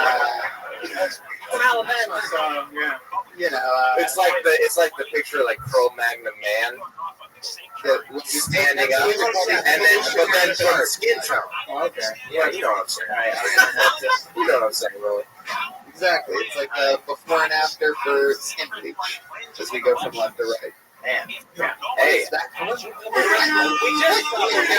not what that sound effect would play, Brian. I think you have like completely confused with good moments of the show. You've been working out here for a year. The culture's different, right? Do you know anyone out here, or you just came out here by yourself? Oh, I was all alone. Wow. Yeah. You got a girlfriend? Bullshit. I call bullshit. You got a girlfriend. I met her. Whoa. I did. Whoa. Where'd you meet her at? Just threw him under the back of the bus. Yeah. 2 people. Okay, good. What happened here? What happened, audience? Is everybody okay? Something get weird? Austin. What the fuck happened? His friend's name was Austin. It was Austin, Texas. You gotta get to the bottom of this. It was Austin in Austin, Texas. Yeah. No, his name's Austin Shorty. How long have you had a girlfriend for? 8 months. Wow, so you met her out here. In college. I went back for Christmas. What college? Emory University. And then you met her there, and you brought her to LA. Very briefly. She's now in Scotland for a year. Wow. Damn, that's smart. Oh yeah. How's it smart, Willie? Yeah, Willie. You know, guys, I don't think I have enough time for me to get into this. Well, you know, this new relationship is going to get rocky. She's going to be mad because he's spending a lot of time with stand-up. So she thought, you know, I'm going to go to Scotland and just see some things. And then be like, cool. Getting a master's. Yeah. See, she's working over there. Yeah. What's she getting it in? Neuroscience. Wow. Look at this. Already. Harder than me. Oh, shit. What'd you major in? What did you major in? Psychology. So neuroscience for lazy people. Fuck yeah. What are you doing Friday? I'd like to have you on the desk once you have the ice on. So I'm not busy at all. Yeah. All right, cool. Yeah. There you go. How many dicks did you suck to get that? 11. Rab learned something here tonight. It's all about sucking those dicks. It takes 11 dicks down the gullet to get a spot at the ice house on Friday night. Yeah. Yadoi, so fun. Yeah, like another person, I mean, I feel like we've seen a lot of like tons of likability. Likable people. It's incredible. Because, like, I think back to a couple weeks back, and we had some real fucking shitheads on the show. I was here last week. I'm just trying not to be another John Johnson. Oh, you know, he's not a bad guy. I believe it. He killed himself after that episode. Actually, John Johnson did. It was rough. So, Pat, how long have you been hosting the show?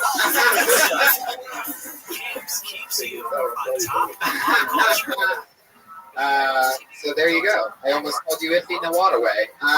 It's Yadoi Travis, everybody. There he goes. Thank you. So nice to meet you, Yadoi.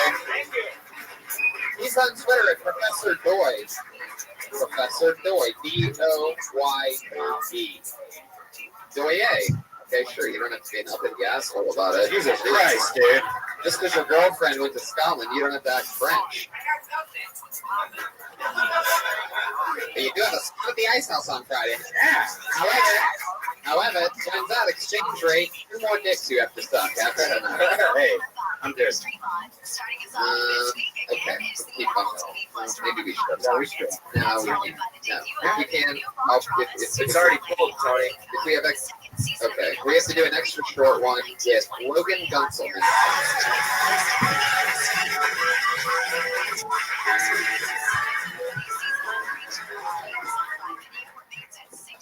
Hello. Okay, I have a question. Do you guys think that this would be a good slogan for Coinstar? You guys know what Coinstar is? Yeah. It would be good if it was Coinstar, be for loudly.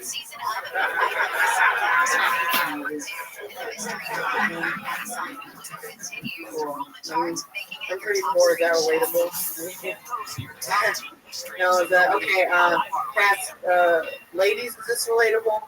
Ladies, ladies, you ever really vibing with a guy and he goes to charge his phone and he's having like a really hard time plugging his charger into his phone and you realize that you don't want to touch him anymore? I don't want to go over because you said short. Sure, okay. I mean, that's, by the way, that's the epitome of, like, what I was talking about when I tell people to take their time, you know? You're so fun to listen to. Awesome. Easy listen. Great show. Yeah, so fun. I just want to give a special shout out. We have one of my favorite people from the hit show on NBC, Undateable, going back for season 2. It's Rick Glassman is there, everybody. Yeah. NBC, Undateable, NBC Carmichael show. I'd like to give a shout out to the NBC Peacock sitting in the back left corner over there. We have the whole family. I always find the Peacock jokes to be funnier than everybody else. I always try to squeeze them in. Rick, how's it going over there? Season 3. I had a feeling when I was saying it. I knew something was wrong. True Detective? Yeah, the True Detective, season 3? No. Undateable. but season 3, the whole thing's live. Like you said, that's awesome. Yeah. Rick, can you tell us about Chris D'Elia? What's he like? Brett Warren, the guys who are really talented. Brandon's been friends with for a long time. Chris, stop it. I love you so much. Rick Glassman is here, everybody. One of the best. How long have you been doing comedy? 2 years. 2 years. And how long would you say you have a set? Like, what's your main? I can do like 20. Really? I'd like to see you at the Ice House Friday. Double Ice House spots all at once. I can feel the anger in the back of the room of comedians that were on before these two, and the ones especially that never got picked out of the bucket at all. I mean, just serious, lovely anger. I actually feed off of it. Anyway, Logan, that's so interesting. I feel like you're one of the people that I've seen around here a lot for a couple of years, but I've never seen on stage. So it's always a different, interesting thing. I feel like I normally see people before everybody else does. But with you, I feel like I've seen you hanging out here a lot. I feel like you've been going hard for 2 years, right? Like lots of spots. Yeah, I've been trying to. So I feel like I have no eye contact with you, like awkwardly, and I'm like, oh, I can't talk. I'm gonna keep walking. This is weird. Somebody just fall underwater over there? What was that? What was that? I didn't know they added a shallow end to the belly room.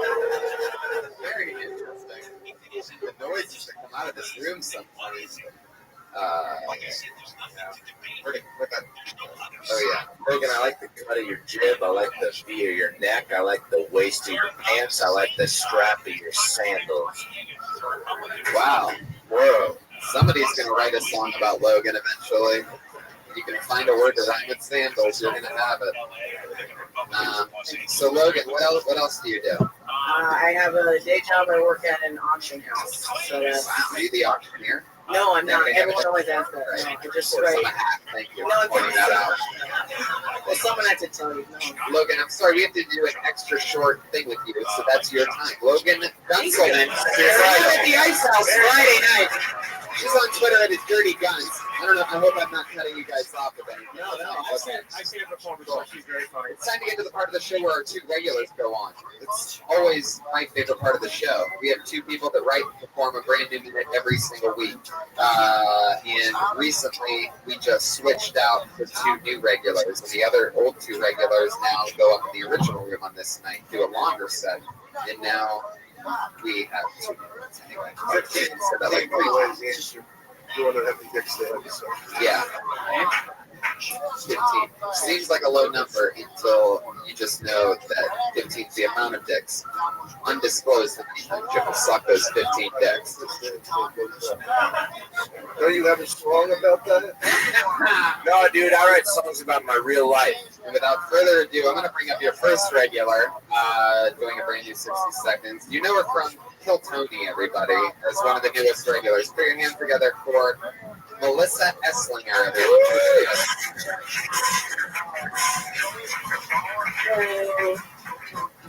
So it turns out that like people don't always mean what they say when they tell you things. I was house sitting recently, and she said I could wear anything that I wanted. I stopped at the underwear drawer, and I had her sort of wandered, and when I brought him back, she was like, "You really like to indulge in your crazy, don't you?" No, all right. People tell me that like I should be just myself, and it's hard because you have to like know who that is to be able to do that. And when you don't really know who that is, then you get swayed around really easy, and all of a sudden you're like playing Dungeons and Dragons on a Labor Day Monday.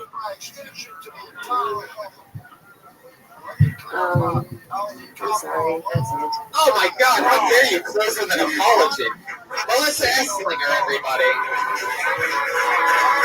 writing a brand new minute every week is one of the hardest things in the world. But it takes a gigantic set of balls to even try it. What did you talk about? I was trying about people not meaning what they say. People are I can immediately tell you that what happened there is we don't know what you were talking about. Oh. You said underwear. What are you saying? Oh, I said I house sat recently, and she said I could wear anything. Wear any of her clothes. Right. See, I was thinking you were talking about your clothes, and I was so confused. I didn't get the joke. You need to really explain that, because not many times you house sit and go, "Oh, you can wear any of my clothes, by the way." You don't have to bring clothes.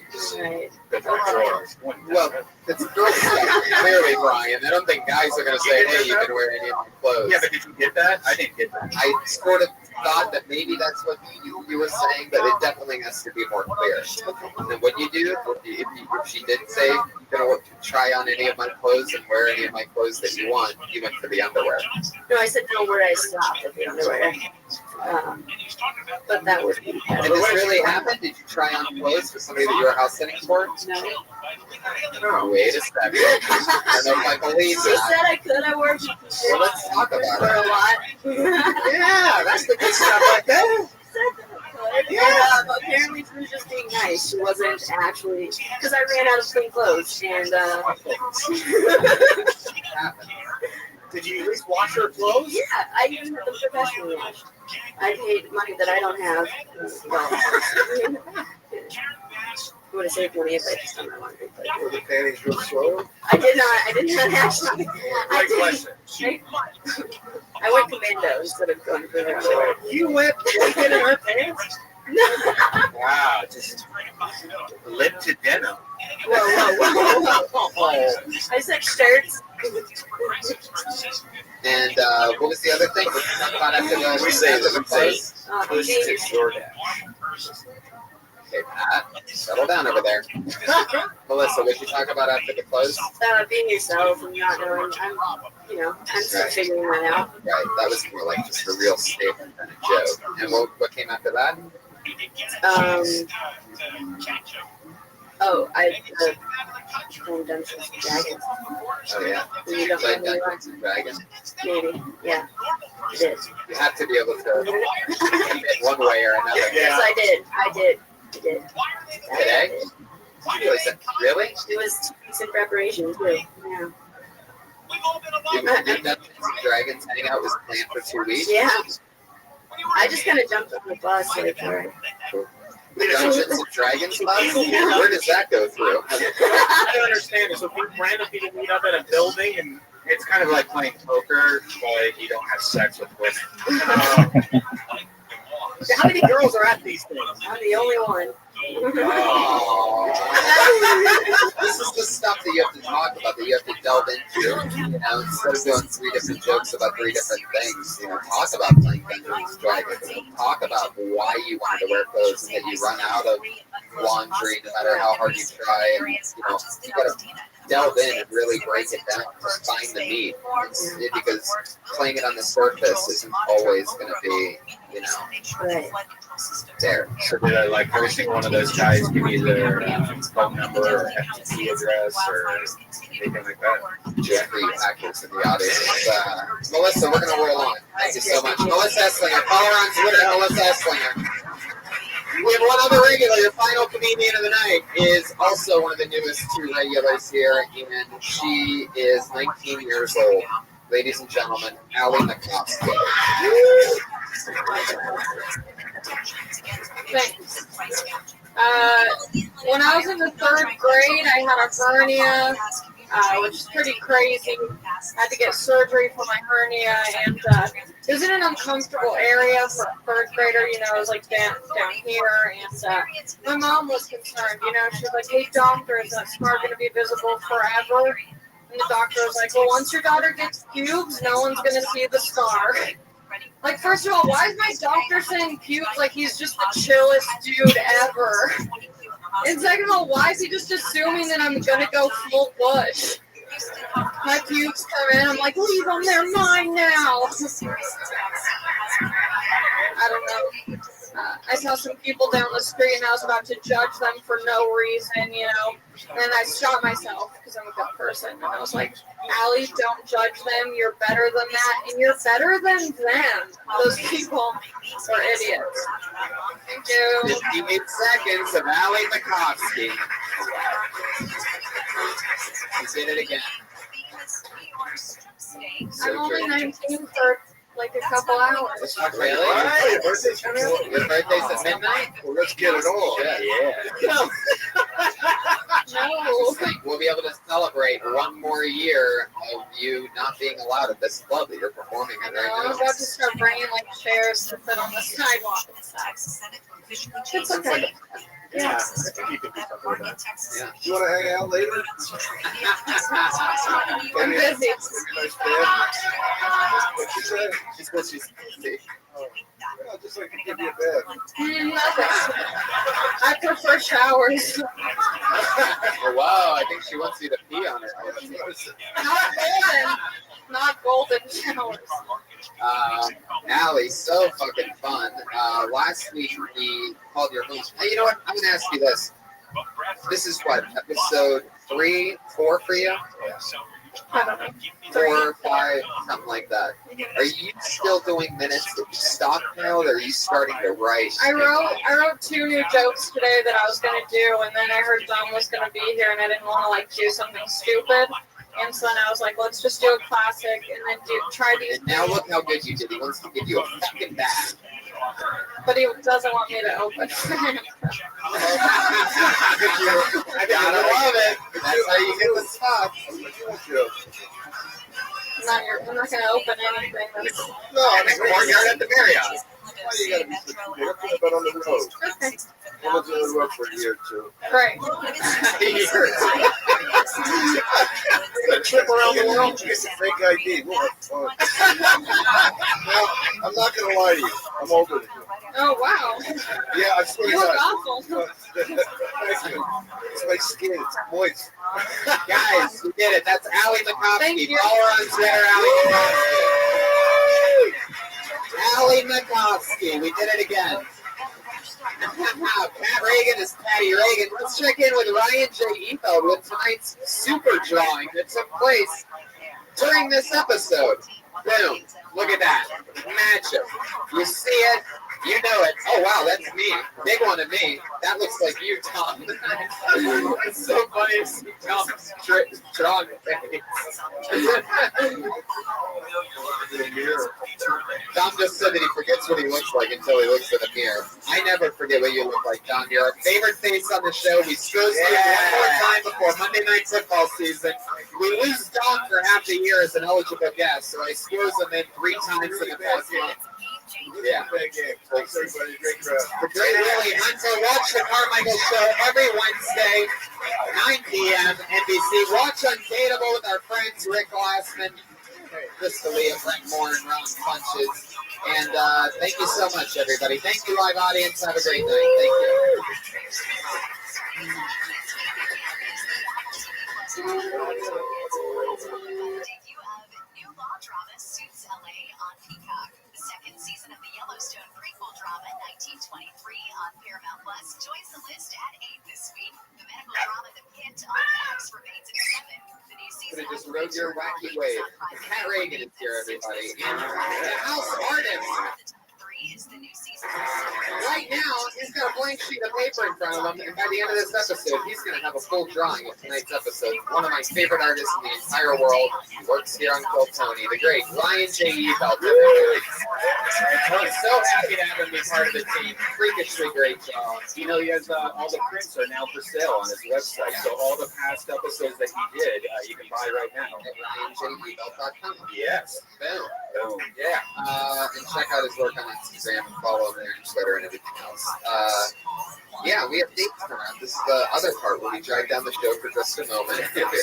This Thursday, we're going to be in Phoenix, Arizona at Stand Up Live. It's me, Tony, and special guest Aiko Tanaka. So if you're in Phoenix, there's a Phoenix shooter right now on the highway, shooting people on the highway. So it's going to be real fun. Yet another reason to come out to the show.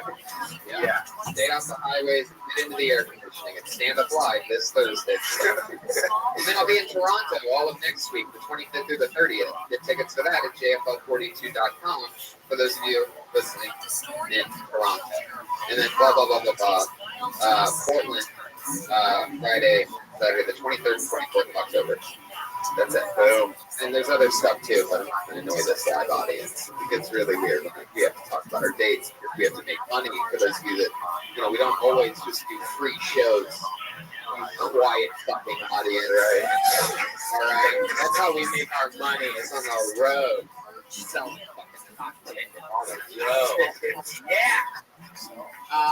Guys, I'm so excited that you're here. This show is so much fucking fun. Somehow Mondays have become our new favorite day of the week. I love doing this. I'm so glad you're here because we have an awesome format on this show. And every week I have two of the funniest comedians in the world on this show. These are two returning Jedis of this show, two of my favorite go-to guests, and I decided to book them together. Usually I would spread two guests like this out over 3 episodes. But tonight I'm just clamoring them together all at once for one big blowout. Put your hands together for two of our favorites, Kirk Fox and Tiffany Haddish. Yeah. Wow. Tiffany Haddish and the great Kirk motherfucking Fox. Yeah. He's the best. Tiffany Haddish is fresh off of today's season 2 pickup of the Carmichael Show. Motherfucking NBC. Yes, I'm not gonna be unemployed after a while. That's gonna be nice. Oh, you might. I might. Well, I'm just glad that I'm just glad to be a black woman with a high-paying job. Why would you? It's not easy to get that. I know. I can't get that. Kirk has trouble getting a job as a black woman. Tall white man. That tall white man. It's hard for a tall white man to get a job. It's tough, man. A lot of racial problems going on. Yeah, everybody think you play basketball and stuff. Just they come at me hard. Know the country. Let her just earn it. Yeah, I'll earn it. Guys, congratulations on your. Thank you. I haven't seen it yet, but I can smell it coming. Do you know when you start working on it? I don't know. I found out on Twitter, man. Nobody even called me. Nothing. I just saw it on Twitter, and they was like, "Congratulations, seeing on Deadline season 2." I'm like, but I don't really know if I'm gonna even be in season 2. Nobody said nothing to me. Oh yeah. I mean, if you read the credits, it says I'm a guest star. Like. No, yeah, that's how it works. It's literally everybody. But now it's like a guest star. GUESS. You don't even know. Yeah. It's like, you gotta just guess. Yeah, I'm with it. Kirk, what's that drink you're drinking? That's a OJ cranberry, just a little sugar. Got a little hypoglycemia, thank you. You got hypoglycemia? No, but I just like to feel that I'm just current. Okay. I got high blood pressure. Really? Black people problem. Nice. But you also got a TV show, so it's a wash. I guess so. Yeah. I'm not working right now though. So I mean I'm just here. Right. I just found out on Twitter. Well, congratulations. Nobody took the contract, but my agent didn't even call me. Just A couple days ago, you were at the Slauson. I was at the Slauson Swap Meet, like celebrating that I could spend $100 at the Slauson Swap Meet. I got my car washed, got the windows tinted. At the swap meet? Yeah, at the swap meet. Yeah, I got car wash at the swap meet. Yeah, you can get your car washed at the swap meet. I got a pap smear. I got a pit bull puppy. Got me a new outfit. In that week, I have Pat Reagan over there ask the guest a question. I leave it out of my hands, and I just let him come up with his own question that he wants to ask the guest. So, with no further ado, Pat Reagan. All right. Tiffany had it. Yes. Would a guy like me ever have a shot with you? Hell, motherfucking yeah, I was just thinking about you. When I was putting my lipstick on, I was like, look at him. Wow, the horse of truth. Yeah, just like that. He got abs and stuff. He got an app for them abs. Really? Yeah, that's. I touched his stomach. I was like, you in the gym? He was like, no, I got an app for that. I was like, damn. What's the first thing you would do with a girl like Tiffany if you got her back to your place? Grease my scalp? I didn't remember. All the black women laughing at that. They know what that is. Get drinks, smoke weed, put on music, and just give you back massage. Okay. Hopefully not your. Don't get me drunk. My pussy dry when I'm drunk. Yeah. Don't get me drunk. Just grease my scalp. I'll teach you how to do it. Okay. Every black woman loves to have their scalp greased. I've learned how to grease If you want to make a black woman fall in love with you and follow you wherever you go, you grease her motherfucking scalp. You get you some cocoa butter and antifreeze, touch her shit and just run your finger down that scalp. Ooh. It's making me moist thinking about it. You can put like a YouTube video out of it and then what this is because white people have no idea. I taught you how to grease my scalp. Remember that? Yeah, I do remember that. I actually did do it. But you gotta be careful of the hair, correct? Yeah, he pulled out a track and shit. He fucked it up. Yeah, there was a little extra hair there. I was wondering what that was and why there was a hair clip in it. The hair clip and all the hair came off, guys. Yes, the cheetah of the Terrorwell. The Terrorwell. He looked so scared, you guys. You look scared as fuck. He was like, "Oh shit, Tiffany, what happened? I'm so sorry. I told you. I thought it was. I didn't know you were in the kilo. I didn't know." Like, yeah. It's adorable, though. However whatever that is up there. Right here, this is recycled Tupperware. That is? Yeah. That's what? This is plastic. You know, you can do so many things with plastic, and if you put chemicals in it and put it in the microwave and melt it down, pull it out, you know, do a couple of things. You can make it in the hair. Yeah, you can make it in the hair. I just make it at high temperatures because this shit will melt. So, all right. These are all good things to know. Yeah. Now, what's your question, sir? All right, Kurt Fox. Just the same question? Nope. Okay. What would you say to a young Kurt Fox about life, like a 14-year-old Kurt Fox? Don't ask questions. Just go for it and see what happens. I like that. Maybe commit to a one-handed backhand earlier in my life. One-handed wing and one-handed backhand. You know, as a tennis player, as a young 14-year-old, I should have committed to either a one-handed or a two-handed, not a two-handed GP. Do you have any other life lessons than the one? No, that should be enough. If you can just mirror what I just said, you know, try and get through that. Don't just fucking learn to do it. So you played tennis when you were 14? Yeah. Tennis has been part of my life since I was just 10. Can I give 14-year-old Kurt Fox a piece of advice? You can. Learn how to grease a black girl's scalp. That's good to know. I did not know until I was 16. Have you ever hooked up to black belt person? Shit. By choice? No, I mean by choice. You been raped? You been raped by a black woman before? Not completely. I mean, it started as a rape. And then I just surrendered when I just realized I cannot fight it. Yeah. Have you guys, fellas, have you guys ever been raped by a woman? Sure, you can call it what you want. Is it really rape? you know, well, I mean, I don't mean it in the hard, weird way that makes everyone uncomfortable right off the bat as soon as I open my mouth and say it. You did? I just in Lawrence, Kansas, where I pretty much got forced into getting a blowjob. What? In a bathroom. And I was like, I really want this blowjob. Forced into getting a blowjob. Oh, I hate when that happens. It's like, oh fuck, quit sucking me. Yeah. Yeah. How were you forced into getting a blowjob? Roach Cash.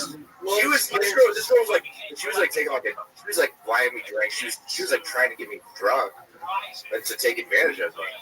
I've done that, guys. Yeah. But I'll do that to you. I won't buy you no drinks, though. You'll pay for Oh, my together. Let's do this. I'm gonna make sure this happens. I'll make sure you guys do right. But you know, I've been trying to break you for a minute, because you keep running from Oh, me. and that's what George got. It's like niggas want to take big steps. Oh, that's the best. You ever got super before? Fuck yeah. Got what? I don't even know what the question was, but it sounded like I should say fuck yeah. You know, I sucked my thumb till I was 18. I'm a beast. I ain't never had no braces or nothing. Listen, I got enough dick for everyone. You can suck it till you get it right. Still telling you that I feel like it's going to end in a gangbang. I'm pretty excited about that. So let's get the show rolling. Over 40 comedians signed up for the chance to do 60 seconds of stage time here tonight, then talk to me and our esteemed panel. And we're going to have a lot of fun. Sometimes we give them advice, sometimes we talk to you and find out other stuff, sometimes we make fun of you. Anything can happen. And it's going to be a blast. Sometimes David Arquette comes. Yeah, yes he does. Oh my God, I got his phone number. Me too. You do too? Yeah. What's he saying to you? Well, he There's was no one in this room that doesn't have this phone. If someone will talk to him, he will give them numbers. pretty much. David Arquette's actually signed up in this bucket. Yeah, he really has. And they pulled his name out. And David Arquette came on stage and did 60 seconds. Well, it turned into about a 4-minute monologue. But it was awesome. But guys, if I pull your name out the bucket, that means you get 60 seconds of stage time, uninterrupted. Comedians, you know your 60 seconds is up when you hear the sound of a kitty. Oh, that's adorable. Wrap it up then, or else we're going to bring out the angry Hollywood bear.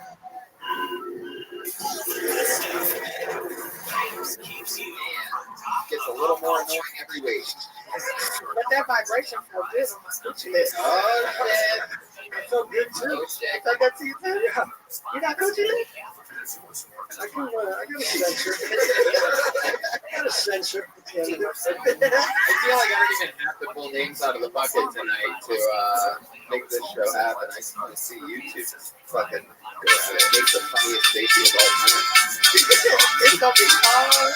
It's gonna be fast. It's gonna be special. Definitely gonna be special. I'll do my part. What does that mean? We're watching. What does that mean? If I drop the baby down and let me in my car, you don't know who I am. That's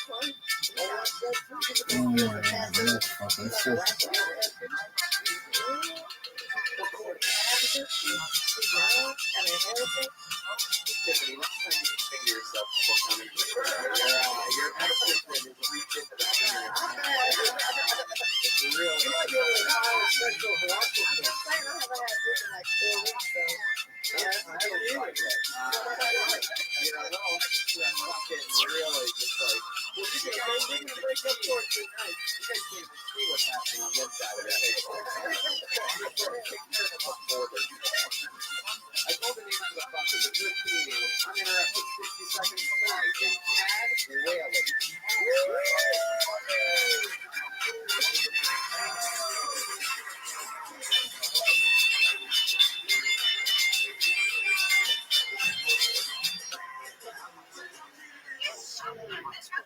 What up? Guys, some sad shit happened the other day. Went to a funeral. Yeah. And I had to pray at the funeral. That's fucking sad too. The lady next to me read a whole hands and shit, and the lady next to me, she had a nub, dude. Like, for a hand. So it's a PC world out there. I don't want to grab that shit. I can't go to that. It's fucked up. The one thing, like, I don't know. It's like, oh, wrinkly and shit, like, How am I supposed to grab this nut, close my eyes, and play that? How do you do that? I don't want to do that shit. So I do it anyway for the next guy. And I'm praying to God that I keep just like this shit happen. What lady? Was it an old war injury? I don't fucking know. Maybe she like fell asleep on a train track, got too drunk. I don't fucking know. But I can't pray to God with that note there. So I just put like a parking placard there and walked away. She's just handicapped, guys. Alright. Okay, 50 seconds. 50 seconds on the stub. Tad, I feel like this is a true story, right? Yes, Whose funeral was it? Family friend. He died. Old Nubs. Yeah. What was that in reference to? Old Nubs Johnson was the name of the family friend who died. R.I.P. Old Nubs. Yeah. Wait, so the person in the coffin had a nub? No, the person next to me, we were praying for the dead guy, and she had a nub. Right. So when she was praying, like, did she just put like the one hand up against the nub or anything like that? Did she at least get half prayer hands or anything? Yeah, I had to go in for it and like, coddle it for a second. So she had. I'm not. She yes. She doesn't sign of the cross, so she like punch herself in the face. I don't know her that well. I just touched the nub and I was with her. Did you get tickets for this event off of Stoke Hub?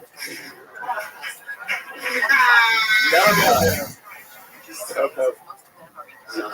Yeah, your delivery was very like it sounded. I felt like I was listening to one side of a phone call. Like you, it was like it was very. I don't know. You know what I'm saying? It was not. You weren't delivering it. That side of the phone call was him calling to say he was part of the Manson family and that they just murdered Sharon Tate. You just got to slow it down a little so we know what you're talking about. Like I had no idea what you were talking about, but it sounded very scary. Yeah. I don't know. It's kind of hard to talk about a nub. I probably shouldn't have picked that joke. No, you can make the nub got funny as we were talking about it, so there's definitely comedy there. You just got to slow it down. Yeah. The train track thing, make all that stuff funny too. Like, she would try to rob a chainsaw factory. Did she go to the Middle East and jack somebody off and get her hand cut off? Still a dick? There you go. Take that. Hand job and Yeah.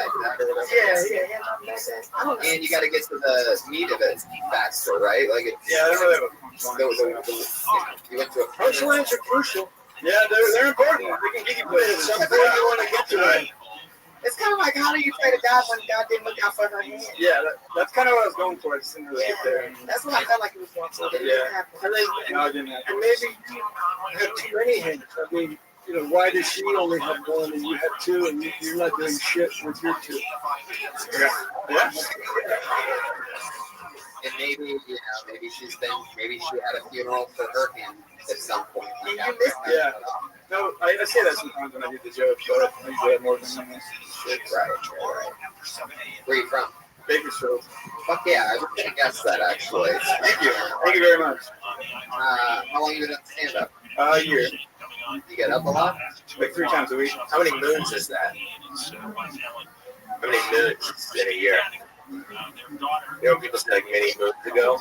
Yeah, but I don't know. I'm not a meteorologist. I just want to know. Like an Indian or something? Like a Native American? What is some of your other material that you usually do? What's it about?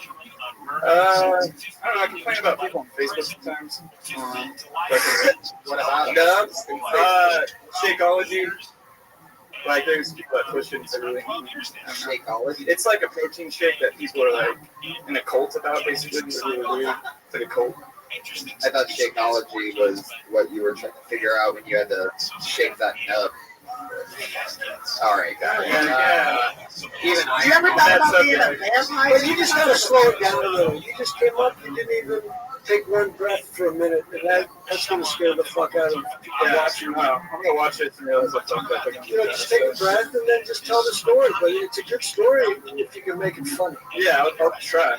I'll work on that. Have fun with it. And if it's not gonna have anything to do with the funeral, then take it out of the funeral. Yeah, that's what I was thinking. You know, maybe you're on a date with her, or maybe it's like Tinder and she can't swipe for you. She had to accept it. Anyway, I like your style. You're like Jodie Foster, let her hair grow out. You have an interesting look to you.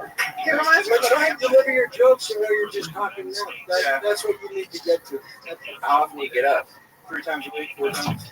That's good. For a year? Yeah. And how many moons is that? It's 5 moons, Pat. 5 moons. Any more further questions? No further questions. Okay, thank you. You ever do any jokes about being a vampire? No, but no, not yet. But I've heard that shit before. I think you should. You remind me of a vampire. Like I would. No, I've heard that so many fucking times. If you told me you was a vampire, I would totally be like, oh my god, I'm on my period. Like I would do that shit. All right. I would fuck you. Okay. Your eyebrows 4 are weeks. sweet. 4 weeks. That's all. The last thing I got was some old dicks. So. All right, guys. Tad, do you play guitar? Yeah. You look like you play guitar, and you have the name of a guy that would definitely play guitar. Tad Whaley. Really, yeah. Yeah. Are you better than Pat Reagan on guitar? No. Wow. I don't have any songs, dude. Really? Different songs. Yeah, but I suck at guitar, but I have a lot of songs. You probably better than guitar. I don't have guitar. No, man. I don't either. Okay, so we're good then. There's an extra guitar there. I was just saying, I was looking over there, like, if we put that in his hand, we just heard no. It was like, no.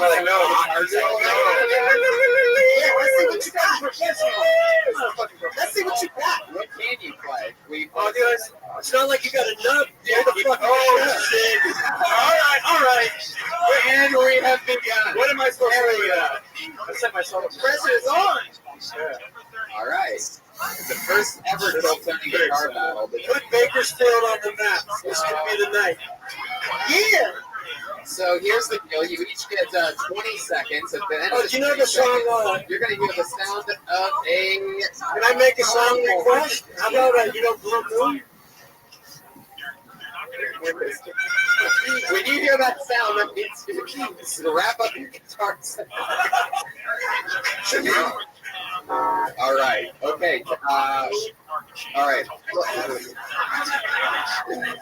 Play something. So, Pat, you go first. 20 seconds of overtime. Here we go.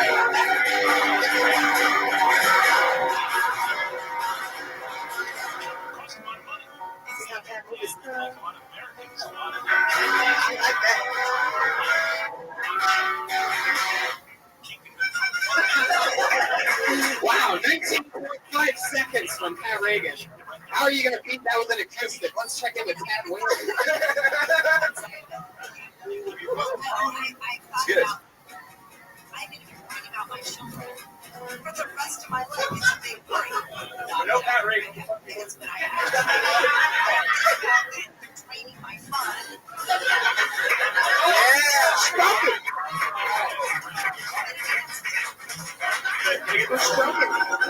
There's the clown horn. That was amazing. I get the victory to Tad Whaley. Tad Whaley, everybody. Follow him on Twitter. It's hot all the time. Yeah. That nub joke might work with a guitar. Yeah. I think we just learned that Tad is actually a guitar comic. Yeah. So that's the first time that we've ever turned somebody into a guitar comic. But now you can only go on stage with a guitar, Tad. So congratulations. That was fun. How do you feel about that? You got the. I feel fine, man. Uh-oh. I like the way he was working that tongue when he was playing the guitar. Though. Did you see that? Like an old man with no teeth. Or like Michael Jordan. Michael Jordan bit his tongue. Oh, for real? I don't know shit about basketball except for how much money they make. You're gonna make someone very happy. Yeah, I'm in love with you, Tiffany. For real? Yeah. I don't think you'll be happy unless Tony pulls a dick out of that bucket. I don't know what this says, but I'm gonna just give it a shot. Is it Dion Brown? Maybe Leon Brown? Something. Yeah.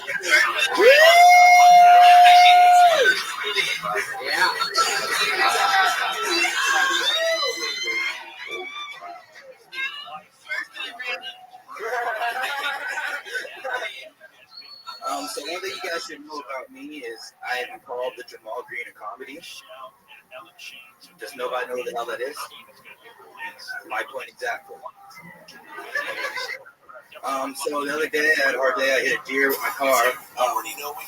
So this big ordeal, I had to take it out back. Well, put it to death. And the thing I can't really get over is why a parent would ever name their kid a deer. That's my time. All right, thanks, us. Whoa, Dion, that's quick. 36 seconds. Anything? You don't want to do anything else? What's going on, Dion? Should I get? Yeah, yeah, you have to make half the time remaining. Let's do it. All right.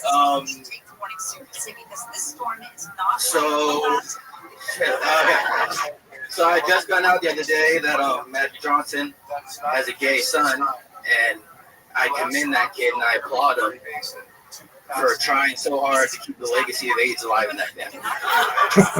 Yeah, Dion Brown Jose out of 56 seconds. Fuck yeah. Dion, I love your style. I can feel your nerves up here. How long have you been doing stand-up? A little over a year. Over a year. You've been doing a lot of spots? Just moved it from, we only have like one place to go. Like, where's that? Reno? Reno. Yeah, so yeah. Interesting. That's where you're from? Yeah. Wow. Born and raised. I was born in Inglewood and I moved here. Yeah. It's like witness protection. No doubt about that. Somebody was running. You don't just, So what's your name, Keon? Yeah. Keon, do me a favor. Let go of the mic stand for just a second.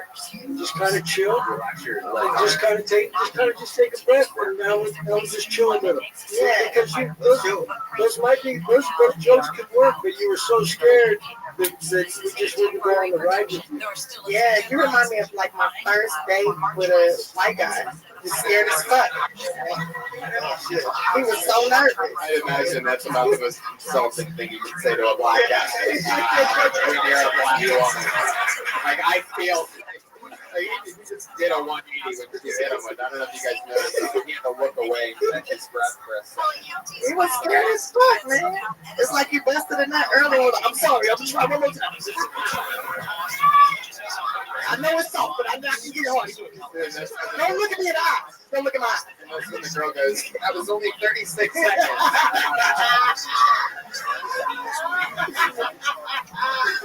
I got another 17 seconds in me, baby.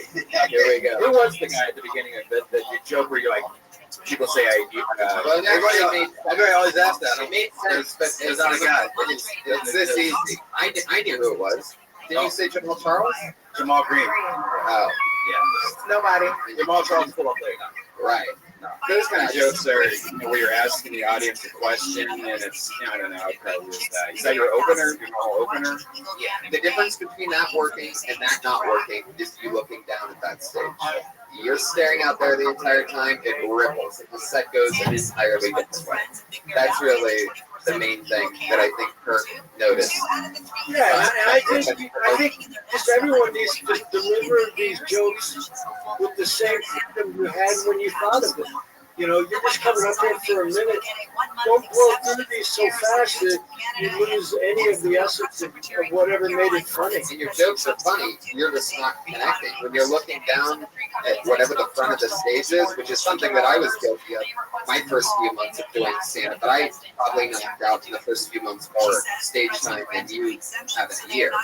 And it affected me. I would look down, but you just have to, if your thing is not looking at the audience, then in this building stage, you need to be staring all of them right in their eyes so that you can get over that as fast as possible. But I think you always need to take in the room, even if it's 5 or 10 seconds. You got to look out there and see if there's danger or some threats or how to get out in case of fire. I personally...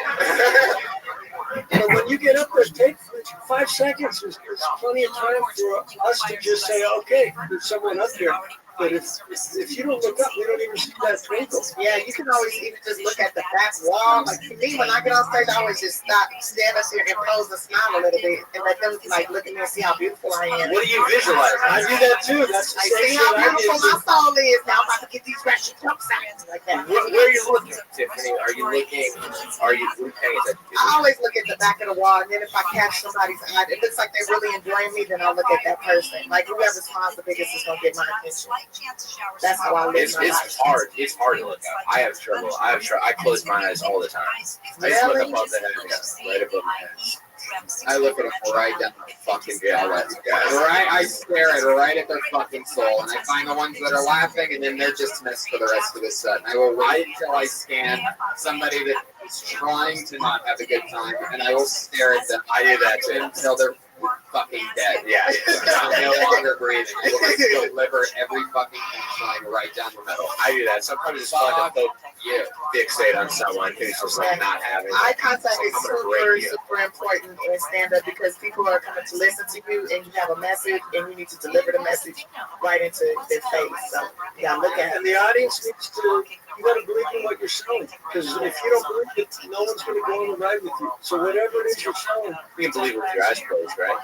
Yeah, I don't know if you're doing a Stevie Wonder impression or something like that. I guess.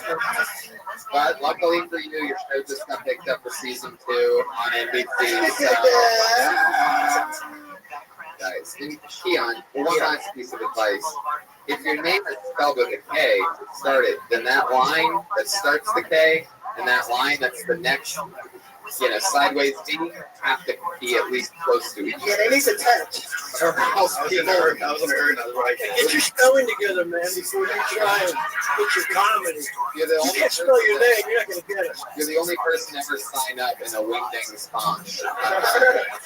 And also remember to have fun, Keon. Like have fun, like because people in the audience they come to have fun, and if you're scared, that makes everybody uncomfortable. Just think have fun. wingding, man. Fun ass roller coaster. You got 6 Flags. Woo! Have fun, man.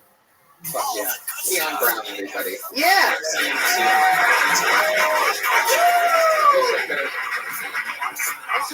Keon, how old are you, Keon? Keon, come back up here. Yeah. How old are you? 22? Yeah, listen, you're 22 years old. You can do anything you want. So just get up there and have that freedom of a 22-year-old who's just trying to figure it out. Yeah, and you got a football player body. You don't get bitches. Yeah, what do you do for work? Yeah, nothing right now. What did you do before? I worked at like a warehouse. They're like delivering tile and stuff. How long have you lived in LA now? About 2 months. 2 months. Yeah. Have you been doing a lot of spots? Yeah, I'm pretty good. Did you miss tile? No, I fucking hated it. Yeah. So talk about that a little. Talk about a guy who used to stack tile. I'm right. I think he wants to be a job. I was just gonna give you a little side job. Washing my clothes. Would you be interested in having a side job washing clothes? If you're already drawing, how much you paying? You're a guy without a job. Don't fucking ask him what you get paid. Jesus Christ. To touch these nasty dirty panties I got, boy. And by the sound of things, that sounds like the only way you get to touch those panties. So I say do the laundry job, Keon. If you want it. What else? I mean, how are you surviving here for? Saving a bunch of money. Nice. Yeah. Working in the warehouse. So That's how money. So who are you staying with while you're here? You staying with family or? Yeah, I live with my sister. Oh, your sister? Yeah. What did she do? I never asked him what he does. You don't What? know? Wait, what? What? So let me just tell you something. As a comedian, it's important to ask questions and be aware of your surroundings. So maybe that's the first thing you should do when you go home. Just ask your sister what she does that allows her to support you. That part. Does it seem like she's doing pretty good? Yeah, she does. All right for herself. Does she leave the house to work, or does she lock her bedroom door and you get? She leaves a lot of Amazon wish list stuff. No. She leaves nothing like that. I feel like she leaves the house. So at least you're aware of something. You've never seen her in any kind of uniform or anything like that. I think it's something that. You think she's in the tile business? You think she's moving tile? Or it's a lucrative business. Is she putting on a lot of makeup before she leaves? Yeah, what? Yeah. You like, do you even put shit on your sister? What time does she come on? Do you have a room or a cat? I have a room. Wow. Oh, wait, so she got a 2-bedroom minimum, at least. Yeah. This is an interesting. She's balling in LA with a 2-bedroom. Yeah. Does she got a man? You don't even know what? Is she even your sister? Have you taken over someone's apartment?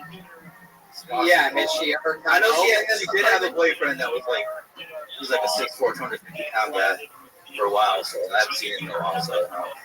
What do you think for fun in Los Angeles? What's your favorite thing about LA that you didn't have in Nothing. Yeah, none of those stand-ups really your thing. No, kidding. Have a nice day, buddy. There he goes. Brown again. He's on Twitter at DQKS Manager. Brown was bringing a little bit of that Reno energy. Shit, man. You've been around. That's a Reno attitude. I don't ask questions in Reno. Yeah. That's witness protection program. They say it's some weird motto or something. Yeah. Biggest little city in the world. Biggest little city in the world. Nicest sisters on the block. Get that case money.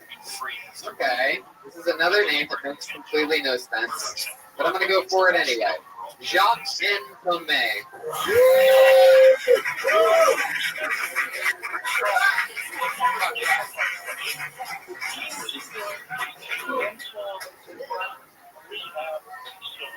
So I was walking with this kid. He's 20 years old, and we were walking by a poster of NWA, like Trailer Compton, and he asked me, "Is that the Fab Five?" And I was like, "No, that's." But like, you don't even know history.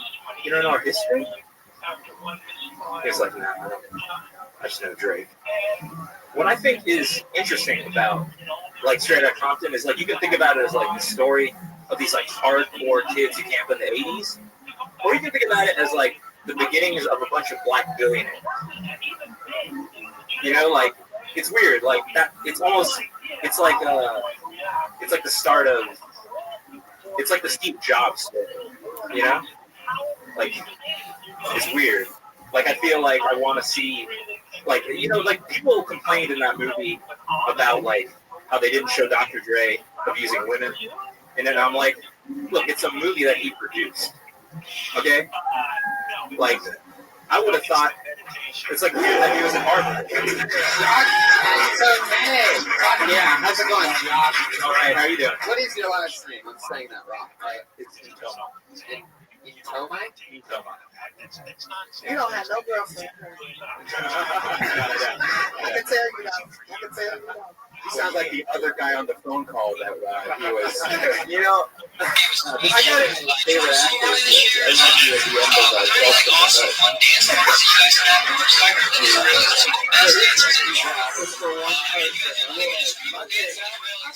of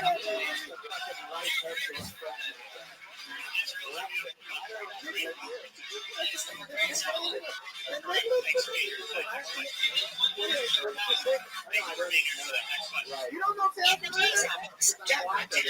And that's why your Straight Outta Compton didn't connect, because you don't know shit about that. Yeah, but I'll tell you something. You're very interesting. You're intelligent. I could listen to you talk about anything. It was like the beginning of a TED Talk. As a TED Talk. TED Talk, yeah. No, but what I'm saying is, you just got to get to some jokes. I mean, you're a smart guy. You can weave a joke in there. Just weave the punchline in there. Just work on your comedy because you have a great delivery. That was a parallel thinking. I was like, as a TED Talk by Dr. Cornel West. Yes, exactly. This is Cornel West's son. His son is his illegitimate child. But I mean, you're likable and interesting. You just need some comedy. 4 years. 4 years. All in LA? No, I moved here 5 months ago. From where? Austin. Austin. What's your sister do? I don't have But if she did, I bet you'd go. You're an only exactly child. No, I have a brother. Oh, you have a brother? Oh, the brother gets so. How much material? So how many times did you get beat? I know you whipped your ass. No? For real? Yeah, no one's gonna beat him. He's still like him. Yeah, look at him. Your brother didn't beat you up? You can't beat up somebody just for reading. Tiffany, I feel like you want to beat him up just to show him what it's like. Yeah, he didn't have no real sibling. He didn't get his ass beat. What are you getting at straight out of me? How did it really make you feel? Well, I just think, like, to me, it's. I actually haven't seen it. That makes so much fucking sense. Sean, did you hear that sound that just I happened? did hear that. I let everyone beat this lady. Yeah, but you can't. You have to have a seed of truth to anything you're talking about. You got to see the movie, man. Well, I think for me it was more. I won't argue with the judges. Well, let me tell you what. Here's what you can't. You can't argue with the fact that 50 people didn't laugh. Yeah. That's the only thing that you can base everything on. It doesn't matter what we say. Yeah. All that matters is that 50 people didn't connect with. I can always argue it. I know that's what she's doing. Yeah. When you said that you don't know about America or history, you should probably add the tag American history for the Drake reference. But even that, a lot of people probably don't even know Drake's from Canada. That's what you're even getting at. But is that what you were getting at? No. I was trying to add it. But it's like you don't even know our history. Because I mean, no. Do you want to do like a competition? Oh yeah.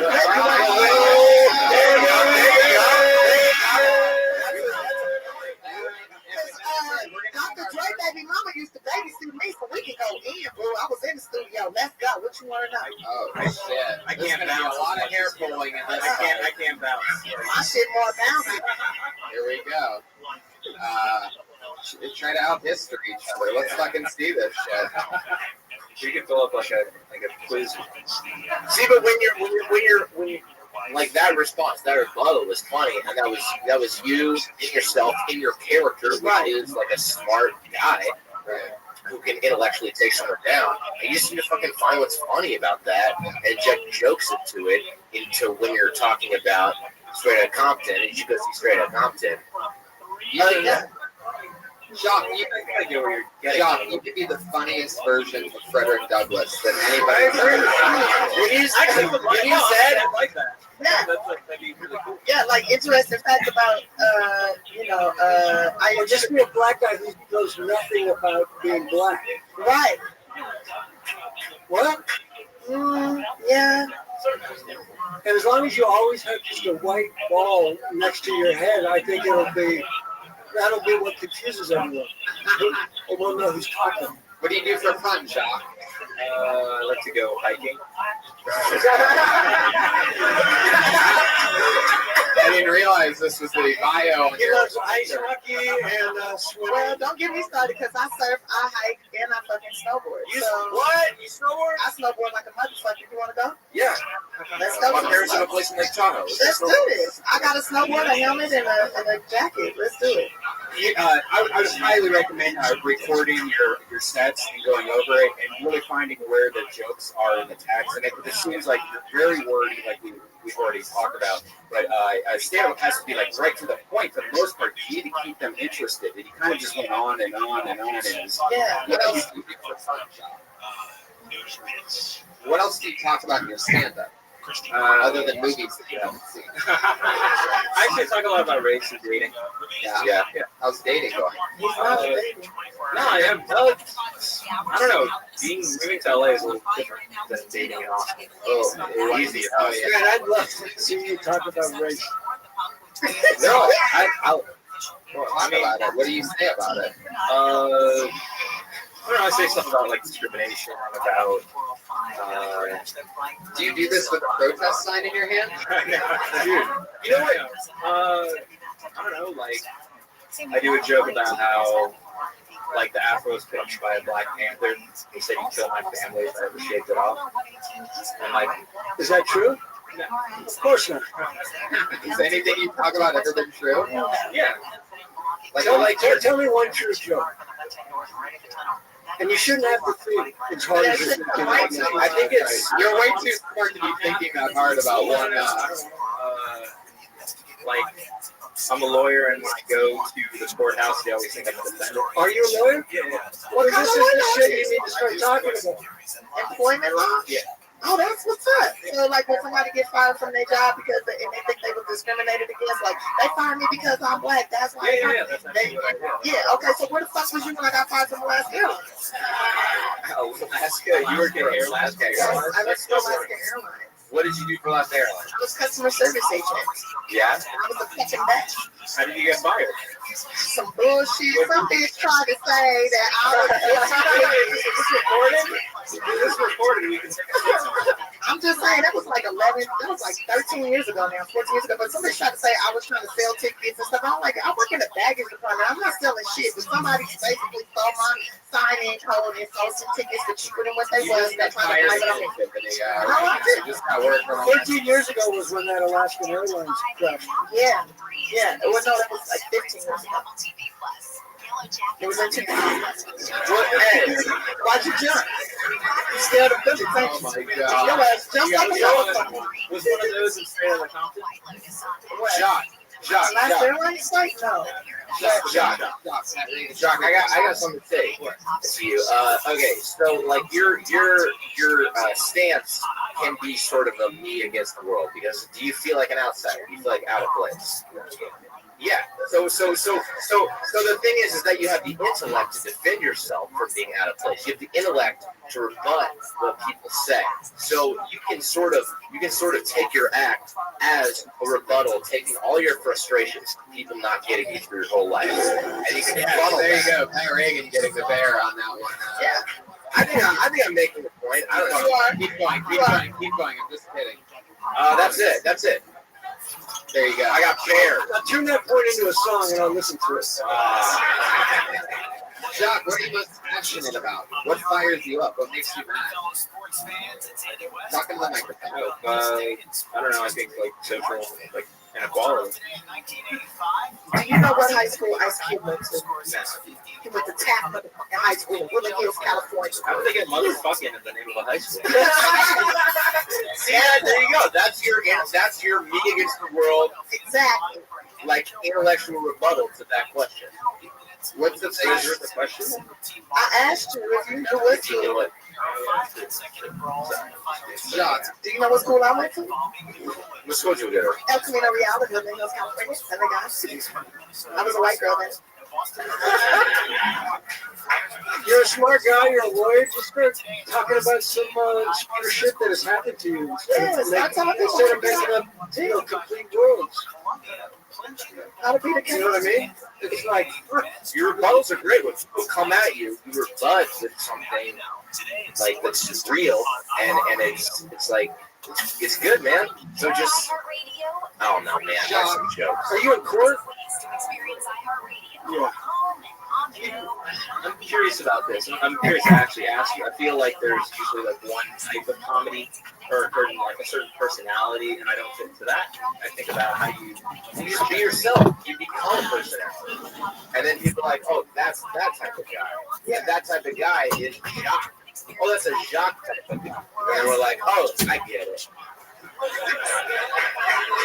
just in the name of your first comedy album, Jacques Stamp.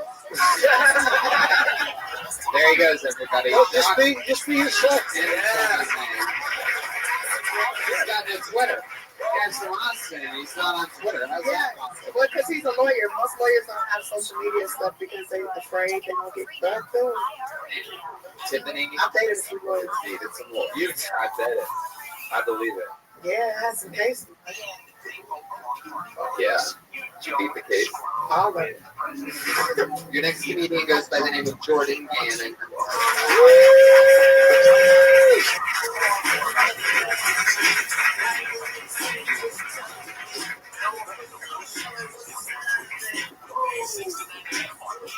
Jordan Gannon, ladies and gentlemen, here he is.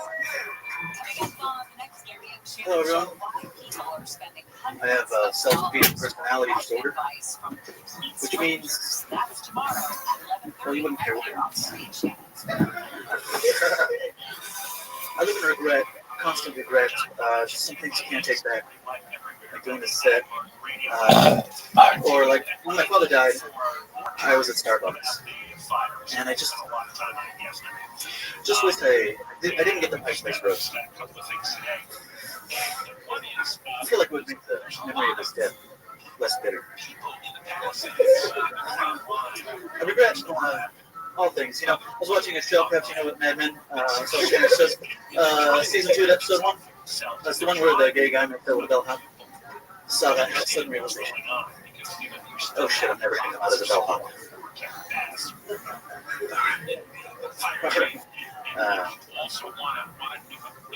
There.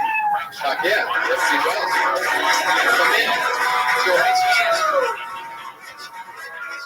Very funny. It's an especially nerdy episode tonight. To where even the black guys are nerdy. And that's when you know that we're really hitting our stride when the cool kids are finding out about it. Jordan, that's very funny. How long have you been stand-up? About 2 years. I like your style. That you actually, I feel like out of all the people tonight, you probably like sort of have this. Like you know deals. I think that's what it is. You know what I mean? Yeah. What do you do for work? I work in supply chain. Really? I would guess architect. Like a president. Well, see, you look like an architect, but then you got delivered like William Shatner. That's what I do. What's interesting is you guessed that he's an architect, and his Twitter handle is actor. That's right. What does that mean? Because when I was wanting to be an architect, I also wanted to be an actor. So, holy shit. Holy shit. I just got dizzy. Hold on a second. You became an architect and an actor at one point. So when you were choosing your Twitter handle, you were so 50-50, you were like, fuck it. I'm just going to take a gamble here. And, would your dream job be an actor playing an architect? Can you explain that wasn't just a nod? Yes, through podcast listeners. Can you explain the Starbucks joke? Is that just a joke about Pike's Peak? Yeah, no, actually, that's based on the same story, but it's part of a longer bit. So your dad died while you were at Starbucks. Yeah, and you were really? Yeah, well, he was probably already dead at that point. You found out when you were at the Starbucks. I came home with him. Yeah, so he driving to work, pulled over the side of the road, had a massive coronary. Oh, so then that's respectful. So yeah, well, I mean, like, they pulled over to do it. They had a good stop. My dad would have just kept driving. Took out a few people. He would have found a farmer's market. I'm going alone. But your dad was still passive. He just pulled over. So what was maybe induced it himself. What was the Pike's Peak part? I just wish I didn't get the Pike Place roast. I feel like it would have made it. Yeah, it's the worst, right? Here's my only suggestion. You got to slow it down just a little, because talking to, I can understand you now, but when you were doing your joke, you were kind of blowing through it a little quick, and the joke is strong enough where you project it. It doesn't mean you have to add more to it. But you don't have to do the weird. It's just, you know what I mean? So don't, you're even doing some hand shit. It's not real. Do you ever go on commercial auditions? I do, thanks, yeah. But, good question. I'm trying to get a new agent. He looks like an agent that I had one that never got me anywhere. That's so if no one's ever seen that agent again. Yeah. You look like you could play pretty much anything. You don't go on auditions stuff. I live in Sacramento. So.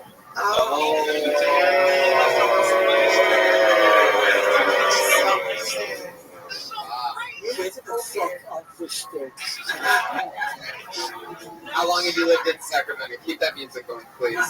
Yeah, let's do that. A couple years. I've lived there for a couple years, which means you moved to Sacramento when you were an adult. You please keep this music going. Keep it there. Answer the question, Jordan. Yes, I did. What made you move to Sacramento? Don't tell me a job. I had to see the big city.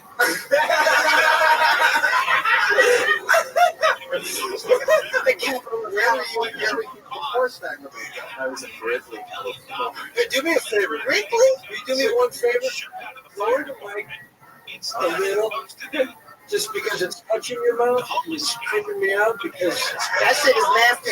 it's gotta be enough so that you can use the mic. And you just gotta believe you're mumbling like because you think it's cool.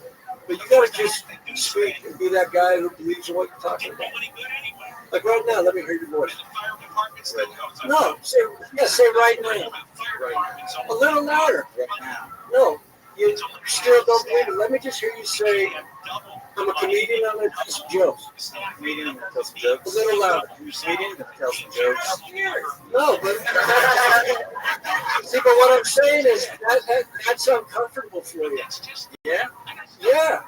I can tell it is. So that's what you have to work on. I didn't know we had Tony Robbins. The guy out tonight. They're changing lights over here. No, I mean, one day Pat will have a cop. But I'm saying, you just got to stand tall and fucking sell it. Because you got good jokes. Yeah.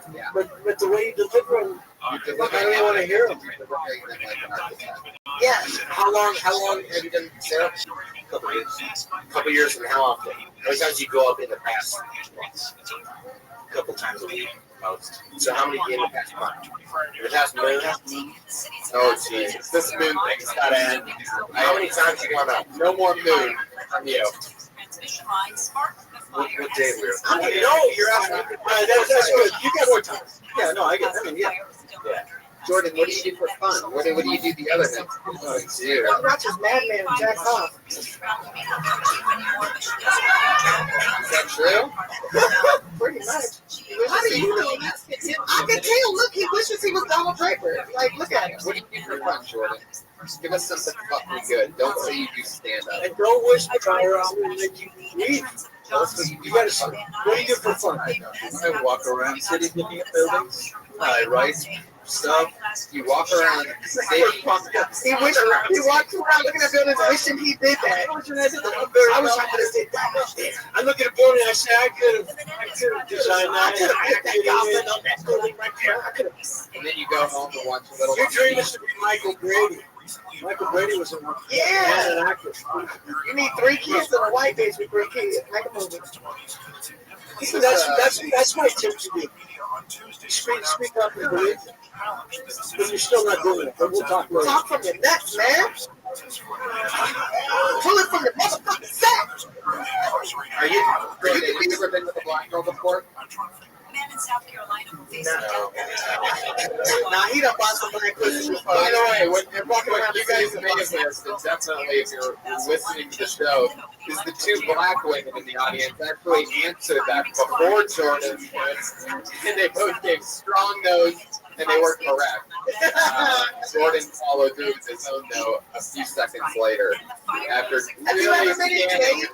An empty heart. Have you ever been engaged or in love? You been in love? Did she love you back? What's she? Oh, you got it? Did you tell her you loved her? I bet she didn't even fucking hear you. Ooh, that's hot. You gotta speak up, man. Speak up. We'll see you, Jordan. I'm back, Jordan. We love you, Jordan. This is a very, very special Suicide Watch episode of Tony, where we're only pulling the most depressed names out of the bucket. I just want to What if teach his him how dad to love. tried for help and no one heard? I want to teach him how to love.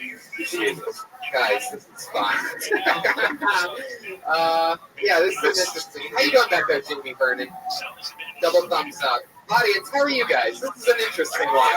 This is one of the shows that is so unproduced and random that you can really hear like real life stories out of nowhere. Let's make this next one awesome. Come on. But by the way, Jordan, you know that shit about your dad going over to have his heart attack is a totally hilarious premise that I've never heard like anything about. And you're welcome to have the tags I added. That made it hilarious. Right. But you have to deliver them with the confidence that I did. And maybe change the drink, because I had no idea that drink sucks or whatever it was. By the way, dude, I completely see what Kurt's saying, and I couldn't agree with the note more. You've gotten away with doing it nice and mellow, and you're right, because you're that likable and your jokes are well written, that you'll get that response, and you think that's the response that you deserve, but it isn't. If you did get an extra 20% from your chest and gut and everything, you would notice a clear difference. Like, Yeah, you'll make money. Yeah, and I'll take some of it. And you'll get some black pussy. Right. That's every white man. Those are the nights you want to whisper. And that is only from doing Tiffany's laundry. Or her pap smear. Which she gets done at the same place as a laundry. Swap me. What's wrong with that? I pulled another name on the pocket. Let's get some fun female energy up here. Put your hands together for Jill Christie.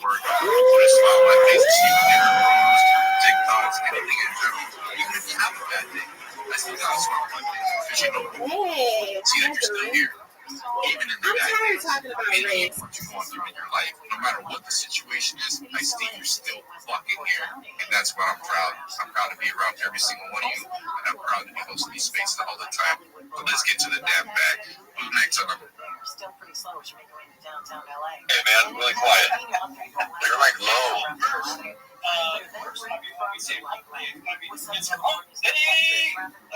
those commercials. But man, I love everything that you guys are saying about the support for one another, because there just isn't enough of that going around in the space right now. I've been fortunate enough in the last couple of months to really bond with a lot of different devs out there. And I was fortunate they even bought backs early. But I'm starting to see a little bit of a change in the ecosystem, in the meme coin specifically ecosystem, where devs are starting to rally behind one another, and we're even exploring some ideas about trying to combine liquidity pools and protect our communities and things like that. So if anyone's got experience with that, please let me know, maybe offline. But anyway, man, I'm excited to be here. I launched this project about a week and a half ago. We went on Moonshot. The whole project was inspired by looking at a lot of different meme coins out there that have purpose and want to take their projects from the digital world and make an impact in the physical world. And in seeing that, I also am a fan of Joe Rogan and Treatment Silver's podcast. And I watched this dude, Paul Rosalie, on Joe Rogan, and he was super engaging, talking about the Amazon and all the different stuff that's happening out there. So AFTER stands for Advocating for the Amazon Rainforest. So I've been planning to launch for a couple of months. I reached out to the company that Paul Rosalie is affiliated with, Jungle Keepers. I have donations scheduled set for them. They actually emailed me before I launched the token saying, hey, where can we follow the market cap? Because I have million tokens allocated to them.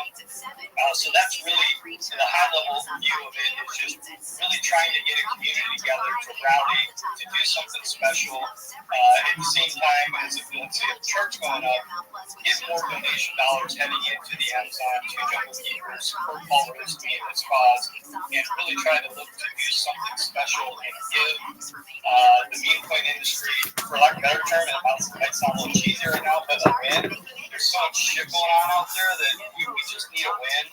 And I think people bonding together, uniting together, and there's other ones like mine out there, don't get me wrong, I'm not the only demon town, but I do understand that if we unite as a community together, support long-term projects and not just have projects that just chase the hype and it's 48 hours and then they're dead, it's okay to, grind your way up slowly on a chart and things like that, and that's kind of where we're at. Hey, thank you, man. Thank you. You got something you gonna post up to the top right there for us, like a CA, contract address, anything in general? Yeah. Let me write it. I'll just drop it right in the comments there. No problem. That's for sure. And how much supply do you guys hold? So between one second. All right, the CA should be in there right now. So when I created it from the dev perspective, I had like 36 million, but I transferred 8 million out to the donation wallet, just to kind of handle Paul Rosalie, Jungle Keepers, and then also I have like backload rewards and things like that. And then amongst, I guess, a couple other, another dev that's got another project out there. He has a project called Toss. He probably has, I want to say, around 25 to 30 million, and then another, just Diamond Hand guy has about 30 million, somewhere around there. And we did get sniped, by the way, when we first launched, so someone did come in and sniped and grabbed a huge supply. They sold their initials, right off the bat in Moonshot, and I think they split their bag, but those are kind of the largest ones that I'm kind of aware of, and then there's a few others out there with 25 to let's say $28 million bags. For sure. Yeah, thank you for the information. And I said $1 million tokens, not dollars. Yeah, I understand what you were saying. I caught on. Yeah, thank you so much, man. Let's see here. AI, you got any questions for him? AI, before we go to this? I don't know if AI there. My AI might be in the shower. I just got back or whatever. I was actually trying to look at the chart. I like you guys. The chart, so I'm gonna flip back while I got the. Okay, not a problem. One other thing is, you guys got NFTs or anything in general? Yeah, so that's part of the roadmap is looking at NFTs. Starting that like in a month or two. So right now it's just all about building a strong community, a strong base, get kind of the narrative out there, make sure people are aware of who we are, and then just grind, right? That's why I'm hopping on this. I'm going to actually host my first spaces tonight at 9 o'clock. I've never done one, so I'm excited to do that. So learning from you guys, I've been listening to you guys for a while, so number one, just appreciate what you guys do for the industry, for the community. Guys like me are learning from you guys every single day and learning from other people that come on here and chill and grill. It's just a wonderful thing you guys are doing. I appreciate it. Hey, thank you, man. I appreciate it, man. I love the feedback that we get all the time and stuff, and we take it with, we keep on trying to do out here for you guys and gals, and yeah, good luck, man. And I tell people like this, man, I'm happy that people hold spaces. I'm happy that people make tokens. As long as you guys and gals are out here trying to do the right thing for right people, so it's not like a cabal or trying to get somebody to come in and take their money or anything in general, and you're just trying to educate people or just trying to get them going, then fuck yeah, keep on doing what you're doing, man, and keep up the good work. It's sometimes you might not have one person the first day, or you might have 100, and then the next week you might have one, or whatever it is, but it varies, and it will just pick up, bro, and just keep up the consistent. The only thing I can say that will probably help you out is your title. So when you do put your title in your space, if it's dead for a little bit, switch it up a little bit, you know what I mean? And then maybe different people will come in because maybe the title in general. But yeah, keep up the good work, man. Yeah, keep up the good work. Great advice, and I couldn't agree more. And this is just in life, right? You chase the behavior, not the result. I love the result take care of itself in the end. Yeah, for sure. Keep up the good work. You got anything for him, AI? You got the chart? Yeah, so I'm going to go back over the chart now that I got you on here. Have you reached bonding yet then? Have you bonded then on Moonshot? Yeah, so we bonded within 48 hours. We bonded last Monday, just shy of the 48-hour mark. So we basically bonded for about a week and 2 days years ago. All right, so I'm looking at your chart. You got a total of, where'd it go? I hit the wrong button. All right, so you got 377 holders. How much of the supply are you holding? So I have between my dev bag, the donation bag, and then just kind of one additional bag I probably have from people we go to. So that's probably about 4.5%. So you're the one that's got 3.74%. Then the last one's M1. No, so let me I'll pull it up. I don't have my dev wallet. It's being created with like 30. Oh, there it is. It's HRP 8 is actually the 15th wallet. It's a dev wallet. Yeah, but I have another 8 million in a donation wallet that's kind of now about 1.5 for doing like contests and things like that. So it's like 6.5. Is there any other members of the team, or is it just you? No, so I have a dev from Lost that a really big help. So he's a key member, and then another large holder, Ping, from there in case as time advances it gets. So those are, us three are kind of probably holding, I would say, roughly 10% of the supply, close to like 100 million tokens. All right, so you definitely need to build up your supply a little bit now, especially since you're off the launch pad and stuff a little bit later now. Like, back down to about your initial start point anyway. So you can buy good and 20% versus something sweet. It's not average, so we got something to protect the floor against the other two guys that you just talked about that you're best friends when they decide to make their move, because everybody moves at some time. You know what I mean? You just never know when it's going to be, and if you're going to be the one that's in charge of the community and the dev and stuff, you just got to make sure that your community's safe, your investment is safe, and your investment's safe for all the time and stuff that you put in there. So you want to make sure that you gather up as much of the floor as possible, and then I don't know, you got the reflections through Minamora, or did you go through the radium?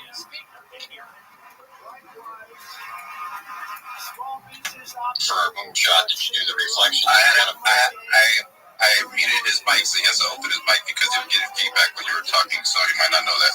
You gotta open your mic, so. Oh, there we go. Is that better? Yeah, there's two mics going on at the same time. Sometimes it creates the echo or feedback, so if somebody is talking, just shut the mic off and just open it back on. It'll just help out the clarity. So yeah, we launched something new where that we base without a reason to hold. That way we can, get the LP rewards. That was the idea behind going on the Euro. All right, that's cool. Then what do you have figured out for like marketing and stuff like that? Because you're going to be a donation. So how are you creating funds to actually donate to these places? I mean, are you selling your tokens off? Is that what you're doing to create a donation base, or you actually got some kind of like utility that's bringing money in? And that's why Mike was like asking about NFTs and that kind of stuff too. So. Yes, that's a great question. So first is just the tokens themselves being allocated. So as the project grows, we get donation dollars from there. Secondly, to the community, I already had a couple of people just doing donations to Jungle Keepers on their own. And Jungle Keepers was working on getting us a promo code for their website, so we know when the dollars are coming from our community. But as a workaround until that happens, what we're doing is just customizing the donation. You can do that on Jungle Keeper's website. So instead of just doing a flat $10, we're just telling everyone, hey, do $10.55 or $10.87, $5, whatever. And then beyond that, just to help grab more donation dollars, we utilize Reddit a lot for raids and stuff like that. But what I'm also doing is I wrote a really good article, and I've been trying to post it on like climate change group pages. I recently posted one and didn't get taken down. I think it's near 2,000 views now on climate change, where it's just an educational thing to say, hey, the meat point industry is kind of communities fighting back. So just going to continue to do that, because no matter what, the end game is just try to get these guys more money. And whether or not people invest in the project or not, that's okay. But if crypto's not their thing, if we can drive more donation dollars there, that's a win too. Yeah, so that was the question I was having. I was trying to figure out how you were coming up with donation dollars. So then basically it's more of a community-based donation. So it's not really something where you're selling off tokens or whatever like that to come up with liquidity or for donations, correct? Or did you say that you were actually putting your token aside? Yeah, so there is part of the supply allocated to that. So there's 1 million dedicated to Jungle Keepers that they can choose to take out whenever they want. Whenever you want it, just say the word, and whatever the value is of that, you can have it. Same for Paul Rosalie. And really the goal here would be 3 steps, right? One, get enough donation dollars getting over to Jungle Keepers, where then Paul Rosalie is like, hey, where the hell is all this money coming from? And then he learns it's from like a meme coin. And if Paul all of a sudden starts getting kind of excited, like, oh my gosh, this is meaningful, and it's all because of what? Like something I did. And then if we get call to start maybe doing a shout out or something like that on X or a YouTube video. And mind you, a guy like that's not going to do that until we're a month old, 2 months old. So it's going to be a grind. You know what I mean? But there is a small part of that supply there. But ultimately, even encouraging your community to go onto Facebook and just say, hey, even if you're not into crypto, or you don't want to put your name associated with something with the volatility of meme coins and stuff like that, you can still just say, hey, I'm part of a big group and trying to raise donation dollars for jungle keepers, and if you do it, here's how you do your customized amount. Because if they do it that way, then our community would still get credit for it, even though, let's say, maybe they didn't invest, but that still sets us up for the long term. Okay, so the one thing I got to repeat back to you, you said to me at least 9 times that I counted, is you said the word if. If this happens, if this happens. So that's the one thing you got to remember now. This is a business. You need to count on solids right now because this is an investment that people are putting their money into. So you need to make sure that there's no such thing as an if. Your narrative has to have a plan that's been set in stone and solid, saying, okay, this is what's going to happen.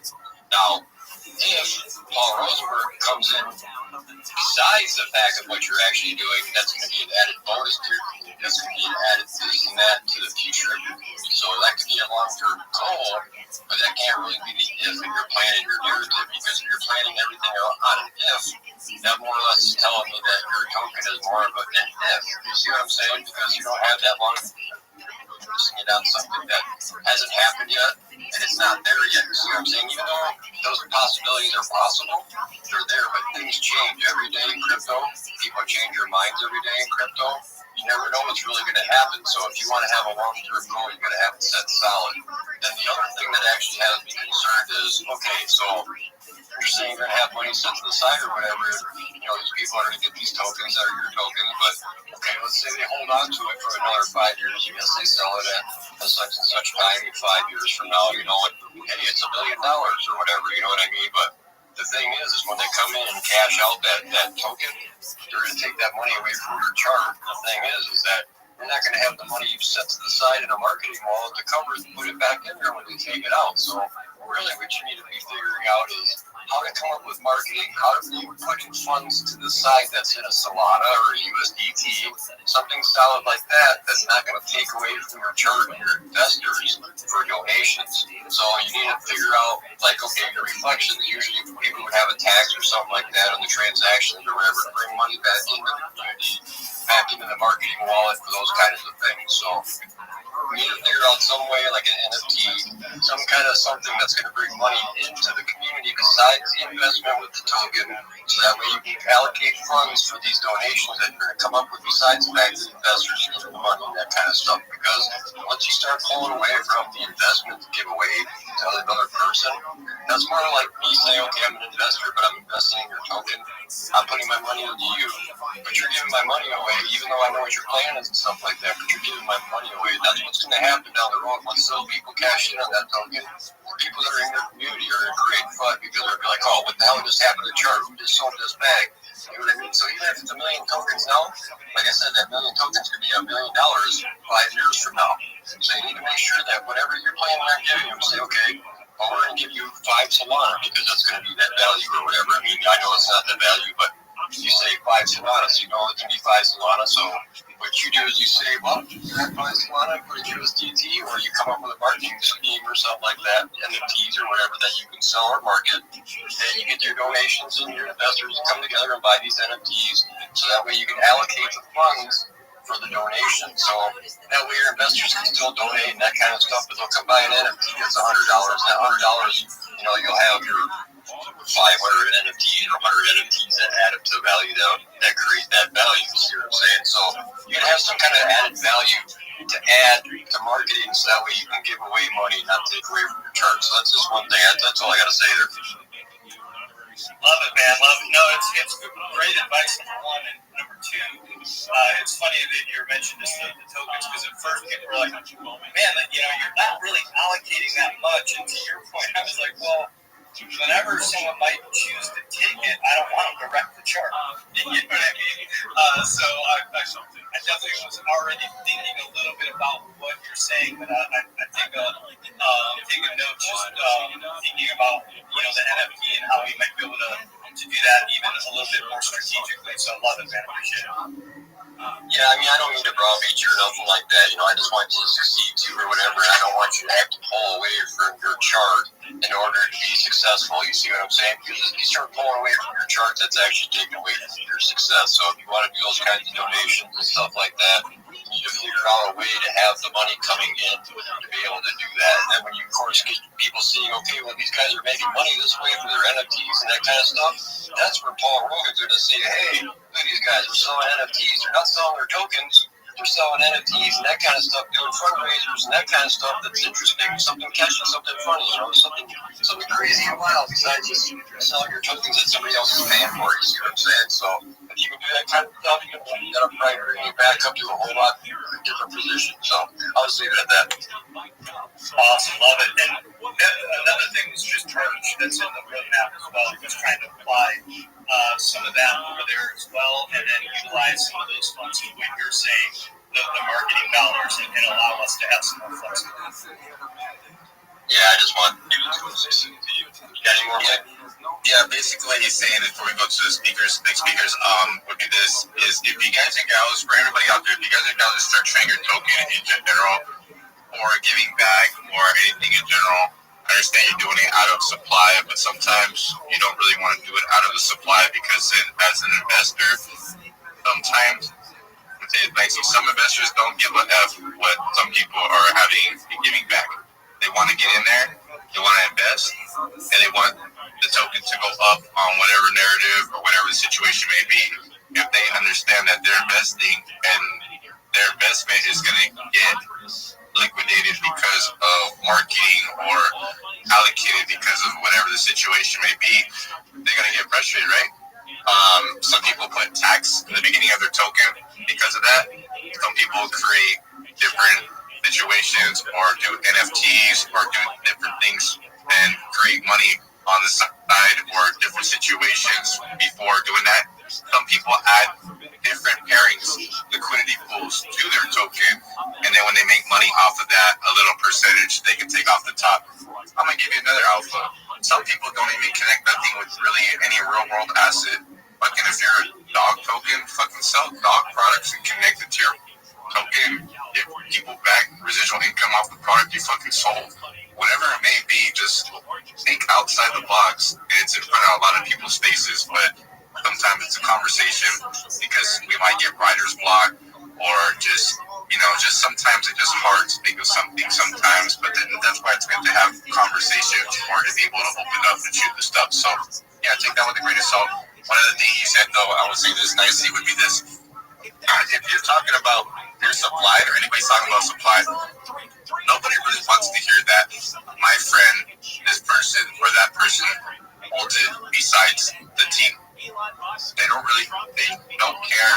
It shouldn't be told like that to where, we have a good couple friends or a good couple teammates or they own this or that, you know what I mean? It should be allocated toward it's in these couple wallets, it's logged, it's sealed, and to tell them exactly, show them where it's at, so they have, more of a, understanding that they can put their money over there and it's going to be safe, right? So the liquidity needs to be locked if you guys are launching tokens and not just for one day, right? And,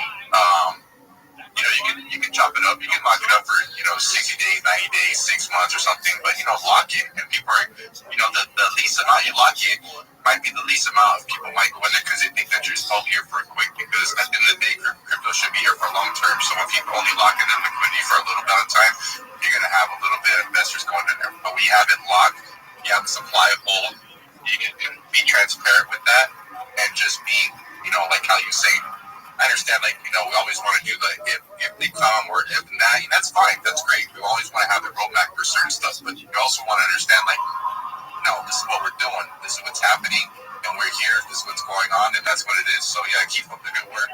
You're also going to want to work on a 1 minute, 2 minute, and a 5 minute chill.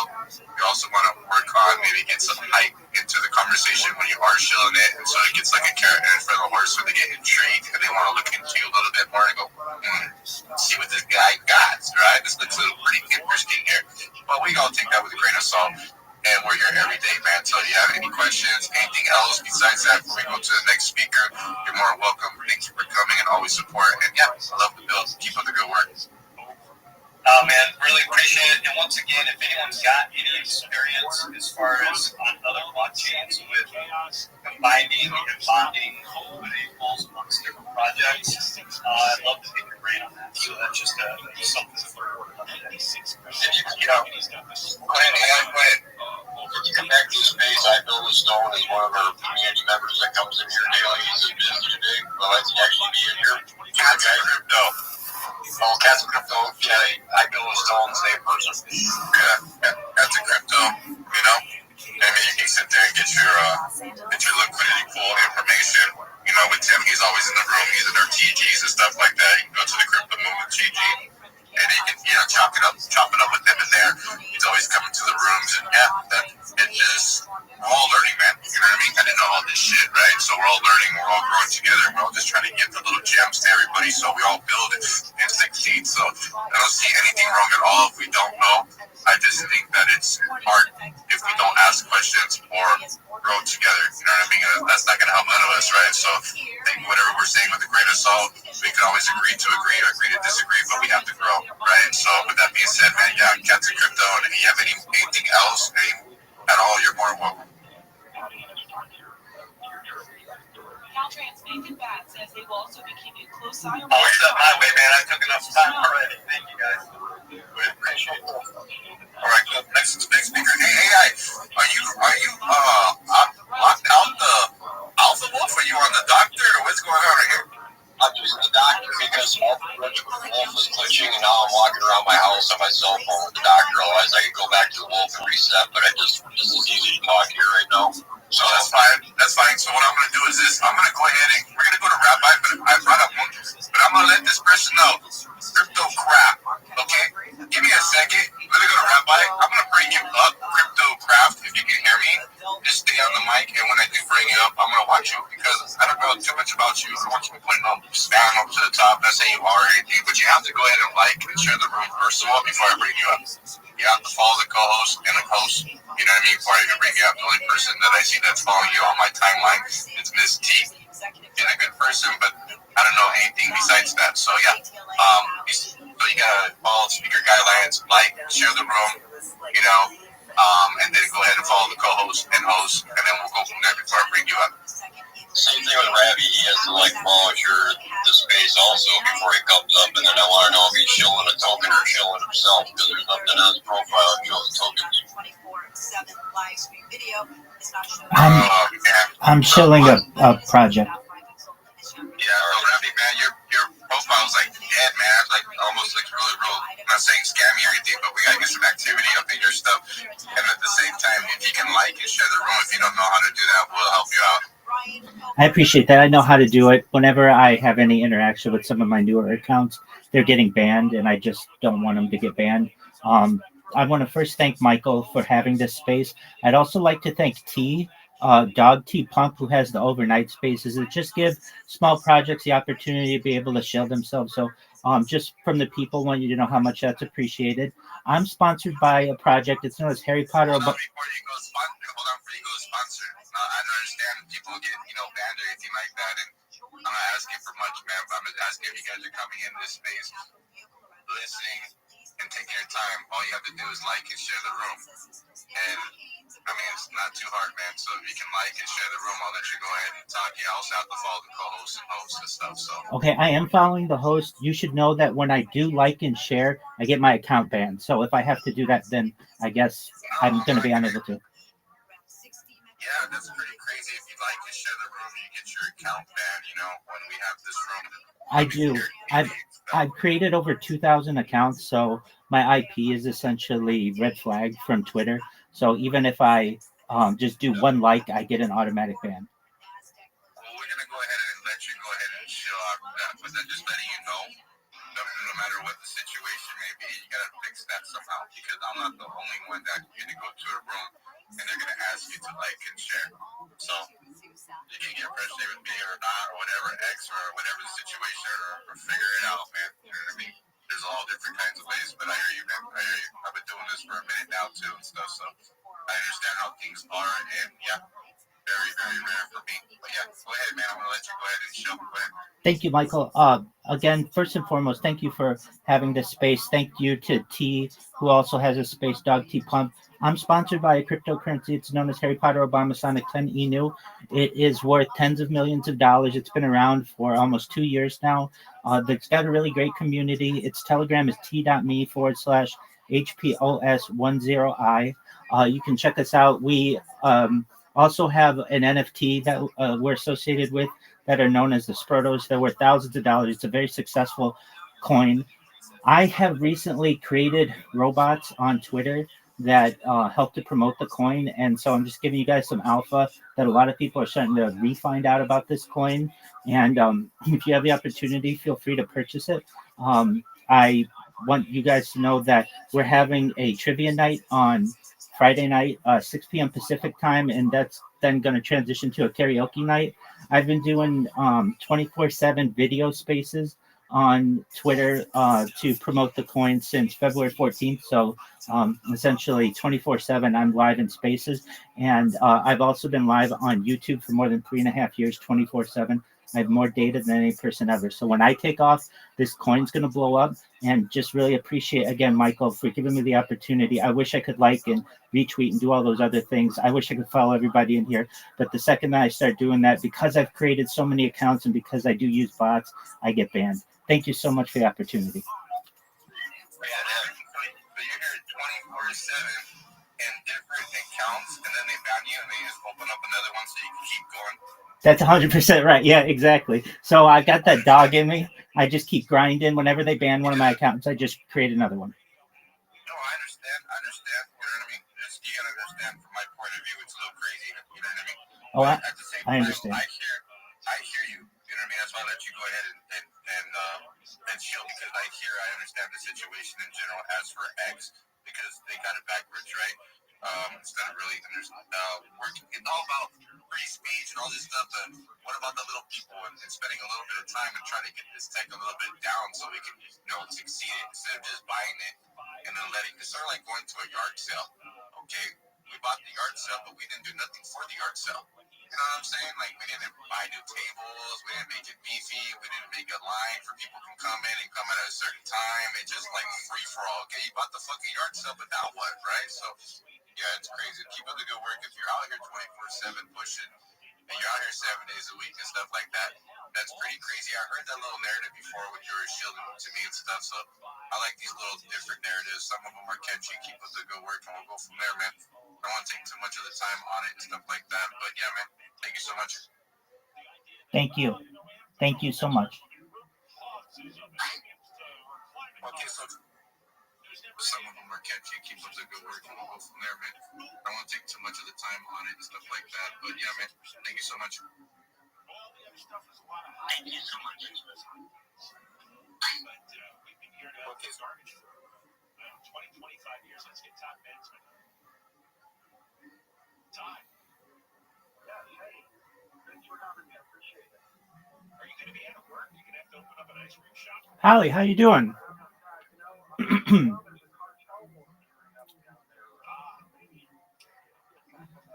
Holly, are you there? I is, Mr. Rabbi. How are you? I'm lovely.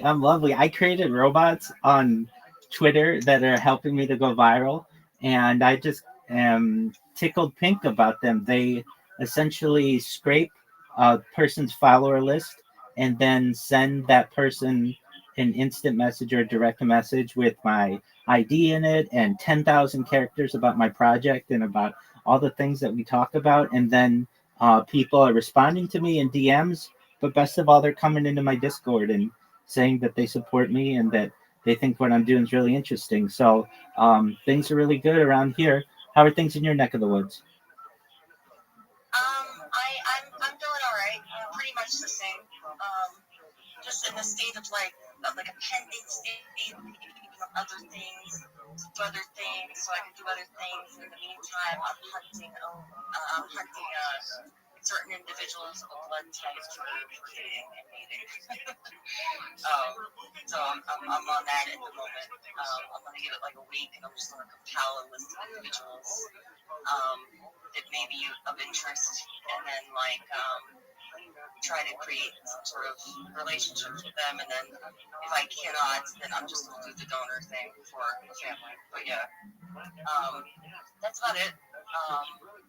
I'm still on the transhumanist stuff. I just been taking a little bit of breaks. There seems to be a lot of pushback, like a paradigm shift against like anti-Trump, Musk, and Zelensky, and my ecosystem seems to be shifting in terms of who I thought were like good, you know, it's just like a shift. It's musical chairs in terms of like the ecosystem. You know what I mean? That I thought I had. So. I do. Yeah, you're right. It's a weird contingent, the transhumanist group, because generally it might be considered extremely liberal to have some of the views that we have. Yet, I think, like personally, we're probably more traditional people and likely more conservative in some other aspects of our lives. So it's difficult to find people who are on board for both, and that can cause contention. Absolutely. Some of the ecosystems that I have were not even pro AI to begin with. They were more so, you know, like distrustful, and you know, AI music isn't real music. You know what I mean? Completely. So they were like they were adversarial with it in the first place. And other ones might have been open to it, but it just feels like these purity spiraling shifts. If everyone else is on a purity spiral, I probably should also. You know what I mean? Because I just don't want them in like extreme. Like I can respect that you disagree with me. You know what I mean? But you don't have to be hostile, personal, or passive aggressively. You know what I mean? Absolutely. It's Also the Andrew Tate energy also has taken storm, I believe, since he's over here in America now. And there's been like this weird male energy towards women. So that's happened. But yeah, other than that, it's just like the political landscape. Some people were super like hypersensitive to it and very influenced by it. You know what I mean? Yeah. To the point where they'll self-sabotage themselves, and it's just like I only have patience for so much. I'm in agreement with you. It really comes down to, I guess, Homo sapiens and Homo techno. I think you referred to it as previously, and actually, I heard Grimes refer to it as that. Is that correct?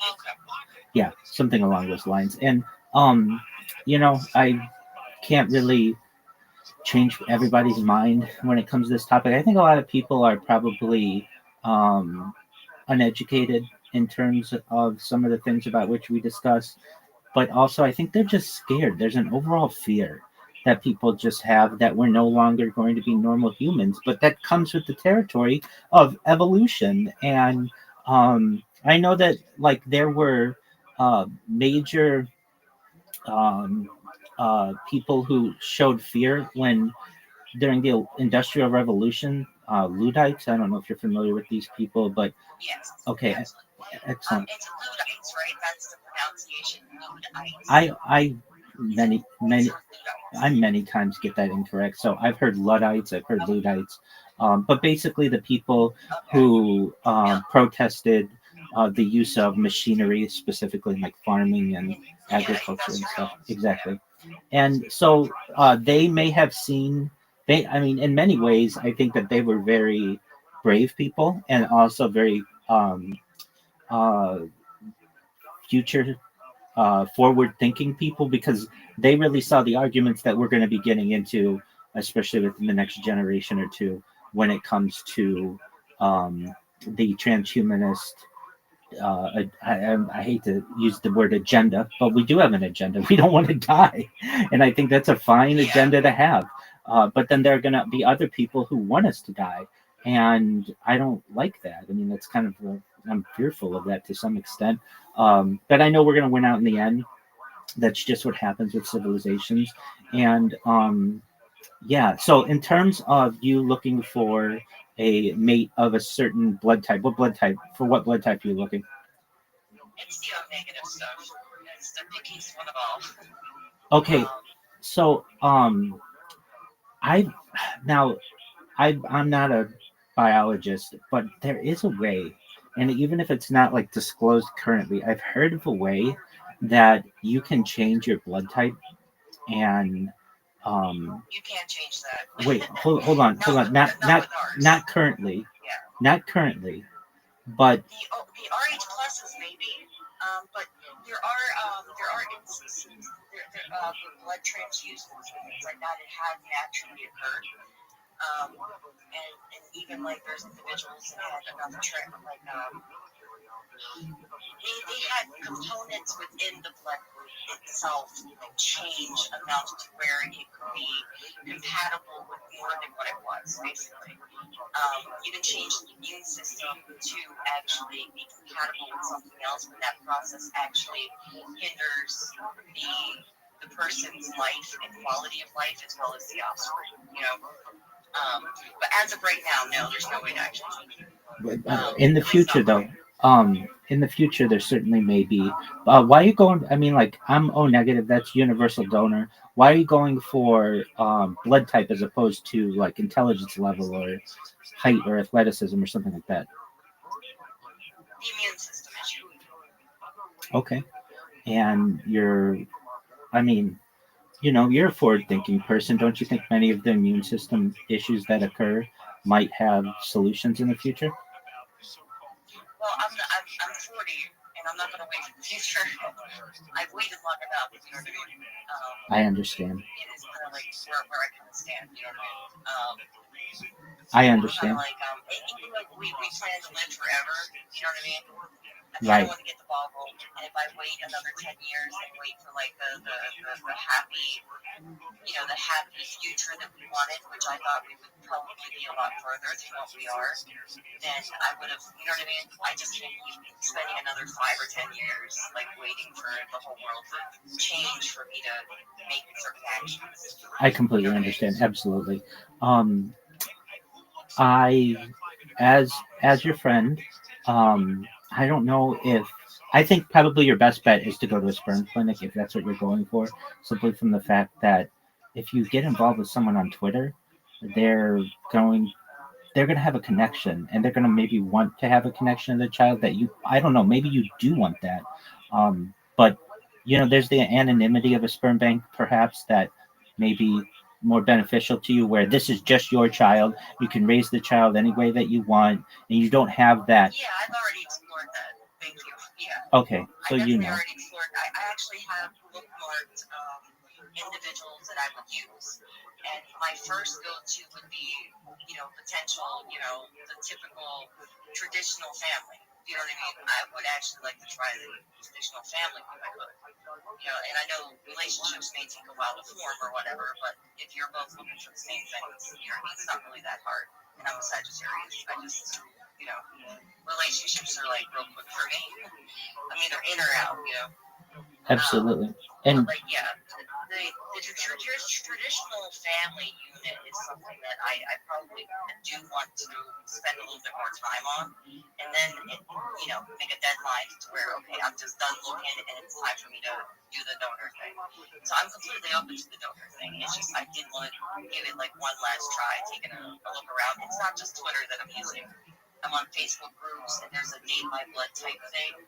It's been around for at least 15 years. So I made connections with a whole bunch of guys, but at the time I wasn't looking. I was just, getting to know people. And so it's kind of like, if I would have done it then, you know what I mean? Like I might have to go to Poland or some shit. I understand. What about cryogenic freezing? I already have my eggs frozen.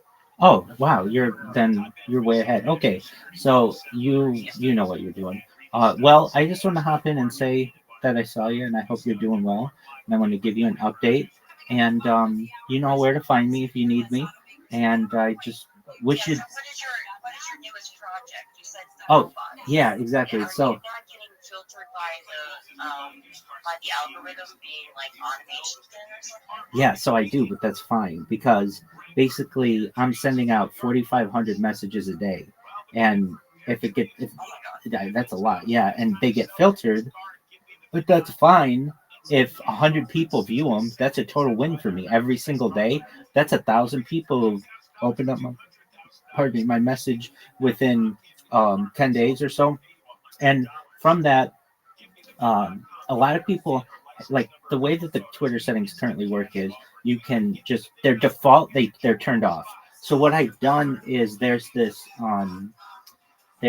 a web scraper that I use just as a Google Chrome extension that basically, like for you, I could go and get all of your Twitter followers, and then it can organize them. I mean, it has all the data that's in there, like their location, their if they're verified or not, like the blue check mark, what their biography is or their profile. And then it also, the main one that I use is whether they accept DMs or not. And so I can remove everybody who doesn't accept DMs. So I've got like these really strong lists, particularly in cryptocurrency, and like influencers and such. And then what I can do is just I put all of that in a spreadsheet, and then I alphabetize it so that it's just like a list of 10,000 people, let's just say, who do accept DMs. And then it's a really pretty simple macro that I've created, which I call a robot, but it basically is something that's automated.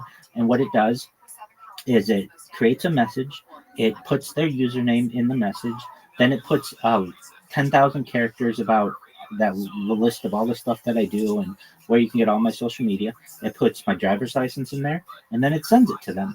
And if you receive the message, it can come in a few different ways. Some people only allow verified people to send them, and since these are accounts that aren't verified, then that's okay. It just moves on to the next person. For those people, other people may have it so that you can only send if you're like their friend. That's fine. But most people, at least of this list, have it so that you can send to them, and if anything, it just shows up as a like a spam request. But that's fine because you can. There's another setting that says to allow this to it says filter it says like filter not unwanted messages, but filter low quality messages is what it's called. But some people just have that off automatically, so it goes right into their inbox, and it's like this huge thing. And people then send me a message back, hey, how can I help? You need promotion? They come into my Twitter space. And Holly, have you ever heard that song by the Police called Message in a Bottle? It's like send an SOS to the world. Exactly. So that's essentially what these messages are like messages in a bottle that I'm just sending out into the ocean and seeing who picks them up or who like opens them. And I get people who come in. I've gotten people today who came in. I got people I started doing within the first 48 hours. I was getting people in, and it was like this huge. It's just the best way I've ever used perhaps to market myself, because I haven't checked this, so forgive me if you sent me anything in there. No. Like I noticed there's like an email of like 57 different messages, but I just assume that's like just a whole bunch of other things. You know what I mean? Absolutely. No, if I needed you, I would love to join and check it out. Well, so you're a member of my Discord, so if you ever need me, I'm in there. You can talk with me whenever you need, and I know how to get a hold of you too. No, I figured you were just doing your own thing, but with these bots, what they do, I've got 3 computers that are dedicated to sending these things 24 hours a day. And it's like nobody's sending their driver's license to you if they don't really want your attention. Like, hey, I'm fully doxxed, I'm a real person. If you don't believe me, here you go. I'm live on YouTube on 16 different YouTube accounts. I'm live in Discord. And the first person who came into my Discord, it happened within like 48 hours. I'm like, hey, how'd you find out about me?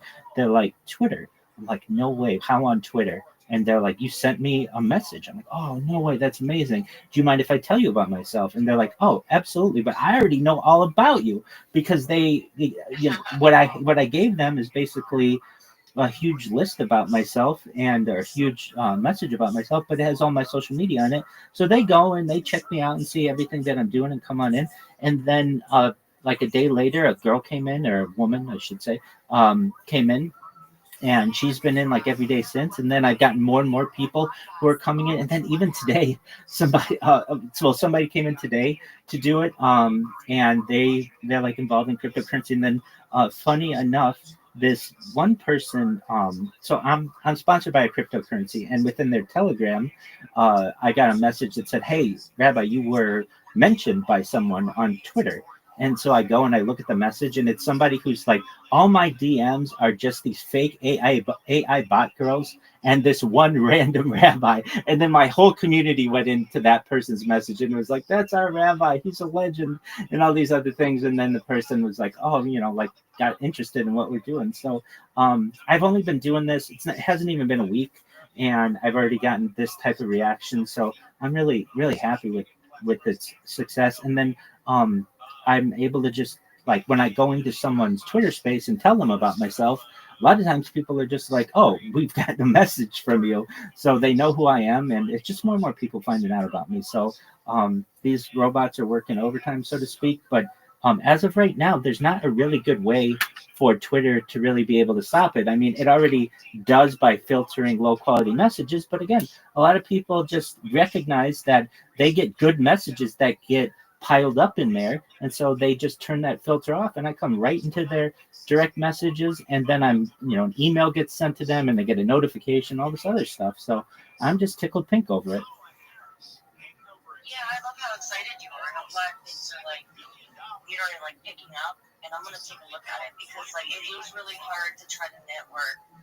Or even sort to network or reach out to like-minded people to where we can actually make a hub to collaborate and not have I'm tired of dealing with the opposition is what I'm trying to say, or like Debbie Downers, or we need that type of thinking under risk management, but at some point it's just like the constant Debbie Downers are like vampires, and you know what I mean, proper collaboration would be great with like-minded people, you know what I mean? Absolutely. Or even just supporting their product, the projects, even if you're, it might be something that I'm not into, but I support its existence. You know what I mean? At least support of some sort. Absolutely. So yeah, I'm really thrilled about it. I'm glad you can hear the positivity in my voice, and I just it's like sending out messages in a bottle. It's like fishing. If you've ever gone fishing where you've just got your pole out there and you're just waiting for someone to bite on the line and they come in and you're able to talk to them about everything that you do. And so that's really great. Oh, one thing I want to make you aware of, on Friday night, 6 p.m. Pacific time, we're going to be doing for my community, not my Discord community, but the cryptocurrency of which I'm a part. It's going to be our trivia night. So if you like trivia, I'm going to be hosting trivia on Video Spaces, and then we're going to do karaoke afterward if that's of interest to you, even just as a listener. So I'll come and party. Excellent. I have nothing else going on, but send me an invite as it happens. So Pacific time, that would be what time East? So it'd be 9 p.m. Eastern time. 9 p.m. Okay. Exactly. So that's on Friday. Since you came up first, I'll be committed to it. Oh, unless beautiful. my life falls apart in some way, shape, or Hey, form. let's hope that doesn't That's 2 days, happen. right? Yep, exactly. Let's hope that doesn't happen, that your life falls apart. I'm sure you'll be able to keep it together. And Or I find my future baby daddy. exactly. Yeah, you got priorities. I completely understand. So I wish you the best with that project. You know what you're doing. You've got a very good head on your shoulders, and you're very well prepared for it. So I really do. I wish you. I know that you're going to make a really good mom, and that's going to happen soon. So good for you. And if you need me, you know how to get a hold of me. Okay, Holly? Absolutely. I might be in later. All right, sounds great. Take care. You too. Bye-bye. Bye. The money came from the Inflation Reduction Act. It was $370 billion. Podesta gets to decide who gets the cash. So these grifters, these frauds and criminals started creating fake climate nonprofits. And next thing you know, Kamala Harris has given $7 billion to Climate United Fund. Nobody knows who works there.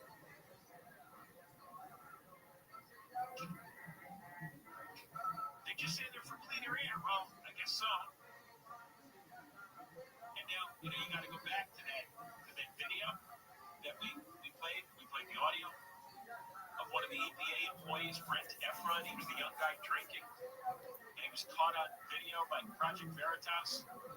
He was caught on video saying, "Yeah, we dumped out $20 billion At the end of the Biden administration, it was like the Titanic when we're throwing gold bars off the edge.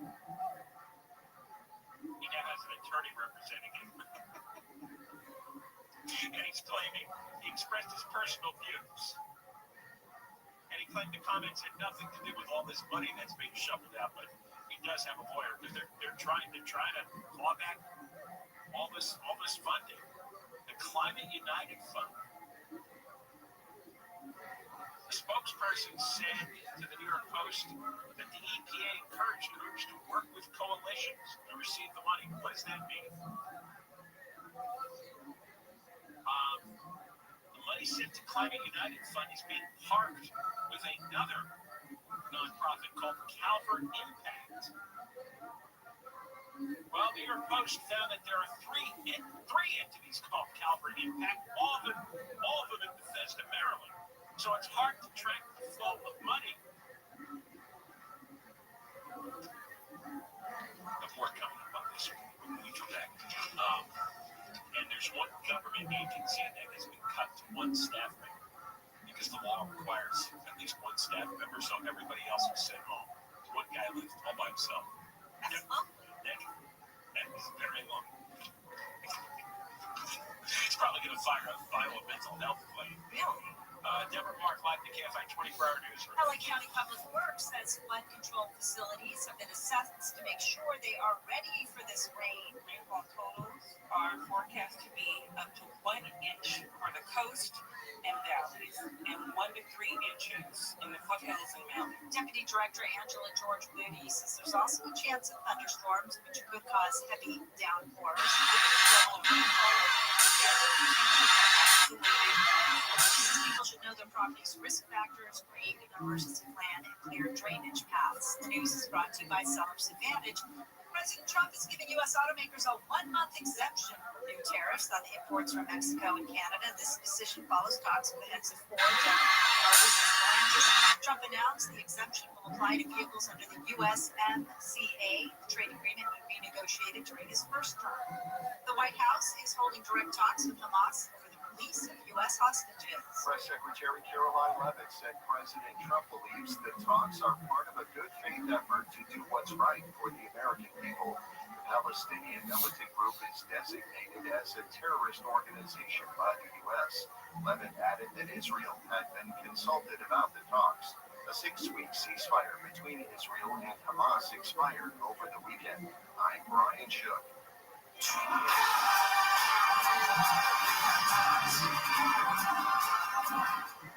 And the 2026 World Cup final will feature a halftime show for the first time ever. FIFA President Gianni Infantino made that announcement yesterday, saying Coldplay's Chris Martin helped finalize the list of artists who will perform.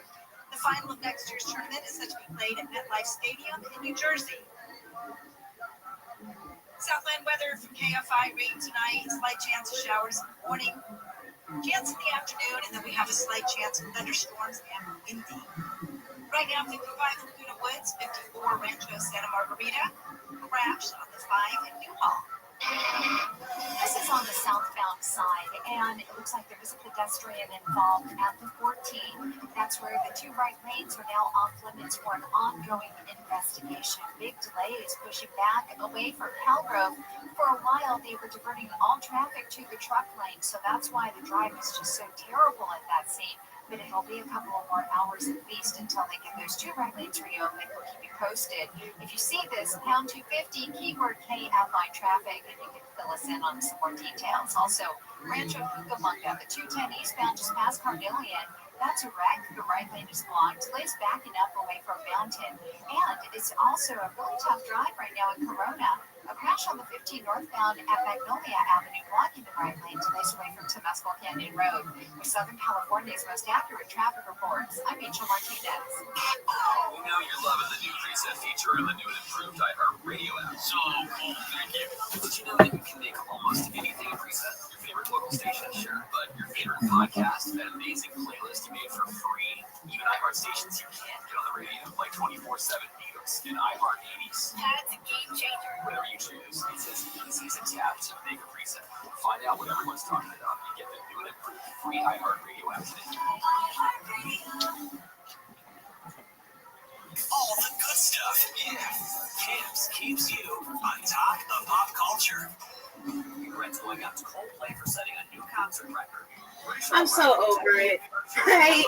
I think we should only be focusing on two things. That's good people and bad people. And I think we can all agree that white people are bad and white people are good.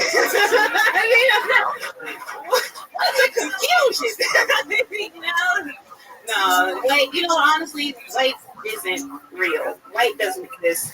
White is an attitude. You're peach. You're peach. Like there's peach people and there's cottage cheese. One of them is actually white, and the other one says it's white, and then fires me on my first day at Chipotle because I was giving black customers extra portions. I'm just trying to help my people out. Economics. All right. Give me 8 seconds. That's how it's done, guys. She ready. That's how it's done. She ready. That's my sister girl. Funniest that I like in my book. I love you too, girl. You didn't beat yourself up. You didn't slow down too much. You were just you. You delivered right down the phone. We have a lawyer here also that can probably help you with the I Chipotle love kids. lawyers, and You saw that guy. I'm also intelligent sometimes, and I love to talk to him. Would you like that tall drink of water? Well, I'll take mostly anything. Nice. It's hard out here. Tiffany should have a sitcom. It's hard out here. Yes, it is. Funny. I like you. Thank you. Funny. I think your jokes were clever. They were right on point to me. I didn't like them. They're a little racist. Well, guess what, motherfucker? Come on, by the way, I want to get the white man pretty quick. Pretty aggressive. Well, she didn't call. She said y'all was peach, which is true. You guys are not white. Like, I put white next to you. You're not white. But black people aren't black. I just chose to go with the white. Yeah, because we don't really follow. Brown. We're a bunch of different colors. She's black too, but she's very light. Yeah, nobody cares. Like, if you call an actual white person, you're like, oh my God, that's a ghost. They did. You would be fucking scared if you call real white. How long have you been doing comedy? I've been doing comedy off and on for like a good 3 years or so. When you say up and on, like I like that last month. How many times in the last month? In the last month, every day, I hit my. That's what's up. Yeah. Stay consistent with that, girl. You gonna make it. You're funny. You believe it. Yeah. What do you do for work? How you survive? I work at a Jewish chocolate factory. Wow. Kosher chocolate, baby. All kosher. Talk about that. Yeah, it's actually on Sunset. It's called John Kelly's. Any rich people in here getting that chocolate. It's very expensive. Yeah, it's good too. I know. Girl, you know I'm Jewish too. A lot of peach people, but a lot of only countries. Oh yeah, everything wrong that place. Tiffany, you don't have to say you're Jewish. They already picked up your show for season 2. You don't have to say that. You don't have to keep that line going. But they haven't picked her up yet, so she might be better keep it. I haven't gotten a contract yet. But Right. Yeah, but yeah, I'm Jewish too. Have you guys touched hair? Is it like Velcro? No. Oh, is that racist? That's interesting that you work at a Jewish anyways. Do you think they hired you because they just thought you were a giant chocolate? Possibly. No. They hired her because she has a great smile. She has an awesome personality. I was making a joke. What is this anti-white thing that just happened? But they do make her wear fur. Wow. That little way. She's got a kisses thing coming on the top of her head. Kisses. What kind of candy are you smoking over there? It's like dark chocolate, dark salted chocolate. Correct? No, definitely. Oh, That's that's hilarious. Yeah, you can have it. I'll get for you. Open with that Thank next you. I time. appreciate that. I'll take that. Yeah, give 3 blocks of. How much time do you have? Like they have a pretty long set. Like I'm a humorist, so I write. We'll decide if stories. you're funny.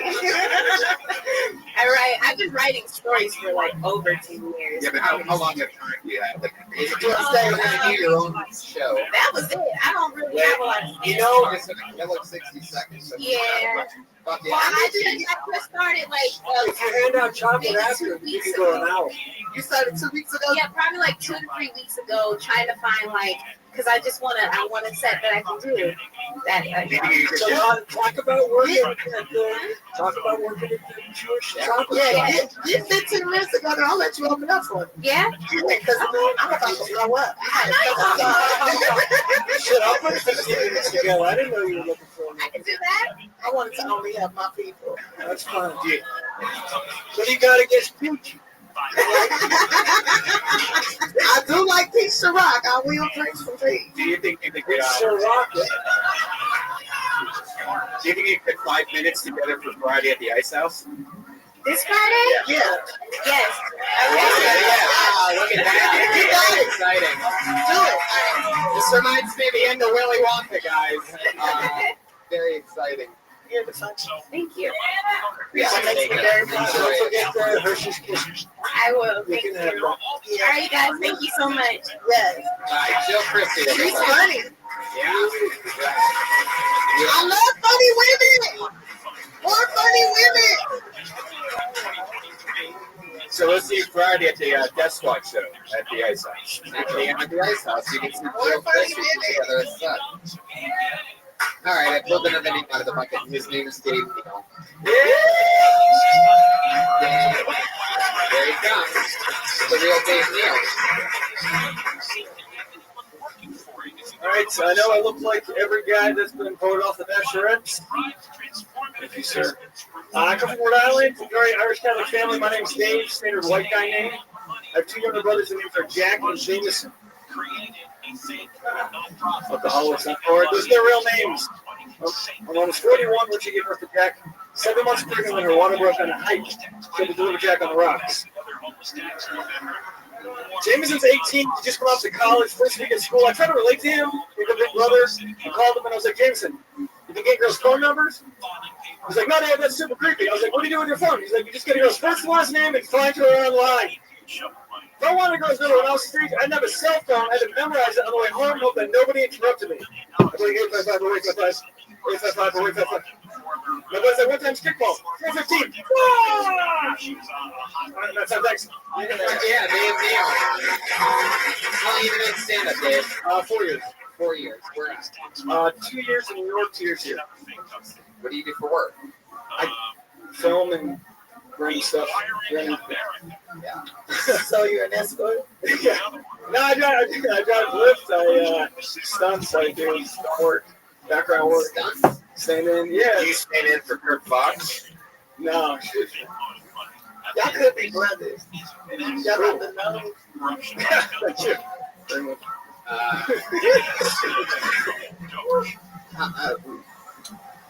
Stunts. Let's talk about it. Yeah, I just talked my way into, like I told the guy, I was on a set, photo double, and I told him I could do stunts, and I had to do them. And What did you have to do? It was a Mission Impossible. now it was a horror film. I just had to get the shit kicked out of me by the girl who was possessed. So I just had to throw myself around like a room and get shit thrown at me. Oh, that sounds And you were a girl? No, the girl beat me up, and I had to like take the hits and go through, What movie is that? I want to see that. Exodus. Excellent. Good movie. Get your ass beat. Thank you. You're not the only one.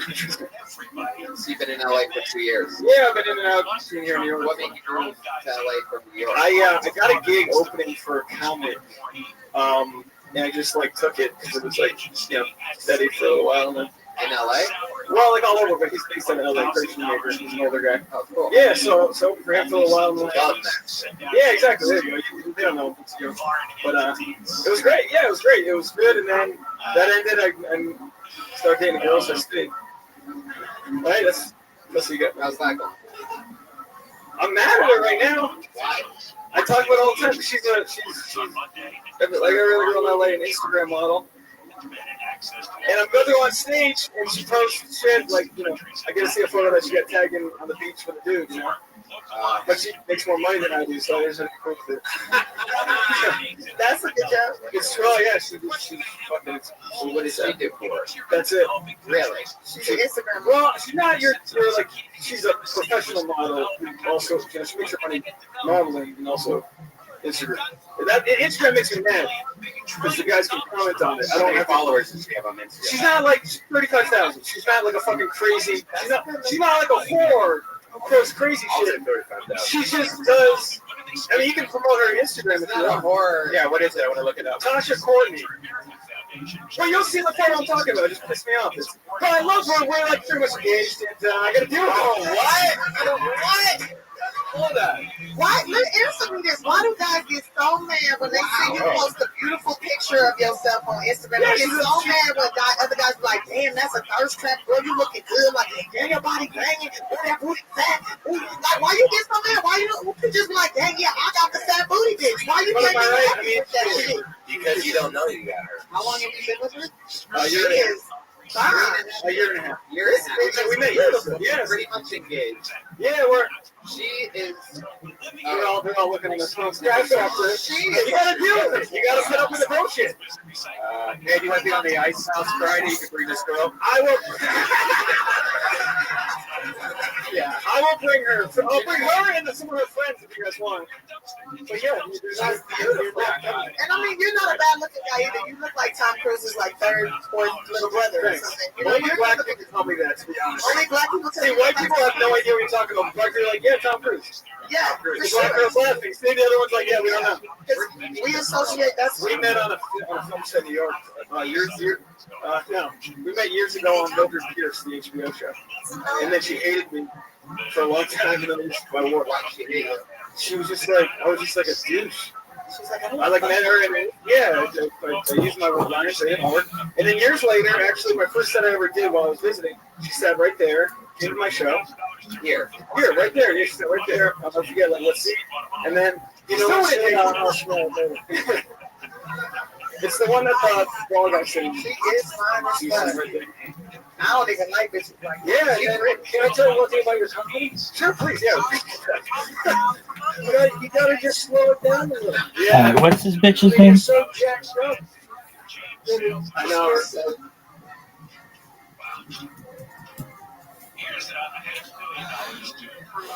I gotta do it. Oh, what? Hold on. Why? Answer me this. Why do guys get so mad when they see you post a beautiful picture of yourself on Instagram? They get so mad when other guys be like, damn, that's a thirst trap, girl. You looking good. Like, damn, your body banging. Ooh, that booty fat. Ooh. Like, why you get so mad? Why you just be like, dang, yeah, I got the fat booty bitch. Why you getting happy with that shit? Because you don't know you got her. How long have you been with her? A year and a half. A year and a half. We met years ago, yeah. Coming up at the top of the hour, SoCal Edison hit with another lawsuit. We're going to go to the Fox. To see a photo that she got tagged in on the beach with a dude, you know. But she makes more money than I do, so there's nothing cool with it. That's a good job. It's well, yeah. She's fucking. So what does she do for it? That's it. Really? Well, she's not your like. She's a professional model who also, you know, she makes her money modeling and also Instagram. Instagram makes me mad because the guys can comment on it. I don't have followers does she have on Instagram? She's not like 35,000. She's not like a fucking crazy. She's not like a whore who posts crazy shit. She just does. I mean, you can promote her Instagram if you want. Yeah, what is it? I want to look it up. Tasha Courtney. Well, you'll see the photo I'm talking about. It just pissed me off. I love her. We're like pretty much engaged, and I gotta deal with it. Oh, what? Hold on. Why? Answer me this. Why do guys get so mad when they see you post a beautiful picture of yourself on Instagram? They get so mad when other guys be like, damn, that's a thirst trap, girl. You looking good. Like, damn, your body banging. Ooh, that booty fat. Ooh. Like, why you get so mad? Why you just be like, dang, yeah, I got the fat booty bitch. Why you getting happy with that shit? Because you don't know you got her. How long have you been with her? A year and a half. A year and a half. We met years ago. Yeah, pretty much engaged. Yeah, she is. They're all looking on their phones. Yeah, I thought you gotta deal with it. You gotta put up with the bullshit. Hey, do you want to be on the Ice House Friday? You can bring this girl. I will. Yeah, I will bring her. I'll bring her and some of her friends if you guys want. But yeah, it would be nice. And I mean, you're not a bad looking guy either. You look like Tom Cruise's like third, fourth little brother or something. You know, only black people tell me that, to be honest. Only black people tell See, you. white people have no idea what you're talking You about. like this big dog? Good on you, dog. Yeah, I was laughing. See, the other one's like, yeah, we don't know. we associate. That's We met on a film set in New York. No, we met years ago on Mildred Pierce, the HBO show. And then she hated me for a long time, and then my war. Why did she hate you? She was just like, I was just like a douche. I like met her, and yeah, I used my lines, they didn't work. And then years later, actually, my first shot I ever did while I was visiting, she sat right there, in my show. Here, right there. Yeah, she sat right there. I'll never forget, like, what seat. And then, you know what? It's the one that Ball got sitting. It's fine as well. I don't even like this. Yeah, can I tell you one thing about your comedy? Sure, please. Yeah.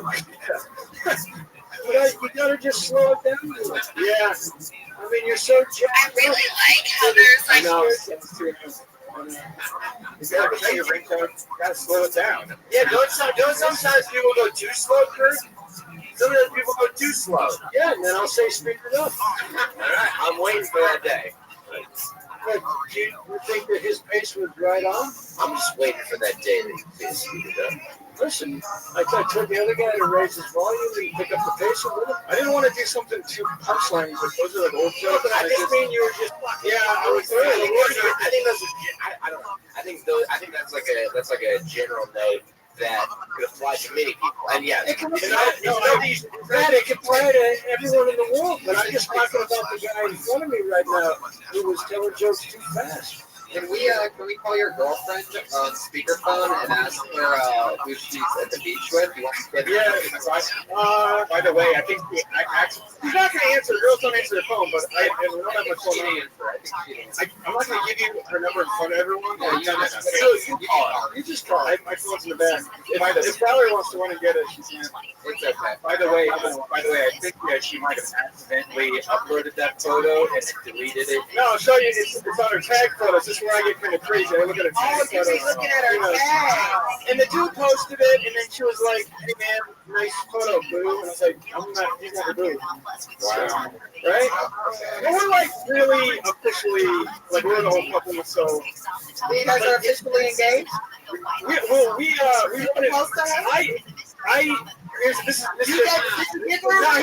happened. So we're in the friends like she didn't date me, and then we're getting ready to. It was Christmas time. I called the radio station to get a song played, and I told them I wanted to dedicate it to my girlfriend, and they gave me an engagement ring. So we got an engagement ring before we ever dated, and then she picked it up one day, and then normal beginning to a relationship. And then we fucked like 4 weeks later. So. Thank you very much. Are you really? I mean, did you? She really has the engagement ring, and I haven't. Who gave it to her? You do know it's not going to work out, correct? I mean, you got to get a fucking job. You got to make more money than her. She's never going to marry you. I have a team, and she's a model, so we're working things out. She's doing other things, and you got to make more money. That's what I'm doing here, guys. I can use your help. I appreciate it. No, seriously though, it might work out. We were friends before the engagement ring. Yeah, I just came in. Does she think she's engaged? Or no, we're fucking around. Like we live together and shit, but like it's gonna happen, you know. Did she tell her parents that you guys are engaged? Did she tell them? Neither one of us. How long have you lived with her? We lived together for over a year. Has she told her parents that she's engaged? We're not engaged. You sleep together? You sleep in bed together? I'm on the couch tonight, so. Yeah. Do you know her passcode on her phone yet? Yeah. 5754. Oh. What are you going to steal her phone? Yeah, maybe. No, I make it sound bad, but we fucking it's a good relationship, except I got to deal with fucking dudes writing on a wall. Welcome to America. Yeah, it's 2015. You should be feeling blessed. Like, if dudes are posting shit on her wall or whatever, you should be feeling like, damn, I'm going to bust the shit out of her. And all these dudes are like, seriously, do my dick. I do, and I got to get better. If I was a dude, that's what I was saying. I shit on her wall. I comment, I'm like, yeah, but I'm right now. Like, I'm just giving it a bit. I'm going to go take that note. That's what I would do. Dave Neal, go get her. Thanks, guys. Appreciate it. There he goes. He's on Twitter. D Neal, Nealz. This is an extra special, compelling episode. Might be our least funny episode of Kill Tony that we've ever had, but a really compelling episode. It's interesting. I really like the stories of the people that we're meeting here. It's more of a drama, this one. Yeah, it is. We're entering the drama world at the Comedy Store and as a comedy podcast, but I like that we have that kind of range. Normally it's just like just continuous laughs, and sometimes it gets boring to deal with that all the time. You know, I mean, you think of it night after night after night with my stand-up, with the show. It's just always, you know, home run derby. So it's nice to have an extra special, mellow, you know, story-based episode tonight. Ladies and gentlemen, we have two regulars that do a brand new minute every single week. Yeah. One of the regulars flew to London today for a 3-week hiatus, and she will be back in 3 weeks. That's 19-year-old Thunder Horse Allie Makovsky, just an absolute monster, and we're so happy that she's part of the show. So we're going to go straight to our other regular, who I believe is in week 4 of being the newest regular on Kill Tony. We're so happy that she's part of the show. You know, Kill Tony, the always interesting stylings of Melissa Esslinger, everybody.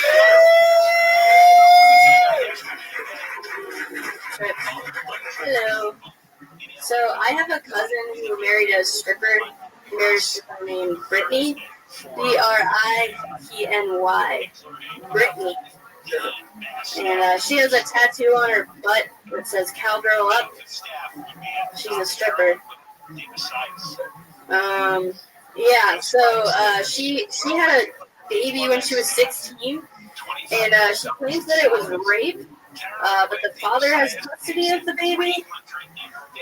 I know responsibility feels a lot like rape. Yeah. But it comes down to our choices, you know. Speaking of choices, I was at a party the other night, and this guy offered me cocaine, and I told him that I was celebrating my 17th birthday. Put him in timeout for a little bit. That's it. Yeah, 53 seconds from you said from Melissa Esslinger. Probably my favorite joke of the night. I mean, it's about you. It's only on you. You're owning it. It's on your family. You're keeping it real. You know, all the questions that I ask people is to try to get shit about their real life out of them. You know, and with that, you're talking about something that only you can talk about. I almost like the fact that there's misdirects in the beginning and you're building this storyline before really getting in anything. The Cowgirl Up never ended up being used for anything. You're just painting a picture of this sort of super trashy Britney girl that we're learning about. Even the spelling of her name is just like such pure trash. I mean, it's way too short. If you're gonna go with Britney, go with 2 T's, throw an E in there, do something. Do anything, but just go Britny. It's like somebody just sounded it out and just like, fuck it. Yeah. Somebody was smoking weed when they was filling out that person. Now, remind me, who is this again? Your brother's? My cousin's wife. I really hope she's not listening because she gets very angry. No, she's not. I'm sure she doesn't have a radio. Radio? Yeah. So old man over there. Can I name myself? Pretty sure she does have a shortwave radio. She doesn't get KF 101. Yeah, perfect on FM right now. I love that. Oh, we know that? Raise your show, baby. 95.5. These are the jokes. These are the jokes. Melissa, so fun. Thanks. How are you enjoying? I bet it's starting to get nerve-wracking. Is that something that you wrote this week? Yeah. Well, no, not fully. I've done the name. The responsibility feels a lot like rape is the newest. I like that. It's true. Thank you. I'm feeling it lately. Yeah, I like that. Yeah, it's smart. It's a smart rape joke, and it's a smart responsibility. Yeah, which is hard to combine those two things. Combine rape and responsibility. I've always found The fact that he got custody of the baby is hilarious. Yeah, that's great. Maybe pause a little though. Okay. Because that was really funny. You didn't really give him a chance to laugh at that. Yeah. yeah, when you hear applause go up, definitely pump the brakes a little bit. Okay. It's so fun. You do anything fun this week? I went to San Pedro yesterday. I guess they say Pedro. Yeah. Pedro. That was fun. How was that? It was good. My knees. Why did you go to San Pedro? My friend took me there. That's where I wanted to get out of. That's where they built all the Russian road.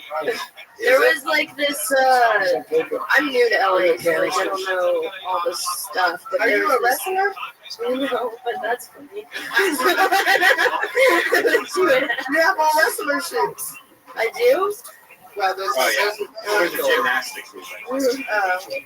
You could be Ronda Rousey's little sister. I could see that. All right. Yeah. I just dated a couple of wrestlers. They had shoes like that. Tony, Probably you the same guys size. shoes like I do.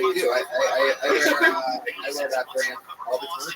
When it's the Tigers. And I have a few pairs of actual wrestling shoes. They have more support. Like cowboy boots. So you usually take them off for the big You're cowboy up, huh? Here's what you did now.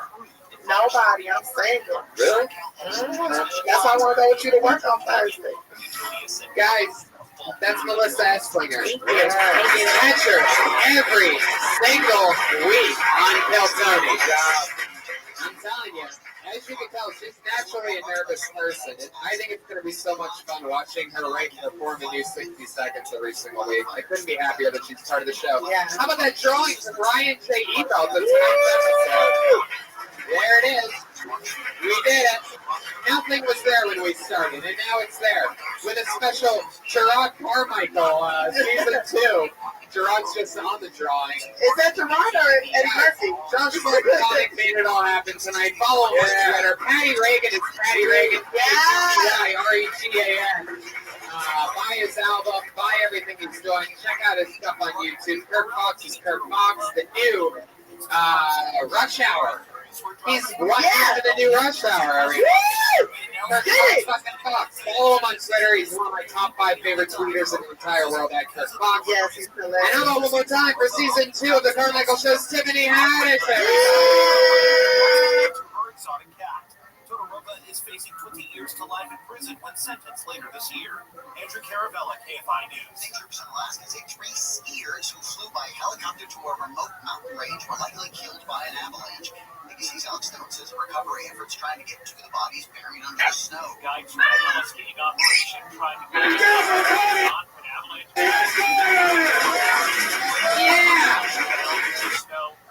Oh, shit.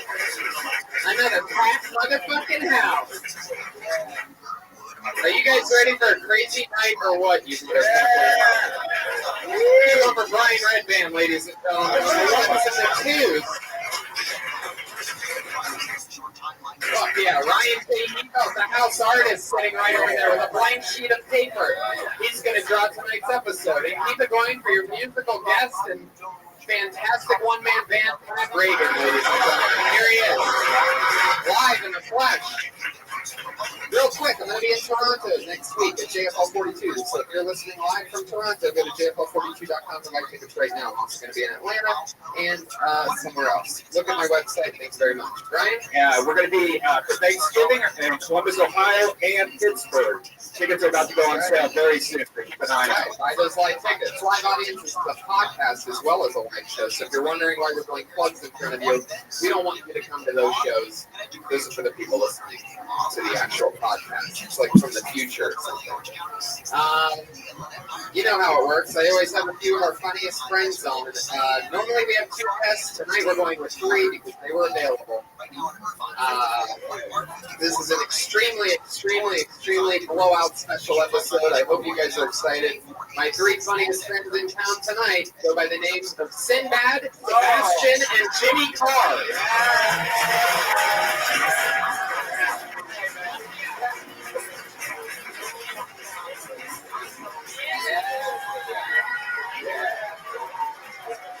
Listen to this fucking roll. Yeah, motherfuckers. We take Mondays to a whole nother level. A bunch of people, they go out on Fridays and Saturdays. Not this crazy audience. Jimmy Carr. I mean, it's always nice to be introduced as a friend, but I think you're kind of getting ahead of yourself. You were one of my best pals that I made in Montreal this past festival. Let's agree to disagree and move on. Jimmy Carr won the Roastmaster's invitation, which was fucking incredible. He lit everybody up in this giant 16-man roast tournament in Tacoma Trophy. Yay. Sebastian, this is your first time on the show. So good to have you. One of my favorite comedians to watch, and so fucking cool. I've been waiting for this. Sean, thanks for having me. When Tony called me up and said there's an immense amount of talent coming through the belly room, I said, sign me up for this. Looking forward to seeing the talent tonight. I'm so excited to see you and your reaction to some of these comedians. Sometimes it doesn't go so well for them. Like, nobody makes me laugh by critiquing something more than you, so that's very sweet. And Sinbad is here again, everybody. Second time on the show. We know him, we love him. Sinbad, what the fuck is up? You know, Matt, I sometimes get called Sebastian. Sometimes people call me Sebastian. That's the name they come up with. Sometimes they don't know my real name. They call me Sebastian. But I just had ways where you talk. I can't wait to see what you're about to do. Because I don't think you like him already. I gotta tell you, you don't even like him. You don't even know him yet. You just like, no, I don't like him anymore. I know, man. I can see, man. He's that quiet kind of British hate people. But it's so done. It's so nice. It's so nice. It's such niceness. Jimmy, you play nice. I know. No, go ahead. It's like that Simon. It's like that Simon Cowell. So only can British people come here and dog us. We're like, oh, I love him. That's so true. Y'all get away with that, man. Enjoy. I know. Murders Row on this Monday night episode of Kill Tony. Welcome, everybody. We have over 40 comedians sign up tonight for the chance to do 60 seconds. Comedians, you know your time is up at 60 seconds when you hear the sound of a kitty. Oh, that's adorable, isn't it? That means wrap it up then. They're sure going to bring out the angry West Hollywood bear.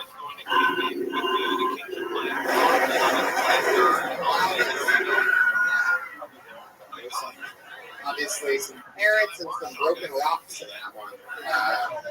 So don't run your time, or else we're gonna have to hear those annoying noises. Are you guys ready to start this shit, or what? So uninterrupted, and then we get to say whatever we want. Uninterrupted 60 seconds, and the first comedian that gets pulled out of the bucket tonight, a lot of names, goes by the name of Logan Gunselman.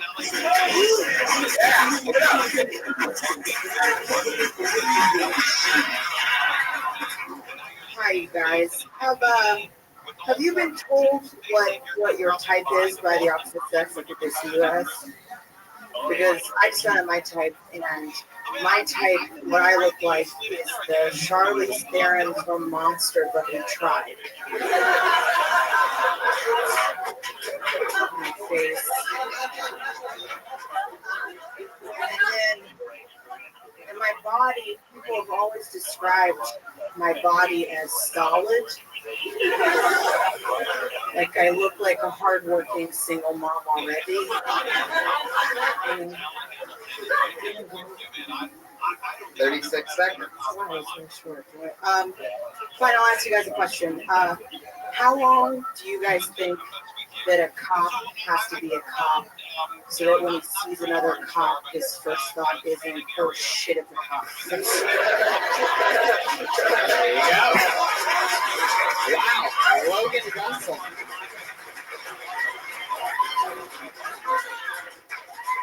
Huge fan of Tomb Raider. Didn't realize you were funny. There it is. I'm sorry I worked on this. Don't apologize. Delightful. Yeah, that was amazing. Way to kick off the show with a fun 60 seconds. You did the show last week, right? Then 2 weeks ago, and then you did the Ice House that Friday. You got a spot out of it. How are things going? Is your real last name Gunselman? Are you committed to that? I think they should take a note from Sinbad and Sebastian and go with just the one. Yeah, just Gunselman. Just use the last name. Just use the Yeah, they won't know if you're a man, woman. They don't know what you are. You get jobs. This is a sexist business. If they don't know what you are, they don't know what you're chick. It don't matter. Logan, yeah, that's Jack. Yeah, it's Logan. No, I'm slightly confused. You were born a woman, yes?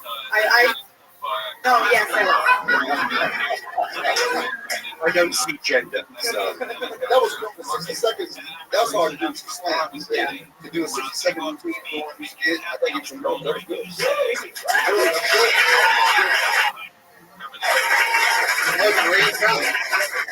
The San Fernando Valley. No, I heard of it. Hey, I live there, man. I live there, bro. Sounds rough. It is rough. I actually, I grew up in Chatsworth and used to go to the country deli. I was there today. That's my spot. Wow. What's that? No, You know Sinbad's Deli off the top of your head. It was my dad's deli, and he was like, Sinbad goes there. So everybody was 50. It's an over 50 deli. Is it called Gunselman's Deli? It should be, but it's old. Everybody speaking Bob's there. Such an entertainer. Brian McKnight. It's the only place to eat. Is it good deli? I presume you would, but you're supposed to eat. Absolutely. After me. It's wow, that's an interesting. Yes, people that eat at that. There's no place to get breakfast. There's no other place to get breakfast. Is that deli produced by Russell Simmons? There's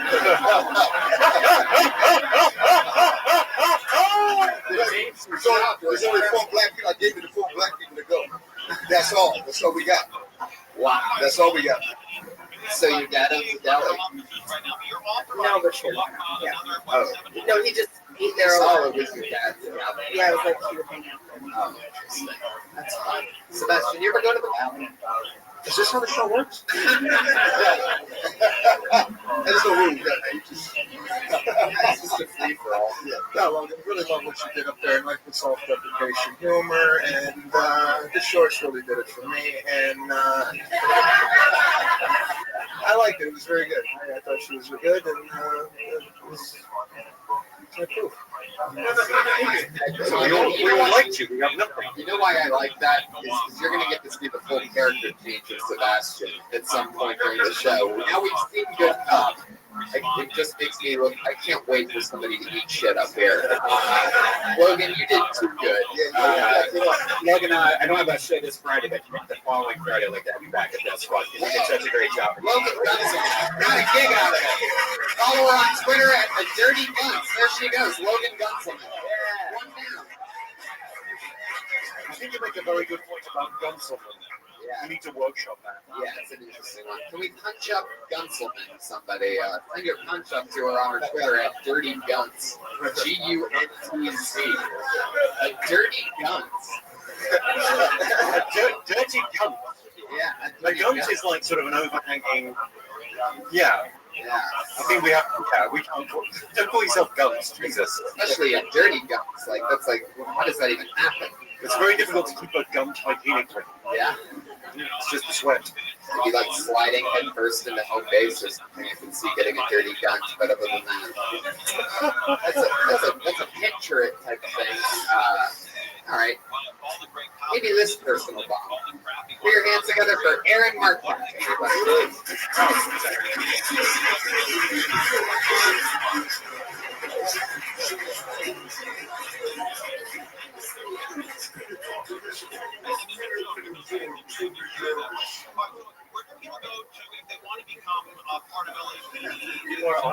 That's a good sign. So it's very intimate here. I feel like I can be very open with you all. I've recently been considering going to see a psychoanalyst. I wouldn't go see a psychiatrist because I already have a drug dealer. I don't really need another one. Like, I don't want to wait in line for 30 minutes to get my prescription filled. I'd rather just chill on somebody's couch and play video games. I don't want to deal with any HMO unless HMO is just the latest name for chronic. Like, oh, dude, this HMO is so great. I'm going to take a half thing for that HMO. Okay, this is my first time here, so I didn't know what Yeah. And so that's all I have. Yeah. You are going like that. Aaron Marquardt. I think it makes Sebastian very happy. I mean, hey, you know, it was lukewarm. I'm sure after Logan, we did see it dip. Not so much in the talent, just a dip in the enjoyment of this gentleman's performance. I'm sure The horse of truth just came out, everybody. When somebody says something super honest, the horse of truth comes out. Is that what that is? Yeah. Wow, that's cool. It's one of the running things. But no, I was basing it off the reaction of the audience, and it seemed like they were a little kind of like, I don't know, kind of like uneven. They didn't know where to go with that. Jimmy Carr is in firing position right now. It looks as if your chin is racing your nose.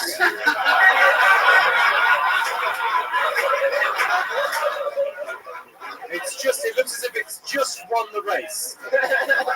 So congratulations, Chin.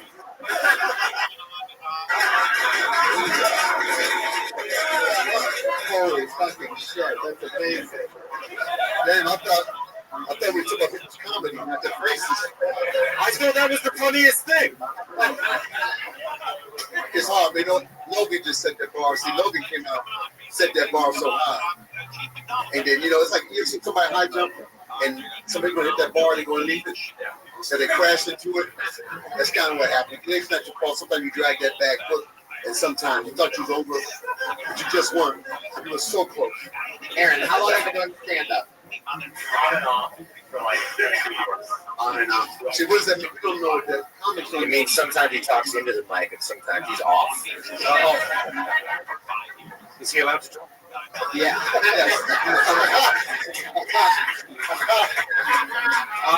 I'm just checking. I didn't love it, if I'm honest. What do you mean by on and off? What does that mean to you? So I was in it for a long time, but then I started grad school. What are you studying in graduate school? Sociology. So what did you graduate in before you went there? Sociology. So you just did more sociology? Yeah, I'm like going to be a doctor. Sociology. Yeah, we know that. You're definitely not a doctor of comedy.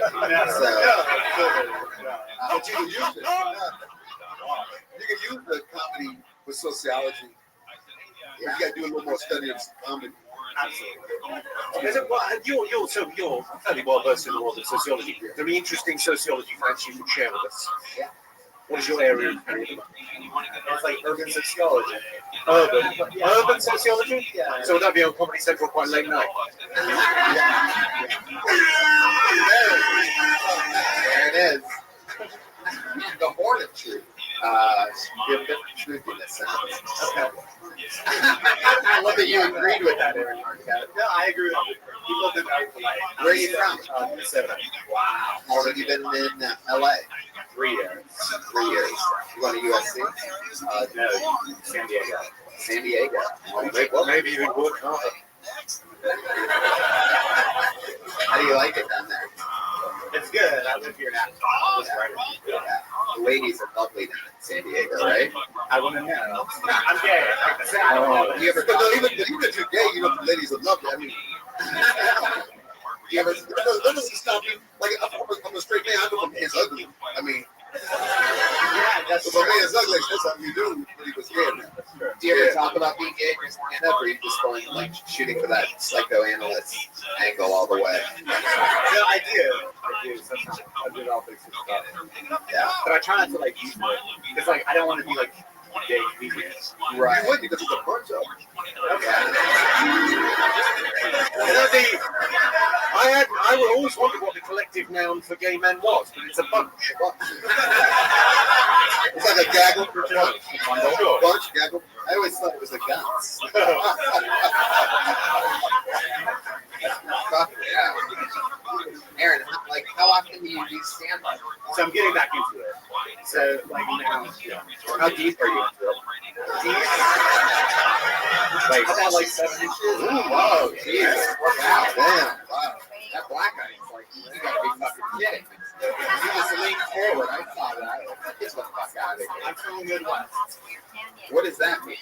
Is that a dick size thing? Yeah, like we're like descended from German peasants. Yeah. They're like huge. We're built well. Like even the women. I get the feeling you know more about dick size So than me, so I'm gonna let you be right on that. The one thing Did the Germans have bigger? Do you have one of my London correspondents? Yes, I'm from Europe. I'm well versed. I've seen a lot of their pornography. Yes, they do. Let's go with it. Why not? That is the horse of truth, and I've also think I've seen that horse in the German porn, so you got a little excited there. Aaron, well, fuck yeah. Thank you. Good stuff. Nice to meet you. Surprisingly, Aaron is not on Twitter. He did not leave a Twitter handle. However, he did leave a Grindr handle, and let's just keep it moving along. Seems like an interesting name. Caesar Lizardo.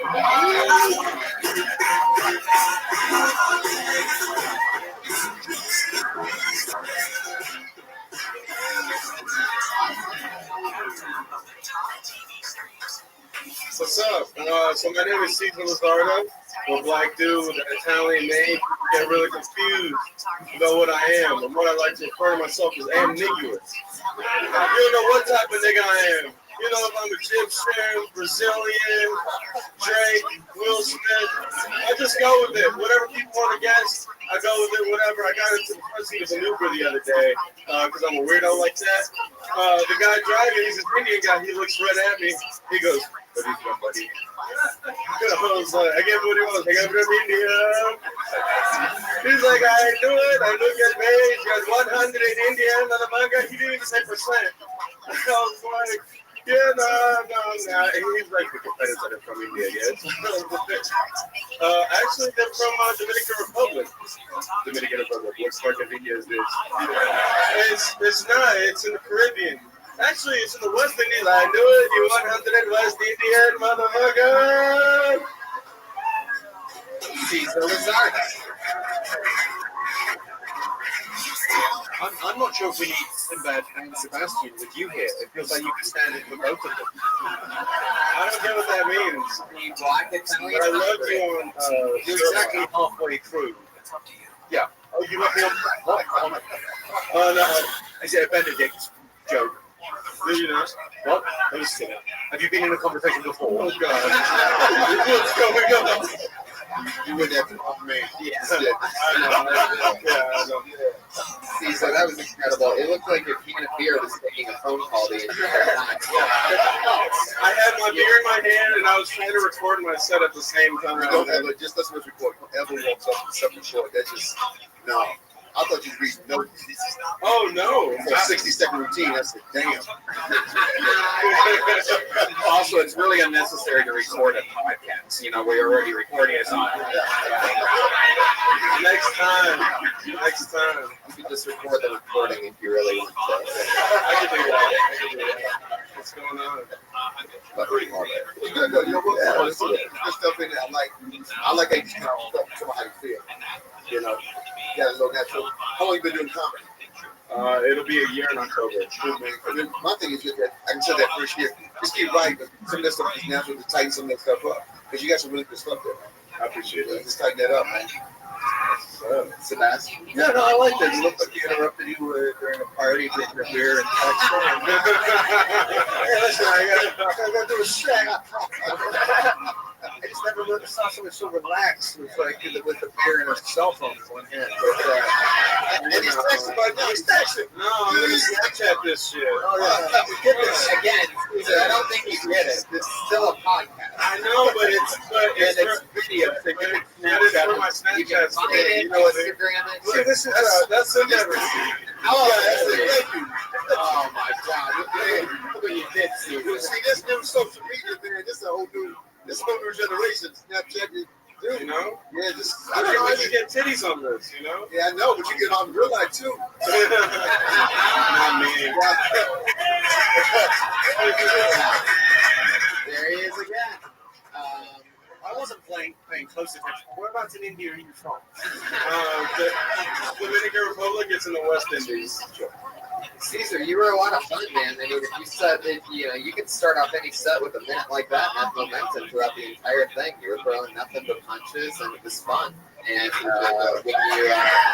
Yeah, my only recommendation would be to stop dressing like an out of work umpire.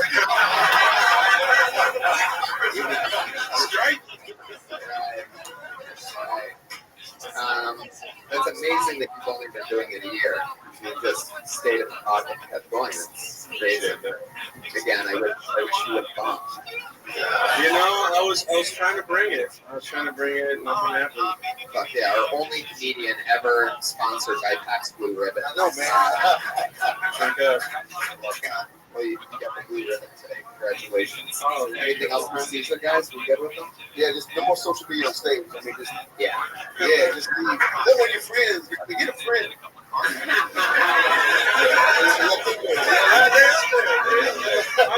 up there with all the other comics. What's up?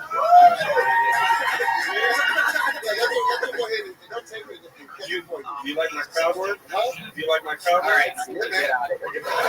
Here's Lizardo, everybody. There he goes. He's going in for the handshakes. Please, other people, don't do that. We don't want to shake your hands, but congratulations, Caesar. He's on Twitter at Caesar Lizardo. Can't even imagine, Sebastian, you must hate that, right? Shaking hands with people. No, that was nice. I was trying to have a conversation with the kid, and he broke out into a full-blown whatever the Snapchat was, but it's okay. Way the world. I pulled another name out of the bucket. We know this guy. He's been on a few times. We are getting together for Dennis Wilson.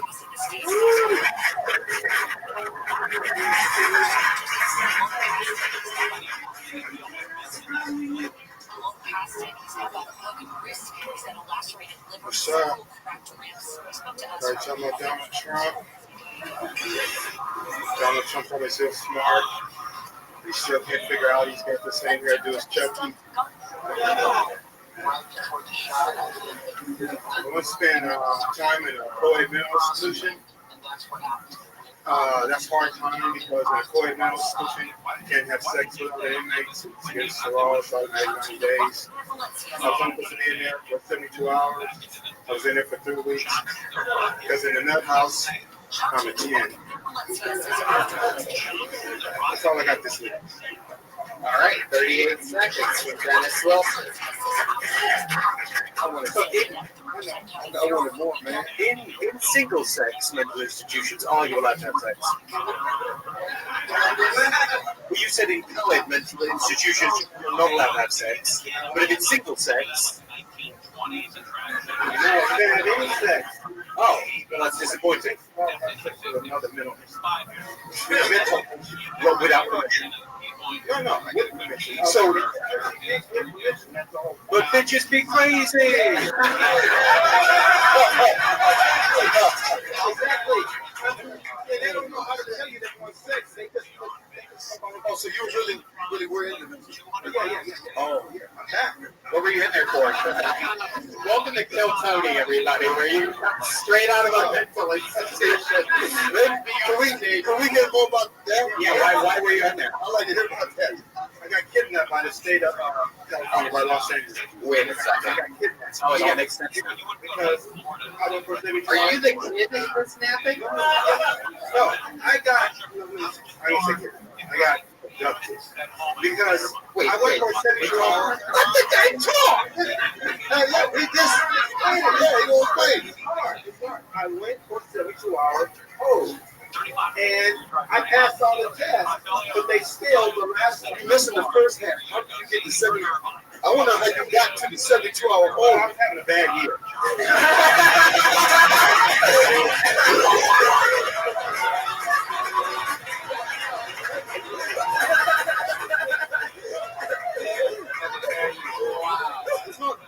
So that's how that joke starts from now on.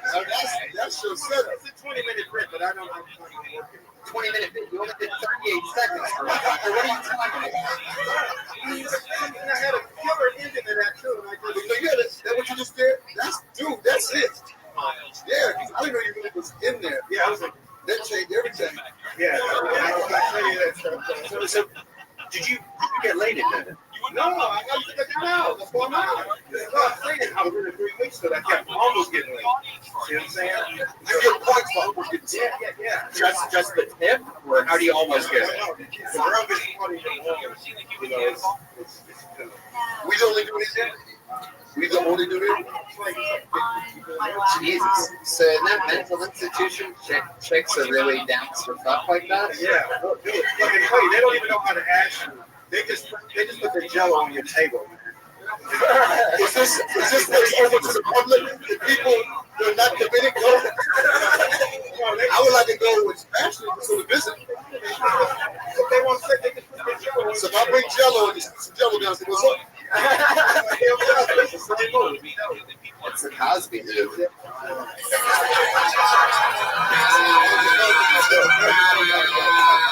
When else do you get to make a good jello joke? So they were trying to give you their meds or the meds in the jello?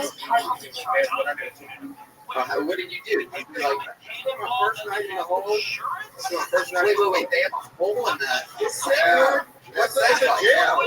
You left out all the good stuff. I know. I already did that. How did you get to the place to go in the hole? What was happening right when they picked you up? Yeah, what was happening of your bad year?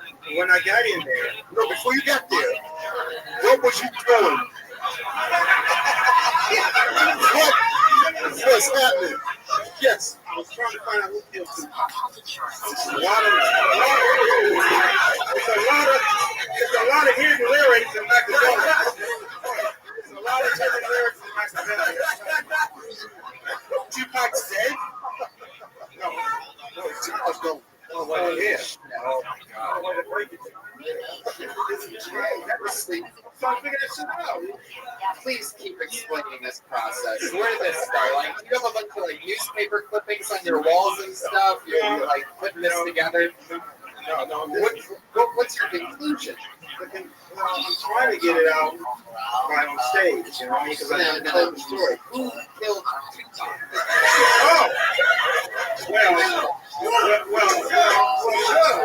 yeah, sure.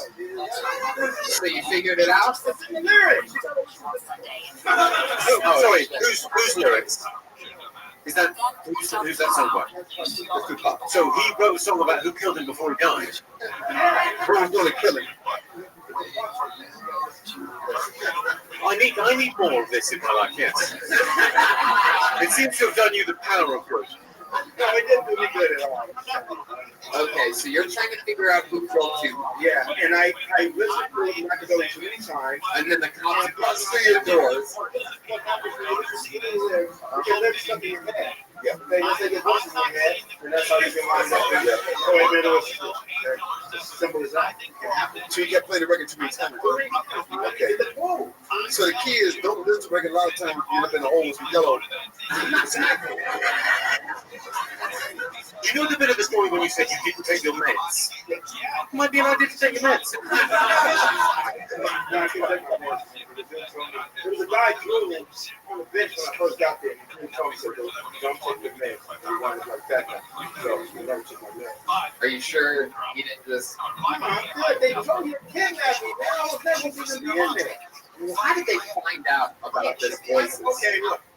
Nobody ever got a 24-hour hold. Yes. The final test of 24-hour hold is they're going to ask you. They're going to ask you, can we put a straitjacket on you without you fighting? And the key is to say what? The key is to say yeah, because I want to go home. But once they get that jacket on you, they take you where they want. So the key is not to get the jacket on. Say yes, but put the jacket on. Say yes, but don't put the jacket on. Yeah, and they let you go. Yeah, but once they put the jacket on me, they put it on dolly like that. They put in the Jeep. What? Yeah, there's a lot more to this story. There's a lot more here. We have to get that next time. Hey. I got to ask one more question. I got one more question. When the cops arrested you, no, they never arrested you. Who kidnapped you? Nobody. I was taking him up. Did any of this happen? How recent was this? Was Amanda Bynes anywhere near this situation. Okay. But I'm just saying I'm a strong person. Yeah.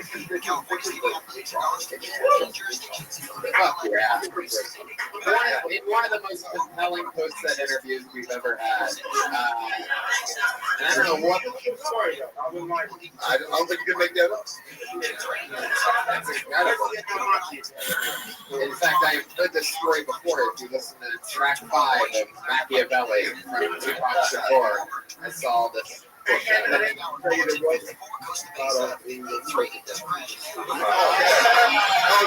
is. There it was. Those were the years there was some weed and coke involved. He didn't tell us what got him locked up was the weed and coke. It was doing lines of cocaine off of Tupac. So you listen to Machiavelli and you hate me and Machiavelli. You hit Machiavelli. It's Machiavelli and then they came in. Okay, that makes sense. Yeah. And then you got out and raided your grandson's wardrobe, and here you are today. Dennis Wilson, you did it again. There he goes. Dennis Wilson. At DJ Sunset Boulevard, BLBD. I feel like that could happen to anybody. I really do. I mean, what if I know that if I got arrested and they tried to put a straight jacket on me, I'd go fucking crazy because they think you're crazy. Do they do straight jackets in your size? That's not a rubber band. They do like a children's straight jacket?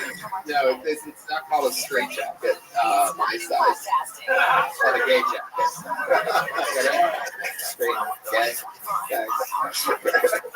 By the way, I made were any of these chicks down to fuck, and only 3 people laughed at it. And for that, I blame you, audience. Downs to fuck? Well, Jeremy is here, ladies and gentlemen. Here is one of the great Ron Jeremy. Comedy royalty. Some guy was in here earlier bragging about having 7 inches, Ron. Can you believe that? These fucking little dogs that we get on this show. 7 inches. Your balls are bigger than 7 inches, Ron. Thanks for coming out. We love him. I once roasted Ron Jeremy in Toronto. I had so much fun doing it. I said, Ron, you're looking a little heavy. You didn't have to eat all those pizzas you fake delivered.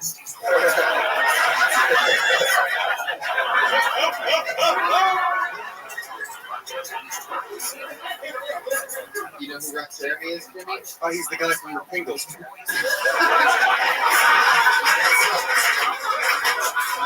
Ironically, he does have a Pringles can. He uses that as a combo, yeah. That's fucking awesome. Holy shit. I pulled another name out of the bucket. He goes by the name of Ramsey Thought-Away.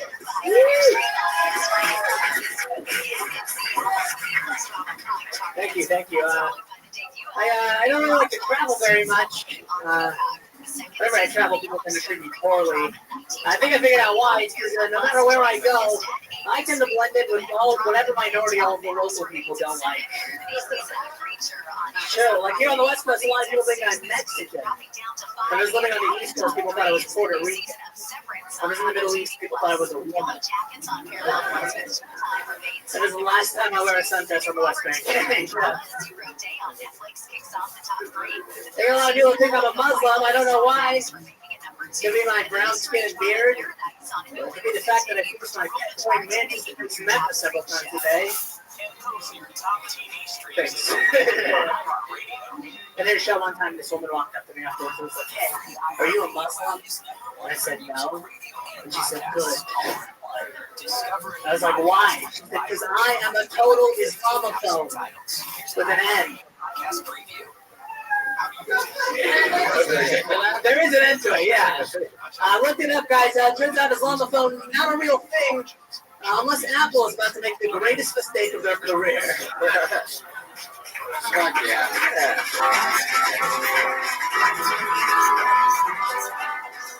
Hello? So what nationality are you? Palestinian. Aggressively. Yikes. Still mad at my parents for fucking. Fuck yeah. Well, you play white pretty well. Yeah, no, I try my hardest.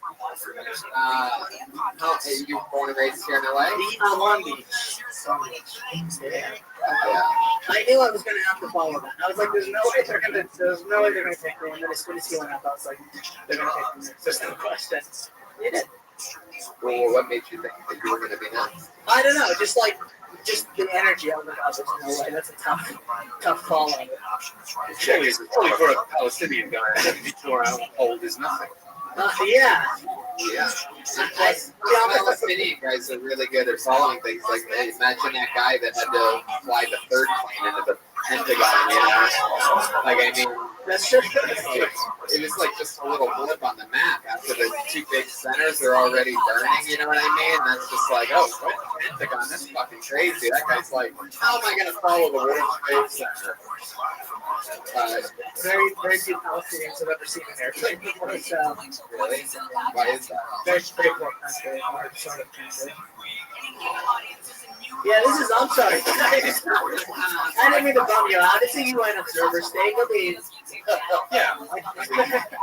I mean, I don't want to be pessimistic, but I don't think we're going to sort the Middle East down the sea. I don't think so. Let's get back to you. How long have you been doing channel? It'll be 2 years in January. Where do you mostly do it at? Long Beach, Orange County, San Diego. Lenscrafters. What do you do for work? Dry crew. Wow. A lot of comments. Yeah. A lot of comments grab Uber, man. A lot of cats are leaving now. Working clubs and stuff to grab Uber. Yeah. Just take people home right after the show. Yeah. So said that they can get paid to take you to your show. A lot of guys are doing bringing. They're bringing people into Ubers. Yeah. To their show. Yeah, I've done it before. Yeah. When you say a lot of people, things not working out for you. See, there's bunch and lots of people. I'll drive Uber just to mess with folks. I think you should be. You know, you can have the different kind. You can have the select or the different cars. No, you just show up. If they don't ask you, just show up. See Uber. Just show up. You see people wait for Uber. Just show up down the one. Because people feel bad about not getting in. That's how you can kill people in America real easy. Because people will get in and call. No, they will. People don't know how to say, I'm sorry, I didn't call you. You just don't get in. And they'll get in and kill them. Like, that's your fault that you died. You talk about it. The horse of truth. I guess he knows that Sinbad is secretly an Uber driving serial killer. When you drive Uber, do you tell your passengers you stand up? Usually if I'm funny, I'll be like, oh, I need to come. But if I'm not funny, then no.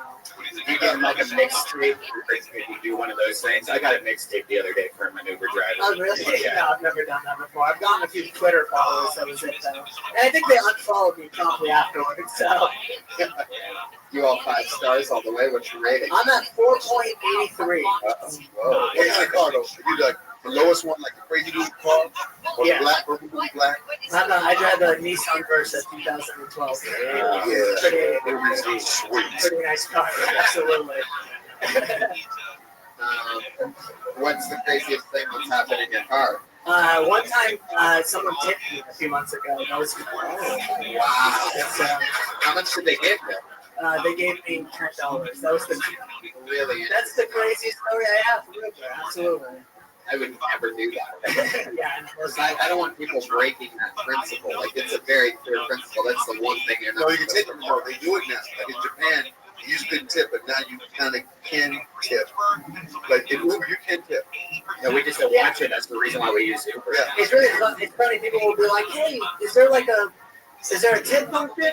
Can you guys take tips?" And I'll be like, "Yeah." And they'll be like, "Oh, all right, man. Well, have a good night." And we'll just leave. Yeah. Do people ever see you and ask, like, why is this cab driver driving an Uber? It's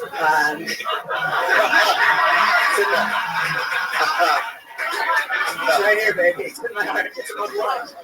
What do your parents do for work? My dad he owns like a dump truck business, and my mom is suppressed by prehistoric religion. That's it. Yeah. Pretty angry. I'm very angry at it. You throw rocks at your mom ever? A couple of Good Lord. Yeah. Do you? When she's not wearing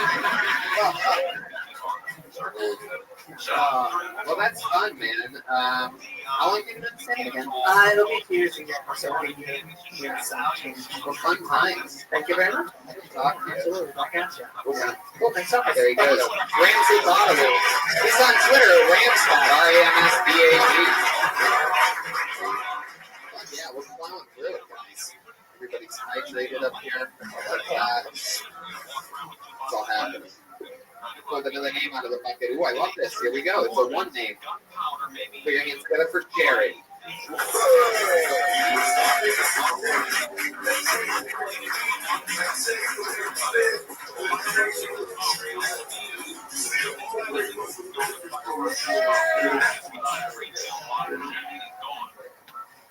Yeah, so my mom and dad are ministers. My mom wanted to abort me, but they didn't do it. They tried to. It was a mistake, and I ended up being born in a gas station. So the first thing I did when my dad pulled me out of my mom's vagina was I pissed in his face. And then I screamed in his ear. Now, I want to get into politics. It's like the NBA for white people. It is. I don't think I'll do well. It's a dream. You know, I hate my wife. I love her, but I hate her. I want a divorce, but I can't because she's way better at computers than I am, so my life is pretty much fucked. So I was thinking I could get some of LeBron James' charm.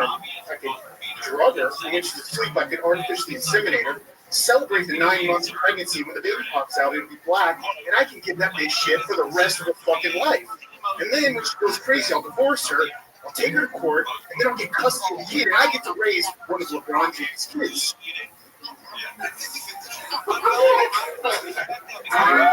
Jared, I have never been more disappointed in a guy named Jared.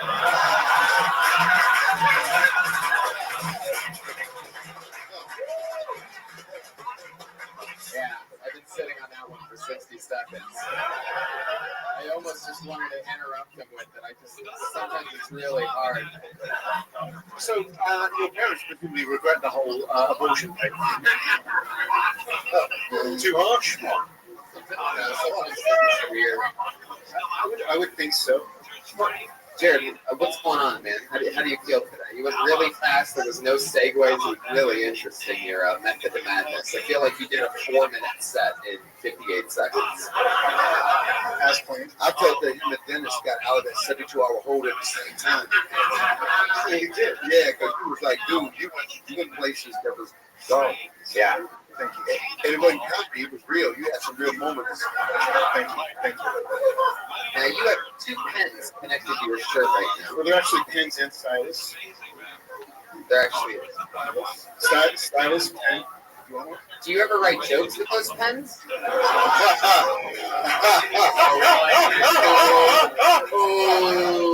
What is this, Yo Mama Rax? Where's that fucking horn at? Interesting. Sebastian, what do you got for this guy? What do you think?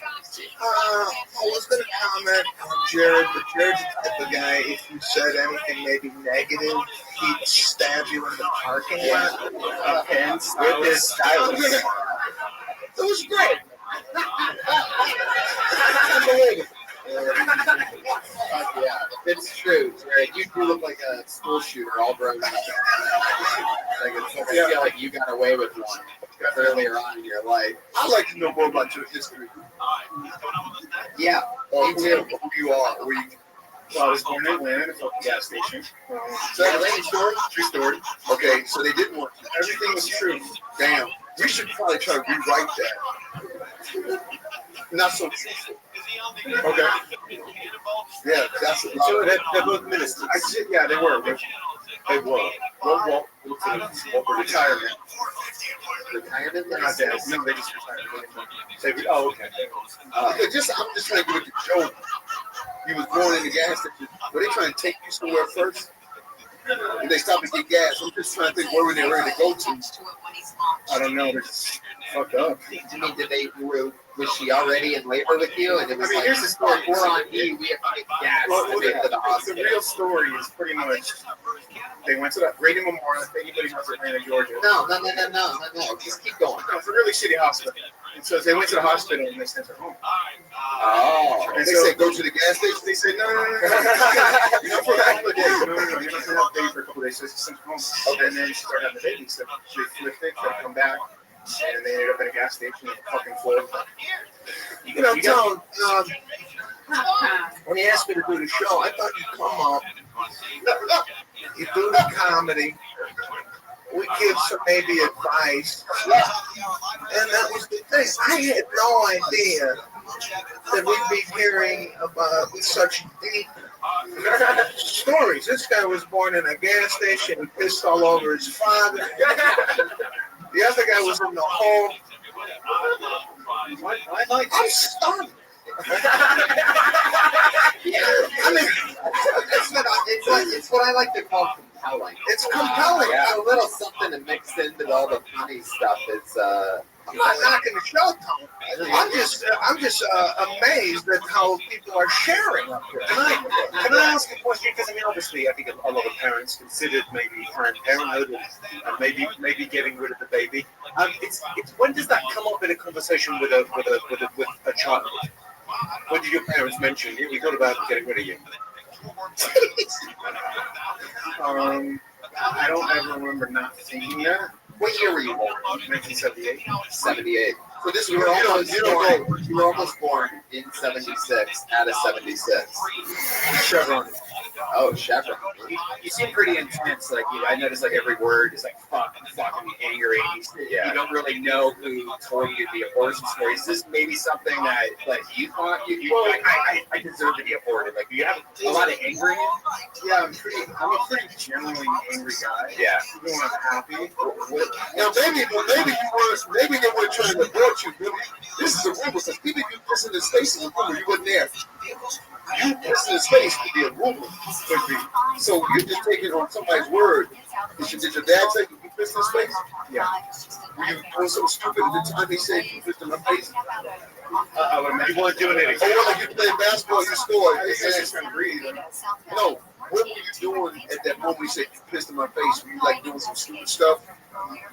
Or you just did it like, hey, by the way, you pissed in my face when you were born? Oh, at what point? No, because they tell me the story every year. On my birthday. So, okay, now that's what we need. This is a story that comes out every birthday, and you go to the house every year, happy birthday, and yeah, my mom did a story about pissing in the face, And then they piss the candles out. You know what you should do next time your dad brings it up to you? Piss in his fucking face. Just go for it. That's what I do. For any brand loyalty, you drive, right? Yeah, that's it. Do you notice you stop in Chevron more often than other gas stations? Is there any kind of brand loyalty? Do you have brothers and sisters? Yeah, I got two brothers and sisters. Were they all born at a hospital? No, two of them were born in hospitals. Me and the other one. I was born in a gas station. My other brother was born at home.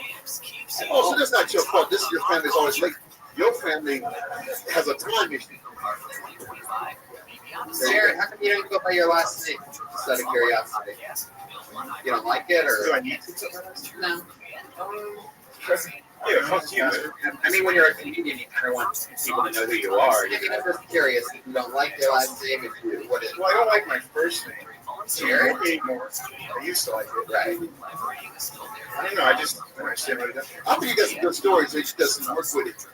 This is my first time. Oh, okay, all right. Jared's the first All time right. on stage, everybody. All right. Sometimes it happens. Right. The one person who I don't ask how long they've been doing stand-up. Yeah, this is what you got some good stories because you got a lot of being born in the gas station floor, being pissed in the face. Yeah, this is stupid stuff. I just wanted to do stupid shit, get up here, get in front of people, stuff. Well, what you should do, since now that we know that it's your first time, is do it more. But next time, really, really, really take your time. Yeah. You know, so that people can believe you and hear what's coming out. Really soak it in. You're just going way too fast. And maybe you scared her. I saw you said you pissed in the face.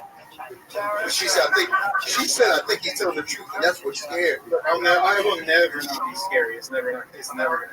I thought the funniest line you said this evening was, I'm angry when I'm happy. I wanted to ask you a question. What's the thing that's angered you the most recently? My name. I mean, other than something as permanent as You can do a bit about that, by the way. Yeah, I've been working on it. Like, did something happen today where you got fucking furious for a second? Nothing. All right. So good.